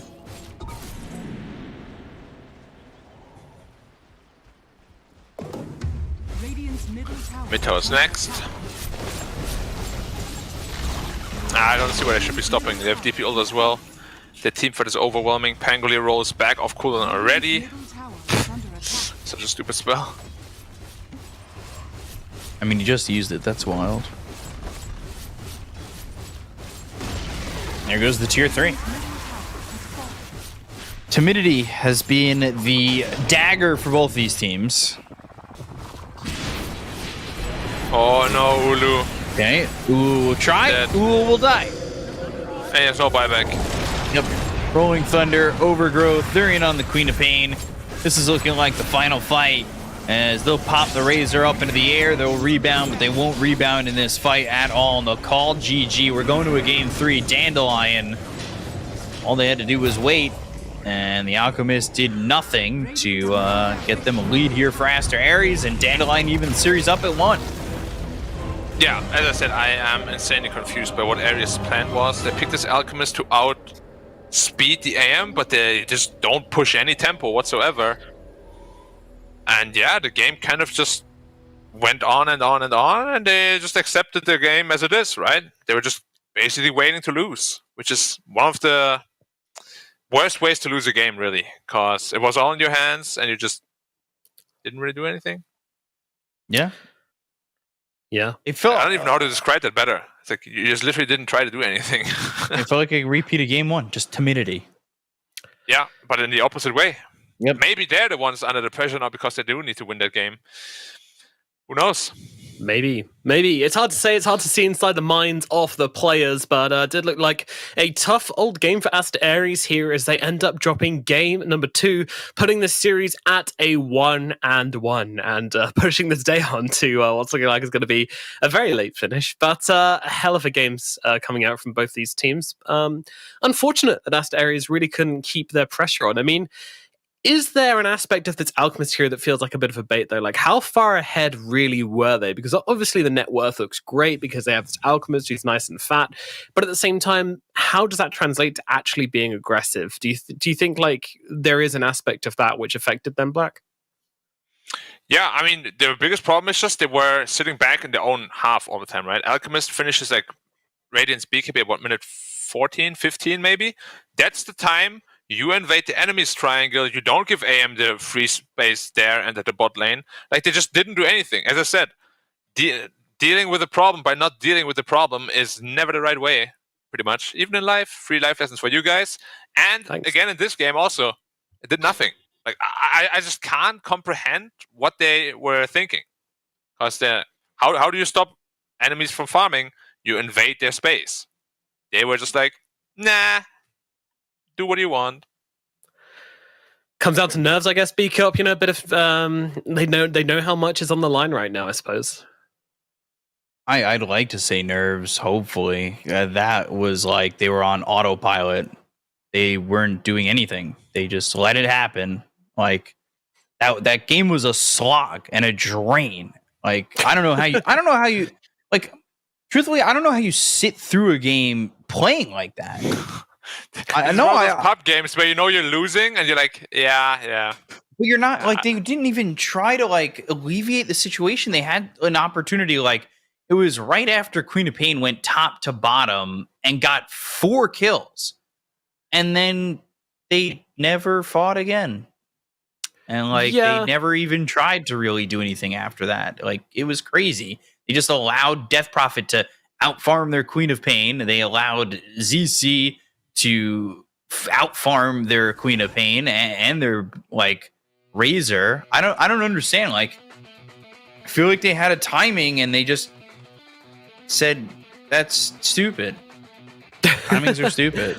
I mean, I feel like it came down to timings, right? Like, they were always chasing the next timing and never really working with what they had, and as in life as well, as often the case, where we're chasing the next objective and not appreciating the objective we've already got in our hands, But in the end of the day, they did have, like, a pretty nice looking draft. We prefer Dandelion here, but when you get to that 15-minute mark, it was hard to see how they could really drop the ball in this one. But then we did figure it out. But again, I believe that they were never, like, super far ahead. Like, the Alchemist was, but then that's Alchemist, right? Like, he always should be. And I don't think that really translated that much into like, real net worth. And I think part of that kind of comes down to the support duo and why it felt so hard for Aster Ares to play. Is because you're working with this Marcy and this Brewmaster. And Brewmaster, he either kicks off in the support role or he just feels like, why? Why do I have this hero who, he only works around his huge cooldown, or just kind of, runs in Cinder Brews and stomps, and then kind of, like we see here, right? Can't really do much, can't really do anything, just running around, hitting the ground with this big old keg. It's very hard to make work, I think, and sometimes they do just drop the ball. We know TK can play, he's done it before. I want him to stop doing this. Like I said it already last time Arius picked it. Brewmaster is not a great support hero in most of the games. There's a reason why most people pick it in the offlane or mid lane, because it does so well with farm. You get this early axe, you actually have impact, and then you have a support that can actually lock people down and keep them in place. I don't know why Arius is making the game so complicated. Just pick some stuns, man. You pick the slowest stun possible against an anti-mage. Like, he died to it in the end. He was like surprised it got reflected or something. He's like, wow, how did he do that? No, it's really slow. Yeah, a bit of a bait, that one, for sure. A little, I don't know, a little yeah, that one. Yeah, that's it. I don't know what he's doing here. Didn't pop big enough. He's like, oh, he managed to deflect it. How? Was that his radiance off for some reason? Maybe that was smoked beforehand or something, I don't know. But yeah, a little bit sussy behavior from Senior Alchemist there, and that really didn't work out for them in the end. And it will be Summer who was our MVP for this game. Number 2, boasting a high GPM, high XPM anti-mage, just a good anti-mage game at the end of the day, wasn't it, Buck? Yeah. Well, I said I was going to give him 950. He's pretty close to that. That one death put him under the threshold. It happens sometimes, but he still played a very good game. What can you really say? He had a free game. He played it pretty much perfectly. So, yeah, well played by him. And please keep doing that with him, because that's what he's really good at. Stop giving him heroes like Razor. Yep, definitely. Keep him on the hard carries, please. Like I said before, Dandelion, there's no shame in being the team which relies on the late game. I was saying the exact same thing about Shenzhen. There's no reason to try and push yourself into playing this faster tempo lineup if that doesn't work for your team. It's okay. Like, your take on the meta is different to someone else's. You don't have to be a kind of, Mary Poppins, good at everything style team. You can just be chill, you can just choose your lane and stick in it and do that really, really well, and figure out the intricacies of playing like that. And that is good enough to get you to the top, Like we see teams, for example, EG last year, they came second place. They did extremely well. People like to meme on them, but they played extremely well. Second place in 2 majors. And their gameplay style was similar to how Dandelion just played this last game. It was put Arteezy on a hard carry hero and just, enable him as much as possible. And again, they understand that style of gameplay better than anybody else in the world. And that's how they're able to have so much success. So Dandelion, there is no reason why you need to keep on mixing it up, keep on trying to push someone to play a different style of Dota. Like last season, he just absolutely destroyed. They picked Medusa so much, and all these other hard carry heroes, and it looked great. They were dominating. So yeah, just keep it in the lines, guys. Keep it in the lines. No reason to get flexy with it. Do you agree with that, Black? Like, just to make sure my logic is reasonable here, or do you think it's still important to diversify the styles of gameplay you can actually pull out? I mean, it's really important to have a style, but you can always make a style work in different ways, right? Yeah. I don't know why they completely change it around. He's best with hard carries. How do we enable him? There's 10 different ways to do that. Yeah. That doesn't mean you should put him away from his best heroes. So I completely agree with what you said. And it actually felt like, I also agree with that, they had an identity crisis throughout the entire tournament. Yeah. They started losing 1 or 2 games, and they're suddenly like, it doesn't work. Oh my God. No, it works. Just become better at what you're doing already, because you've already beaten top teams with it. You've beaten RNG, man. They're the top of the group. And I can almost hear the conversation here as well. The team saying, maybe we need to try something more aggressive. We need to play like them. We need to play like this team that just beat us. That meta is better, You can hear those conversations playing in your head, and it's it's such an easy trap to fall into. But Dandelion will come back if they go back to the way they used to play things, for sure. We'll see them back, but no chance for them this time around. It's too late to pull this one out. Any expectations for game number 3, B-Cup? Lots of timidity. Hell no. Honestly, the opposite. I really hope it's more of a clash. Both these games were just one side was really scared and one side wasn't, and the side that wasn't wins the game. There's no reason to be scared. You're good at Dota. You guys are all great. Play you have confidence. You guys are in Division 1 for a reason, because you're good. You're great Well, players. you're not anymore. But Damn. They're still in it now. okay, true. Fine. They got one more series. still Okay, here. don't take it away from them, Black. One more game. One Play more, like last you ride, deserve to guys. be here. You know. one more chance at an interview to dab on their enemies. You know, that's what it's all about. It's like the matchmaking mentality, right? It's like one more game, guys. One more win is all I need. Just going to queue one more game. Yeah, can they do it? Well, it's a lot on the line for Asta Ares and absolutely nothing on the line for Dandelion. They know their fate, but they want to play it out regardless and prove to everybody Play Heartbreaker. why they deserved this Division 1 in the first place. My expectation is honestly the polar opposite. If anything, I'm expecting over-aggression in this third game because these teams are good. You don't get to this point in the game, you don't get to Division 1 in China without being damn good and working on your shortcomings. They are not going to be going through both of these games and going, what happened there? Why did we lose? I don't know. Why did we lose? I don't know, guys. You know, these guys know exactly what happened. Okay, these have experience. They've got, thousands of scrims under their belts, right? They know exactly what went wrong in these games. And for this game 3, I'm expecting them both to be stepping on the gas and really trying to turn it up on each other. Maybe less so from Dandelion, but Ares, they're going to take this one by the throat. We're not going to see any slow support heroes, I would say. I don't think we're going to see Warlock. I don't think we're going to see Panda. If Warlock Panda come out as a support duo, I will quit hosting forever. No, I won't, Clip but- it. Huh? Clip it. It's already Clip it. clipped. It's already shipped. All right. I also gotta say No though, chance. No shot. if you step on the gas too much, the engine is gonna go boom. No. Gas, gas, gas. But if the engine explodes wanna step on the and gas. your trajectory is correct, then it will propel your corpse at such a way that you'll end at the finish line first. Black. Yeah, and that's all we said, right? One more game. That's One all more you game. need. And they are a corpse right now, Dandelion. So that's a move from them. Make that engine explode and finish it in style. Anything you want to see? Any signature heroes you want to see coming out in this final match for both these teams? Anything but Elk. No Elk, please. No, No Elk, please. No.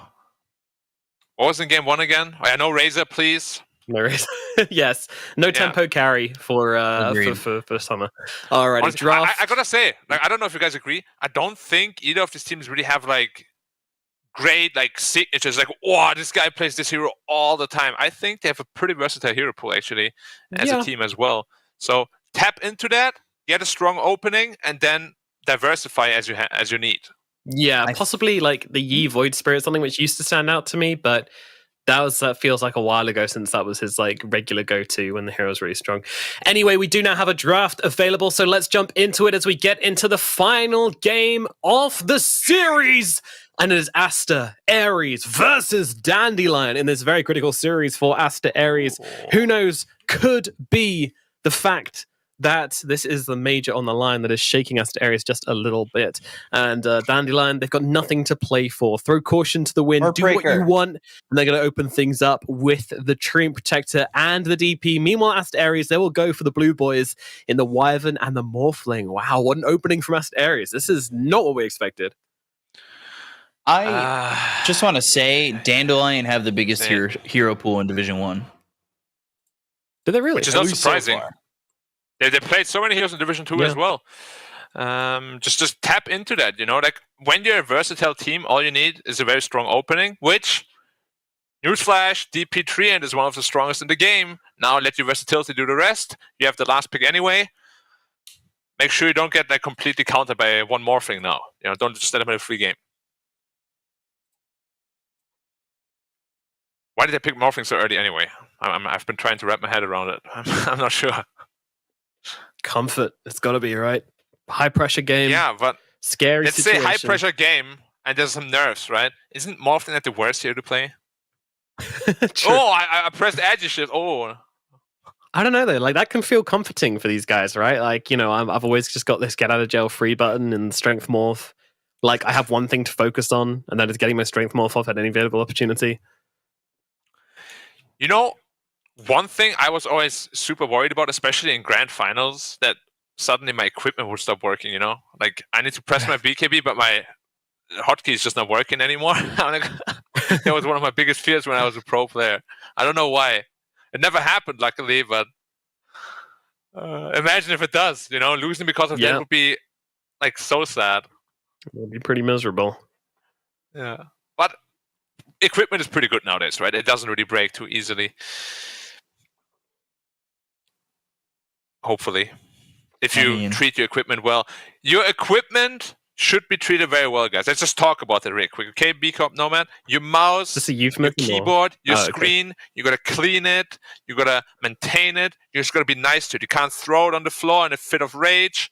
Be nice to it. Okay? Or hear me out. If your equipment's being bad and you're losing games, you just give it a little. No, you can't do that. I don't want to be that guy, but if you hear noises at nighttime, it's not a demonic baby or anything. It's a demonic mouse. Okay, you have to be careful how you treat your equipment. What? I amped myself out of the VMix for a second. Nice one, dude. Welcome back. I don't know if anybody. You have the honor of talking about Earth Spirit. Oh, Mars. I do? Take your pick. Yeah. I can do Earth Spirit. Major reach. And we've seen a lot of great Earth Spirits in China, honestly. It's been very fun to watch this hero in a meta of 4 positions that I feel like nobody really competes with him on. Okay. Like, his reach is so good. It does work in conjunction with Warlock. Obviously, they're not doing that here because they have the Treant. But I don't know. I really like the Earth Spirit. I think it's a strong pick. I agree with all you're saying, but you didn't really speak about the most important fact, which is that he has the most money out of all hero right now. Do you see that blinging, shining emerald? It's worth so much money. Is it?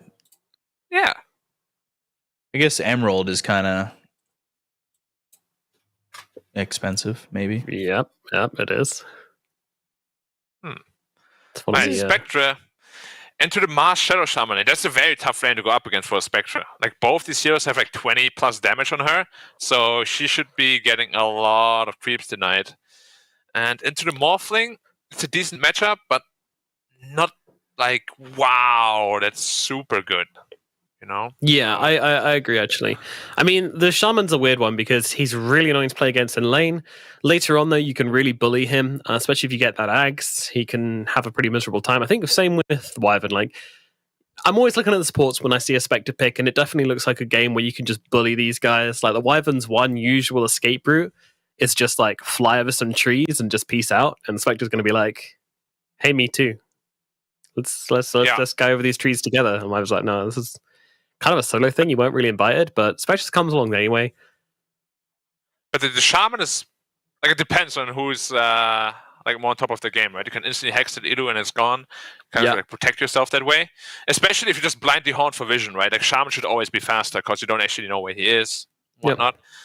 And Wyvern usually builds into Glimmer Cape, so you can kind of just make yourself immune by glimmering and cold embracing. But yeah, it's definitely not going to be easy for the supports. But I also don't think it's going to be easy for the Spectre. Is this a Spectre Ags game, you think? I'd say so. Yeah. I mean, I feel like it oftentimes is, and then people go for like different items anyways. Yeah. So, Pudge again. Okay, so it's a Mars middle. Pudge. Or Pudge middle, potentially. Pudge again, baby. Or Pudge safe lane.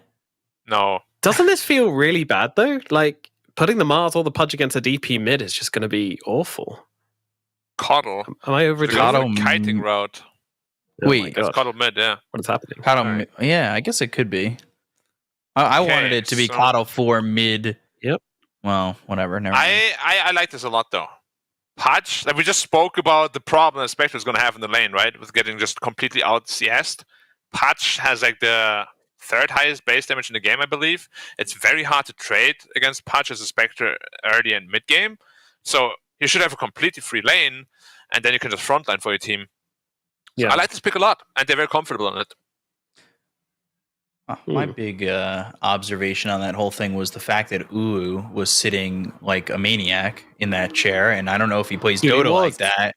Yeah, you saw that, right? He's got both his legs like this, like just I can't. He looked like the That's Who's the silent. guy L from from Death Note. L? Yeah, literally, dude. I was trying to get that the whole time. I was like, is it Z? Is it Q? Let's try No, Q's from James Bond. Come on, man. Yeah, you're right. Doesn't you're right. Ramses do that too, though? I feel like a lot of pro players do that. Do No, they but do he that looked- he while looked they're proper, playing, like- though? He Yeah. looked proper anime. He looked proper like anime villain, like Jeez. or super genius. Yeah, Okay. that's he's entering his anime mode. Be careful. He's going to kick up there. I can't bet against that. That was too terrifying. I can't bet against it. I'm going Asta Ares all the way, 100% all in. Black, which way? You joining me on the dark side? Yeah. I'm gonna go for my Patch Boy again. Yep. Alrighty. 2 for Asta Ares. Beak up. Where your allegiances lay? Well, if Ulu is L, that makes Dandelion light. He's got the Death Note, Mm-hmm. and they write their names in the book. I have to take Dandelion. But then there's that weird arc where L's kind of adopted kids / brothers come back, and technically that should be them because they're Asta Ares because they're the kids of Asta, so they're the guys who defeat. I don't know. Let's just get into the game. Beak up and Black, take it away for game number 3, the deciding matchup between Asta Ares and Dandelion. Asta Ares, can they make it to the major? Can they at least stay in Division 1? Are they going to get relegated? We don't know. We don't even know after this series, but we'll have a pretty good idea. Let's get into the game. Beak up and Black, take it away for game number 3. Oh, Nah, right someone's in gone to the time to toilet. see the bathroom break. Yep. So Yeah, getting back exciting. to Emeralds, Yes. and And Diablo 3, they give agility or dexterity, whatever. when I was looking at Emeralds, giving a quick, how much they cost for like a 1 carat, 2 carat kind of thing. I think it was a little bit cheaper than diamonds. It really depends. Like, there's a lot of grading to Emeralds, Okay. but when they're getting set in a ring, it's expensive. Yeah. Right. Most, like, how do you even call that? Like emeralds and diamonds and rubies and Precious stones. gems. precious gems. Yeah, gems. They're all pretty expensive, right? I don't think rubies are. I know a lot of them are more rare. Like emeralds, definitely up there. What diamonds about are up there. topaz? Topaz? I don't know. Back in Maple Story, they weren't that expensive. What else do we have? I don't Sapphire, remember. opals. Sapphire. Opals can be very expensive because they can be different variations that are very rare. This is interesting to you guys? You hitting it Yeah. up with you guys chat? We have Just don't get an emerald engagement ring you don't plan on this giving purple back. one. What's that called again? Amethyst. Amethyst. Yeah. I like that one a lot. Or be a big fan of That one's Steven very. Universe. That one's just very cheap, I think. I think so Oh, too. yeah? I think so. Yeah. What about aquamarines?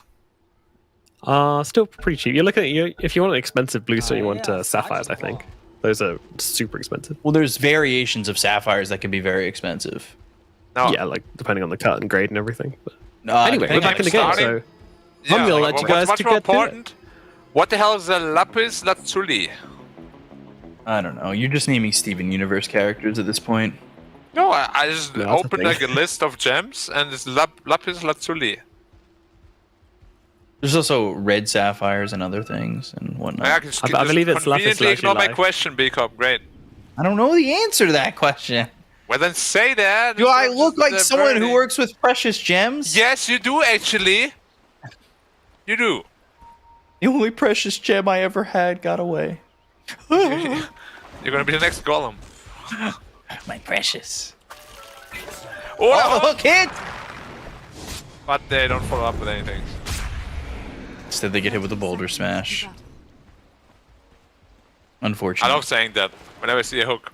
The hook! Hook! Even if it doesn't hit. The hook! You do that with Hook. Remember last year when I would just be like, the arrow! Yeah. It's just something you can scream out so nicely, and it feels really good. Yeah. And whether it hits or not, it's always Let's proper. go for the bounty rune. The Gonna Archkeeper. try. The spear! Oh, didn't do anything. You got the observer though to look over there. Well, it's 3 bounties for a Dandelion, and most of the time, I don't know the statistics on this 100%, but 99% if you get 3 bounty runes, you have a gold lead in the early game. Most of the time, it works all the time. 50% of the time, it works every time. That's the line. There we go. I don't know. I don't know you anymore. You don't, I don't know you anymore, B-Corp. It's over. It's not over. We still got another game, and then it could be over. Oh, okay. How do you feel about this mid matchup? Kind of unconventional. Both just pretty much free farm. No aggression. Of course, Coddle is always going to farm more. And once you 6-up Master, it's potential to kill. But yeah, it's not easy. Ooh, hook and the kill. First blood there for Aster Ares. Taking out SJ. We said that the name was very good for Pudge, and he's already showing why. Spectre can't really do anything to a Pudge early on at all. He's gonna get into his free ring of health, and then he's very healthy. I wish I could just get a ring of health IRL. Same. What do you think it would do for us? I don't know. Maybe you work out and it kind of acts like steroids where you're just healing quicker. Yeah, maybe, because you don't really have HP regen IRL, I guess. Do you? Maybe no. you do. Maybe I'd love to have Aegis. I had this conversation with another person a while ago. But basically, real life is just an RPG, right? We have stats, we level up and whatnot. I try. I do level up in some things. But I also said it's weird that as we level up higher, we become weaker, like past 70, we just like downgrade. Technically, I feel like it's past 30 in well, body-wise, yeah. Yeah. Oh, Beyond is getting clicked as well. The Fairy Fire, though, yeah, doesn't go for it. Does Ul have a waveform out? No, he used it to get in.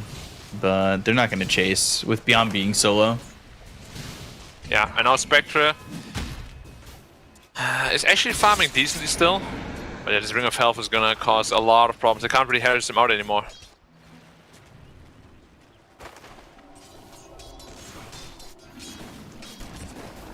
Man, I wish I would have free Pudge games like this. You think this is a very free Pudge game? Yeah. What are the ways to stop it? DP. And an early Vessel on Coddle. Right. Like getting Solar Bound as a Pudge is really annoying. You're already pretty slow.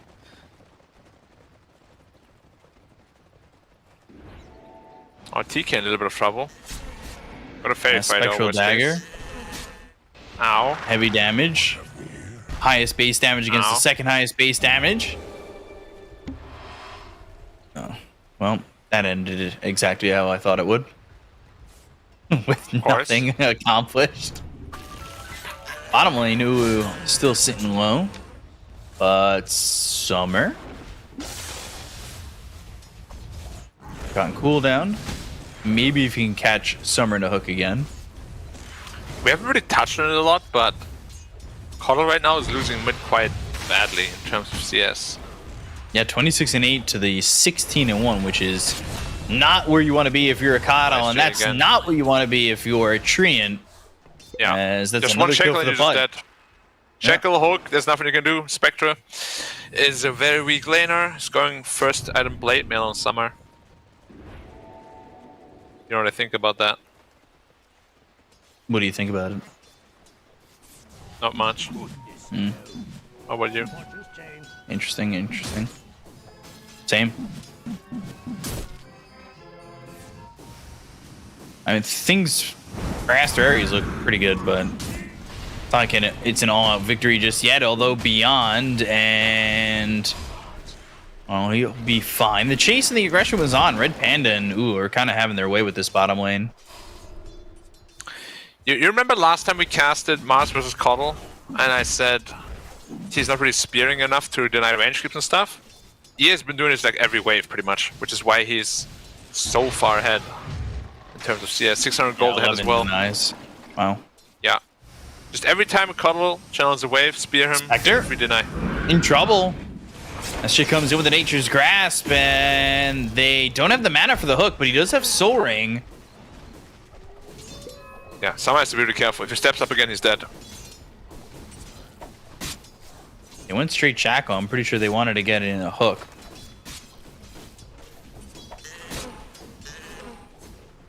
Bottom lane again. This time, Earth Spirit caught. Blue gets a kill there. It's already a 1k lead here for Aster Ares. They're looking pretty clean so far in the laning stage. Oh, There's the Shackle. There's the TP. hook. Spectral Dagger. Nature's Grasp. Still just sitting in the rot. Ether Shock and Summer low, not dead yet. Ping. Asked the Salve and healed up with the level 1 of the living armor. Was he spotted by those creeps? Dire are scanning.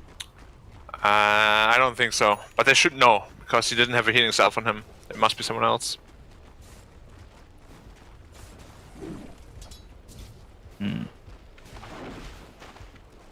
Earth Spirit wasting a lot of time in this top lane so far.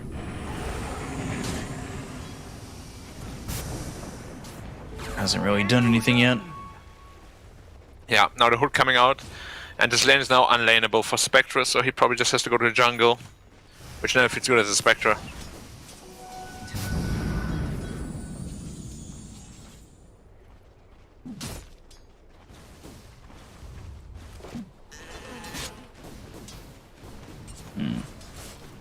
I really feel like Pudge can play much more aggressively in the top lane. He's currently letting someone farm.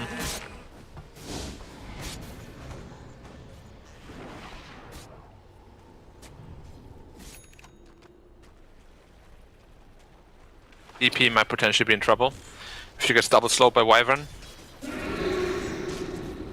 Certainly potential for that. Beyond's actually stepping up. Needs to be careful if he plays himself. Roll in, and they're looking potentially for the Mars, but Spear lands, and there's no way to stop the TP. Top lane Summer caught. Nature's Grass, Shackle's there. Let's see, Pudge level 6 out of doesn't the have the mana for the hook yet, but he goes to the Soul Ring, and now he gets level 6, so pops the Soul Ring, uses the Dismember, and they get the kill in the Summer.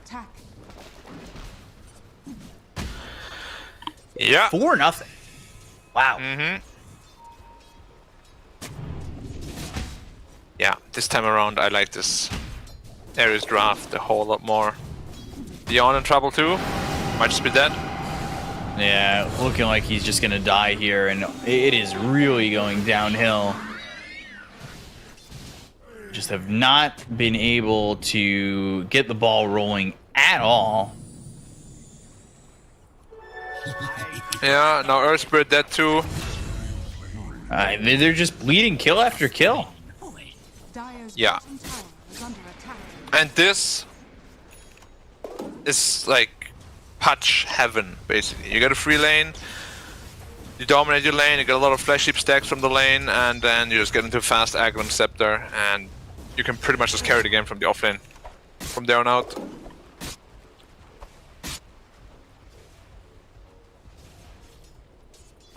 This lane is so nasty too, like Shadow Shaman Pudge.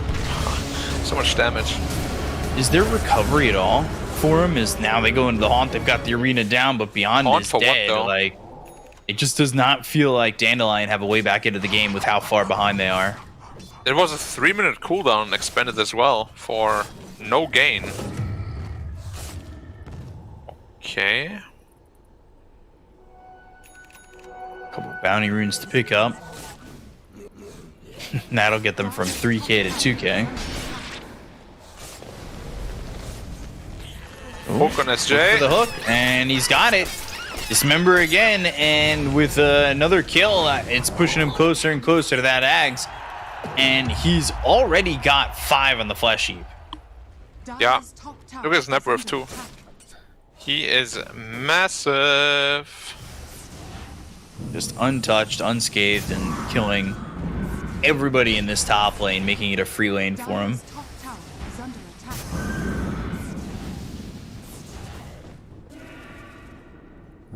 This is worrying. Slightly. I would almost go as far as to say more than slightly. Potentially. But Alright, they're gonna look for a team fight somehow on the back of Beyond, baiting something. Can you? You have to. It's not a question of can or not.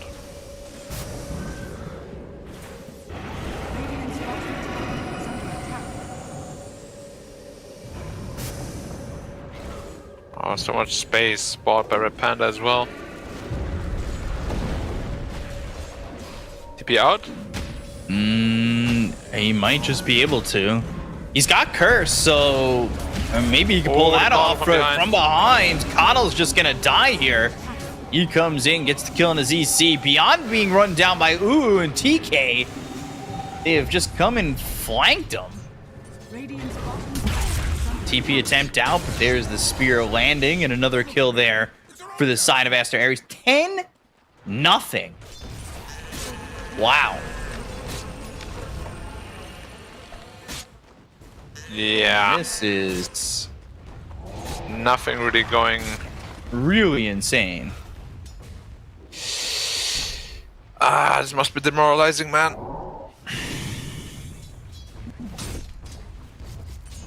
Yeah, it's not going right for Dandelion in any aspect right now. Like, can Spectre even make up any of this deficit? Spectre's always been a carry that plays well from behind, so there's no exception. But it really is very heavily reliant on your teammates, and you last picked this Coddle, which isn't really a frontliner at all, and DP can't frontline because he's in the offlane and not really farmed. So you're gonna run into a lot of problems. Oh, they caught the Shackle. Oh. And they go to the Haunt. They look over at TK. They've got the Illuminate. But with the silence, now they've done the damage on the TK. They get their first kill of the game. And another Illuminate. Can they pressure for this? Not really. They're on the board, though. I think we get themselves on the board, that's for sure.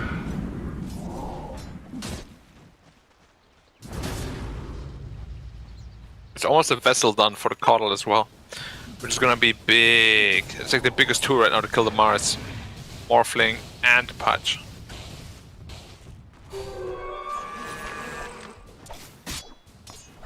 I mean, that is certainly helping to get something going for Dandelion. It's not like the net worth lead is crazy out of their hands, but you look at where the splits are, and it does not feel that great. Yeah, dropping the Shaman wards now for the tower as well.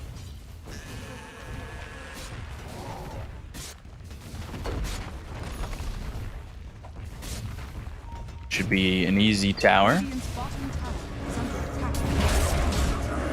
Should be an easy Earth Spirit. Spear, and yeah, that should be an easy kill, but they're unable to stay on him, and he just rolls away. Oh, Beyond though. Getting destroyed. Beyond. Got the tower bottom though, so at least space created. In a way, I guess you can say that, sure. Looking for Shaman, nice dodge. Still silenced, still solar bound. With the blinding light, push back towards Summer. Hex, and they've got the hook if he needs it. And there is the hook coming through on the Earth Spirit, but they lose TK. Summer looking to maybe fight this. Solar Bind once again. Now maybe the Pudge is the one who needs a little bit of help. Mars throws a spear. There's an Illuminate in. It's a 5-time spree going to ZC. Okay, it's could be the beginning of something. Certainly showing something.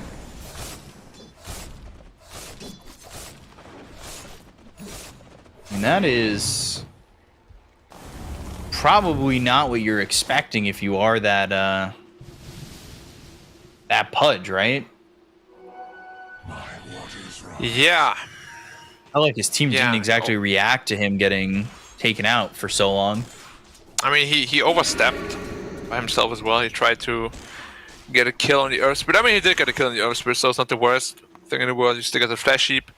Still inching in towards your Acceptor. Like, there's a lot of timings coming up soon for the Radiant.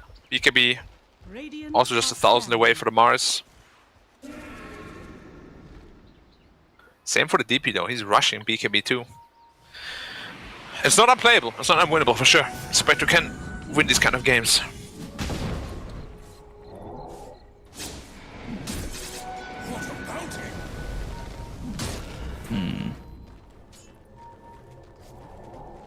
Felt like things may not have been looking that great the longest time for Dandelion with how the lanes had gone, but that's the story of these two teams. They don't win their lanes that often, but we'll see what they can do. Overgrowth illuminates Solarbind with the silence from the Geomagnetic Grip, and Summer's got credit for the kill. And all of a sudden, Summer's competing with ZC in the top of the net worth. Like, Aster Ares have just bled enough kills to bring them back. Dire are scanning. Pretty absurd, honestly. Like, what's they're worried causing about Aster morphing Ares to be like this? I mean, they're all just focused on farming right now. Because they all are about to hit the timings, right? The Manta, the BKB, the Axe. So, yeah, not everything is coming together nicely for them. Like, that's a trap a lot of teams fall into. Like, if you're not like tier 1, where you're just looking for your own timings over and over and over again, and you're just never really aligning anything. Right. But now the Punch Axe is done, the BKB on Mars is done in 800, so all these timings are gonna come together nicely, and then I'm expecting them to be very aggressive.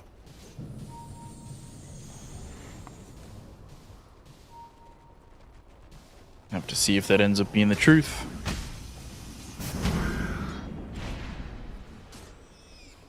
How's DP looking? 50 away from the BKB. Ags finally picked up for the Pudge, though. Yeah, it's a big one. Very big one. Ooh. You're dead, Mr. Her Spirit may die, but he got the Geomagnetic Grip on 2. That allowed them to get a trade on TK. One that Summer gets credit on.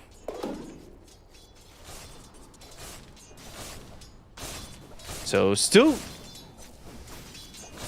getting gold into the hands of Summer. He's becoming very, very big. Again, though, they don't have the biggest lockdown for Morphling, right? He was first phased and they have no direct stun whatsoever. I'm a little worried he might just go out of control.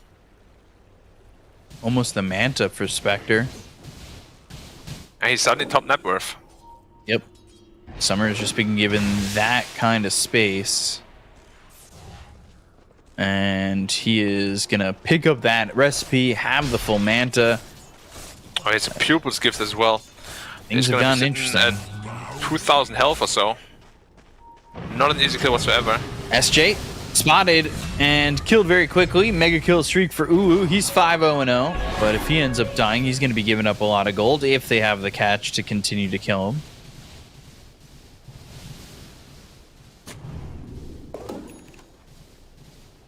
Certainly something that's up in the air.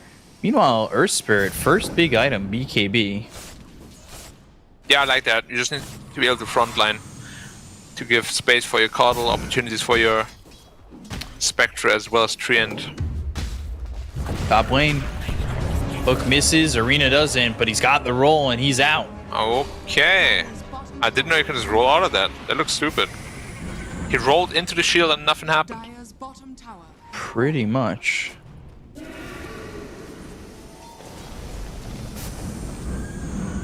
And Summer's just free to farm here because, like, he doesn't need to be involved in the fights. If he's needed, he'll haunt. He doesn't have it right now, but might be why Dandelion played that little reactionary play a little bit timid. Say no, haunt's not available for him.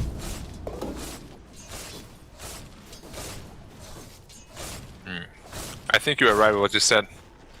That both teams are gonna be very, very timid, for lack of a better word. Right. That's what it feels like. They're gonna go for the Pudge, though. They've got the Hex, they have the Dismember, and the silences are out onto the Pudge. They don't get the kill on the Earth Spirit. Now they use that Haunt. They look over. They've got this Pudge dead again.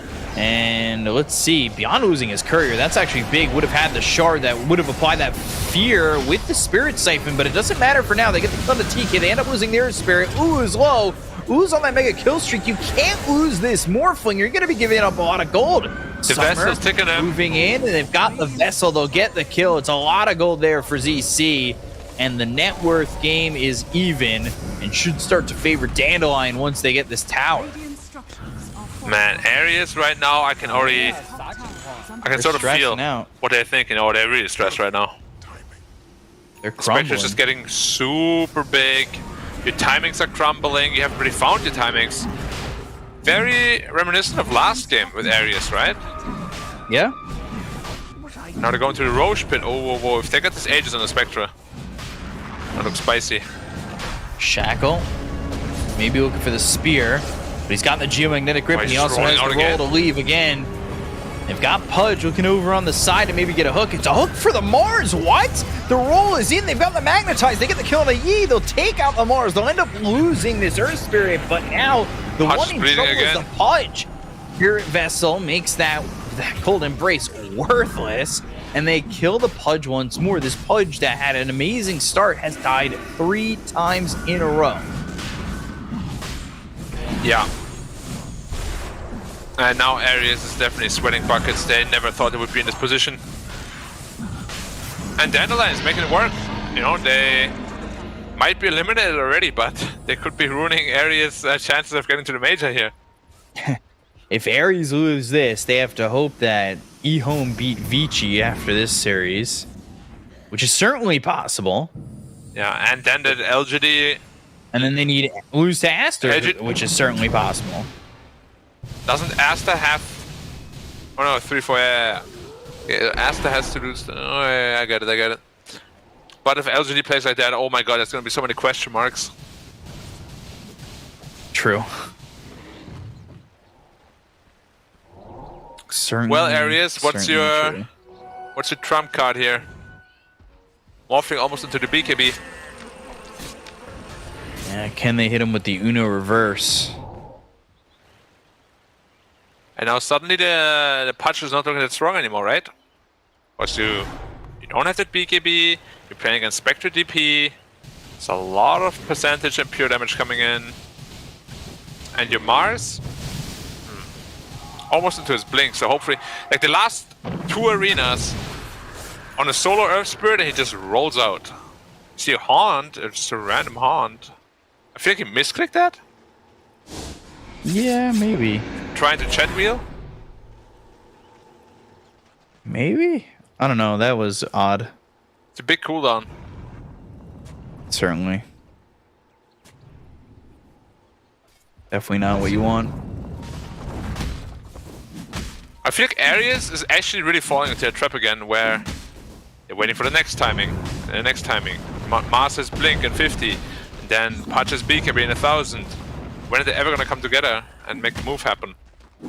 Answer might be now. Doesn't feel like they're getting anything done at the moment on the map. Dire's middle tower is under attack. Dire's structures Serpent Ward's placed, but can they even get this? They're not even committing for it. Wow. They're so scared.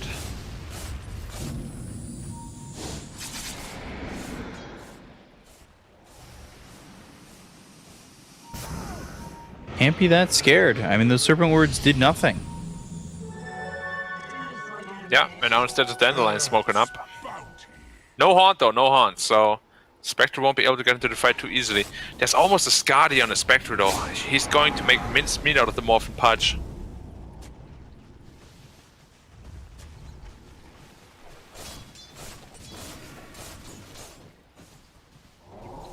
They smoked 2 on Dandelion, and they just didn't get anything. Now you've got 3 heroes smoked up on the side of Aster Ares, but nobody in the top lane for Dandelion at all. They have a blink on the Shaman. So initiation potential is definitely there. But Haunt is back up in 20. is under attack. Scotty finished. Radiant's bottom tower is is under attack. The Spectre is going to eat the Morphling alive if he's not too careful. Or Lincoln's also on the Coddle already. Wow. Lincoln's and BKB. Really defensive. Yeah, just wants to protect himself. A little bit surprising. They find the Winter Wyvern, they've got the Silence, but there's the Arena as well as the Spirits onto the Earth Spirit. Maybe not so fortunate this time to get the roll out, but they've got the Spectre going in with the Haunt onto the backlines, looking over at Red Panda as well as Yi. They've got the damage to get this kill out onto the Winter Wyvern, who will bide back into this one. They've got the Winter's Curse available, but they're doing the damage onto caught the BKB and wave form away. Tier 2 tower taking some damage from this Exorcism. They bought back on the Winter Wyvern. They probably want something out of this, but it's not looking like they're going to get anything out of it yet. Radiant's bottom tower is under attack. Still going for the Tier 2. How long is it? Ages? 30 seconds, but yeah. 40 armor Spectre. Such a tough kill. Radiant's bottom And they get the Tier 2, so that opens up the outposts. Dire's middle tower is under attack. Yeah, so your timings are now all pretty much aligned.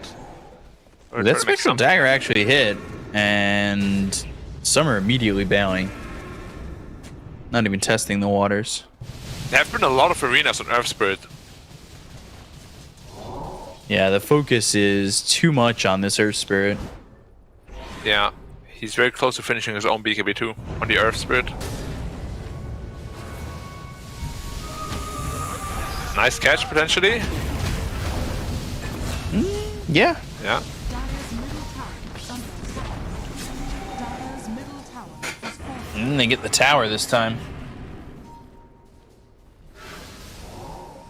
Maybe wanting more.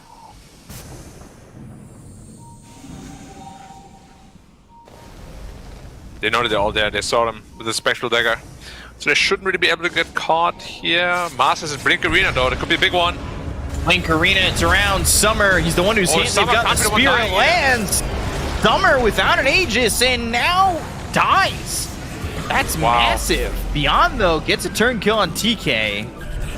BKBs get used with the hook lands. They've got this Spirit Vessel on the Pudge. I don't know if Pudge is going to be that lucky. They've got the Solar Bind. They're slowing him up. They don't have the follow-up. They're not committing just yet. I see that, but Beyond, what are you doing? He jumps right on in. They've got the Winter's Curse, but Ulu goes down. Too far in Magi from the Shard. Yeah, he got feared from the Shard. Didn't expect it at all. And just dies to what should have been a dead DP instead. Summer has to be so careful though. Whew. Beyond went in there, no BKB. Yeah, he should have definitely died there. There was Gaben is smiling upon him. Have such confidence to make a play like that.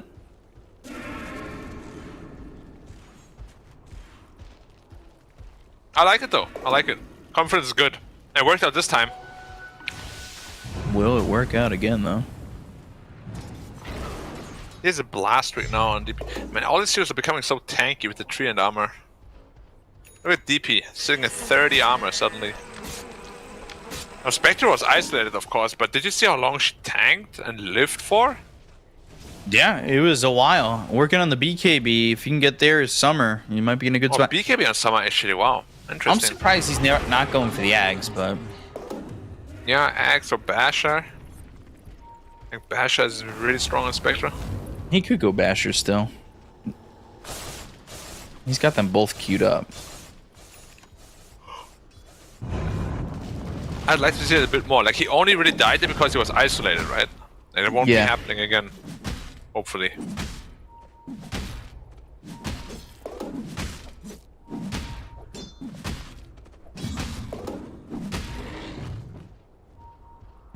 Very close game though, this game 3.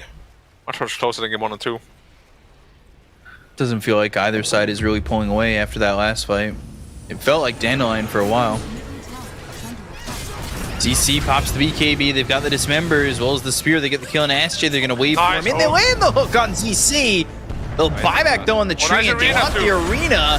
They really want to go for this. They really want to get the kill, but there's the overgrowth. It's not going to matter. They get the kill there out on the ZC. They caught Spectre in the back again. Isolated. Now they'll want the Spectre. This is not looking great. They do have the Death Prophet behind them. The roll in, that'll just put them into the Winter's Curse. They got the kill on a DK. Beyond doing a lot of damage here. They might be able to take out the Mars. They do, but they've lost Summer. Now looking for this Pudge.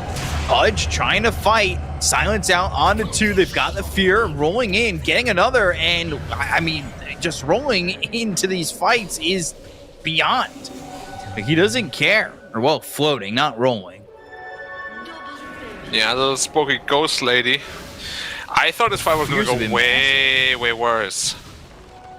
Like, they played this really well in areas. 3-0. That feels great for Aster Ares, but Beyond salvages again. Yeah. Very nice hook on the Coddle, nice arena on the BKB expiration. Middle tower is under attack. Nice plays coming out of all, but as you said, still a pretty even trade. However, Morphling, he is getting big. And yeah. He didn't die. He got some kills there. He's the hero that can cause a lot of problems for DP. Nice roll dodge. Geomagnetic the grip.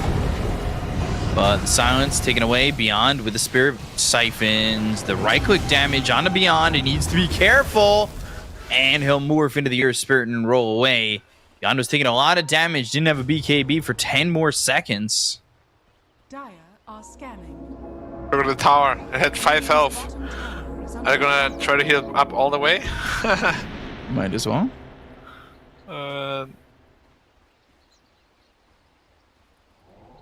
So Aegis Shard available on this next Roche. Both teams can pull away. It's going straight into it. Aegis, yeah. We're gonna go in Roche. Horn is up in 20. DP ult is up in 30, or they're gonna hit this timing just before everything gets online. But if they sniff this out, the Coddle could just go there, spam Illuminates in. It's not gonna be easy at all. Oh, way too slow. Earth Spirit. Does he want to make a play here? No. Shot, Pudge. Ooh, now yeah. TK. Man, game looks so good for Dandelion, but with all these BKBs coming out. All the balls in areas caught again. It felt like it was the timidity, right? Like, not going in for that Roche, not trying to play aggressively near the pit. They're going to go to the back lines. They'll look over. They have found themselves TK. They'll get the roll. They'll get the kill. They'll take out the Shadow Shaman. Now they're going to have themselves the Winter's Curse. But look at that. Red Panda's just dead. Both these supports are gone. The rest of the side of Aster Ares want to bail on this immediately. Yeah, and Winter is dead for a long, long time. That's gonna mean they have like, what, 2.5 minutes left on the Aegis with 5 heroes alive. Nice kills, nice kills. Even though it was just supports, it delays the Aegis timing, right? Or, well, not really the Aegis timing, but... what they're going to do with it. Exactly.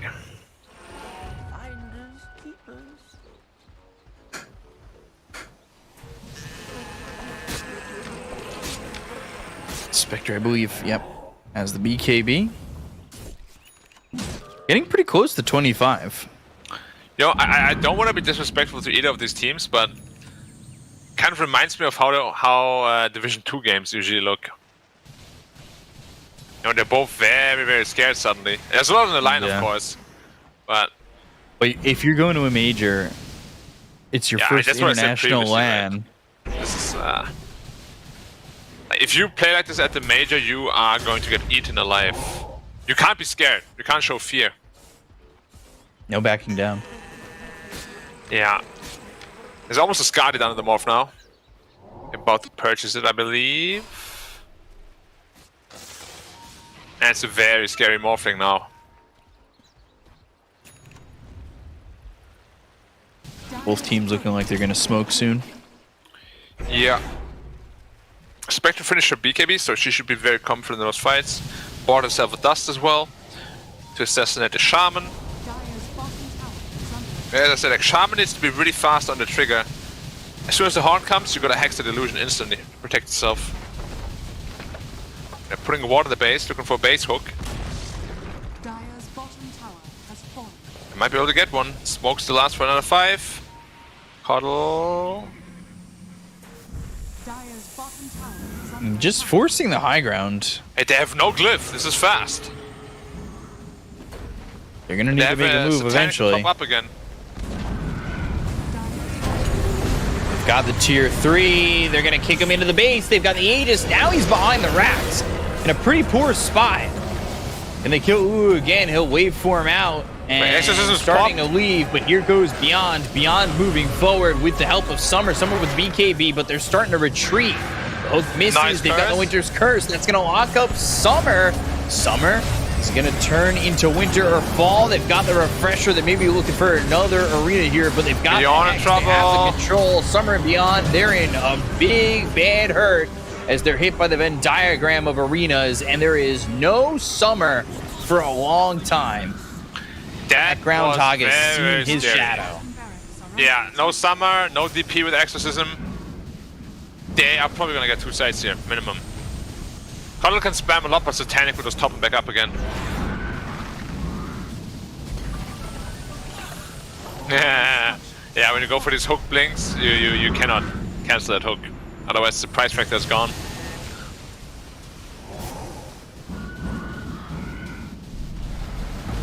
Feel like at least one set. Yeah. I also like that Ulu is keeping some creeps alive. For just that. Yep. Pop himself back up. Like an energy drink on the go.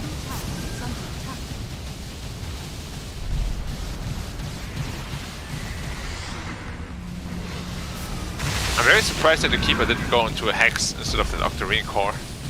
Right. They have like no answer to the Morphling again, pretty much. Still 25 seconds. No Spectre. Serpent Wards that are immediately killed by the towers. Alright, and now disengage. 10k lead now. It's a very solidified advantage, finally. Yeah, it doesn't feel like it's all that close anymore.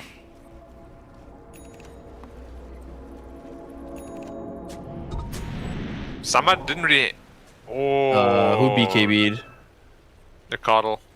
Oh boy.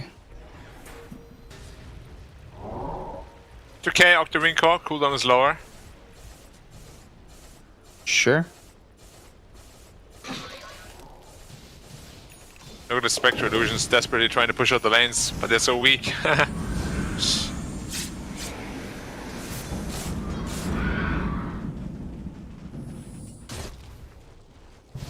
Dandelion staying on the opposite side of the map. Yeah. Well, Aster Ares took the top tier too. Spectre is mega defensive as well. Kotl went mega defensive. They're just lacking damage. It's all Beyond. Like, Beyond has been salvaging fight after fight after fight, but DP can't do it alone. Ooh, showing his face top.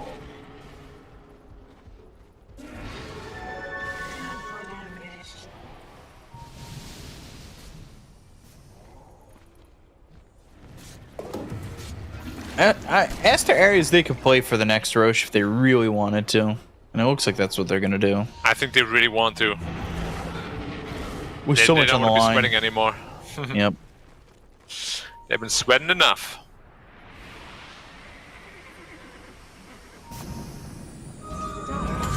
No reason, right? BKB, they're going to try and fight this, but there's the arena. Overgrowth comes in. Second arena, there's the Venn diagram of doom. They're going to buy back on the Winter Wyvern, but look at that. Yi with a triple kill. He doesn't have a BKB to work with anymore, but they'll go to the Exorcism. They're going to try and fight this. The Winter's Curse locks up a couple. They have the Spear. Yi doing some damage here onto the Spectre, but it's not looking like it's going to be enough. They've got the Dismember. They get the kill onto the punch, though. Beyond gets Spectre's credit for that, buyback. but they end up losing Summer. Summer buys back, right-clicks in from Ulu. Maybe Red Panda and TK can make something happen to But get the Beyond kill on can't they- Beyond. The Oh. waveform forward and the blink away from Beyond. It was really close. If he gets waveform dazed, guard is slow, then he gets siphoned and feared. He's probably gonna end up dying. No buyback on him. But yeah, that cost you your buyback on Spectre as well as DP, right? Yeah. That's rough. I really want whoever is coaching Dandelion to go over these replays with Zetsi. I feel like in all of his games, he's been so passive. In his Zeus game, his Cuddle game now, he doesn't die a whole lot, sure, but that's because you're not really involved a whole lot. Like, he doesn't really test his limits at all. Quick It's road. very different from what I've seen before. Rosh up. 3 eggs. Who's it gonna Yep. go to? I honestly want to see it on the Shaman or Wyvern. I think Morph's axe is not that great. Or It's not more. bad, but it's not great. I guess you could steal 50 attack speed from the Spectre.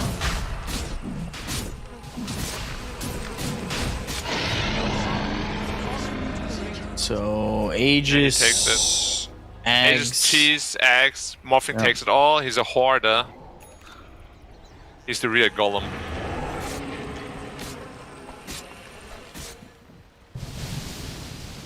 And they draw the line right through top. You know, I can't believe they have a Timeless Raid that they're just not using on the Radiant. Timeless Relic is such a busted tier 4 item, and none of them wants it.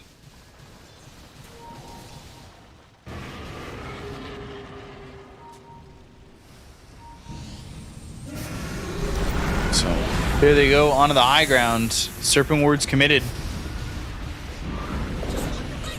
You're not really defending them though. You're just letting them die. Okay. I thought it was going to be a harder commitment. I mean, they're still sitting there. Yeah, but now you have like your best pressure cooldown.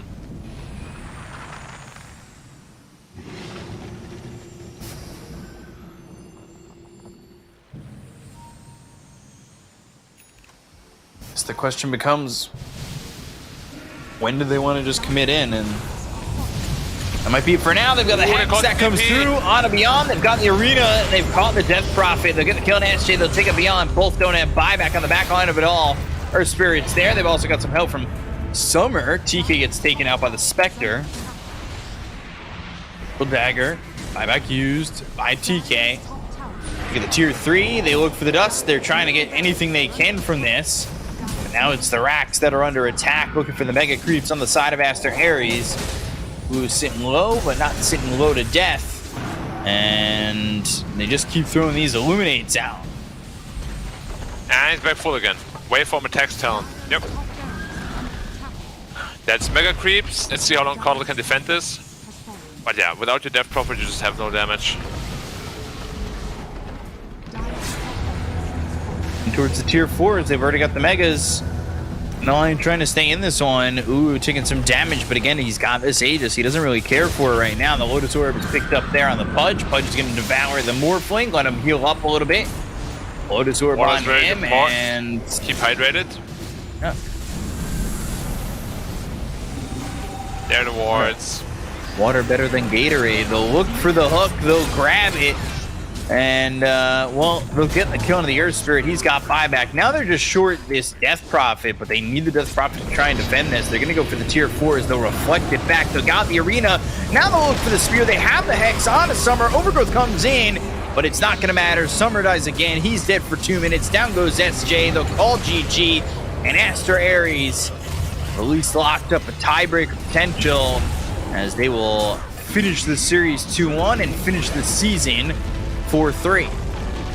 Yeah, it was about time they finally finished this game. They must have been sweating a lot after that. Like, they had such a massive advantage in the early game, right? And then kind of give it away. Like, I want to hear from them in that interview how they felt during that. Yeah, because that is stressful. It is very, very stressful. It is not what you want to be doing if you are the side of Aster Ares, but you could see just the relief from Ulu there. Yeah, that's 4 Pudge wins out of 4. Yeah. Never in a doubt. Aster Ares, you know, it was slow, it was methodical, and it was a long, long series. But in the end, they are able to pull it out of the bag and very possibly secure themselves a major position. Of course, there's still some games to be played. There's still some decisions to be made. But what we do know is that they will very likely be playing in a tiebreaker for the major. It just depends who that is and where that is and how that's all going to go down. But man, I mean, what an absolute journey from this team. I think it's certainly a good time to kind of sit and reflect about like where these guys came from. I mean, Division 2 last season, they looked good, but not the best. That award definitely went to Dandelion. And then we see them this series, and they looked okay coming into the season. They looked all right. And then slowly but surely they started to figure things out. I mean, Black, what's the biggest improvement you've seen from this team over these weeks? As the areas, right? Yeah. Well, honestly, just overall, there's just an overall improvement. Like their draft was a big issue before. Their laning was and still is an issue, but even they got like a little bit better. They're coming out of the lanes better as the season progressed. Yep. And just overall, it kind of feels like CDC to me in that regard, where they just got better out of nowhere really quickly. And I don't know how they did it or what they did or what their secret is. But if you improve that massively in a lot of different areas, then obviously your training is good, your training partners are good. And even if you don't get to the major, you should definitely keep that up. Because if you keep improving at that rate, you will be going to the major maybe next season. Or maybe you'll even qualify to TI through the qualifiers. Who knows? Yeah.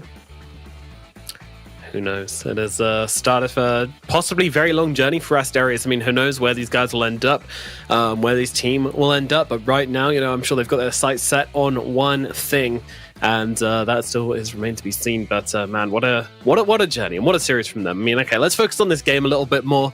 There were doubts at some point about whether they'd be able to make this, whether the Spectre was going to end up carrying this game or not.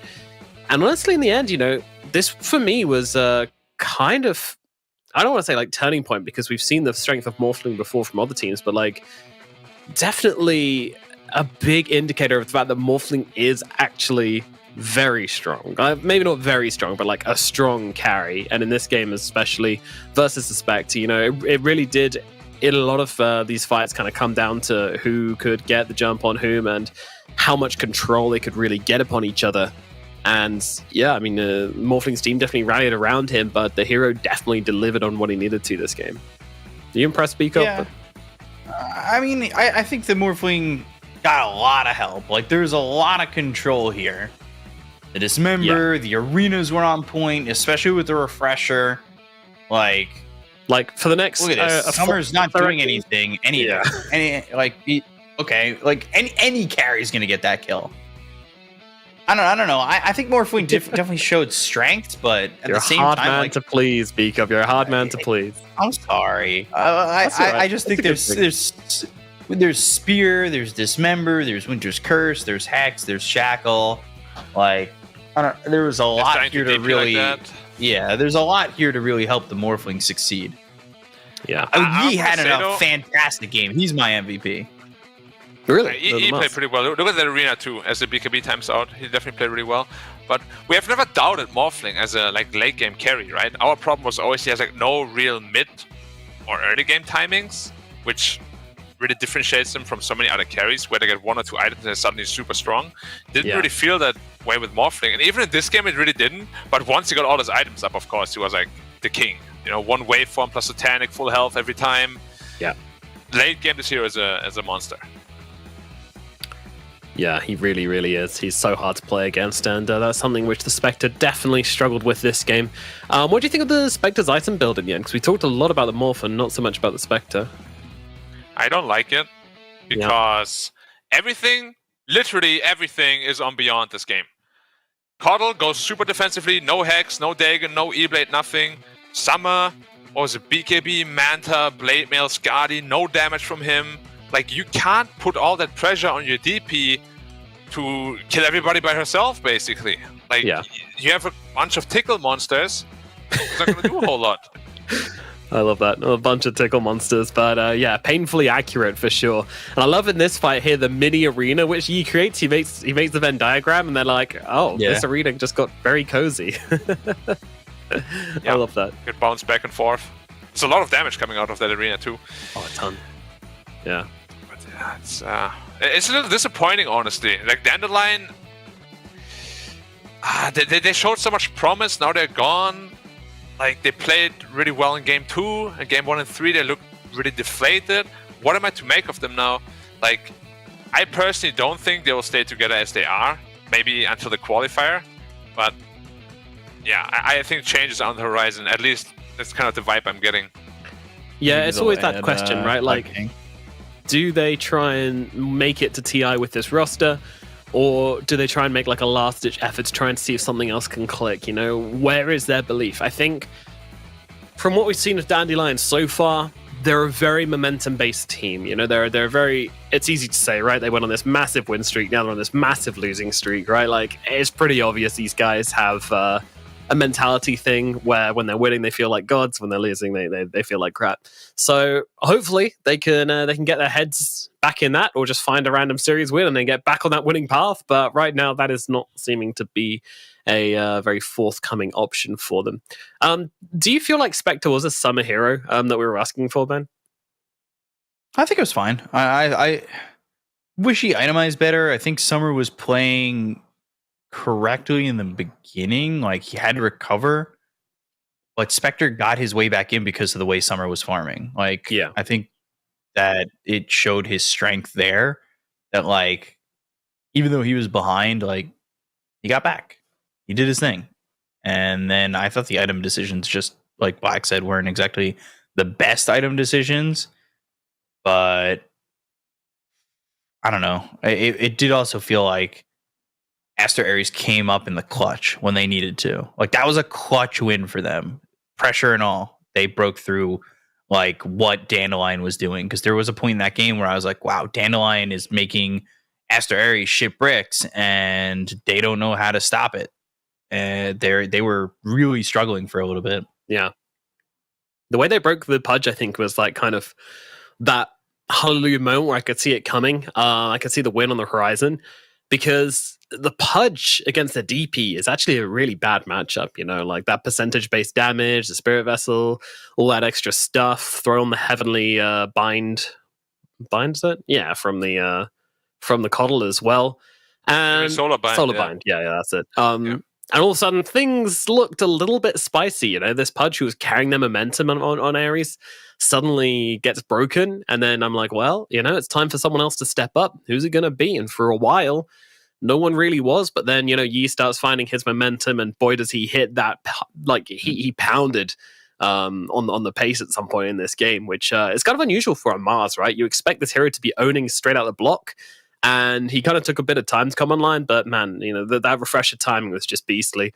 I really think this hero is huge timing on the refresher orb for Mars, and I didn't think they respected that quite enough. And yeah, as you say, the fights from Dandelion just looked difficult. You know, it kind of looked like it had 3 supports in the backlines. Everybody just hanging back, but of course, you don't want to be inside the arena if you're Coddle.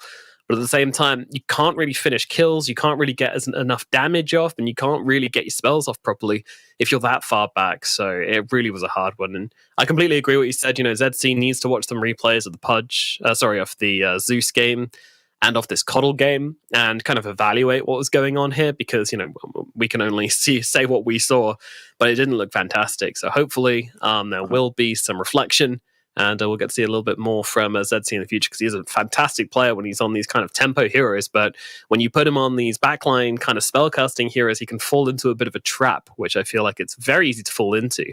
And how do you solve that? Well, then you got to talk to the guide, you got to talk to the pros, you got to talk to the players, and figure that one out. Man, so how are we expecting Aster Ares to do in the tiebreakers? You know, let's not worry about who they're going to be against, but in that high pressure situation, do the cracks they showed today worry you about their potential in those tiebreakers? Yeah, I mean, they have to, right? Like, this is against the team that's not playing that well. The pressure is going to be even higher against even more difficult competition. Like, you're doing this against Dandelion, but now potentially you could be playing everybody in a 5-way tiebreaker. Literally everybody. Your Aster, Extreme, LGD, Vici, like, you could be playing them all. And they did a good job of forcing Dandelion at times to play the way that they wanted to. But I don't know if any of those other teams are going to budge like that. Like, it felt like Dandelion was playing reactionary Dota a lot. That's what was really wrong in my eyes. Like, ZC was finding himself far back because it was fights always being started by Aster Ares. Yeah. It was Yi going in and finding an arena in a spear, and it's like ZC is just like, hey, oh my god, I need to fight, eliminate, go, Arc Lightnings, please do something, and he's just out of mana or something like that, and needs to run back to base already. It was not that great from Dandelion, but Aster Ares, they need to kind of clean up on that. They need to not shake when the ground's quaking. That's a very hard thing to do, because it's like when the ground's shaky, you got to stay still, bro. You got to be like a chicken with a still head. But yes, indeed, they do. Big challenges coming up. But right now, I'm sure it is relief they are feeling as we can actually now go and talk to Ulu from Aster Ares and understand exactly what went on in this series. So, firstly, huge congratulations, Ulu. This is an absolutely massive win for you guys. How does it feel to no longer be, it's no longer possible for you to be relegated? Is that a relief for you guys? 首先恭喜你们拿下这场比赛的胜利。然后想问一下，现在积分已经正式脱离了这个保级区嘛？就是已经是比较好的一个成绩了。你们现在感觉怎么样？就感觉比较高兴吧，但是就是我们应得的，就也没有太激动嘛。我们打得还行，所以我们保级了。Yeah, we are quite happy with the result. Not too exciting because we think we deserve our hard work deserve all that. So we are happy with that. And what does hard work look like for you guys? What's been your schedule and what have you been putting your work into over the past few weeks and months? 那你能详细的说一下，就是队伍是怎么样去慢慢的这个努力把这个成绩打出来的吗？包括就这几个月里以来做了一些什么样的事情，包括你自己和团队。就大家就其实也没有什么特殊的，就像正常战队一样，正常训练复盘。可能我们复盘效果还行吧，然后大家一起讨论阵容。就做比较普通的事吧，但是可能我们5个就是效果还行。Nothing special. Just like all the pro teams, we scrims and we do a post-game review. I think we, us 5 players, are on the same page really. So maybe that turns out to be a good result. I think we oftentimes we have a great progress during those scrims and reviews. Certainly looks that way. At what point did it feel like you guys really started to click as 5? Was it, some point in this season or was it last season? When was that exact moment? 什么时间点？就是突然觉得5个人就是好像已经打到一起了，是在这个赛季还是上个赛季？哪个时间？也许是上个赛季战胜 IG 那个 BO3。I think it's the last season the series we took from IG. Definitely a defining moment for you guys in your DPC careers. And my question as well is also, how did it feel to beat Dandelion? The team which beat you and got the #1 spot in Division 2 last season. Was this kind of like a big pinnacle moment for you guys? 想问一下，击败 DEC 的感觉是怎么样？因为上个赛季其实他们是 A 级第一，你们是第2嘛，然后打败他们的话，没有一些特殊的感觉？没有什么特殊的感觉吧。上个赛季输给他们的时候，我们自己的状态很差，也这个 BO3 那个 BO3 也已经过去很久了。我没记错的话，是上赛季第1个 BO3，这样满打满算过去2个赛季的时间。Yeah, I didn't feel anything special because as you mentioned last season, that match was the first game of the season, so it has been quite long 2 seasons. So and at that time we weren't in a good shape. We were pretty bad at that time. So I have nothing special feeling, no special feelings right now.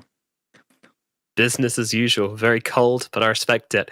What do you think about the summer, the carry of Dandelion as well? Because he's had some records last season, did really, really well, but kind of on a downwards trend. What's your feeling towards him as a fellow carry player? 作为1号位的话，你怎么看待 Summer 最近的发挥呢？因为上个赛季的话，其实他的数据什么都非常华丽，可能这个赛季的话就没有之前那么好了。我觉得还是他们团队的问题吧。其实就是团队打得比较顺风顺水，1号位个人是比较好刷一些什么记录的，但这些记录其实都不是关键，能赢下比赛才是第一。所以说他这赛季他团队磨合不好，所以他才会现在这样。I think it's a team issue, right? If your team is going well, you can get all the numbers, all the records, but those numbers doesn't really matter. So the only thing that is important is you as a team can win the game. So, like this season, they probably have some inner problem or they didn't perform well. That's why he's underperforming or his number is not as good. Right. Alrighty. Well, I'm going to open the floor up. B Carp and Black, you guys got any questions to ask Mr. Yulu here? Yeah. Yeah. So you can go for it. You want to go ahead first? No, go for it. I go. Yeah. So in the last game, after you lost 2 team fights and the first Roshan to Dandelion, were you guys nervous at all? How was the communication like, or were you in control like the entire time? 最后一场就是你们输了2波关键团，输了一个一代入山之后，有没有一些对局势的担忧？然后当时队内是怎么沟通的？当时可能会有一些担忧吧，但我们知道我们团战就是有赢的方法，我们只要按照这个剧本去走，我们最后还是会赢。We concerned a little bit, but we knew all along we have the way to win the team fight. So as long as everything goes to our plan, we could win the game. We weren't too concerned. Okay. And a second question about Morphling. So the opinions are very split. Some people think it's a very strong hero. Some people think it's a very weak hero. You obviously picked it really early. Like, what are your thoughts about Morphling, like his strong timings and just overall his standing in the current meta game? 然后我们再说水人这个英雄，就是比较两极分化，有的人觉得他很强，有的人觉得这版本水人比较弱。然后你们队的话，其实最后选水人选的也非常早。你作为核心位的话，你们当时做出这个决定，包括你自己对这个英雄的判断是什么样的？就是先选，如果你8手不选英雄的话，你后面再选大哥的话，他毕竟是后选，他可以针对一下你，然后你不如就早点选一个大哥，然后把比较好针对他的英雄给办掉，这样就是一种选择嘛，就是你早点出一个大哥。然后水人这个英雄，我觉得就是强度还行吧，然后主要选他是因为他可能比较好打电棍或者 DP 这种英雄。So it's a draft thing. If you go in first pick and you don't pick Morphling at the eighth spot, you're not gonna get a good carry as the first pick. The second second pick gonna ban all the good heroes. So that's the thing, right? If you want to pick a good carry, you're gonna pick it early for first picks. And also, we think Morphling is really good against cores like Razor and Death Prophet, so that's why we pick him. As for the strengths, I think he's in a decent place. He's not too weak, not too strong. Okay, awesome. Floor is yours, speak up. Cool. You guys have come a long way this year. Middle of the pack in Division 2 in the first tour, to second in the second tour to get to Division 1, and now a chance at the major with a great performance in Division 1 this season. What do you think is been your biggest thing that you've grown on throughout this entire year, and as well as your team? 这一年的话，对你们来说其实一直是一个稳步的提升嘛。第一个赛季，然后到第2个赛季晋级，然后到现在可能有机会去到 Major。你觉得作为你个人的话，你的提升在哪里？我觉得我个人的话，可能就是能更好从训练里面去进步吧。For me personally, I think the thing I improved on is I can learn way much from the scrims, and I can improve from the scrim we had. Okay. Who do you think's been your hardest opponent this year, and which opponent did you learn the most from? 你觉得这个赛季遇到过最困难的对手是谁？然后你觉得这个赛季，从哪个对手身上学到了最多的东西？那毫无疑问应该是EHOME吧。就是同样是最困难的和学到最多的吗？学到最多的话，其实都差不多吧，因为我们输的局输的很快嘛，然后赢的局的话，其实你从赢的局你学不到特别多的东西。Yeah, I think the toughest opponent is EHOME, and the team that we learn most. I think it's really depends on you win or lose. Like every game we lost quite early to the opponent, and so it's kind of so every team is even. Like, and also if the game you win, you're probably not gonna learn too many things about it. So Right. Okay. That's all I got, Nomad. Yeah, I find it very interesting to say EHOME was the toughest opponent and they're so low down. But I have one more question for you, Ulu. There is the potential for a 5-way tie here in the China DPC. Does that scare you, worry you, or, enthuse you? Does that make you excited? How are your feelings towards that? 现在中国区有可能出现一个这个5队加赛，你对这个可能的5队加赛是一个什么样的感觉？你会比较兴奋，还是比较焦虑，还是说会让你觉得这个很有意思？比较有意思吧。但是我们作为选手，我们就好好打我们就行了，也不用去想太多。It's gonna be really interesting if there's a 5-way tie. But as player, I don't think about that too much. I'm just gonna focus on my own game.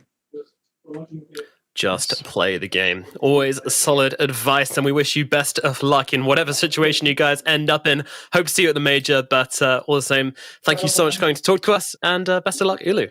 谢谢。感谢你接受我们的采访，希望你们后续的不管加赛还是 major 都有好运。好，谢谢 ，Thank you. Thanks so much. Okay. Awesome stuff. That's great. Yeah. Black, what do you think about his mentality as a carry player? He seems to be a very, stare in your soul kind of person. So I like that a lot for a carry player, because oftentimes as a carry player, you'll be faced with when to go in, how to go in, got to press your buttons correctly, like you can't really show fear.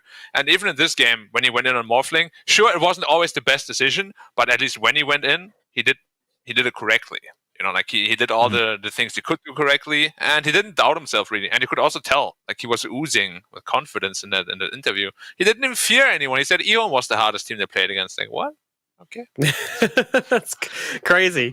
All the amazing teams here, and EHOME, a team which is possibly getting relegated, the team they had the most challenge with. Well, I'd love to sit here and break this one down more with you guys. I honestly would, but unfortunately we are behind schedule, which means we need to jump into the next series of the day. But what is that series, Nomad? Well, young viewer, I will tell you, it is EHOME versus Vici Gaming, a very important matchup. Once again, I'm going to be saying that a lot through the next few days. This one is a big deciding match, though. Everything on the line for EHOME there. Their last chance about getting out of that relegation spot is right now. And Vici, if they want to make it to the major, they need to get this win. And if they want to make it out of relegation, they also need to get this win as well, because there is a slight chance that can still happen. So, yeah, Vici, time to put the foot on the gas. Can they do it? Let's find out. We're going to throw it over a short break, and then we'll be back with that series. We'll see you very soon. 英雄之前，你不曾拥有姓名。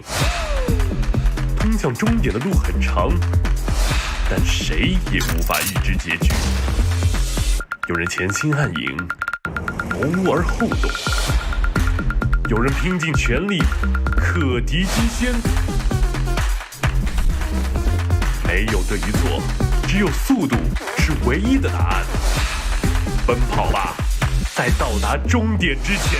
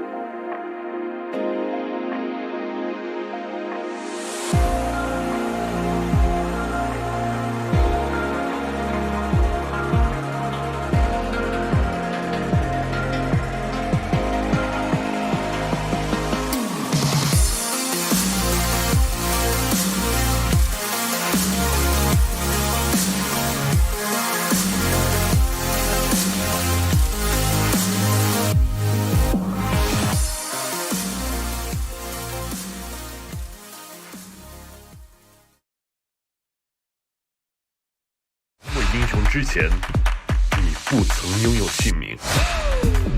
通向终点的路很长，但谁也无法预知结局。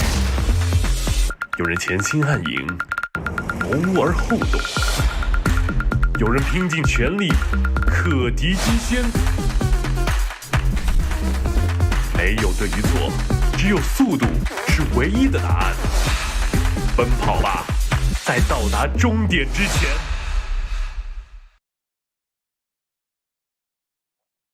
Welcome one and all here to the Chinese DPC. We are continuing with the day's action, continuing with this final week here in the third tour of the DPC, and of course seeing how many of these squads can potentially make it to the major, who's going to avoid relegation, and who's going to attain themselves a very high seed for the TI qualifiers coming up later this year. My name is Snare, and I'm joined by Nef Sensei as well as our cryptic gentlemen. Welcome. What's going on?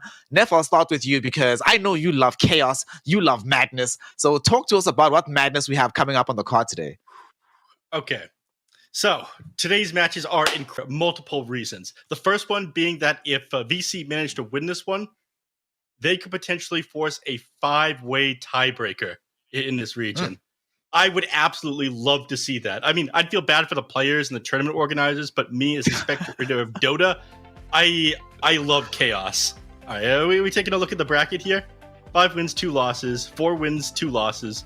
4-3, 4-3, 3-3, 3-3, 2-4, 1-6. So EHOME goes down here, and then Aster loses to PSG LGD. That is our 5-way tiebreaker scenario. Woo. However, if EHOME managed to win this game, they force a tiebreaker again with Vici for who ends up getting knocked down into the Division 2 here. So this match is incredibly important. It is filled with spite, and that is the true nature of Dota. Damn, Nef is out here coming for my job right quick. All right, that's a certain introduction for what we have on the table here on Cryptic. With the matchup being this important for both of these teams, like Nef was mentioning, either you guarantee yourself a tiebreaker for top 4, or you guarantee a tiebreaker for the bottom 2. Mentally, where do you rate the way these squads are going to be right now, given that EHOME, this has been a team that you've been favoring for a very long time. What do you make of their prospects coming into this one? I think after we last spoke with EHOME, like they definitely feel like they haven't performed where they kind of wanted to in this season. I think that's like pretty obvious, but it is a little shocking to see them struggling this much in the DPC. I think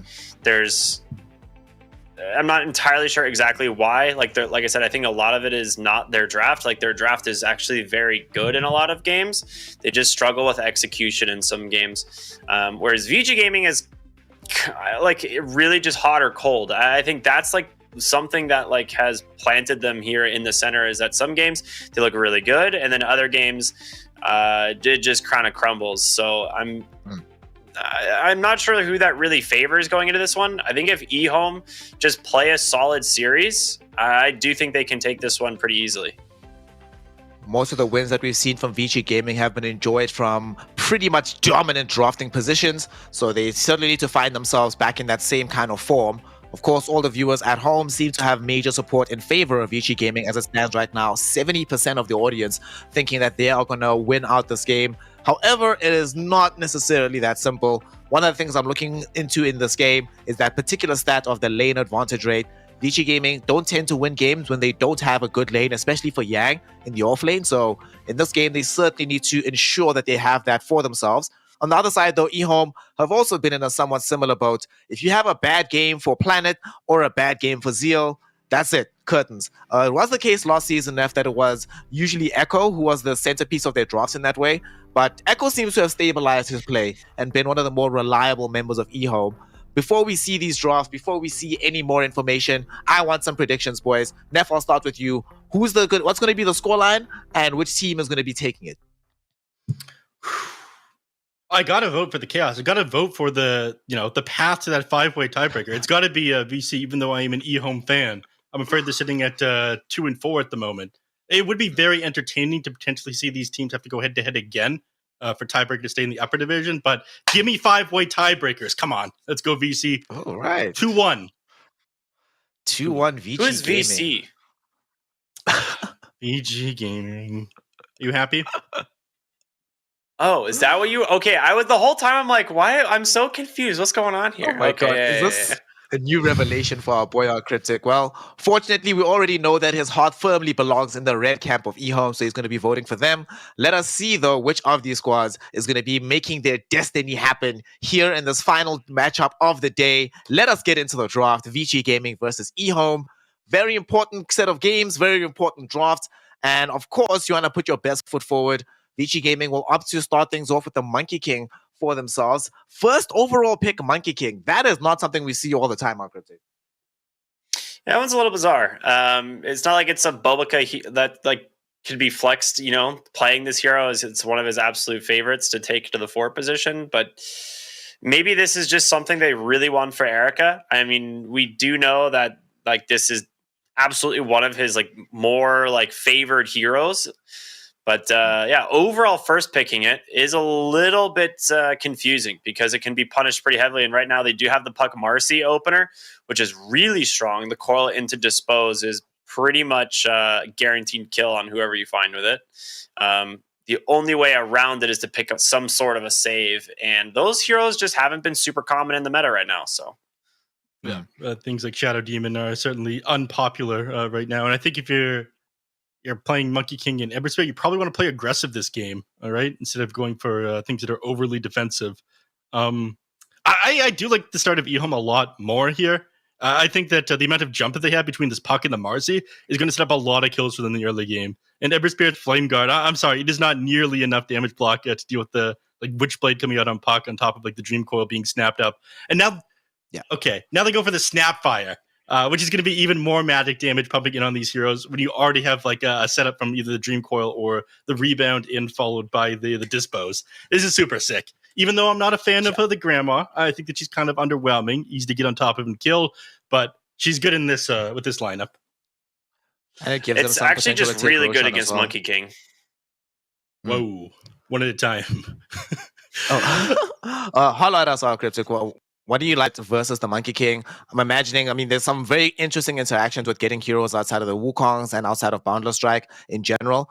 Do you like the armor removing properties, or is it more about the magic damage pumping in from afar?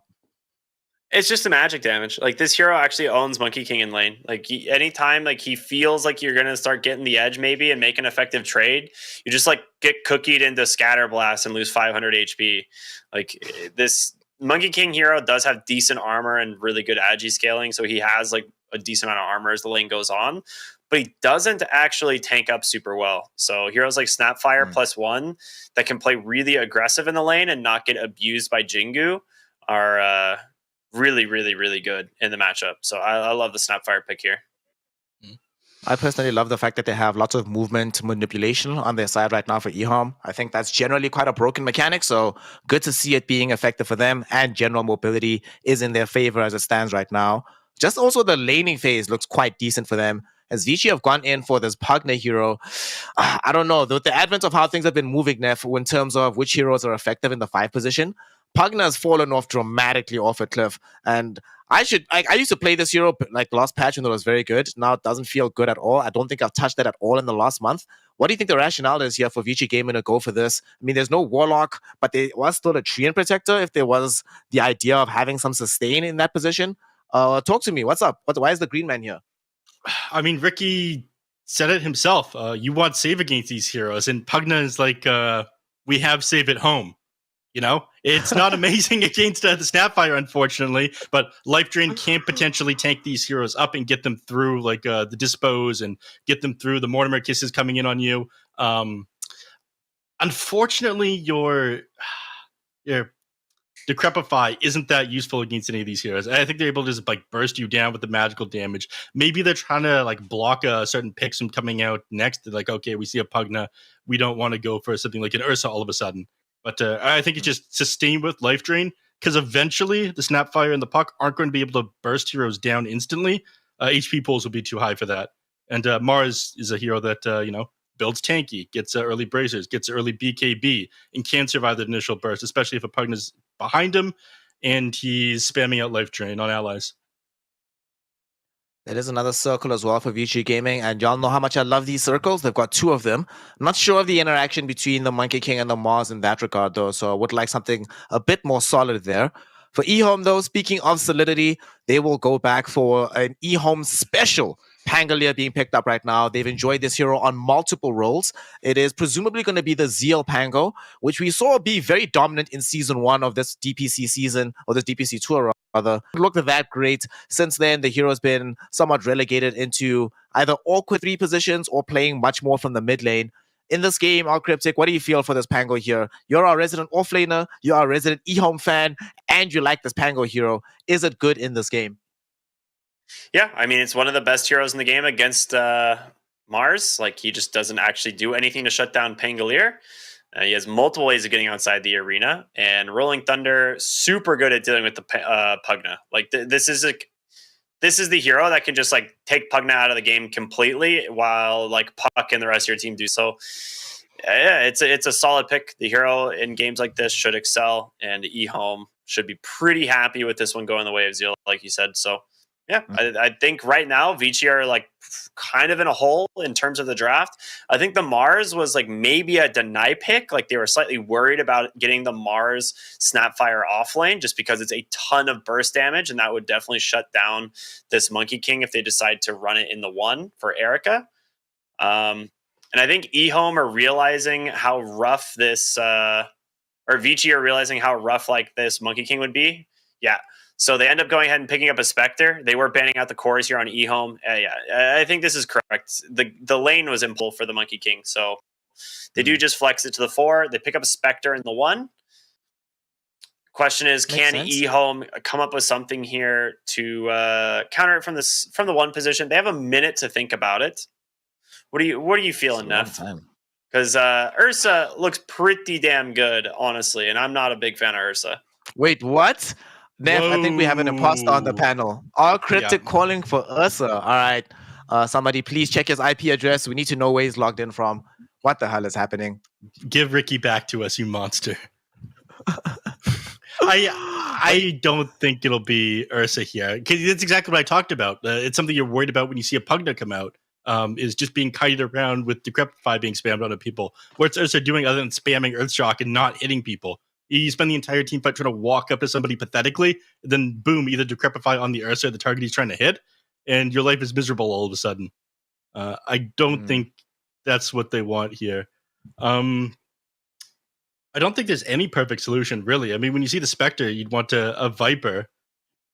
Oh, yeah, that was still in the pool.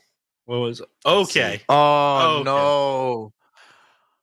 I have despaired greatly seeing this hero in these last few weeks. It's been played in a bevy of different roles, from position 1 to position 5. It has had some success decently enough in China. Hasn't looked super awful in general. Well, it depends on who's playing it for the most part. We've seen games where it looks terrible and horrible, and other games where it's like, wow, this hero is kind of game breaking. But personally, I do not like seeing the Alchemist in general because of what it does to your draft overall. However, just as our Cryptic has been replaced by an Ursa imposter, I am being replaced by somebody who might be like, well, this doesn't seem like the worst game for an Alchemist. The amount of burst damage that I'm seeing from Vici Gaming isn't necessarily that overwhelming. It's more coming out of this Ember Spirit. Spectre takes quite a while to get to the point where she's fully threatening this Alchemist in the midst of these team fights. If you go like this Rad BKB Link, you feel super strong in this mid game thing. I'm not happy about seeing this Alchemist, but actually might be the ticket here. Our Cryptic, holler at me, convince me otherwise. Buy this out of the game. I mean, this is like a super free out game. Like, even if they get like a quick vessel on, like, say, the 4th position Monkey King or something, because they don't really have a vessel build or otherwise. Like, this is actually just like the freest game for Shiro. I actually think Vici Gaming got dominated in this draft. I think like 70-30 is probably like what I would put for EHOME just on draft alone. Let me tell you about the other super sick game freest game for Alchemist real quick. Don't you remember when Shiro was 16-3, when the game was all but won for them? It then ended up getting drawn to 16 minutes and Ash Ares turned it around. I'm surprised they had the confidence to pick Alchemist after that last game. That is true. I mean, I will explain why it's different in a little bit, but we'll get into the game before I do that. All right, with this game now stacked up and everything ready for us, we are going to be getting into this all-important game. For EHOME, they need to win this one out to prevent automatic relegation from Division 1. But for Vici Gaming, they have their sets set much higher. They are looking to get into the major. They're looking to force that massive tiebreaker. And of course, they'll need to win out this game to do so. Let us find out who is going to be doing this and creating their own destiny. And to find out, we've got two amazing casters on the mic. We've got Neff the Mechanic Sensei, our Cryptic, the immortal and ravishing one. Take it away, boys, for game number 1. Well, thank you, sir. Thank you. He's way too nice. All right, to hear you. me out, man. Huh? He's way too nice to me, you said? Yeah, go ahead. It's all right. I did win all of my ranked games so far this patch, so he's not wrong. Every single one? Yeah, every ranked game I've played on this new patch, I've won. It's pretty cool. That is pretty crazy. Could I fact check that real quick? No. But anyway, top lane, Zeal gonna take a decent chunk of damage here from Erica and Pugna, but it's all right. We'll just head their way towards top. They end up getting 3 of the bounty runes here for EHOME. So you were talking about the out game, right, against Aster Ares, where late game just completely face planted, right? And I agree. Like, that was something that neither of us really thought could happen that game with how big their lead was. But I do want to say that things are different here in this game. A little bit. At least enough, in my opinion. I'm not the same man I was 1 week ago.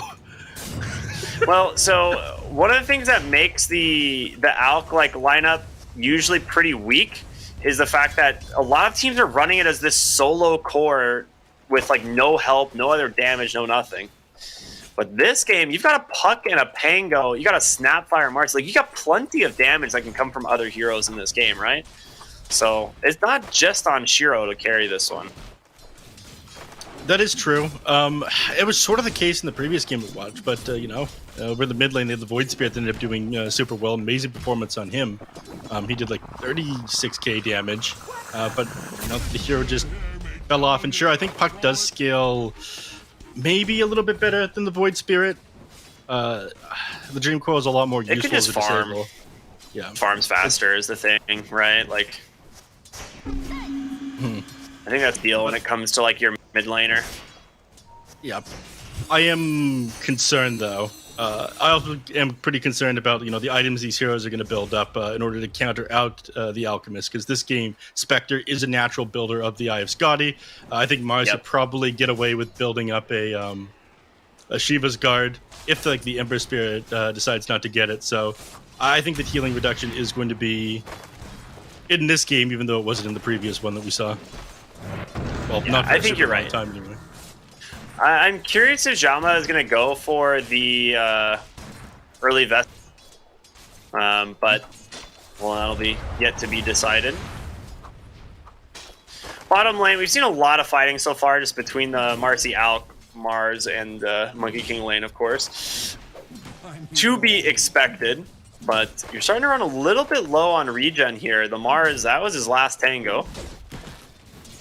I mean, I don't think the Mars cares that's his last tango. He's got the Helm of Iron Will queued up. He's going to be going into an armlet here. That's going to give him all the armor and HP regen he needs. Also, they have Monkey King, who is, despite the fact that he's playing against 2 melee heroes, doesn't have any points into the Jingu Mastery. That is kind of surprising. He had to open me. Boundless Strike. Yeah, I don't like this, man. I really think, by level 3, you should probably have 2-point Jingu Mastery, even though you're support in this lane. That way you're always trading favorably with enemies. Yeah, they're doing pretty good with the 2 points in Concoction. He ended up not going for a point in Acid Spray, wanting to get that first point in Grievous Greed just so that you can start stacking up that bonus gold.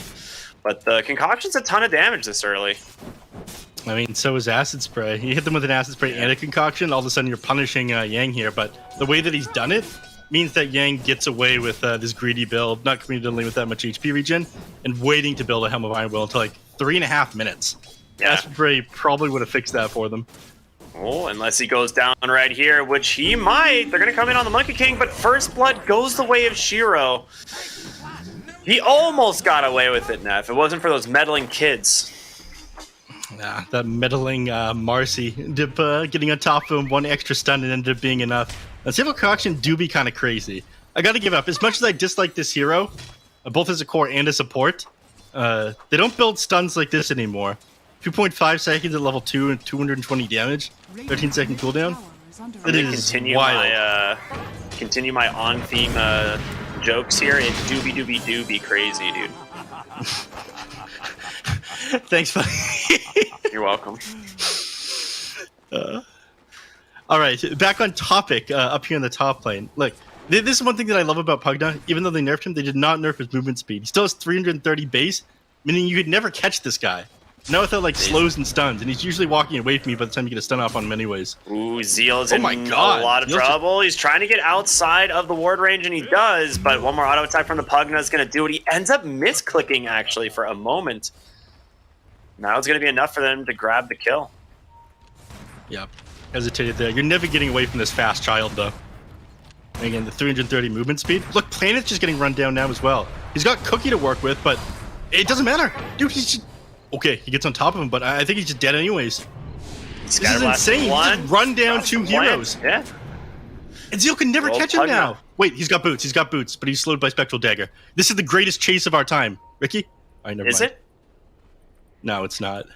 Well, he does get the D ward, actually, so Planet, gets something out of it, I guess. But yeah, I mean, two fantastic kills on top lane going the way of the Pugna.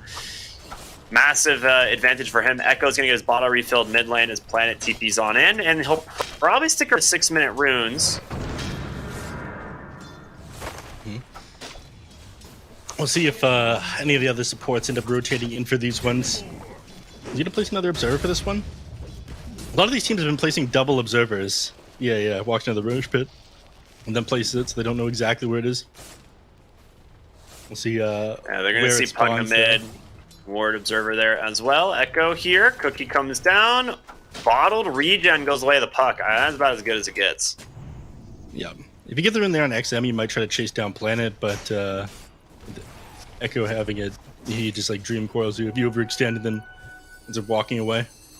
And he double sentry the mid lane and gets nothing out of it. I mean, he comes mid hoping to find a ward, but a super deep ward on the right side, and then of course the ward on the left side near the Roche pit. So neither of the sentries from the Pugna connect, and Echo is super happy about that. Yeah, a ward this far back should be illegal, but it's just well placed. Bottom. Yeah, a lot happening bottom lane. The stuns all over to Yang aren't going to be enough to finish him off, but they do bring him pretty low. Alchemist, top of the net worth so far. Kind of expected, right? He's been having a pretty good lane. Yeah.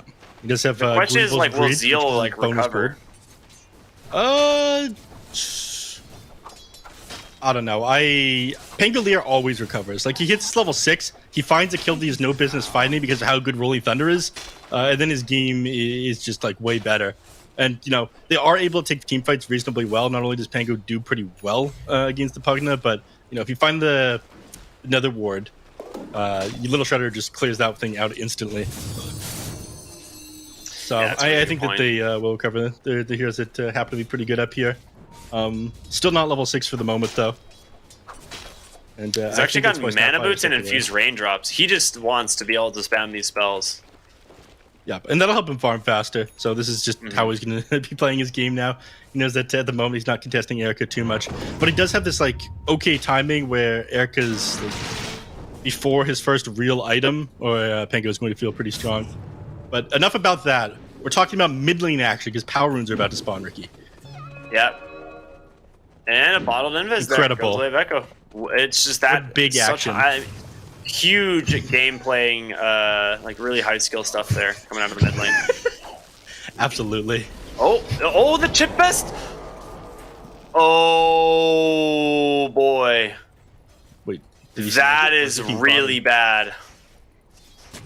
So Pugna orbed and jaunted, but because it was right before the jaunt, the chip vest teleported across the tree line right in front of XM, and XM just picks it up. Ooh, I was looking bottom, where there's a fight breaking out now. Yeah, the arena from Yang, concoctions there. They're doing quite a bit of work, but John was actually stunned thanks to the tree, the DP or the rotation in from XM. Boy, those are some hard words. Are going to be able to help find the kill. But Puck here, I don't know if he has the damage to find these alone, but Shiro with another concoction decides to back off now. An ult expiring, does not want to risk it. You do have the Witchblade completed on the puck. He didn't have it at the start of the fight, but he does now. Yeah. Doesn't look like either of these people want to fight into 4 heroes, though, so they're just going to back off. Oh, they got the puck. They gamed on. They're going to know this is well, actually, he's got Orb and Jaunt. He's out. The bottle refill as well. ZZQ maybe in some trouble. Shakiro's got a concoction. Going to throw it up onto the high ground. Stun up to Echo. Debating on coming back in, but the Orb is going to do it. Nice stun in from Planet. They will take down Yang. The Rolling Thunder from Zeal. It's here. He's looking for XM. He's not going to find him. On the backside of the fight, though, is going to be the puck of the life drain. Interrupted. Not that ultimate running, and it's going to be plenty of health regen to keep him alive. And XM, he's out of spells. He's got a sleight of fist. Will be enough to take down Planet. The 4 points in that, but it ends up being a massive punish here from the side of EHOME. Yeah, and there's Zeal's game back now, by the way. We were talking about that one earlier. How the hell is he going to recover? Well, he's going to find 2 kills here in the fight that happened inside the enemy team jungle. Way deeper than they have any business being. Like, they see the puck underneath this ward here, and they think, okay, great, he jaunted away. This hero is illegal with how many escape abilities it has. All of its abilities can be used defensively. So even though they jump him, he used like Illusionary, which is an absolutely ridiculous ability, he's still able to dodge out, reset the fight, come back in a ton of damage. I hold issue with that. But still, well played by EHOME for turning that one around, and hopefully put Zeal on his way of building his first real item, and he can recover his game. Well, speaking of recovering games, Shiro is feeling very good. I was going to point out while you were talking how how Erica's Spectre was having like a really good game so far, but that death actually cost him a ton, and I'm really glad I didn't say that. That would have looked very like a pretty, that'd have been a pretty unfortunate caster's curse for sure. Yeah. Oh man, Zeal just swashbuckled the wave. All 5 creeps went to like deny range, and he missed every single creep. Why do you got to put him on blast like that? We just gloss over these things, man. We're supposed to make these guys look good. That's a rough one. That is a lot of gold. So maybe his game not so recovered. All right. So he's doing reasonably well. I'm curious what his next item is going to be. Do you think that you go for Diffusal Blade this game on the Pango? Isn't that useful here? I think it's super good against the Ember Spirit. It's a really good Diffusal game. Like this is a top tier Diffusal game. Pretty much every hero that's not Pugna gets absolutely destroyed by this item. So I feel like he has to go for it. It's a little bit greedy because he's your offlaner, and a lot of times that's like the mid lane build, and you would like him to get a Blink Dagger, but I think the value of the Diffusal in this game is just way too good. 3-hero coil, it actually managed to snap the Monkey King in the middle. There's the Rolling Thunder, the Chain Stuns on the Void Spirit concoctions through 2. Dad just start the fight in trouble. Yang trying to think for an arena target here, but I don't know if it's going to matter. He finally lets it rip. Finds Zeal only, though, is Concoction being channeled. He's going to drop it there. But looks like they're just going to disengage. They've lost the puck. Yeah, but they did manage to take down 3 for 2, I suppose. Not too bad. Yeah. You know the worst part about all that is, I think the Ember Spirit thought that he was coiled when he wasn't. So he just kind of sat there. Then he ended up getting chain stun afterwards from like the Rolling Thunder and the Dispose and all that stuff. But the coil didn't actually latch onto him in the beginning of that fight. He had like a small window to escape, I believe. But did not, unfortunately. Yeah. His game is kind of difficult now, so I think, yeah, he's going to move down to the bottom lane. He's going to farm up, try to work on this BKB is his next item. We're going to see the Radiance come out for the Alkir very soon, like on this Ancient Camp. Makes sense. I don't like how slow you have to play for this Alchemist. Like, I would really like if EHOME were able to put pressure on the side of Vici right now, while Spectre doesn't have the items. He's only got Blade Mail right now. Mars doesn't have Blink Dagger. Ember doesn't have any real items.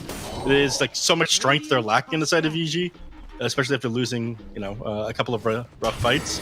But Alchemist usually wants one other thing after his raid instead of fighting right into them, so it does give VC a little bit of time to recover. So it looks like Zeal is going to go the Blink Dagger. Okay, so he changed his mind on that one.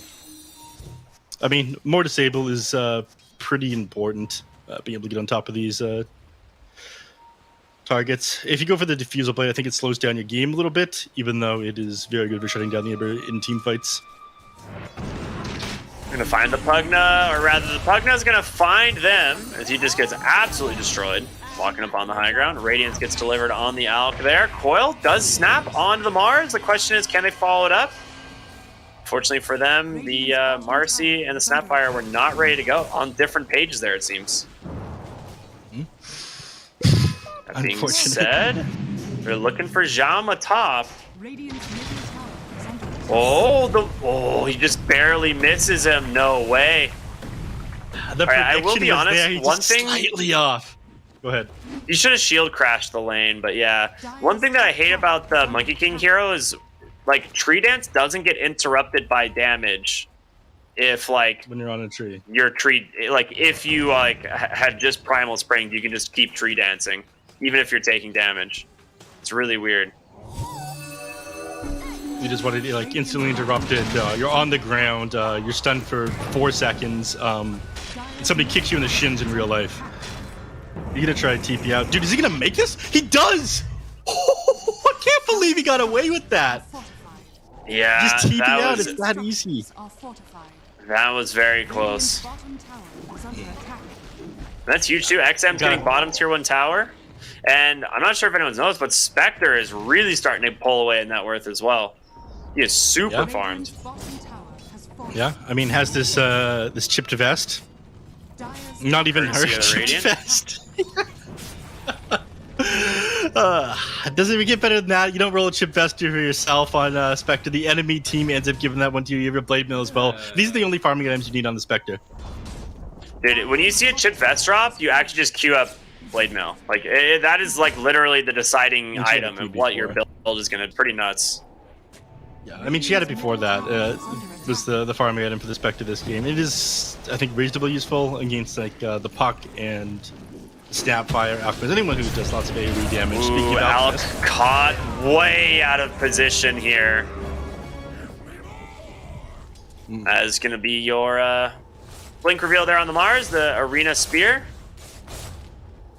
Yep, I didn't see the setup for that one, but there's a an observer board on their own side here on the Dire, so I was counting Alchemist out with that one, no doubt.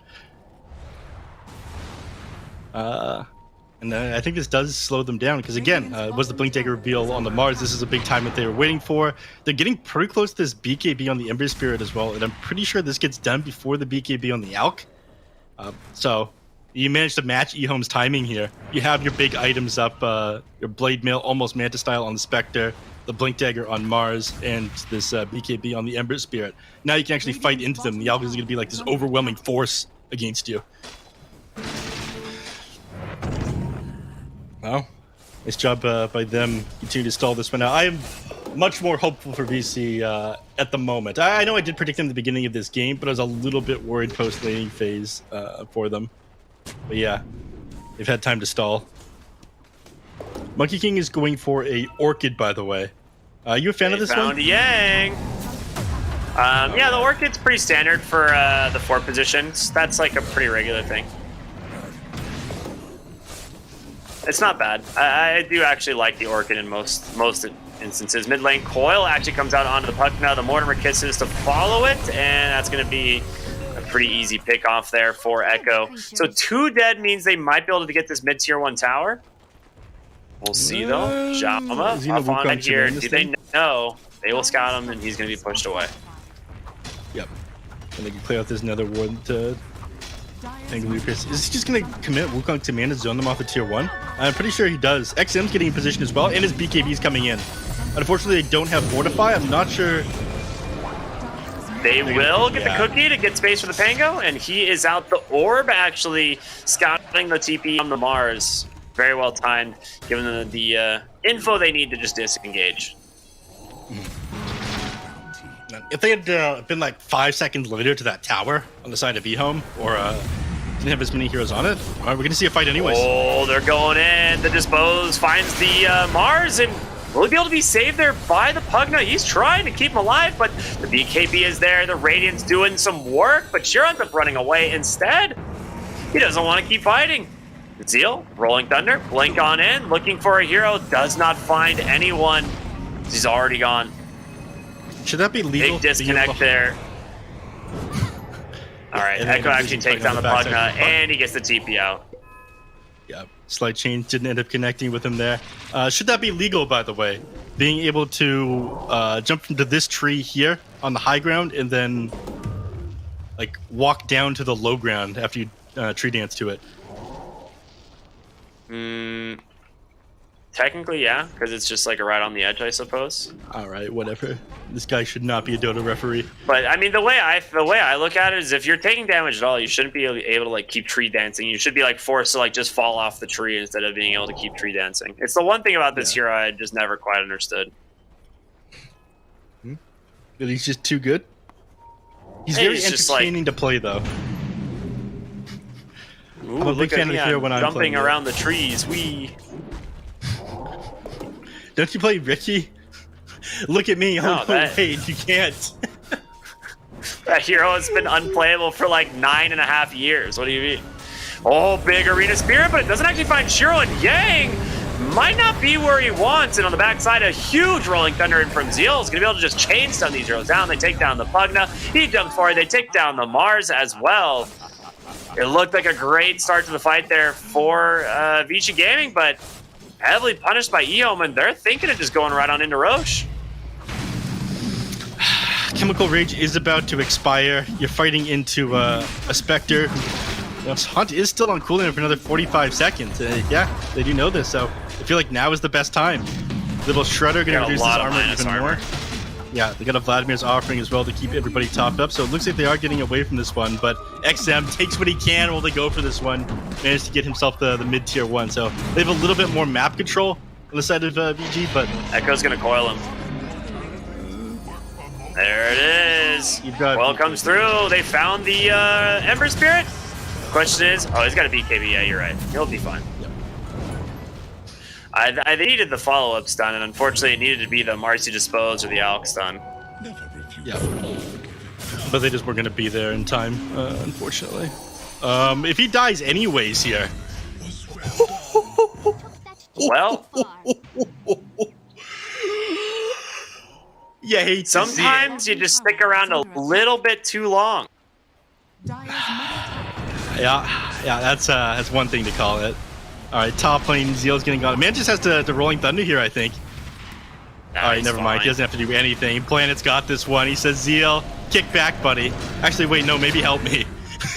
It's like, hold on, wait a minute. Oh, wait. I can see why you struggle with this guy a little bit. Annoying. Yeah. Dude, sidekick with Swashbuckle is so good. It is so I don't good. think that works like that. No, you get the lifesteal. The bonus damage doesn't work, but you get the lifesteal. Yeah. Oh, okay. Yeah. Because it procs I think somebody said that modifiers, you. so. Yeah, somebody said that you did get the damage, and then I tested it in a lobby. I'm like, that's simply not true. Yeah, you definitely damage don't. with this sidekick. You definitely do not. That'd be like saying that Divine Rapier gives 300 damage to Swashbuckle. You know, that would be the case. Ooh, Puck almost finds Yang. Very close. Fortification comes out, but Shiro's still feeling pretty safe here with this Aegis. Sidekick's going to be able to allow him to just lifesteal a little bit off these creeps and help bring down that tower even faster. So, Tier 2 tower about to fall, but wait a minute. That Chemical Rage is about to expire, and XM, he's looking for the backside. Echo comes in. Doesn't actually connect on the Silence, and they are going to try and back out. Really good placement on the Wraith Pact here. And Zeal with the Rolling Thunder. They end up smoking. They want to try and chase, but do they have vision is the question. Zeal's looking for him to blink out from Yang. And it looks like they will not connect with anything this time around. Yeah. It is kind of unfortunate that XM ended up initiating there, sitting at the front and running into the Puck. You were trying to walk in front there on Jauma, and he completed his Orchid that fight. Like, if he got on top of the Puck first, Puck just dies. His only defensive item is Kaya Sanj, and that's just going to reduce the silence duration from like 5 seconds to like 4.1 or 4.2 or something. I don't know how to do math. It's not important. It's alright, it's close. He is working on the low, which is going to be a very good Lincoln's game. It pretty much prevents two abilities right now. Orchid, Life Drain, I guess Decrep as well. And that's it. So, Very good pickup. Xiaoma just literally burning in the mid lane right now. But Blink Stun gonna be dodged there by XM. Quick response from him, but there's gonna be the dispose actually. Mortimer Kiss is coming through. Planet actually misses his Blink Stun. And XM will survive. So, a little bit of a mistake. Oh, they find the Monkey King this time. Yeah, you can't jump this time, son. Shiro grabs him with the Radiance. Yeah, not bad. All right, You got another tier 2. I'm sure you felt happy to watch the Monkey King go down as he tried to do his dumb little tree dance thing, Ricky. You can say it. Oh, yeah, I did. Arcane Rune also for the puck here. So this coil is back up in just 28 seconds. Very cool. A 52-second cooldown dream coil. Living the dream. I like what you did there. Thank you. Shiro went for overwhelming blink, dude. That's, oh man. That's a man who's living large. His net worth, 20,000 net worth at the moment. I mean, this is exactly what you'd expect now, who's 6'1" and 7 to be. How many CS does he have? 250, so exact same as the Spectre. But, you know, man lives large. Going for Silver Edge next. I'm somewhat surprised he's gone for the overwhelming blink over the Silver Edge as his next item here, given that he's still got like 3 slots because he's got Soul Ring, Quelling Blade, and after this Aegis times out anyways, and the Magic Wand. But what do you think it is that he ended up going for this overwhelming blink instead of a straight Silver Edge? It breaks the blink on Mars as well as the tree dance from the Monkey King. Like, oh, they've actually managed to catch the puck in the silence. The Wukong's command comes through. He's just dead. ZZQ in trouble as well. Planet tried to join him in the ring. They saw the vision with this deep ward, but didn't see the other heroes respond at the tower. And your cores were just not there and ready. Yup. Monkey King gets on top of you. You are absolutely XM, though. dead. Rolling Thunder, the stun in from Shiro. Can they actually get him in time? They do, just barely. They managed to turn around a dust being carried by your cores. You love to see it. As they managed to take down 2 additional. So it ends up being somewhat of an even trade around the map. Still losing that effort, not great. Yeah. You got the chain stuns though. Wasn't able to clutch out the dodge of that unstable concoction because the Pango stun ends up hitting him first, sets him up for it as like just before the stun from the Alchemist ends up hitting. But puts him to 11k net worth. So off of that one fight where they managed to find the puck, things all of a sudden swing back in the favor of EHOME again. I really want to see Vici get a little bit more map control. I do think the later this game goes, the more tools they will have to deal with this Alchemist. This is a game where the Spectre will end up building the Shiva's Guard. We'll see. Sorry, not Shiva's Guard. I have Scotty, and we'll see somebody else build a Shiva's Guard. So healing reduction will be there, and it'll play a big part in eventually taking this Alchemist down. Echo playing a lot safer now on the puck. He doesn't really want to get caught by this Orchid again until he has that Lincoln Spear completed. He's about 2,000 gold away. Mid lane, the Blink Rolling Thunder comes in. They've caught this Ember Spirit again.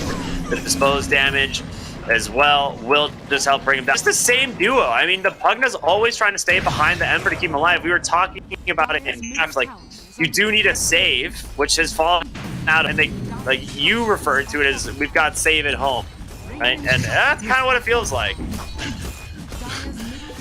Yeah, not amazing. It is very unfortunate that the Ember Spirit's not able to clutch out these dodges onto the Unstable Concoction 2 times in a row now. Before he's got the dodge, Zeal ends up coming and getting on top of him, gets an initial stun with the Rolling Thunder. It looks like they're not going to be able to get a Rax off of this one, though. They're backing up before the Ember Spirit respawns. They're a little bit worried about fighting into this this Mars. Being pushed back with the Spear to the tier 4s, getting caught out with an arena, that could cost them, especially when, like, cooldown. It's about to be back up, It's also tier 3 items just coming available as well, and Alchemist waiting for his Silver Edge to be delivered. You got Roche coming up potentially here fairly soon. So throwing a fight on the high ground could end up being super costly, but for now, EHOME just trying to continue their lead here at 15,000 net worth. Yeah. All right, look at Vici Gaming this. just trying to continue. What is? Them not being afraid. Look at them. They're leaving their base. They refuse to be trapped in by this Alchemist. It's kind of bad they're doing this, though. They found XM. Oh my goodness, does that boy have damage on the Alk? That is the unstable concoction, max damage talent just slapping that Ember Spirit. Dude, he took like 500 damage from that thing. Bottom lane, they found Spectre.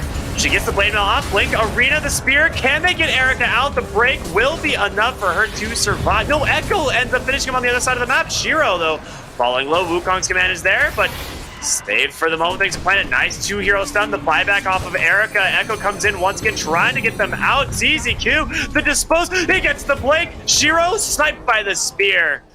Yang has the vision, will find the kill. Ends up being valid back indeed. Is if they don't get that, man, it would have been an absolute dessert. Yeah, ZZQ coming in there like a powerful mother, you know, throwing his child or her child out of the way, but then dying to the neutral creep. It wasn't denied to the neutral creep there, by the way, on ZZQ. So yeah, that ZZQ, part is impressive. yeah, that was sick.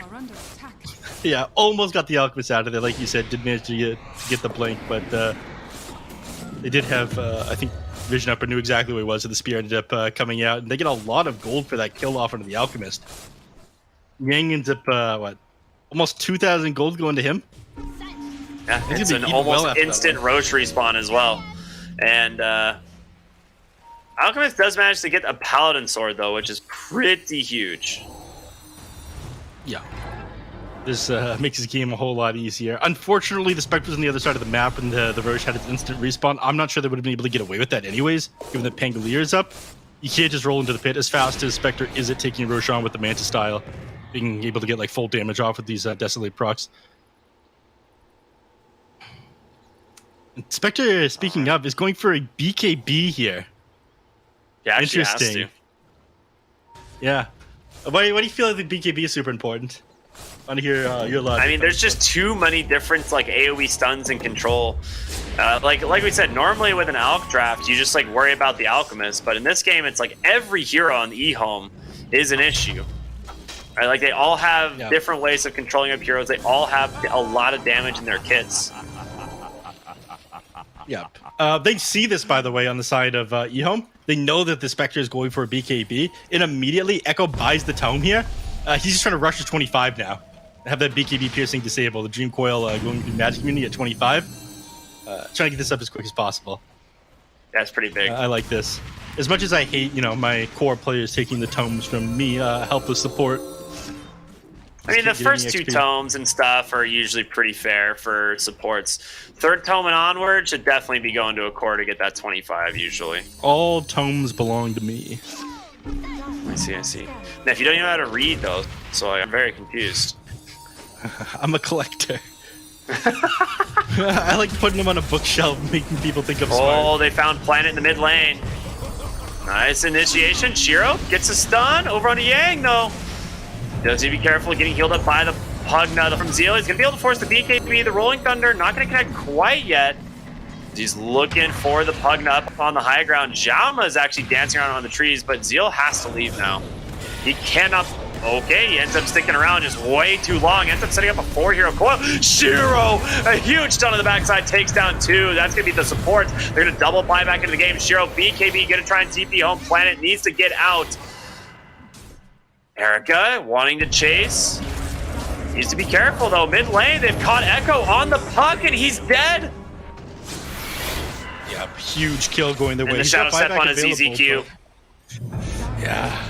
They got to buy back into this. I think Puck is going to as well. They don't want to just give up Roshan, and they know that they've used a lot of their tools on the side of VG. Bought back on both the Pugna and the Monkey King. Yeah. Come back into the Puck. Yeah, they don't have anything left on Vici, and honestly, if they get a kill, it's pretty huge. He's going to find Jauma. He will self-stun on top of him. This is going to be a dieback on this Monkey King. So that is pretty big. And back into Roshan they go. Aegis and Shard will be available. And in terms of Shard, I would guess this goes to the Pango. Like, you could give it to Alp. But the Pango's just coming quite in. This good. is insane. Oh, Marcy's dead. Yeah, they've got to find a target. They get Yang. That's a big one, but do they have the detection? They do. The dust comes through. They've got to be able to take down the Mars. I will do it. Planet able to secure that one on the backside of the fight. The good coil out onto the Ember. He's got no BKB. He is gone. The gem is on the deck. He does not have buyback either. Yeah, and I think with this, they're just going to be able to take Roshan. Haunt isn't up for another 55 seconds. There's no way the Pugna's going to be able to walk into the pit to like get the vision from the Shadow Step. Is win that fight. And I mean, Echo. it's a very risky move buying back from the game there on the puck, but you realize, okay, we can get this Roshan. We can force them away from the pit. We could potentially win the game off this in the next couple of minutes here without me going down again on this puck. I'm surprised, honestly, that the Ember Spirit tried to contest that Roshan when the puck ended up coming back. I think you just have to cut your losses there, but bit off more than you could chew. Yeah. And Puck, like you said, got that early level 25, so Dream Coil Piercing Magic Immunity is huge. He has the Aegis now. You know, gonna do dividends thanks to, you know, having committed that buyback earlier. They do actually deny their own bottom tower to refresh fortification, which is quite funny here. Try and stall this out even longer. And Lando out. He's gonna get a basher delivered.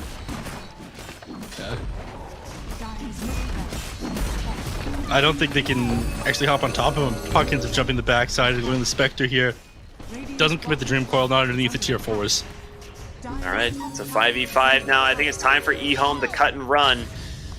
Ultimate expires on Shiro. They got themselves a lane of barracks. Both teams low on buybacks. I mean, EHOME committed 4 in this last fight, whereas Vici Gaming, they only committed 2, so big advantage for them. Spectre's buyback coming off cooldown in just about 2 minutes. Yeah. Looks like, yeah, it's just, what? Alchemist and the Mars that have it available at the moment. They circle the triangle as if they want to take control of this thing. Unfortunately, their wave is shoved all the way into the bottom tier 2 tower, and there's catapults down here as well. So it is going to take a while for their wave to reach this tier 2, unless somebody goes to clear it out. And yeah, Planet is going to be the one to... Planet, baby. Yeah. He's on wave clear duty. Oh, he's walking away He's already again. cut the next wave too. Yeah, but it's still slow for these catapults to be cleared out. I mean, they are giving VC time. What they're going to do with that time, I can't answer that question. They're close to like a couple things, but I don't see anything that's going to change these team fights. Yang is going for a Satanic, which will give him lifesteal and will break him out of these silences from the puck. But It again, doesn't I don't feel see like enough. this.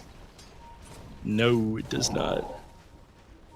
I don't see anything that's gonna like completely change these fights coming out quick here for VC. You know, Snapfire is also building a Silver Edge. Very powerful. Planet You is go to here to the- game. Dude, he is so farmed actually. I think he just goes like Little Shredder, uses your attack damage. He didn't go for the extra 2 Shredder attacks. Yeah, it's fine. Scatterblast damage is so good for farming. Yeah, it's also good for killing heroes. It ends up doing a lot.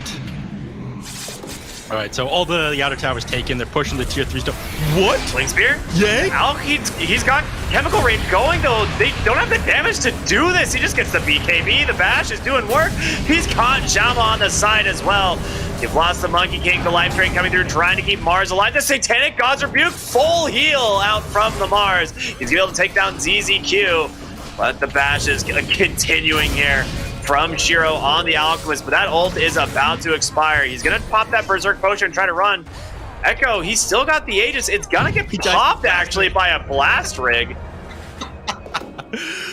Oh, that's the mess around and find out scenario there for Echo. I suppose it was going to expire the next minute, like 10 seconds here, but they managed to hold. I was concerned when Yang ends up blinking forward, spearing the Alchemist back in the tower, because they do not have the damage to bring this guy down in his Chemical Rage at the moment. But not at all. The Mars ended up being scarier than I thought. The full heal off of the Gods of Rebuke. This could be the new tech that I haven't been taking advantage of, man. It's quite good. It did completely reset that fight for them. That and, the Fugna, we have saves at home. That one ended up finally coming online in that team fight, kiting people to Decrepify, keeping Yang alive with his life drain. So he was able to get off that Satanic and Gods Rebuke people. So you see, managing to hold straight into the draft can still win team fights, but there is a pretty big net worth disparity even still. 19,000 going the way of EHOME. It's going to keep growing too, right, with this Alk? Yeah. You need to get out of the base at the moment, though. Like, tier 4 neutral items are sitting out there. Not to mention, you know, They if got the enemy's this just ward farming scouting everything, though. Erica, you need to be so careful. The Silver Edge break. Is it going to be the no? He gets stunned. He's done on Shiro. He does have the BKB available. Nice dispose, but 2 heroes stunned. In from Xiaoma. Shiro finally gets the BKB off, but he's fallen so low already. He needs to disengage the arena, not be able to hold him in place. Zeal trying to hold his boy, keep him in this one. The concoction comes out. They're out here on the Mars. Shiro's got all his health back. Yang goes down. The break, it's enough. And now Shiro will help claim another. They've done the damage. XM on gets a lucky bash off Shiro. Triple kill for Zeal on the Pango. Yep. He's trying to... I thought for sure Monkey King would... Ember would buy back and go into that one. ZZQ sitting on top of the Remnants. He buys back afterwards. Unfortunate. I thought it was time to man up and go at him there. He's backing up now. But yeah, these heroes just getting bursted down way too quickly by the side of EHOME. Dude, Shiro going for the 50 regen talent actually was such a game-changing play in that fight. Like, he was going to die for sure if he didn't have that. Yeah. Just barely managed to clutch that one out and survive, but they never ended up building these items I was talking about. Unfortunately, the Shiva's Guard, not completed by the Ember Spirit. You never ended up getting that Eye of Scotty done on the Spectre. Instead, you went for, you know, this BKB, Aghanim Scepter, Bash. Excellent items for this game, but never addressing this problem. I feel like this hero just has way too much sustain in the fights at the moment, and they are expensive items. You have to go out of your way to build, but healing reduction is very effective if you're trying to burst this guy down at the beginning of fights.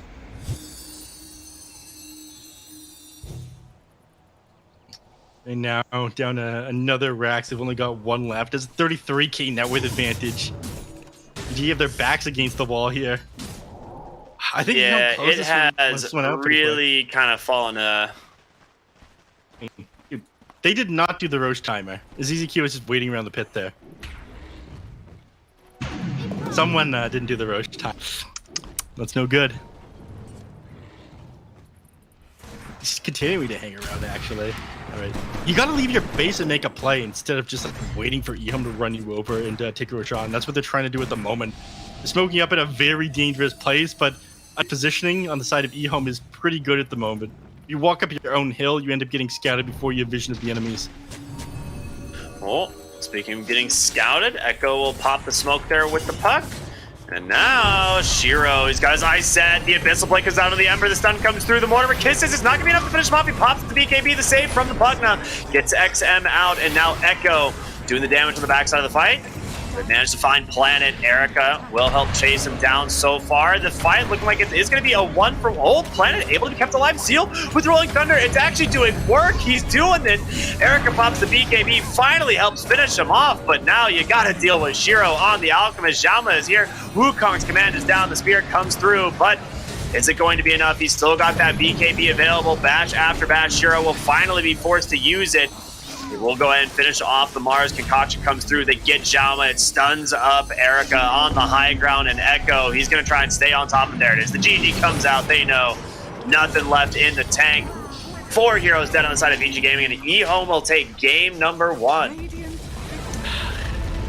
I mean, it looked hopeful for them at the start when they managed to get a decent recovery, find that Blink Dagger, the BKB on the Ember Spirit, but EHOME came in force a couple of times. The Pangolier getting on top of this Ember Spirit, taking him out before he's able to dodge the unstable Concoction. They made great team play here on EHOME. I was concerned for a little while, but maybe tried to clutch a little bit too hard, styling them too hard with the Ember. Couldn't get those dodges off with the Monkey King setting up these initial stuns on the Ember and ended up shutting down their game too much.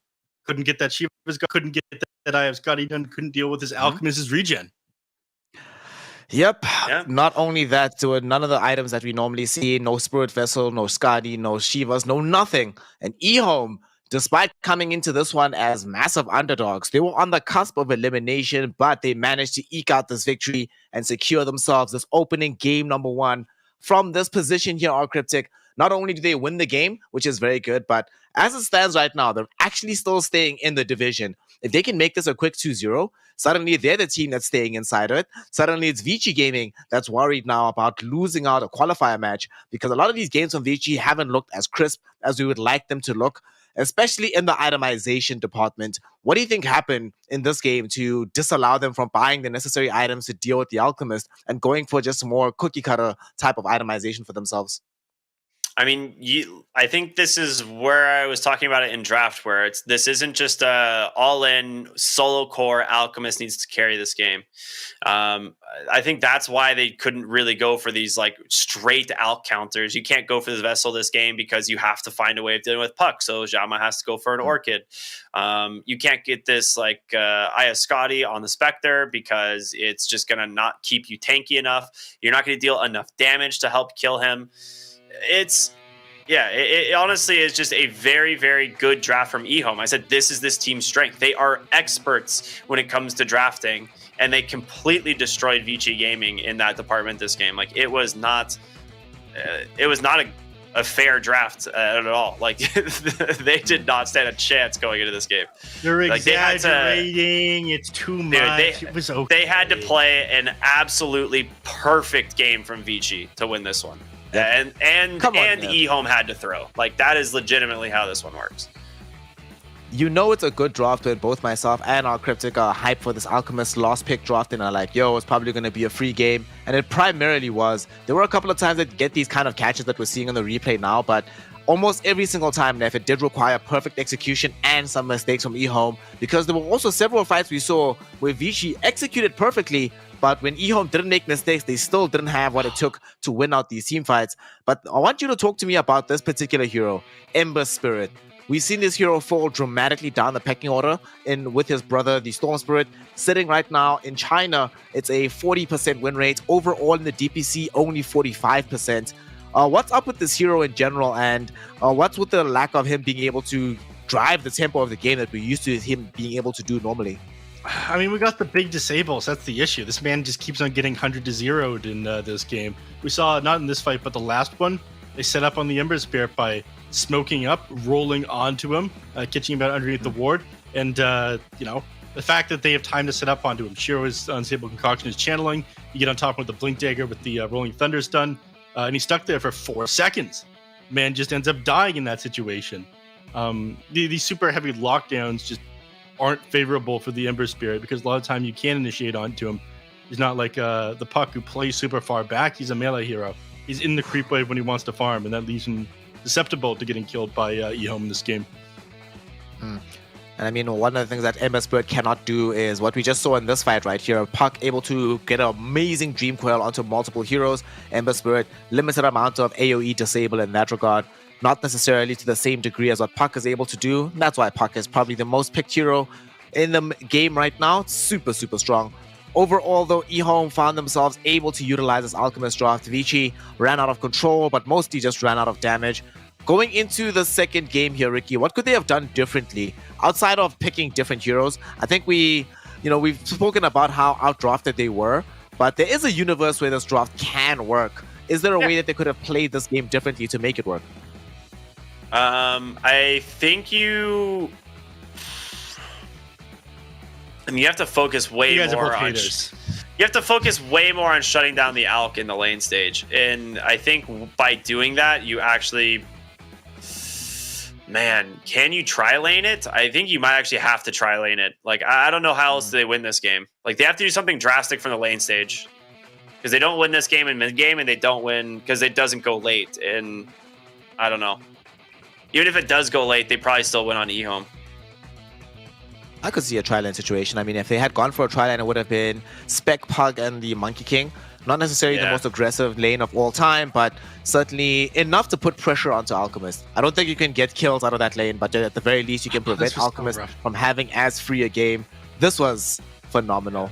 Shiro, honestly, Neff had a really good game on this Alchemist. We've given him a lot of trash before for some of his performances in this DPC. Has been underperforming somewhat from the side of EHOME, but this is the kind of game that reminds you why there were so many people hot on the fact that this guy represents the future of carry players in China. Yeah, Man, it is nice that he ended up getting a good out game after what happened to him on the Asta Ares series, which I don't think was any fault of his. I think that was just a rough game to get to 60 minutes because, it's like we talked to them about. It was difficult for him to 1v5 that one once people started getting items. But he popped off this game. I think it was just amazing coordination with Zeal that made this happen. Again, I keep going back to the fact that they set up these stuns with that Alchemist had by Pango coming in. Like when Rolling Thunder is your initiation disabled to get on top of Ember, that's not easy to do. So, just amazing coordination and fate Zeal for making these things happen. I think that you should definitely put Zeal on this game number 2 with 2. Even at the best start. Core components to setting up this Alk and allowing the Alk to have a super easy game. It's a very Ricky, you crisp mentioned and it when round we're in the 1,000 draw. GPM. Oh, 1,000 GPM, 795 XPM, 82% kill participation rate. Shiro just held it down this game, allowed his team to grab out this victory. They did not that much more overall damage over the side of Vici Gaming, but their damage was certainly more effective. Of course, economy is going to be much higher because you are playing with Alchemist. But what I want to talk to you about, Ricky, the way EHOME drafted in this game, it's something that we used to see from them all the time. Always being able to have multiple kill duos within the draft, making sure there's no one hero that's hung out to dry in general. Something that we didn't normally see within the season, though. And now we're finally seeing it again here from EHOME.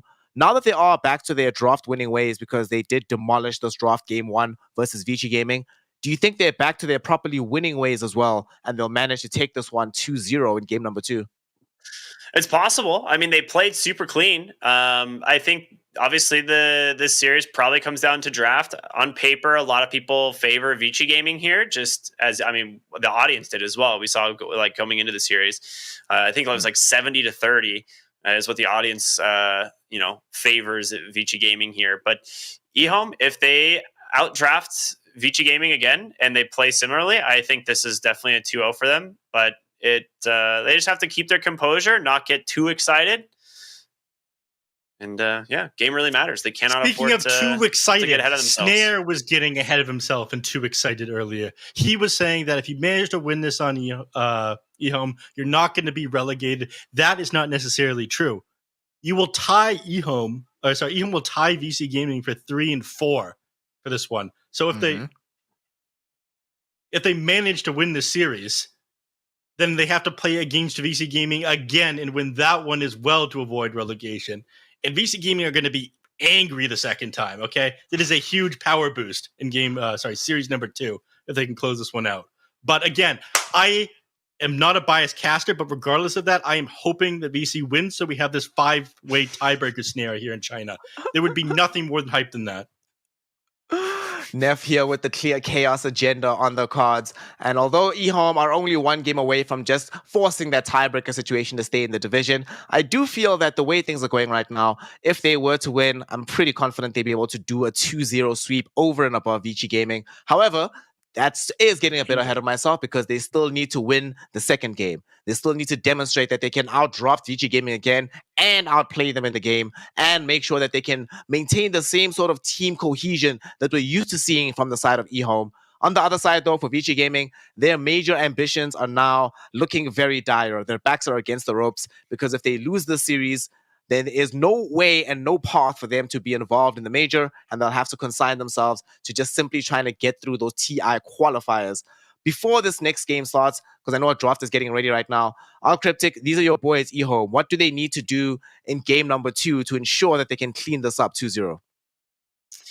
Just keep their cool and play their game plan. I'm sure that they've done their research. I know when we spoke with Shiro last, like one of the things he said was basically that their coach does a lot of work and help preparing like for their teams, and when they listen to their coach, they usually do really well. So, fundamentals. Just stick to the fundamentals, so we're gonna be good. All right, now fine. We're giving you some extra homework then. For the side of Vici Gaming, they have dropped down in game number 1.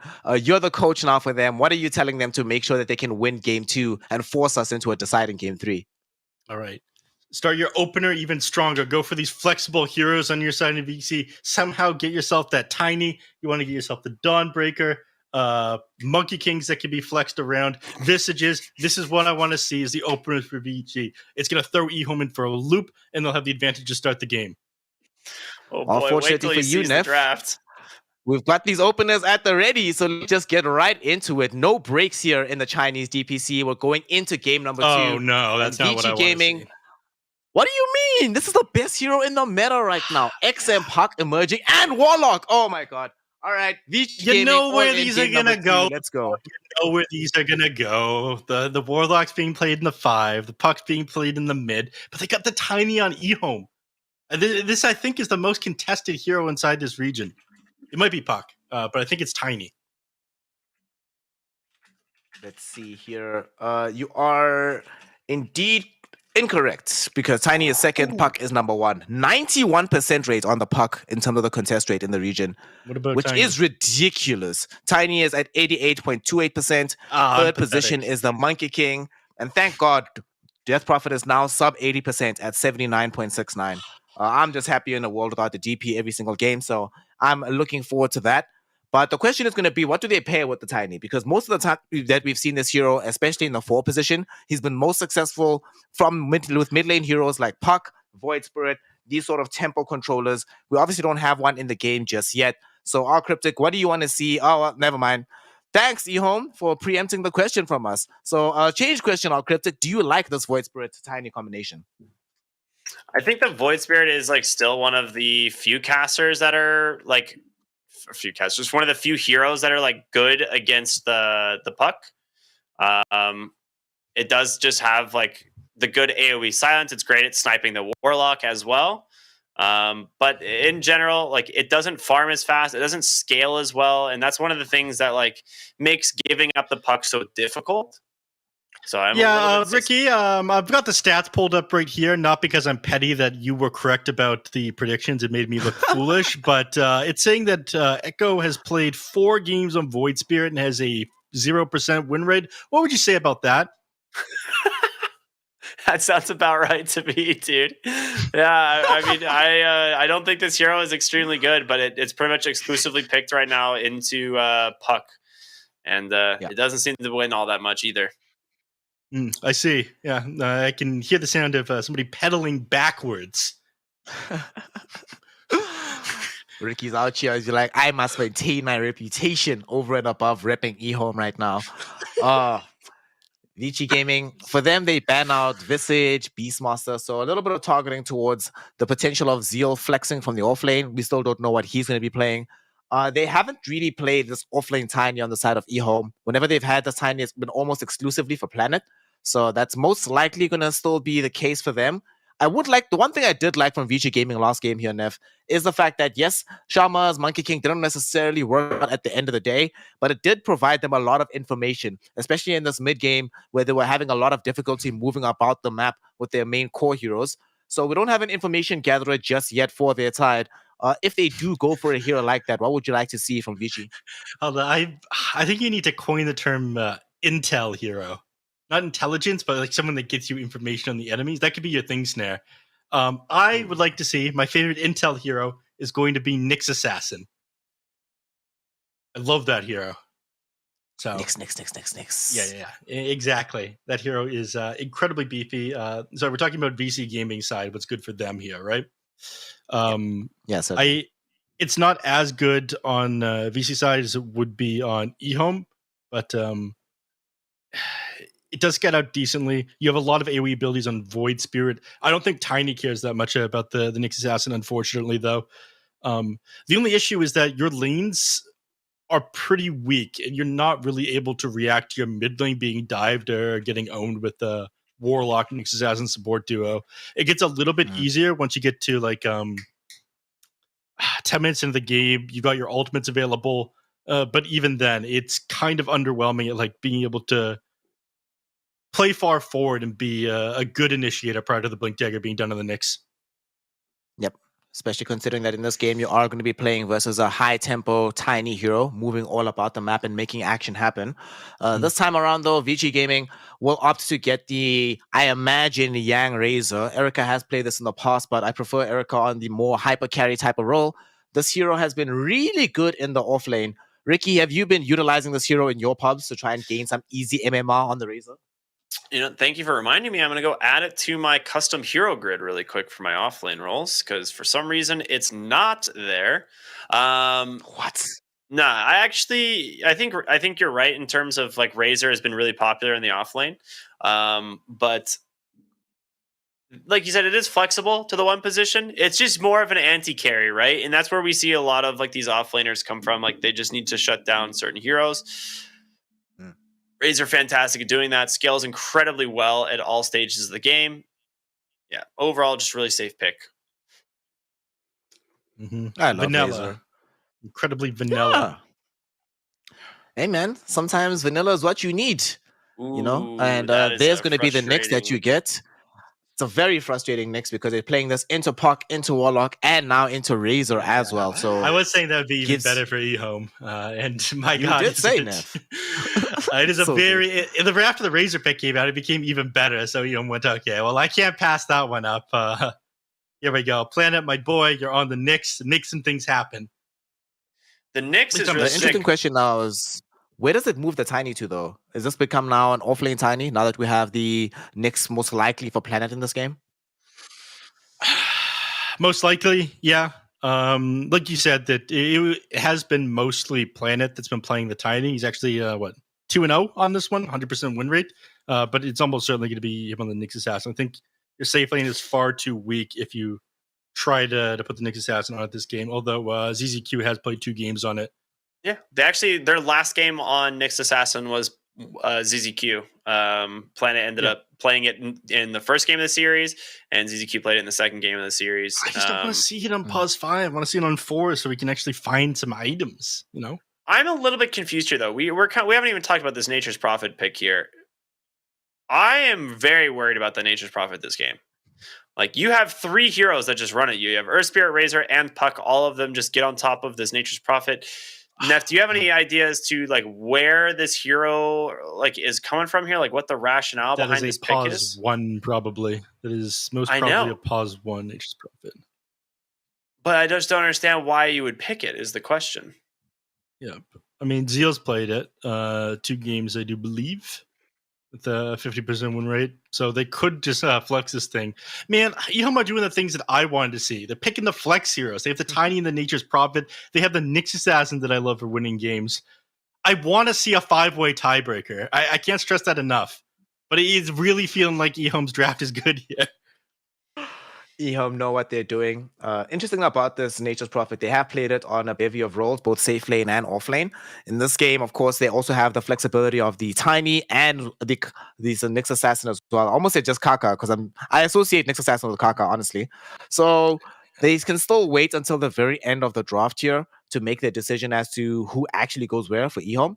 For Vici Gaming, though, while they're still getting this rationale down for EHOME, let's talk about this Earth Spirit. So it gives them a little bit more reach, a ton more damage, but most importantly, this is Earth Spirit paired with Warlock or Cryptic. How many times in China recently have we seen this do major work around the map? The amount of magic damage they have is immense, and then the EHOME only really have one natural BKB buyer in this Nature's Prophet, so not that easy for them to get rid of this incoming magic damage from Vici. Yeah, absolutely. It's actually going to be a lot of work, like heavy lifting here that has to be done by the Nyx and the Tiny to help find the Warlock or the Earth Spirit and take them out at the beginning of the fights. They actually go back for an Enigma. Ooh. Okay. Man, that is your way, I guess, of countering heroes that want to get on top of Nature's Prophet. You know, you just dangle the Nature's Prophet in front and then respond with a black hole. But this is into a Warlock, which is not fantastic. So I'm a little bit concerned for EHOME's draft. Vici Gaming has a lot of time here to think about what they want to take in the safe lane. The Terrorblade and the Bristleback both removed. In terms of core matchups, what can you like build? To see a Terrorblade, you say? I don't like a Terrorblade here. I No, think no, you have to look Terrorblade's radical banned. first. Oh, okay. I thought you said TB. I must have not been listening correctly. I do have that problem. Well, that and I get lost in your eyes when we have the cameras on, Ricky, so it becomes very distracting. That's a problem we all have, Neff. Mm-hmm. We all have this issue. We get it. The positive carry matchups, certainly they don't pick something like a a Ursa here. That would be absolutely bonkers, right? Hear me out here. Phantom Lancer. PL. Phantom Let's Lancer. go TA. I was to say, you don't see PL that often, but this is actually like such a free PL game. But Erica, TA, that is like a staple for him. It is going to be ZZQ on the Knicks. Tiny played by Planet as expected. So nothing surprising off the side of EHOME in terms of the draft. Man, I am way less confident in their draft this game. I think Vici Gaming have this one. Yeah, I don't like what I'm seeing here from the side of eHome. Lost pick, Zeal, Enigma. This is so complicated to me, Neff, because in this game, this Enigma needs like 4 items before he can play Dota. He needs Blink, BKB, Lincoln Sphere, potentially even an Aeon Disc. Otherwise, there's no way you ever get off a Black Hole reliably. I don't like it, this last pick Enigma. Talk to me. Do you like this Enigma? Because I'm pretty sure myself and Ricky are going to be going with Vici on this one. So it's your job to convince us that eHome is going to take the 2-0. You know, they had a good thing going on here. I wanted to see Planet on the Nyx Assassin. I like the Nature's Prophet, but then they last picked the Enigma into a Warlock who's just going to be, his sole purpose is to ruin this Pause 3's game. Zeal isn't going to have that big of an impact unless somebody can jump on the back, jump this Warlock on the back line. But that becomes so difficult this game when you've got like Puck and Earthspear playing far forward. It is too hard to play a Pause 3 Enigma this game. Yo, why can't you tell us how they win?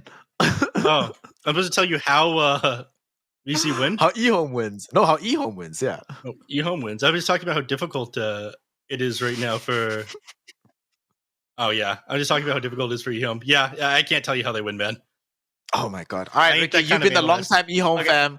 Listen, fam, many times before in awful drops. He just went off about how good the draft here is on the side of VC. I do. I think Vici Gaming's draft is better. The road to victory here for eHome is a stomp out of the safe lane. Like somehow Shiro getting super farmed on this Nature's Prophet and kind of taking over the game. Because if that happens, your Nature's Prophet can like stand ground and win you fights. But that is about it.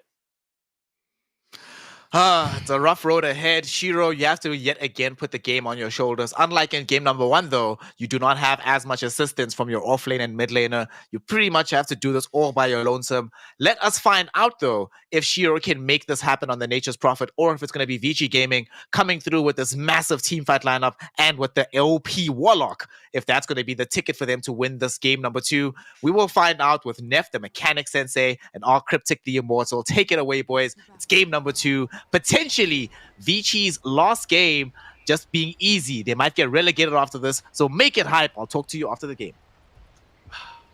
All right, here we go, Neff. It's a big one. It's a big one. Stair keeps on getting ahead of himself, though. He says relegated. They got to play a second best of 3 against VC if they end up winning this one, because at that point they'll be tied for 3-4, the both of them. You're right. If they lose and beat eHome again, let's triple or nothing yet again for energy drinks. Let's go. Oh boy, let's go. This guy likes to party. I'm about it. Snare knows what I'm about. It's been a pleasure spending 3 DPC seasons with him. It's on number 1 as well. Man promoted himself with hard work and being better than me to Div 1 after the first season, though. We've got these other regions better watch out as well. Yep. What do we got? So I want to talk about this bottom lane. Warlock's just opened up with Fatal Bombs to try and bring down these Eidolons, which is actually going to work. Quite annoying. Planet is going to go ahead and toss away the Warlock, get him in the other side of the lane, I suppose. But at the end of the day, it is still an Enigma who will just deny these creeps, right? And that is something you have to be very careful of. Yeah, every 60 seconds, this ability has been nerfed into the ground time and time again, Ricky. Demonic Conversion ain't the same it used to be. So yeah, you can deny a little bit of CS, but you have to keep in mind that you're creating CS, and you're doing this so unoften that it doesn't really hurt for Warlock or Erica to like try to commit for running at these Eidolons. So I'm not so convinced it's going to be super useful. In fact, yeah, they just Fatal Bonds as soon as the Eidolons come out, so they can clear these things even easier. I like what he's doing here. He might get the split off, actually, which will dispel it, which, yeah, there it goes. Oh, it doesn't dispel it. What? How does that even work? It, like, ran it on 2 of them, but it dispelled it off of a different one. I don't know. Isn't nature beautiful? It is. This game working exactly as intended.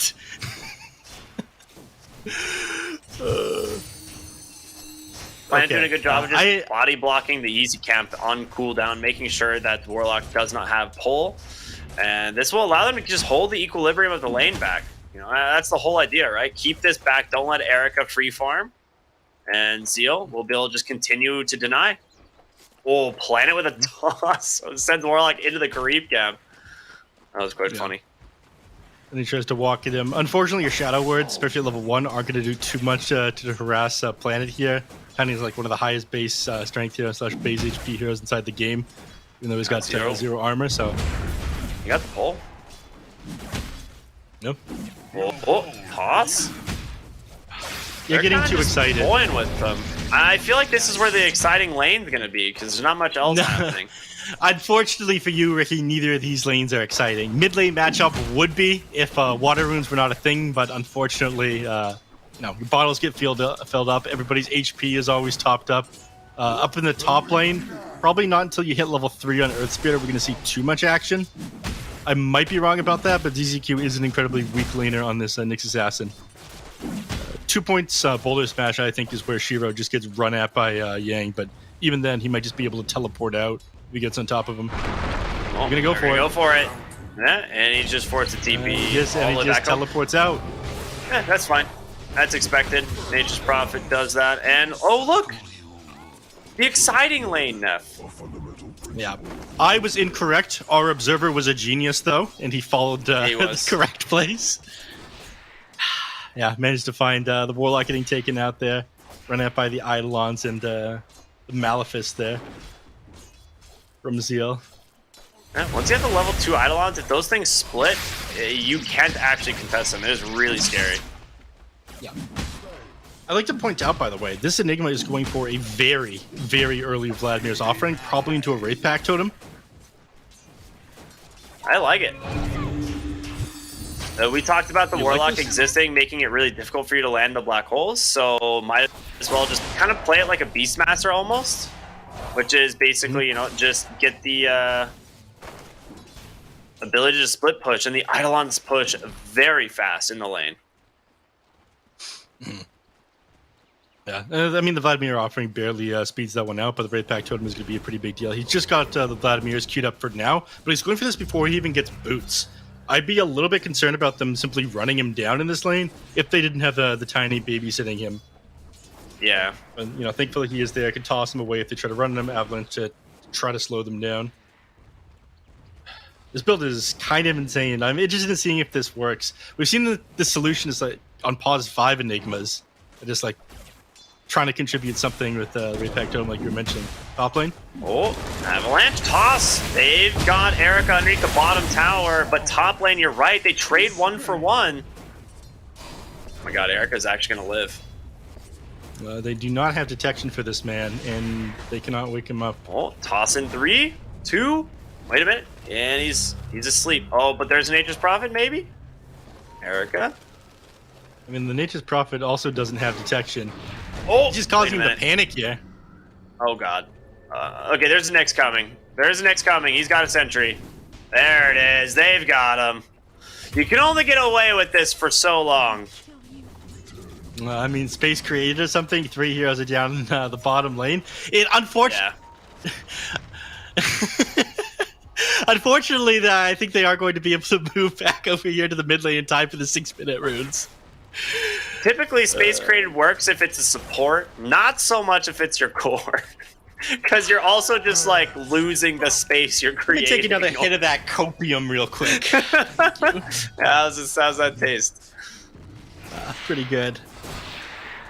Meanwhile, the off-lane Enigma's top net worth, Doubters, where? I mean, we knew that he was going to have a good lane. We have no doubt about that. We're just not sure how much of an ability he's going to have to fight into these heroes once Warlock has his ultimate and he has Black Hole. Off of cooldown, this Golem is going to be used to interrupt the Black Hole. Dude, he has Vlads! Is this the fastest Vlads? I feel like this has to be like one of the fastest Vlads ever. I am certain that there has been Beastmasters that have completed this one quicker than him.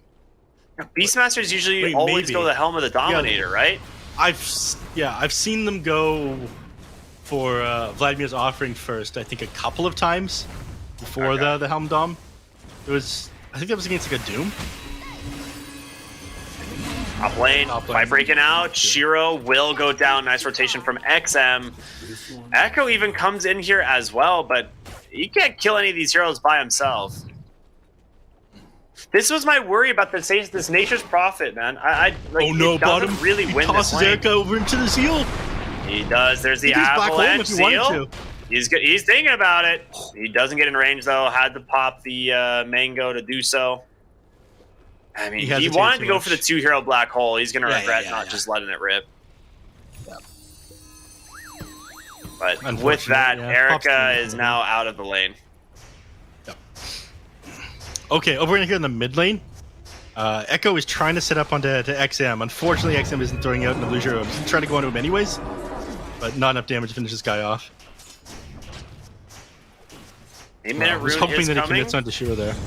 Bottom lane, the dive there. Zeal ends up finishing off, and the rune's going to be top. He ends up losing the 50-50, and XM's going to bottle a regen. Echo got the Pretty nice to RNG see last that. game. This time, it's going the way of XM. Yep. And that's bottom tier 1, man. Got it. Yep. Radiant's bottom tower has fallen. Wraith Pack Those Totem Eidolons just got hit hard, completed man. as well. 38 damage each, an extra 6 on the Vlad's offering, and again, the Wraith Pack Totem is almost done. He is now 100 gold away. So, at this point, he's just going to show up to fights. In fact, I'm pretty sure he should try to drop a Black Hole into somebody before we hit the 10-minute mark, where the Warlock's able to get the Tome and get his Golem. Oh. He That was honestly basically might his just... Oh, excuse me. Let's say he might just like hold the Wraith Pack to just like push with, honestly. Because you can threaten tier 2 bottom with the Wraith Pact and Eidolons. Yeah. I mean, we're holding the lane here on Warlock, and if Puck comes in, it does become pretty easy for Puck to turn things around on you. Find a kill. Oh, speaking of Puck, he actually ends up finding the Void Spirit. Coil. Yeah, big one. He ends up not kicking him outside of the coil, and Void Spirit, he's going to live with this. He's got a stick. Pops it. Never mind. He ends up dying anyway. The Sprout comes in. Zeal with the 3 heroes. Caught in the Black Hole with the damage. And needs to come in from Jama. Able to roll away. XM going to be able to jaunt, but ZZQ off the mark with the Impaled. They only get the Razor. A 1-for-1. Big rotations in from EHOME. They do not find their big kills. Yeah, unfortunate that you end up losing the Void Spirit there. They chained those things up perfectly. Oh, not quite perfectly. There's a little bit of overlap there, but, you know, Dream Coil off onto the Waning Rift, and then after that happens, he hits him with the Geomatic Grip. So you're stuck disabled for like nearly 10 seconds there on the Void Spirit, where you're not able to pop your Assimilator, Astral Step in order to get away.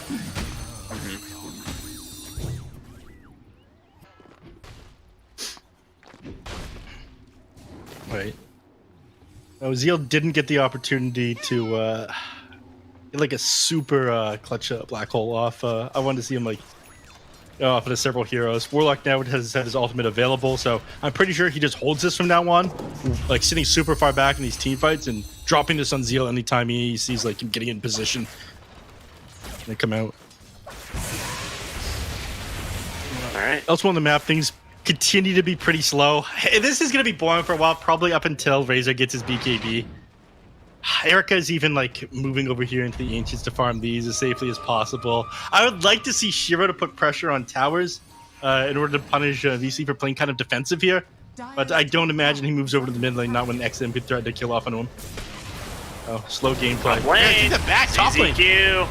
Beautiful initiation there from the Nyx Assassin, catching him with that Spike Carapace. Planet is level 7 on this Tiny right now. He's doing work. Yeah. Man's big. Speaking of big, Erica grabbing a big Ancient stack right now. Yeah.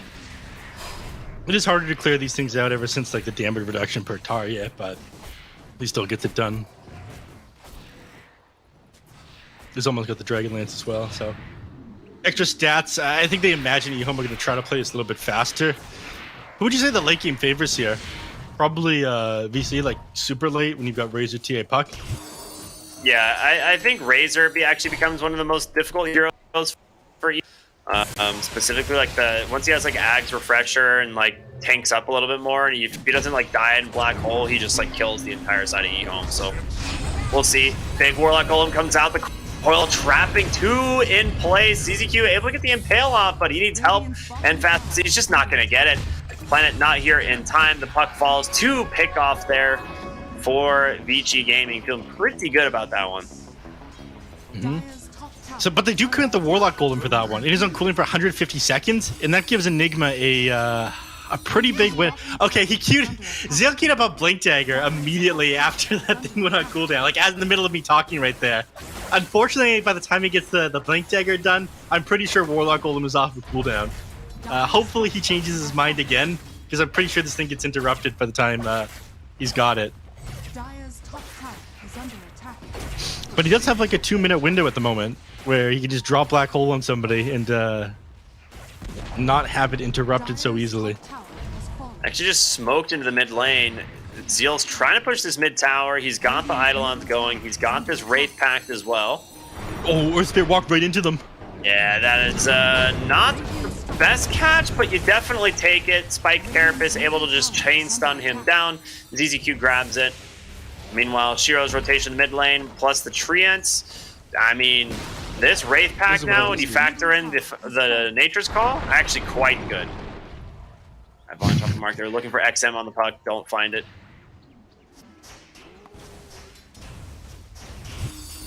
Oh yeah, speaking of Wraith Pact, apparently, Ricky, this is the Vladimir's offering that you were talking about earlier. This is the second fastest Vlad's on Enigma of all time, and the fastest on this patch. But it wasn't even close to the fastest time, apparently. It's been beaten out by a lot of people by like a minute plus. Yeah, it is the fastest Wraith Pact by far, though. It faces fastest Wraith Pact on Enigma or fastest Wraith Pact in general? It says, I think of all time, fastest Wraith Pact. In general? Ever. Oh my god. Because he didn't go like anything else. He just rushed. Yeah, rushed to his pause 3. And that's he's powerful. super farmed. As big. Right. Tier 1 tower down in the mid lane. 2k gold lead here for EHOME as they continue to try and advance this. Coil does come out in the jungle. They've managed to find Echo once again. 20 stick charges to work with, though. Does have Dissimulate. Might get out. XM. Can they actually find him? The Avalanche, the toss onto the Black Hole of Boots. Planet, man. Finding the big setup there on this Tiny once again. Yeah. Hesitated for half a moment there, and I was a little bit worried the Puckman might be able to get out of that, but just managed to clean him up. You might as well drop it there when the Warlock Golem was on cooldown elsewhere. It does come back up now. It was fairly close before that team fight, but it was all the motivation you needed to just drop that on him. They forced 2 additional TPs to the bottom lane, and EHOME, they're going to stick around here. I mean, they don't have Black Hole, but if they manage to find one of these heroes, none of them have BKB. Yang can't really go into his jungle right now. I don't think they're going to walk up into here as long as they know that the enemies continue to remain around their jungle. They see Templar Assassin on their side, farm the triangle. They're going to go in. Planet gets found. Silence is there, but Zeal's up on the high ground, and so is ZZQ. There's going to be the golden drop, though. Puck going to be able to jump in on the backside. No, he's just going to be able to stay for the moment, but Zeal needs help and fast. Is he going to get it? Erica with the Melt Strike will be able to finish him off. They do trade, though. It is 3 for 1 favoring the side of EHOME, but he's just going to buy back in here on this Earth Spirit, trying to do the work. It's a 3-hero coil from XM. Do look, but this Wraithfire pack is owning Planet. The Avalanche comes through. They found the Earth Spirit. He's surrounded by the side of EHOME. He is dead. An instant dieback, and XM has to bail. Genuinely surprised that Vici would decide to take that. Again, Templar Assassin is safely farming up the triangle elsewhere. Maybe you think, okay, well, they've committed to this Black Hole. We've got Golem available. We definitely want to take the fight into this. But there's very little reason to, given how much you don't have to gain taking a team fight like that on your side of the map, while Templar Assassin just continue to work towards their next item. I think that you're happy about that at the end here on EHOME. You continue to pressure all these lanes in.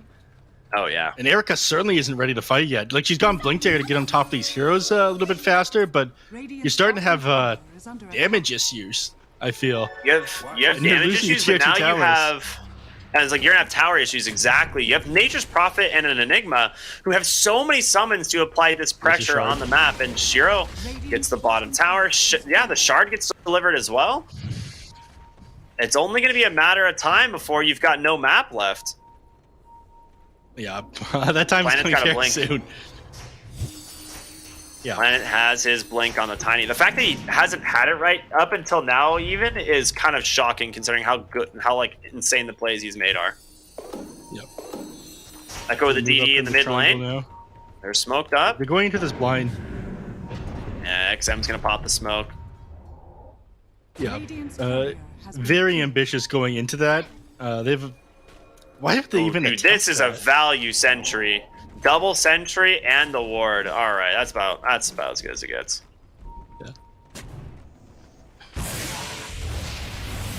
Till the mid lane, waiting on Chrono for 10 seconds. Avalanche toss back. Oh no, they've caught Erica. The Chain Center there with the help of the Nyx Assassin, and he is dead. The blink reveal from Planet. Oh no. Yeah, that's worst case scenario. the one here that you absolutely cannot afford to lose, and they're just going to set up shop here on the enemy team's triangle. They've already taken the tier 2 down in the bottom lane. This is now being shoved in by like Treants and Greater Treants, and I imagine they just cut like top and mid waves, and push in the tier 1 and 2 towers here. Hell, they're not even going to do that. They're just going straight into Roshan. Oh, why not? You got all these summons. Look at all the information. I'm assuming. I thought he might drop the Wraith just to help do the Roach, but mid lane. Kind of trying to bait out a fight, but the scan does come out, so they know that this is happening. And with that knowledge, they might be able to find it. ZZ Cube comes in, able to break the smoke. XM. A little bit afraid to join the fight here as Spike Carapace will stun up the Razor. Zeal, he's ready to go. They jump in here. Avalanche, toss, but he gets the Enigma on the backside, but he's still got the black hole available. He's looking for his target. He hasn't found anyone quite yet. They take down the Nyx Assassin, and Echo falls low. He's going to go down second here. Going to continue the chase here on Enigma. They're going to buy back on the Nyx Assassin. He wants to get into the game. They've hold Yang down. The Spike Carapace into the Impale.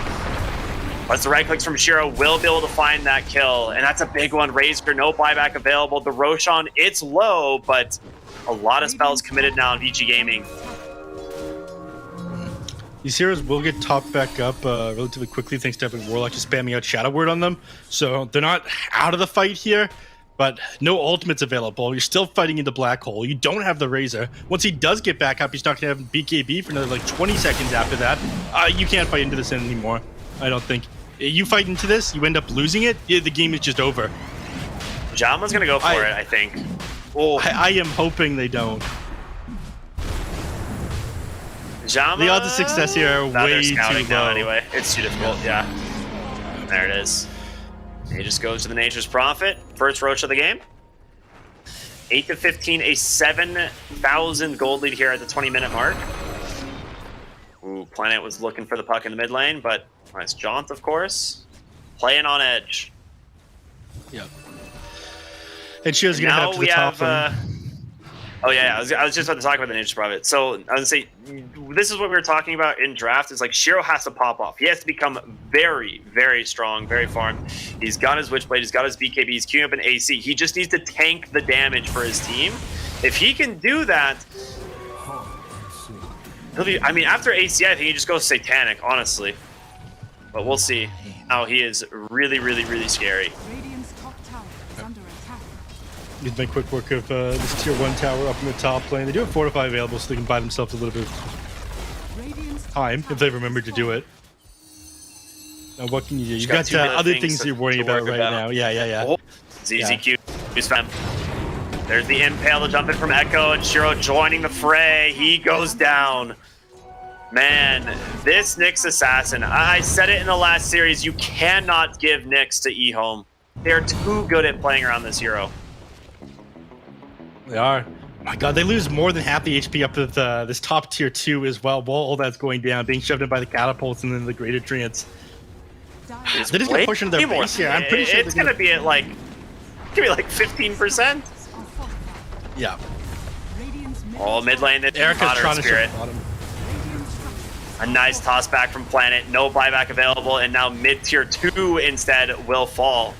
As all They committed Fortify EHOME for is this here as well. ready to go. They could just walk up to the high ground. I don't know if If they they choose can, to. but I mean, they still have Aegis for 3 minutes. If Planet finds a good toss-back target, they're looking really good. They actually see Yang. There's a ward there that scouts him. He needs to be very careful here on the Razor.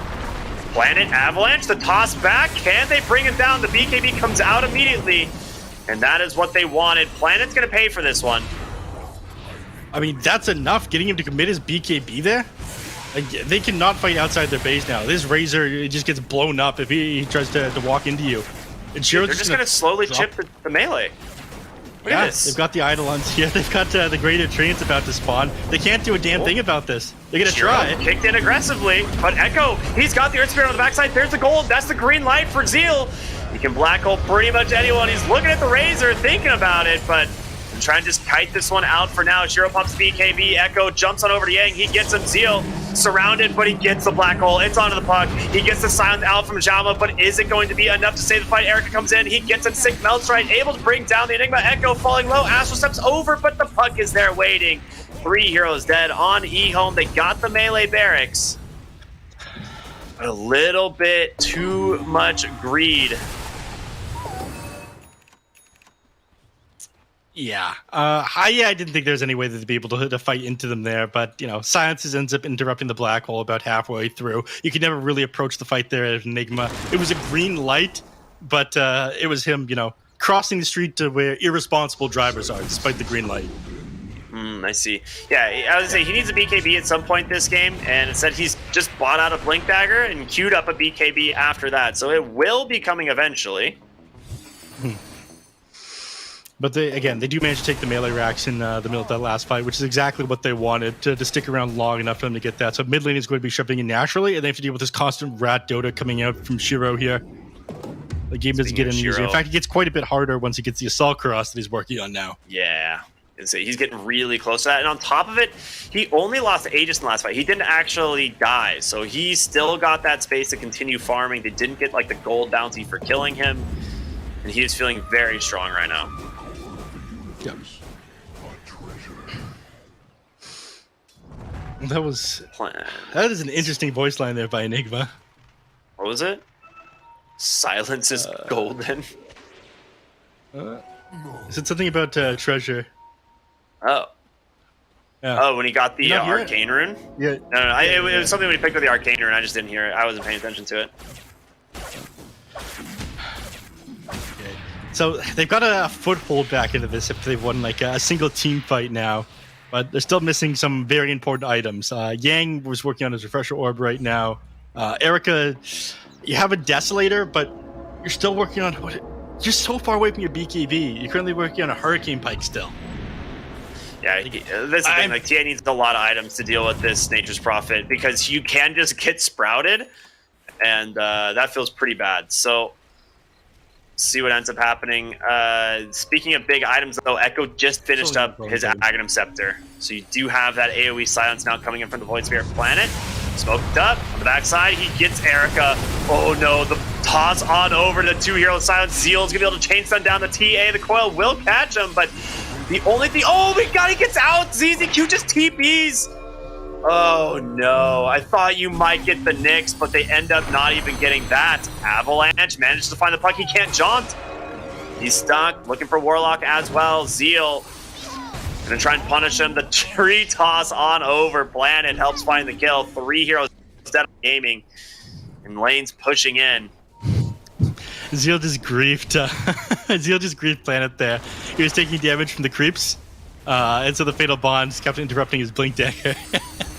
He wasn't able to get the puck because of it. Yeah. Not that important, though. Super Sick plays at stopping the puck from being able to get in and out of that fight. Echo ended up committing the Yule Scepter aggressively when the first Ethereal Orb came out, stopping him being able to jaunt. Some dude with the Avalanche as well. Speaking of Avalanche, Silence does catch the Tiny, though. They're gonna jump from the backside. They find John with the black hole. It catches all 3 on the backside. After they just DG. It's over. Oh my god. GG in the middle of the black hole. It was insane by Zeal. Like, That black hole, that GG came out within a second. The black hole hits 3 heroes, and they're like, "Yep, that's it. GG. We're done." Light cannot escape, and neither can Oh hope. my god. Dude, EHOME beat down in this series. That was that was a super demoralizing black hole for EHOME, or sorry, for VC there. My god. It's been a while since I've seen something like that. Middle of something that's going to make you GG out, you end up dropping that one. But congratulations to EHOME, who unfortunately have dashed my hopes of seeing a 5-way tie between these teams. But it means that we are going to see a grudge match for the decider of who's going to be knocked into the lower bracket here. And then that's something.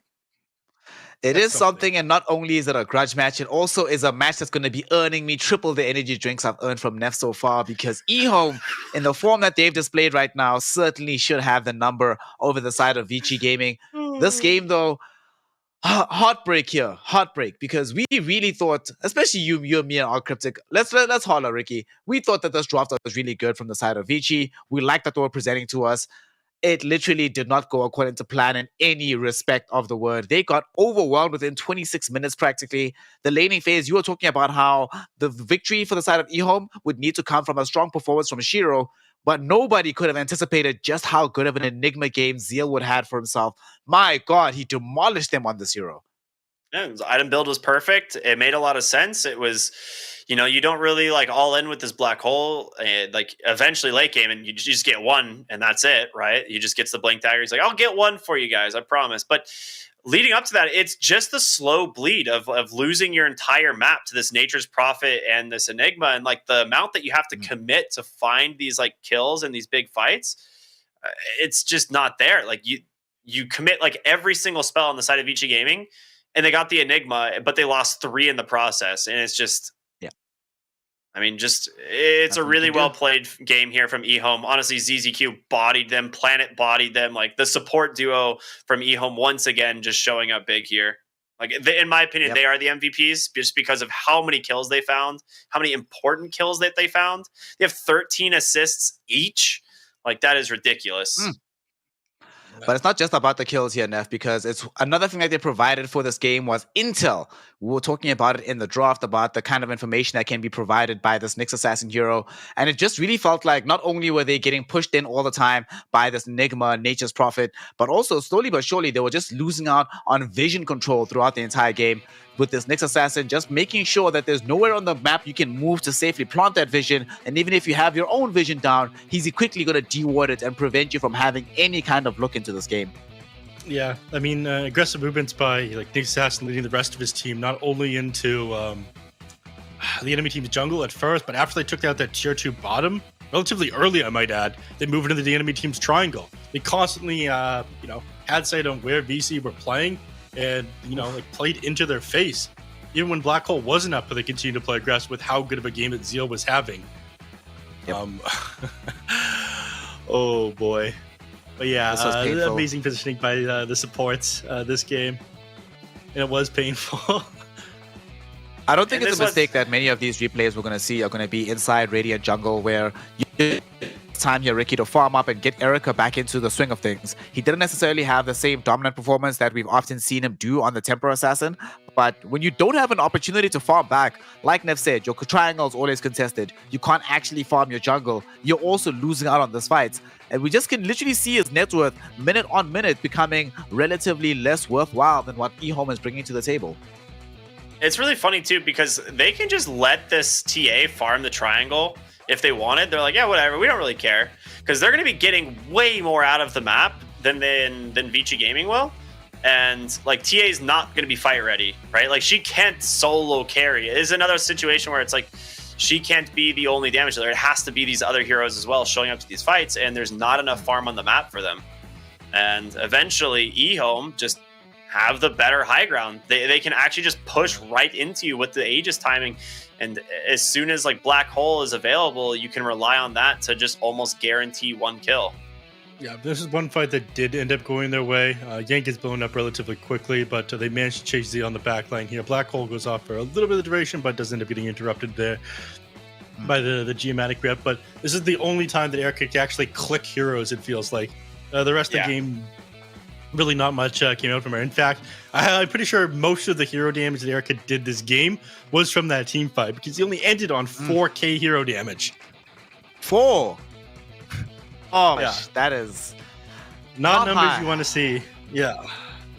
No.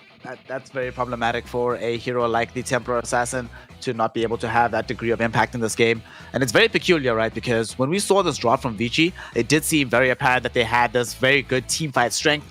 But unfortunately, Neff, this fight that you're talking about that had Erica contributing most of his damage, that was the only fight this game where Vici actually dropped all their spells in succession onto these heroes on the side of EHOME.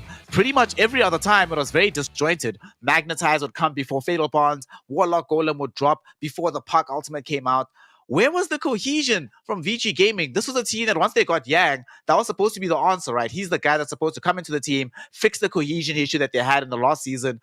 What happened? It looked so good for them the first couple of games. It started to drop off. And in this game, it looked like it was not apparent at all. It honestly felt like we had Irving back in the squad. Why weren't they able to play together as a squad properly?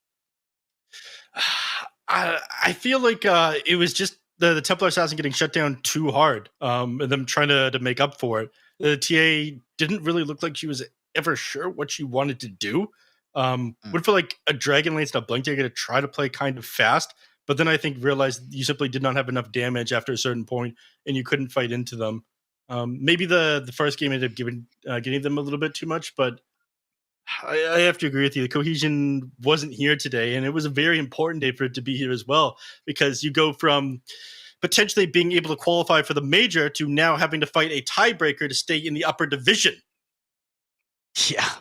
Against a It's team kind that of a just nuts progression, right? Yeah. I mean, and it's like against a team that just kind of owned you. So yeah. Not kind of, Ricky. Come on, man. Hype up your praise a little bit more. I'm not trying to flame. EHOME played a very good series. Like straight up, EHOME looked very good in both games. There's just not much else to say. Like Vici just got outplayed today. I don't think their draft was, was super bad in game 2. Like I definitely want to give them the advantage, but EHOME just outplayed them in the lanes. Yeah. It's difficult to come back after you lose your lane and make plays happen when you are playing this Warlock, though. I know I flame it a lot. It's not a make things happen hero. It's a get ahead hero. It can be a good hero. It heals, it's sustained, but when you're playing against a Warlock, when you need to get on top of the Eidolons, when you need to be able to find kills, and your creeps are getting denied every single creep wave, suddenly the sustain that you're getting is less important than being able to get on top of those Eidolons, clearing those out, and finding kills on the Enigma. So I think unfortunate matchup to TA and the Warlock into this Enigma, who had an amazing game, like you mentioned, fastest Wraith Pact of all time by a significant margin. How quick was it compared to the second closest? I think it was 3 minutes faster than the second closest. I'll have to go double check because I forget the exact timing, but it was like much faster than the initial fastest one. He did really, really well on this Enigma. If I remember correctly, he got it just before the 8-minute mark, and then the fastest one was just over the 11-minute mark. So with margin of error, it's about a 3-minute delta in between there, which is a very, very high in favor of said Enigma. But, we saw in this game, Ricky, that there was not that much cohesion, and in the series overall from Vici Gaming. Let's turn our attention to the winning squad here of EHOME. They won the series, right? But this is a caliber of play we haven't really seen from them for most of the DPC. What do you think was it that put them in such a awkward position where they weren't able to display this degree of quality up until today, practically? Well, it's really strange because we saw them perform very well early on. Obviously, they took a 2-1 over PSG LGD. They took a 1-2 against RNG, and then I think a 1-2 against Aster Aries. So, like, a lot of their games have gone, or a lot of their series have gone the distance. But it was like that middle, section of the DPC where they really struggled. And I think right now are definitely bouncing back. They've taken the 2-0 over Dandelion and now the 2-0 over Vici Gaming, just to get themselves, out of guaranteed relegation. They still have a tiebreaker ahead of them, but I don't know, man. I think this was honestly them just finally coming together and just like performing better in fights, making better game decisions. And it's showing. Like I said, I think they've always had good drafts. I think this is one of the things that EHOME's been very stable with, has been drafting in Division 1. Yeah. But yeah, now they're performing well and executing well, and that's a really big deal for this squad. That's one thing they have always done very well. When you see their drafts, you're like, this makes sense to me. Whether or not they'll execute it to the degree that it makes sense is a bit up in the air, but today they certainly were able to pull that out of the rabbit's hat. And now they are in a situation where they force some tiebreakers. Neff, you're not going to get the 5-way tiebreaker. That is off the cards. However, there's still good news for you. There's still a possibility of a 4-way tie contingent on PSG LGD beating Team Aster. And we're going to have a tiebreaker here, of course, for the bottom 2 slots. So there's enough tiebreakers to at least sate your curiosity for chaos. Once we get there, though, of course, you were the one that's saying that I'm getting ahead of myself by saying that Vici Gaming is going to be relegated. I believe that EHOME certainly is a better team right now than Vici. How do you think Vici is going to fare once these tiebreakers actually do roll around? I think they'll do reasonably well. I'm a little bit concerned as I think that, the last couple of series that they've done have not gone so well. It was a 2-1 they ended up getting against Dandelion. Ended up getting beat 0-2 against Aster Aries. Beat down by EHOME today. It's going to dampen your morale a little bit. But again, they're going to get a very big boost from anger. That GG out they were forced to do at the end, they're going to come back just built differently in this next one, Snare. I'm absolutely certain about this one.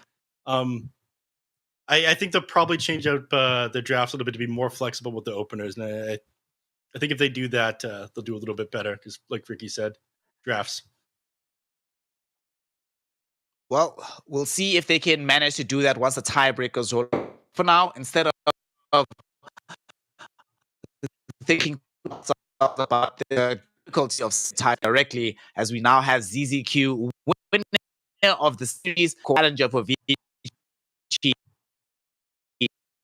我们说刚被过来的基础以及所有的机会不要去当后板，那可是有要当后板的。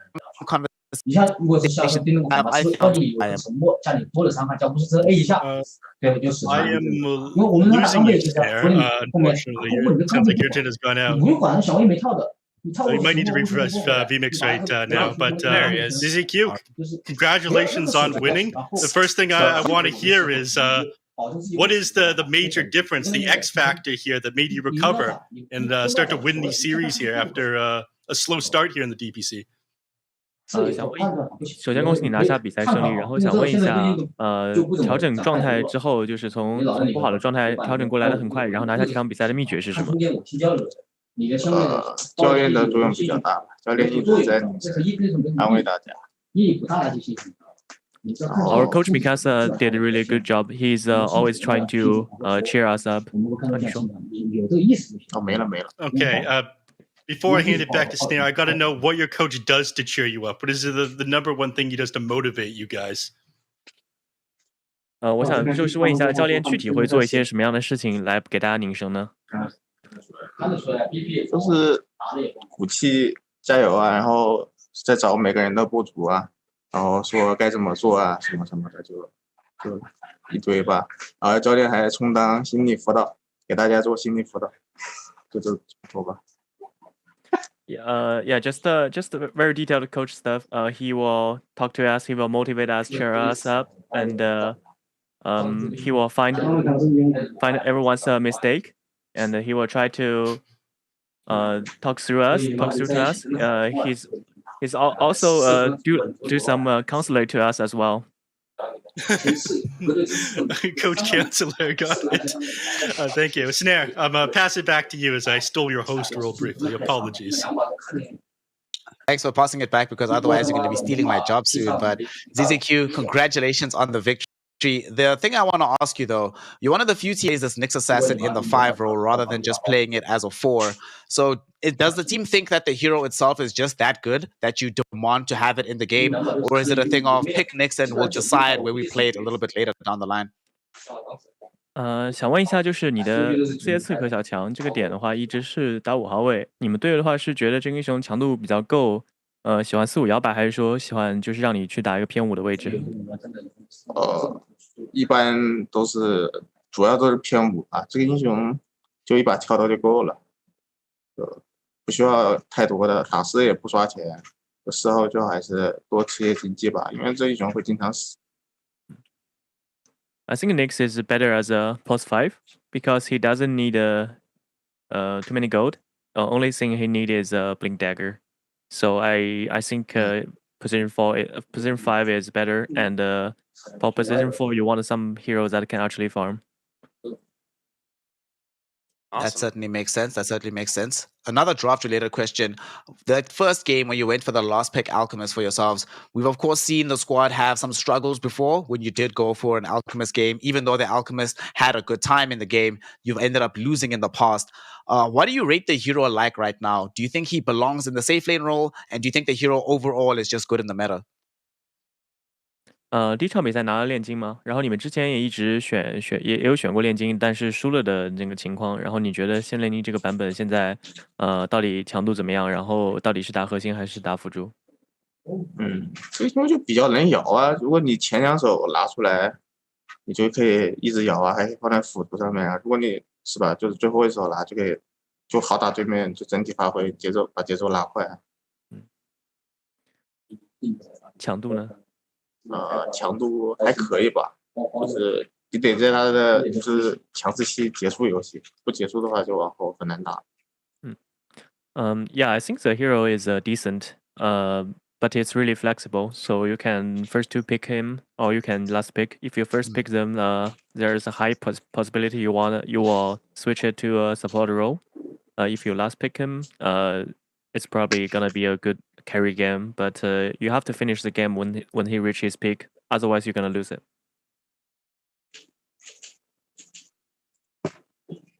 Certainly makes sense. As an EHOME fan, we have Zetek, and we haven't had him as much these days. So do you want to holler at him while we still have him on?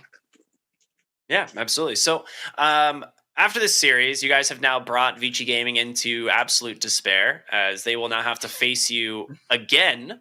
So I just want to ask, how is your team feeling going into this like essential tiebreaker?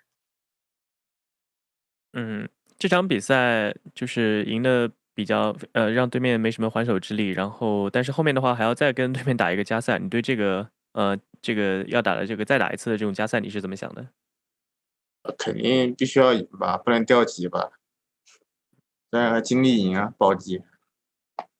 Yeah, we have to win the next series, otherwise it's gonna be relegated. So yeah, we have to win.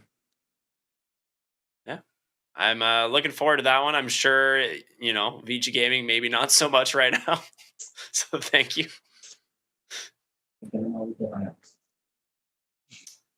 Neff, do you have any other questions? Snare might be jumping in and out here. It's hard to tell.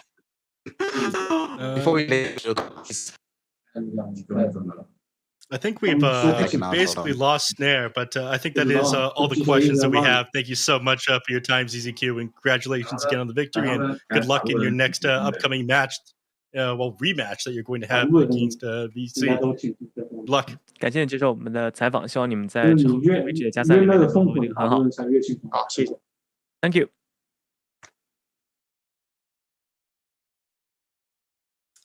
Well, Thank I'm you sure so much. we'll get, Thanks, it looks Neff, like for we've holding got it, Snare helping me out while I was lagging out. Yeah, but we seem to have me in a very lagalicious fashion, so I am fairly slow. Unfortunately, it is what it is. But we still did hear from ZZQ, somebody who wasn't slow at all, fast on the ideas, fast on the trigger fingers with his Nyx Assassin, and able to win this one out. Ricky, we heard from him that he wants to be able to try his hardest in that upcoming series of gaming. You, as a resident EHOME fan, what do you think? Come on, be all in. What do you think the score will be in that series right now? I think if EHOME plays how they did today, it's going to be a 2-0. My God. They just you guys are so getting ahead of yourself. They just look like the better team today. But it is just today, right? Like they have to make sure that they perform this well, in this next series. It is also a do or die situation for them. And Vici, they're obviously going to prepare, probably more so than they did this time. So we'll see what they can do. Shout out to EHOME's coach for just being an absolute monster, it seems, as this guy is just doing some real heavy lifting. Coach / counselor, therapist, maybe cook. Some coaches / managers go above and beyond, and it sounds like he's appreciated. So, good on him. He does it all, man. Certainly good on him, and his efforts have allowed EHOME to win out this series. At least for now, stay in the division, and contingent on their tiebreaker matchup against Vici, they might be able to eliminate Vici from Division 1 and find themselves staying here into the next season. Of course, that is going to be a series that's very important to play out. Although, because I'm lagging out and because you've already seen some good games for the day, we are going to be closing out this segment. Everybody in the finale of EHOME versus Vici Gaming. There was more Dota to come in a tiebreaker. Until then, please take it easy at home. Go outside, get some fresh air, call someone you love, let them know you love them, and be ready here again on Friday to return for some more Dota hype. The Chinese DPC has not yet concluded, and every single game is still important. So we'll see you then to continue the action, continue the hype, and continue the rewards. See you. Snare, F Sensei signing out. See you then. I can't believe Snare died for this. I'm going to miss him. Bye-bye, everybody. 通向终点的路很长，但谁也无法预知结局。有人潜心暗影，谋而后动；有人拼尽全力，克敌机先。没有对与错，只有速度是唯一的答案。奔跑吧，在到达终点之前。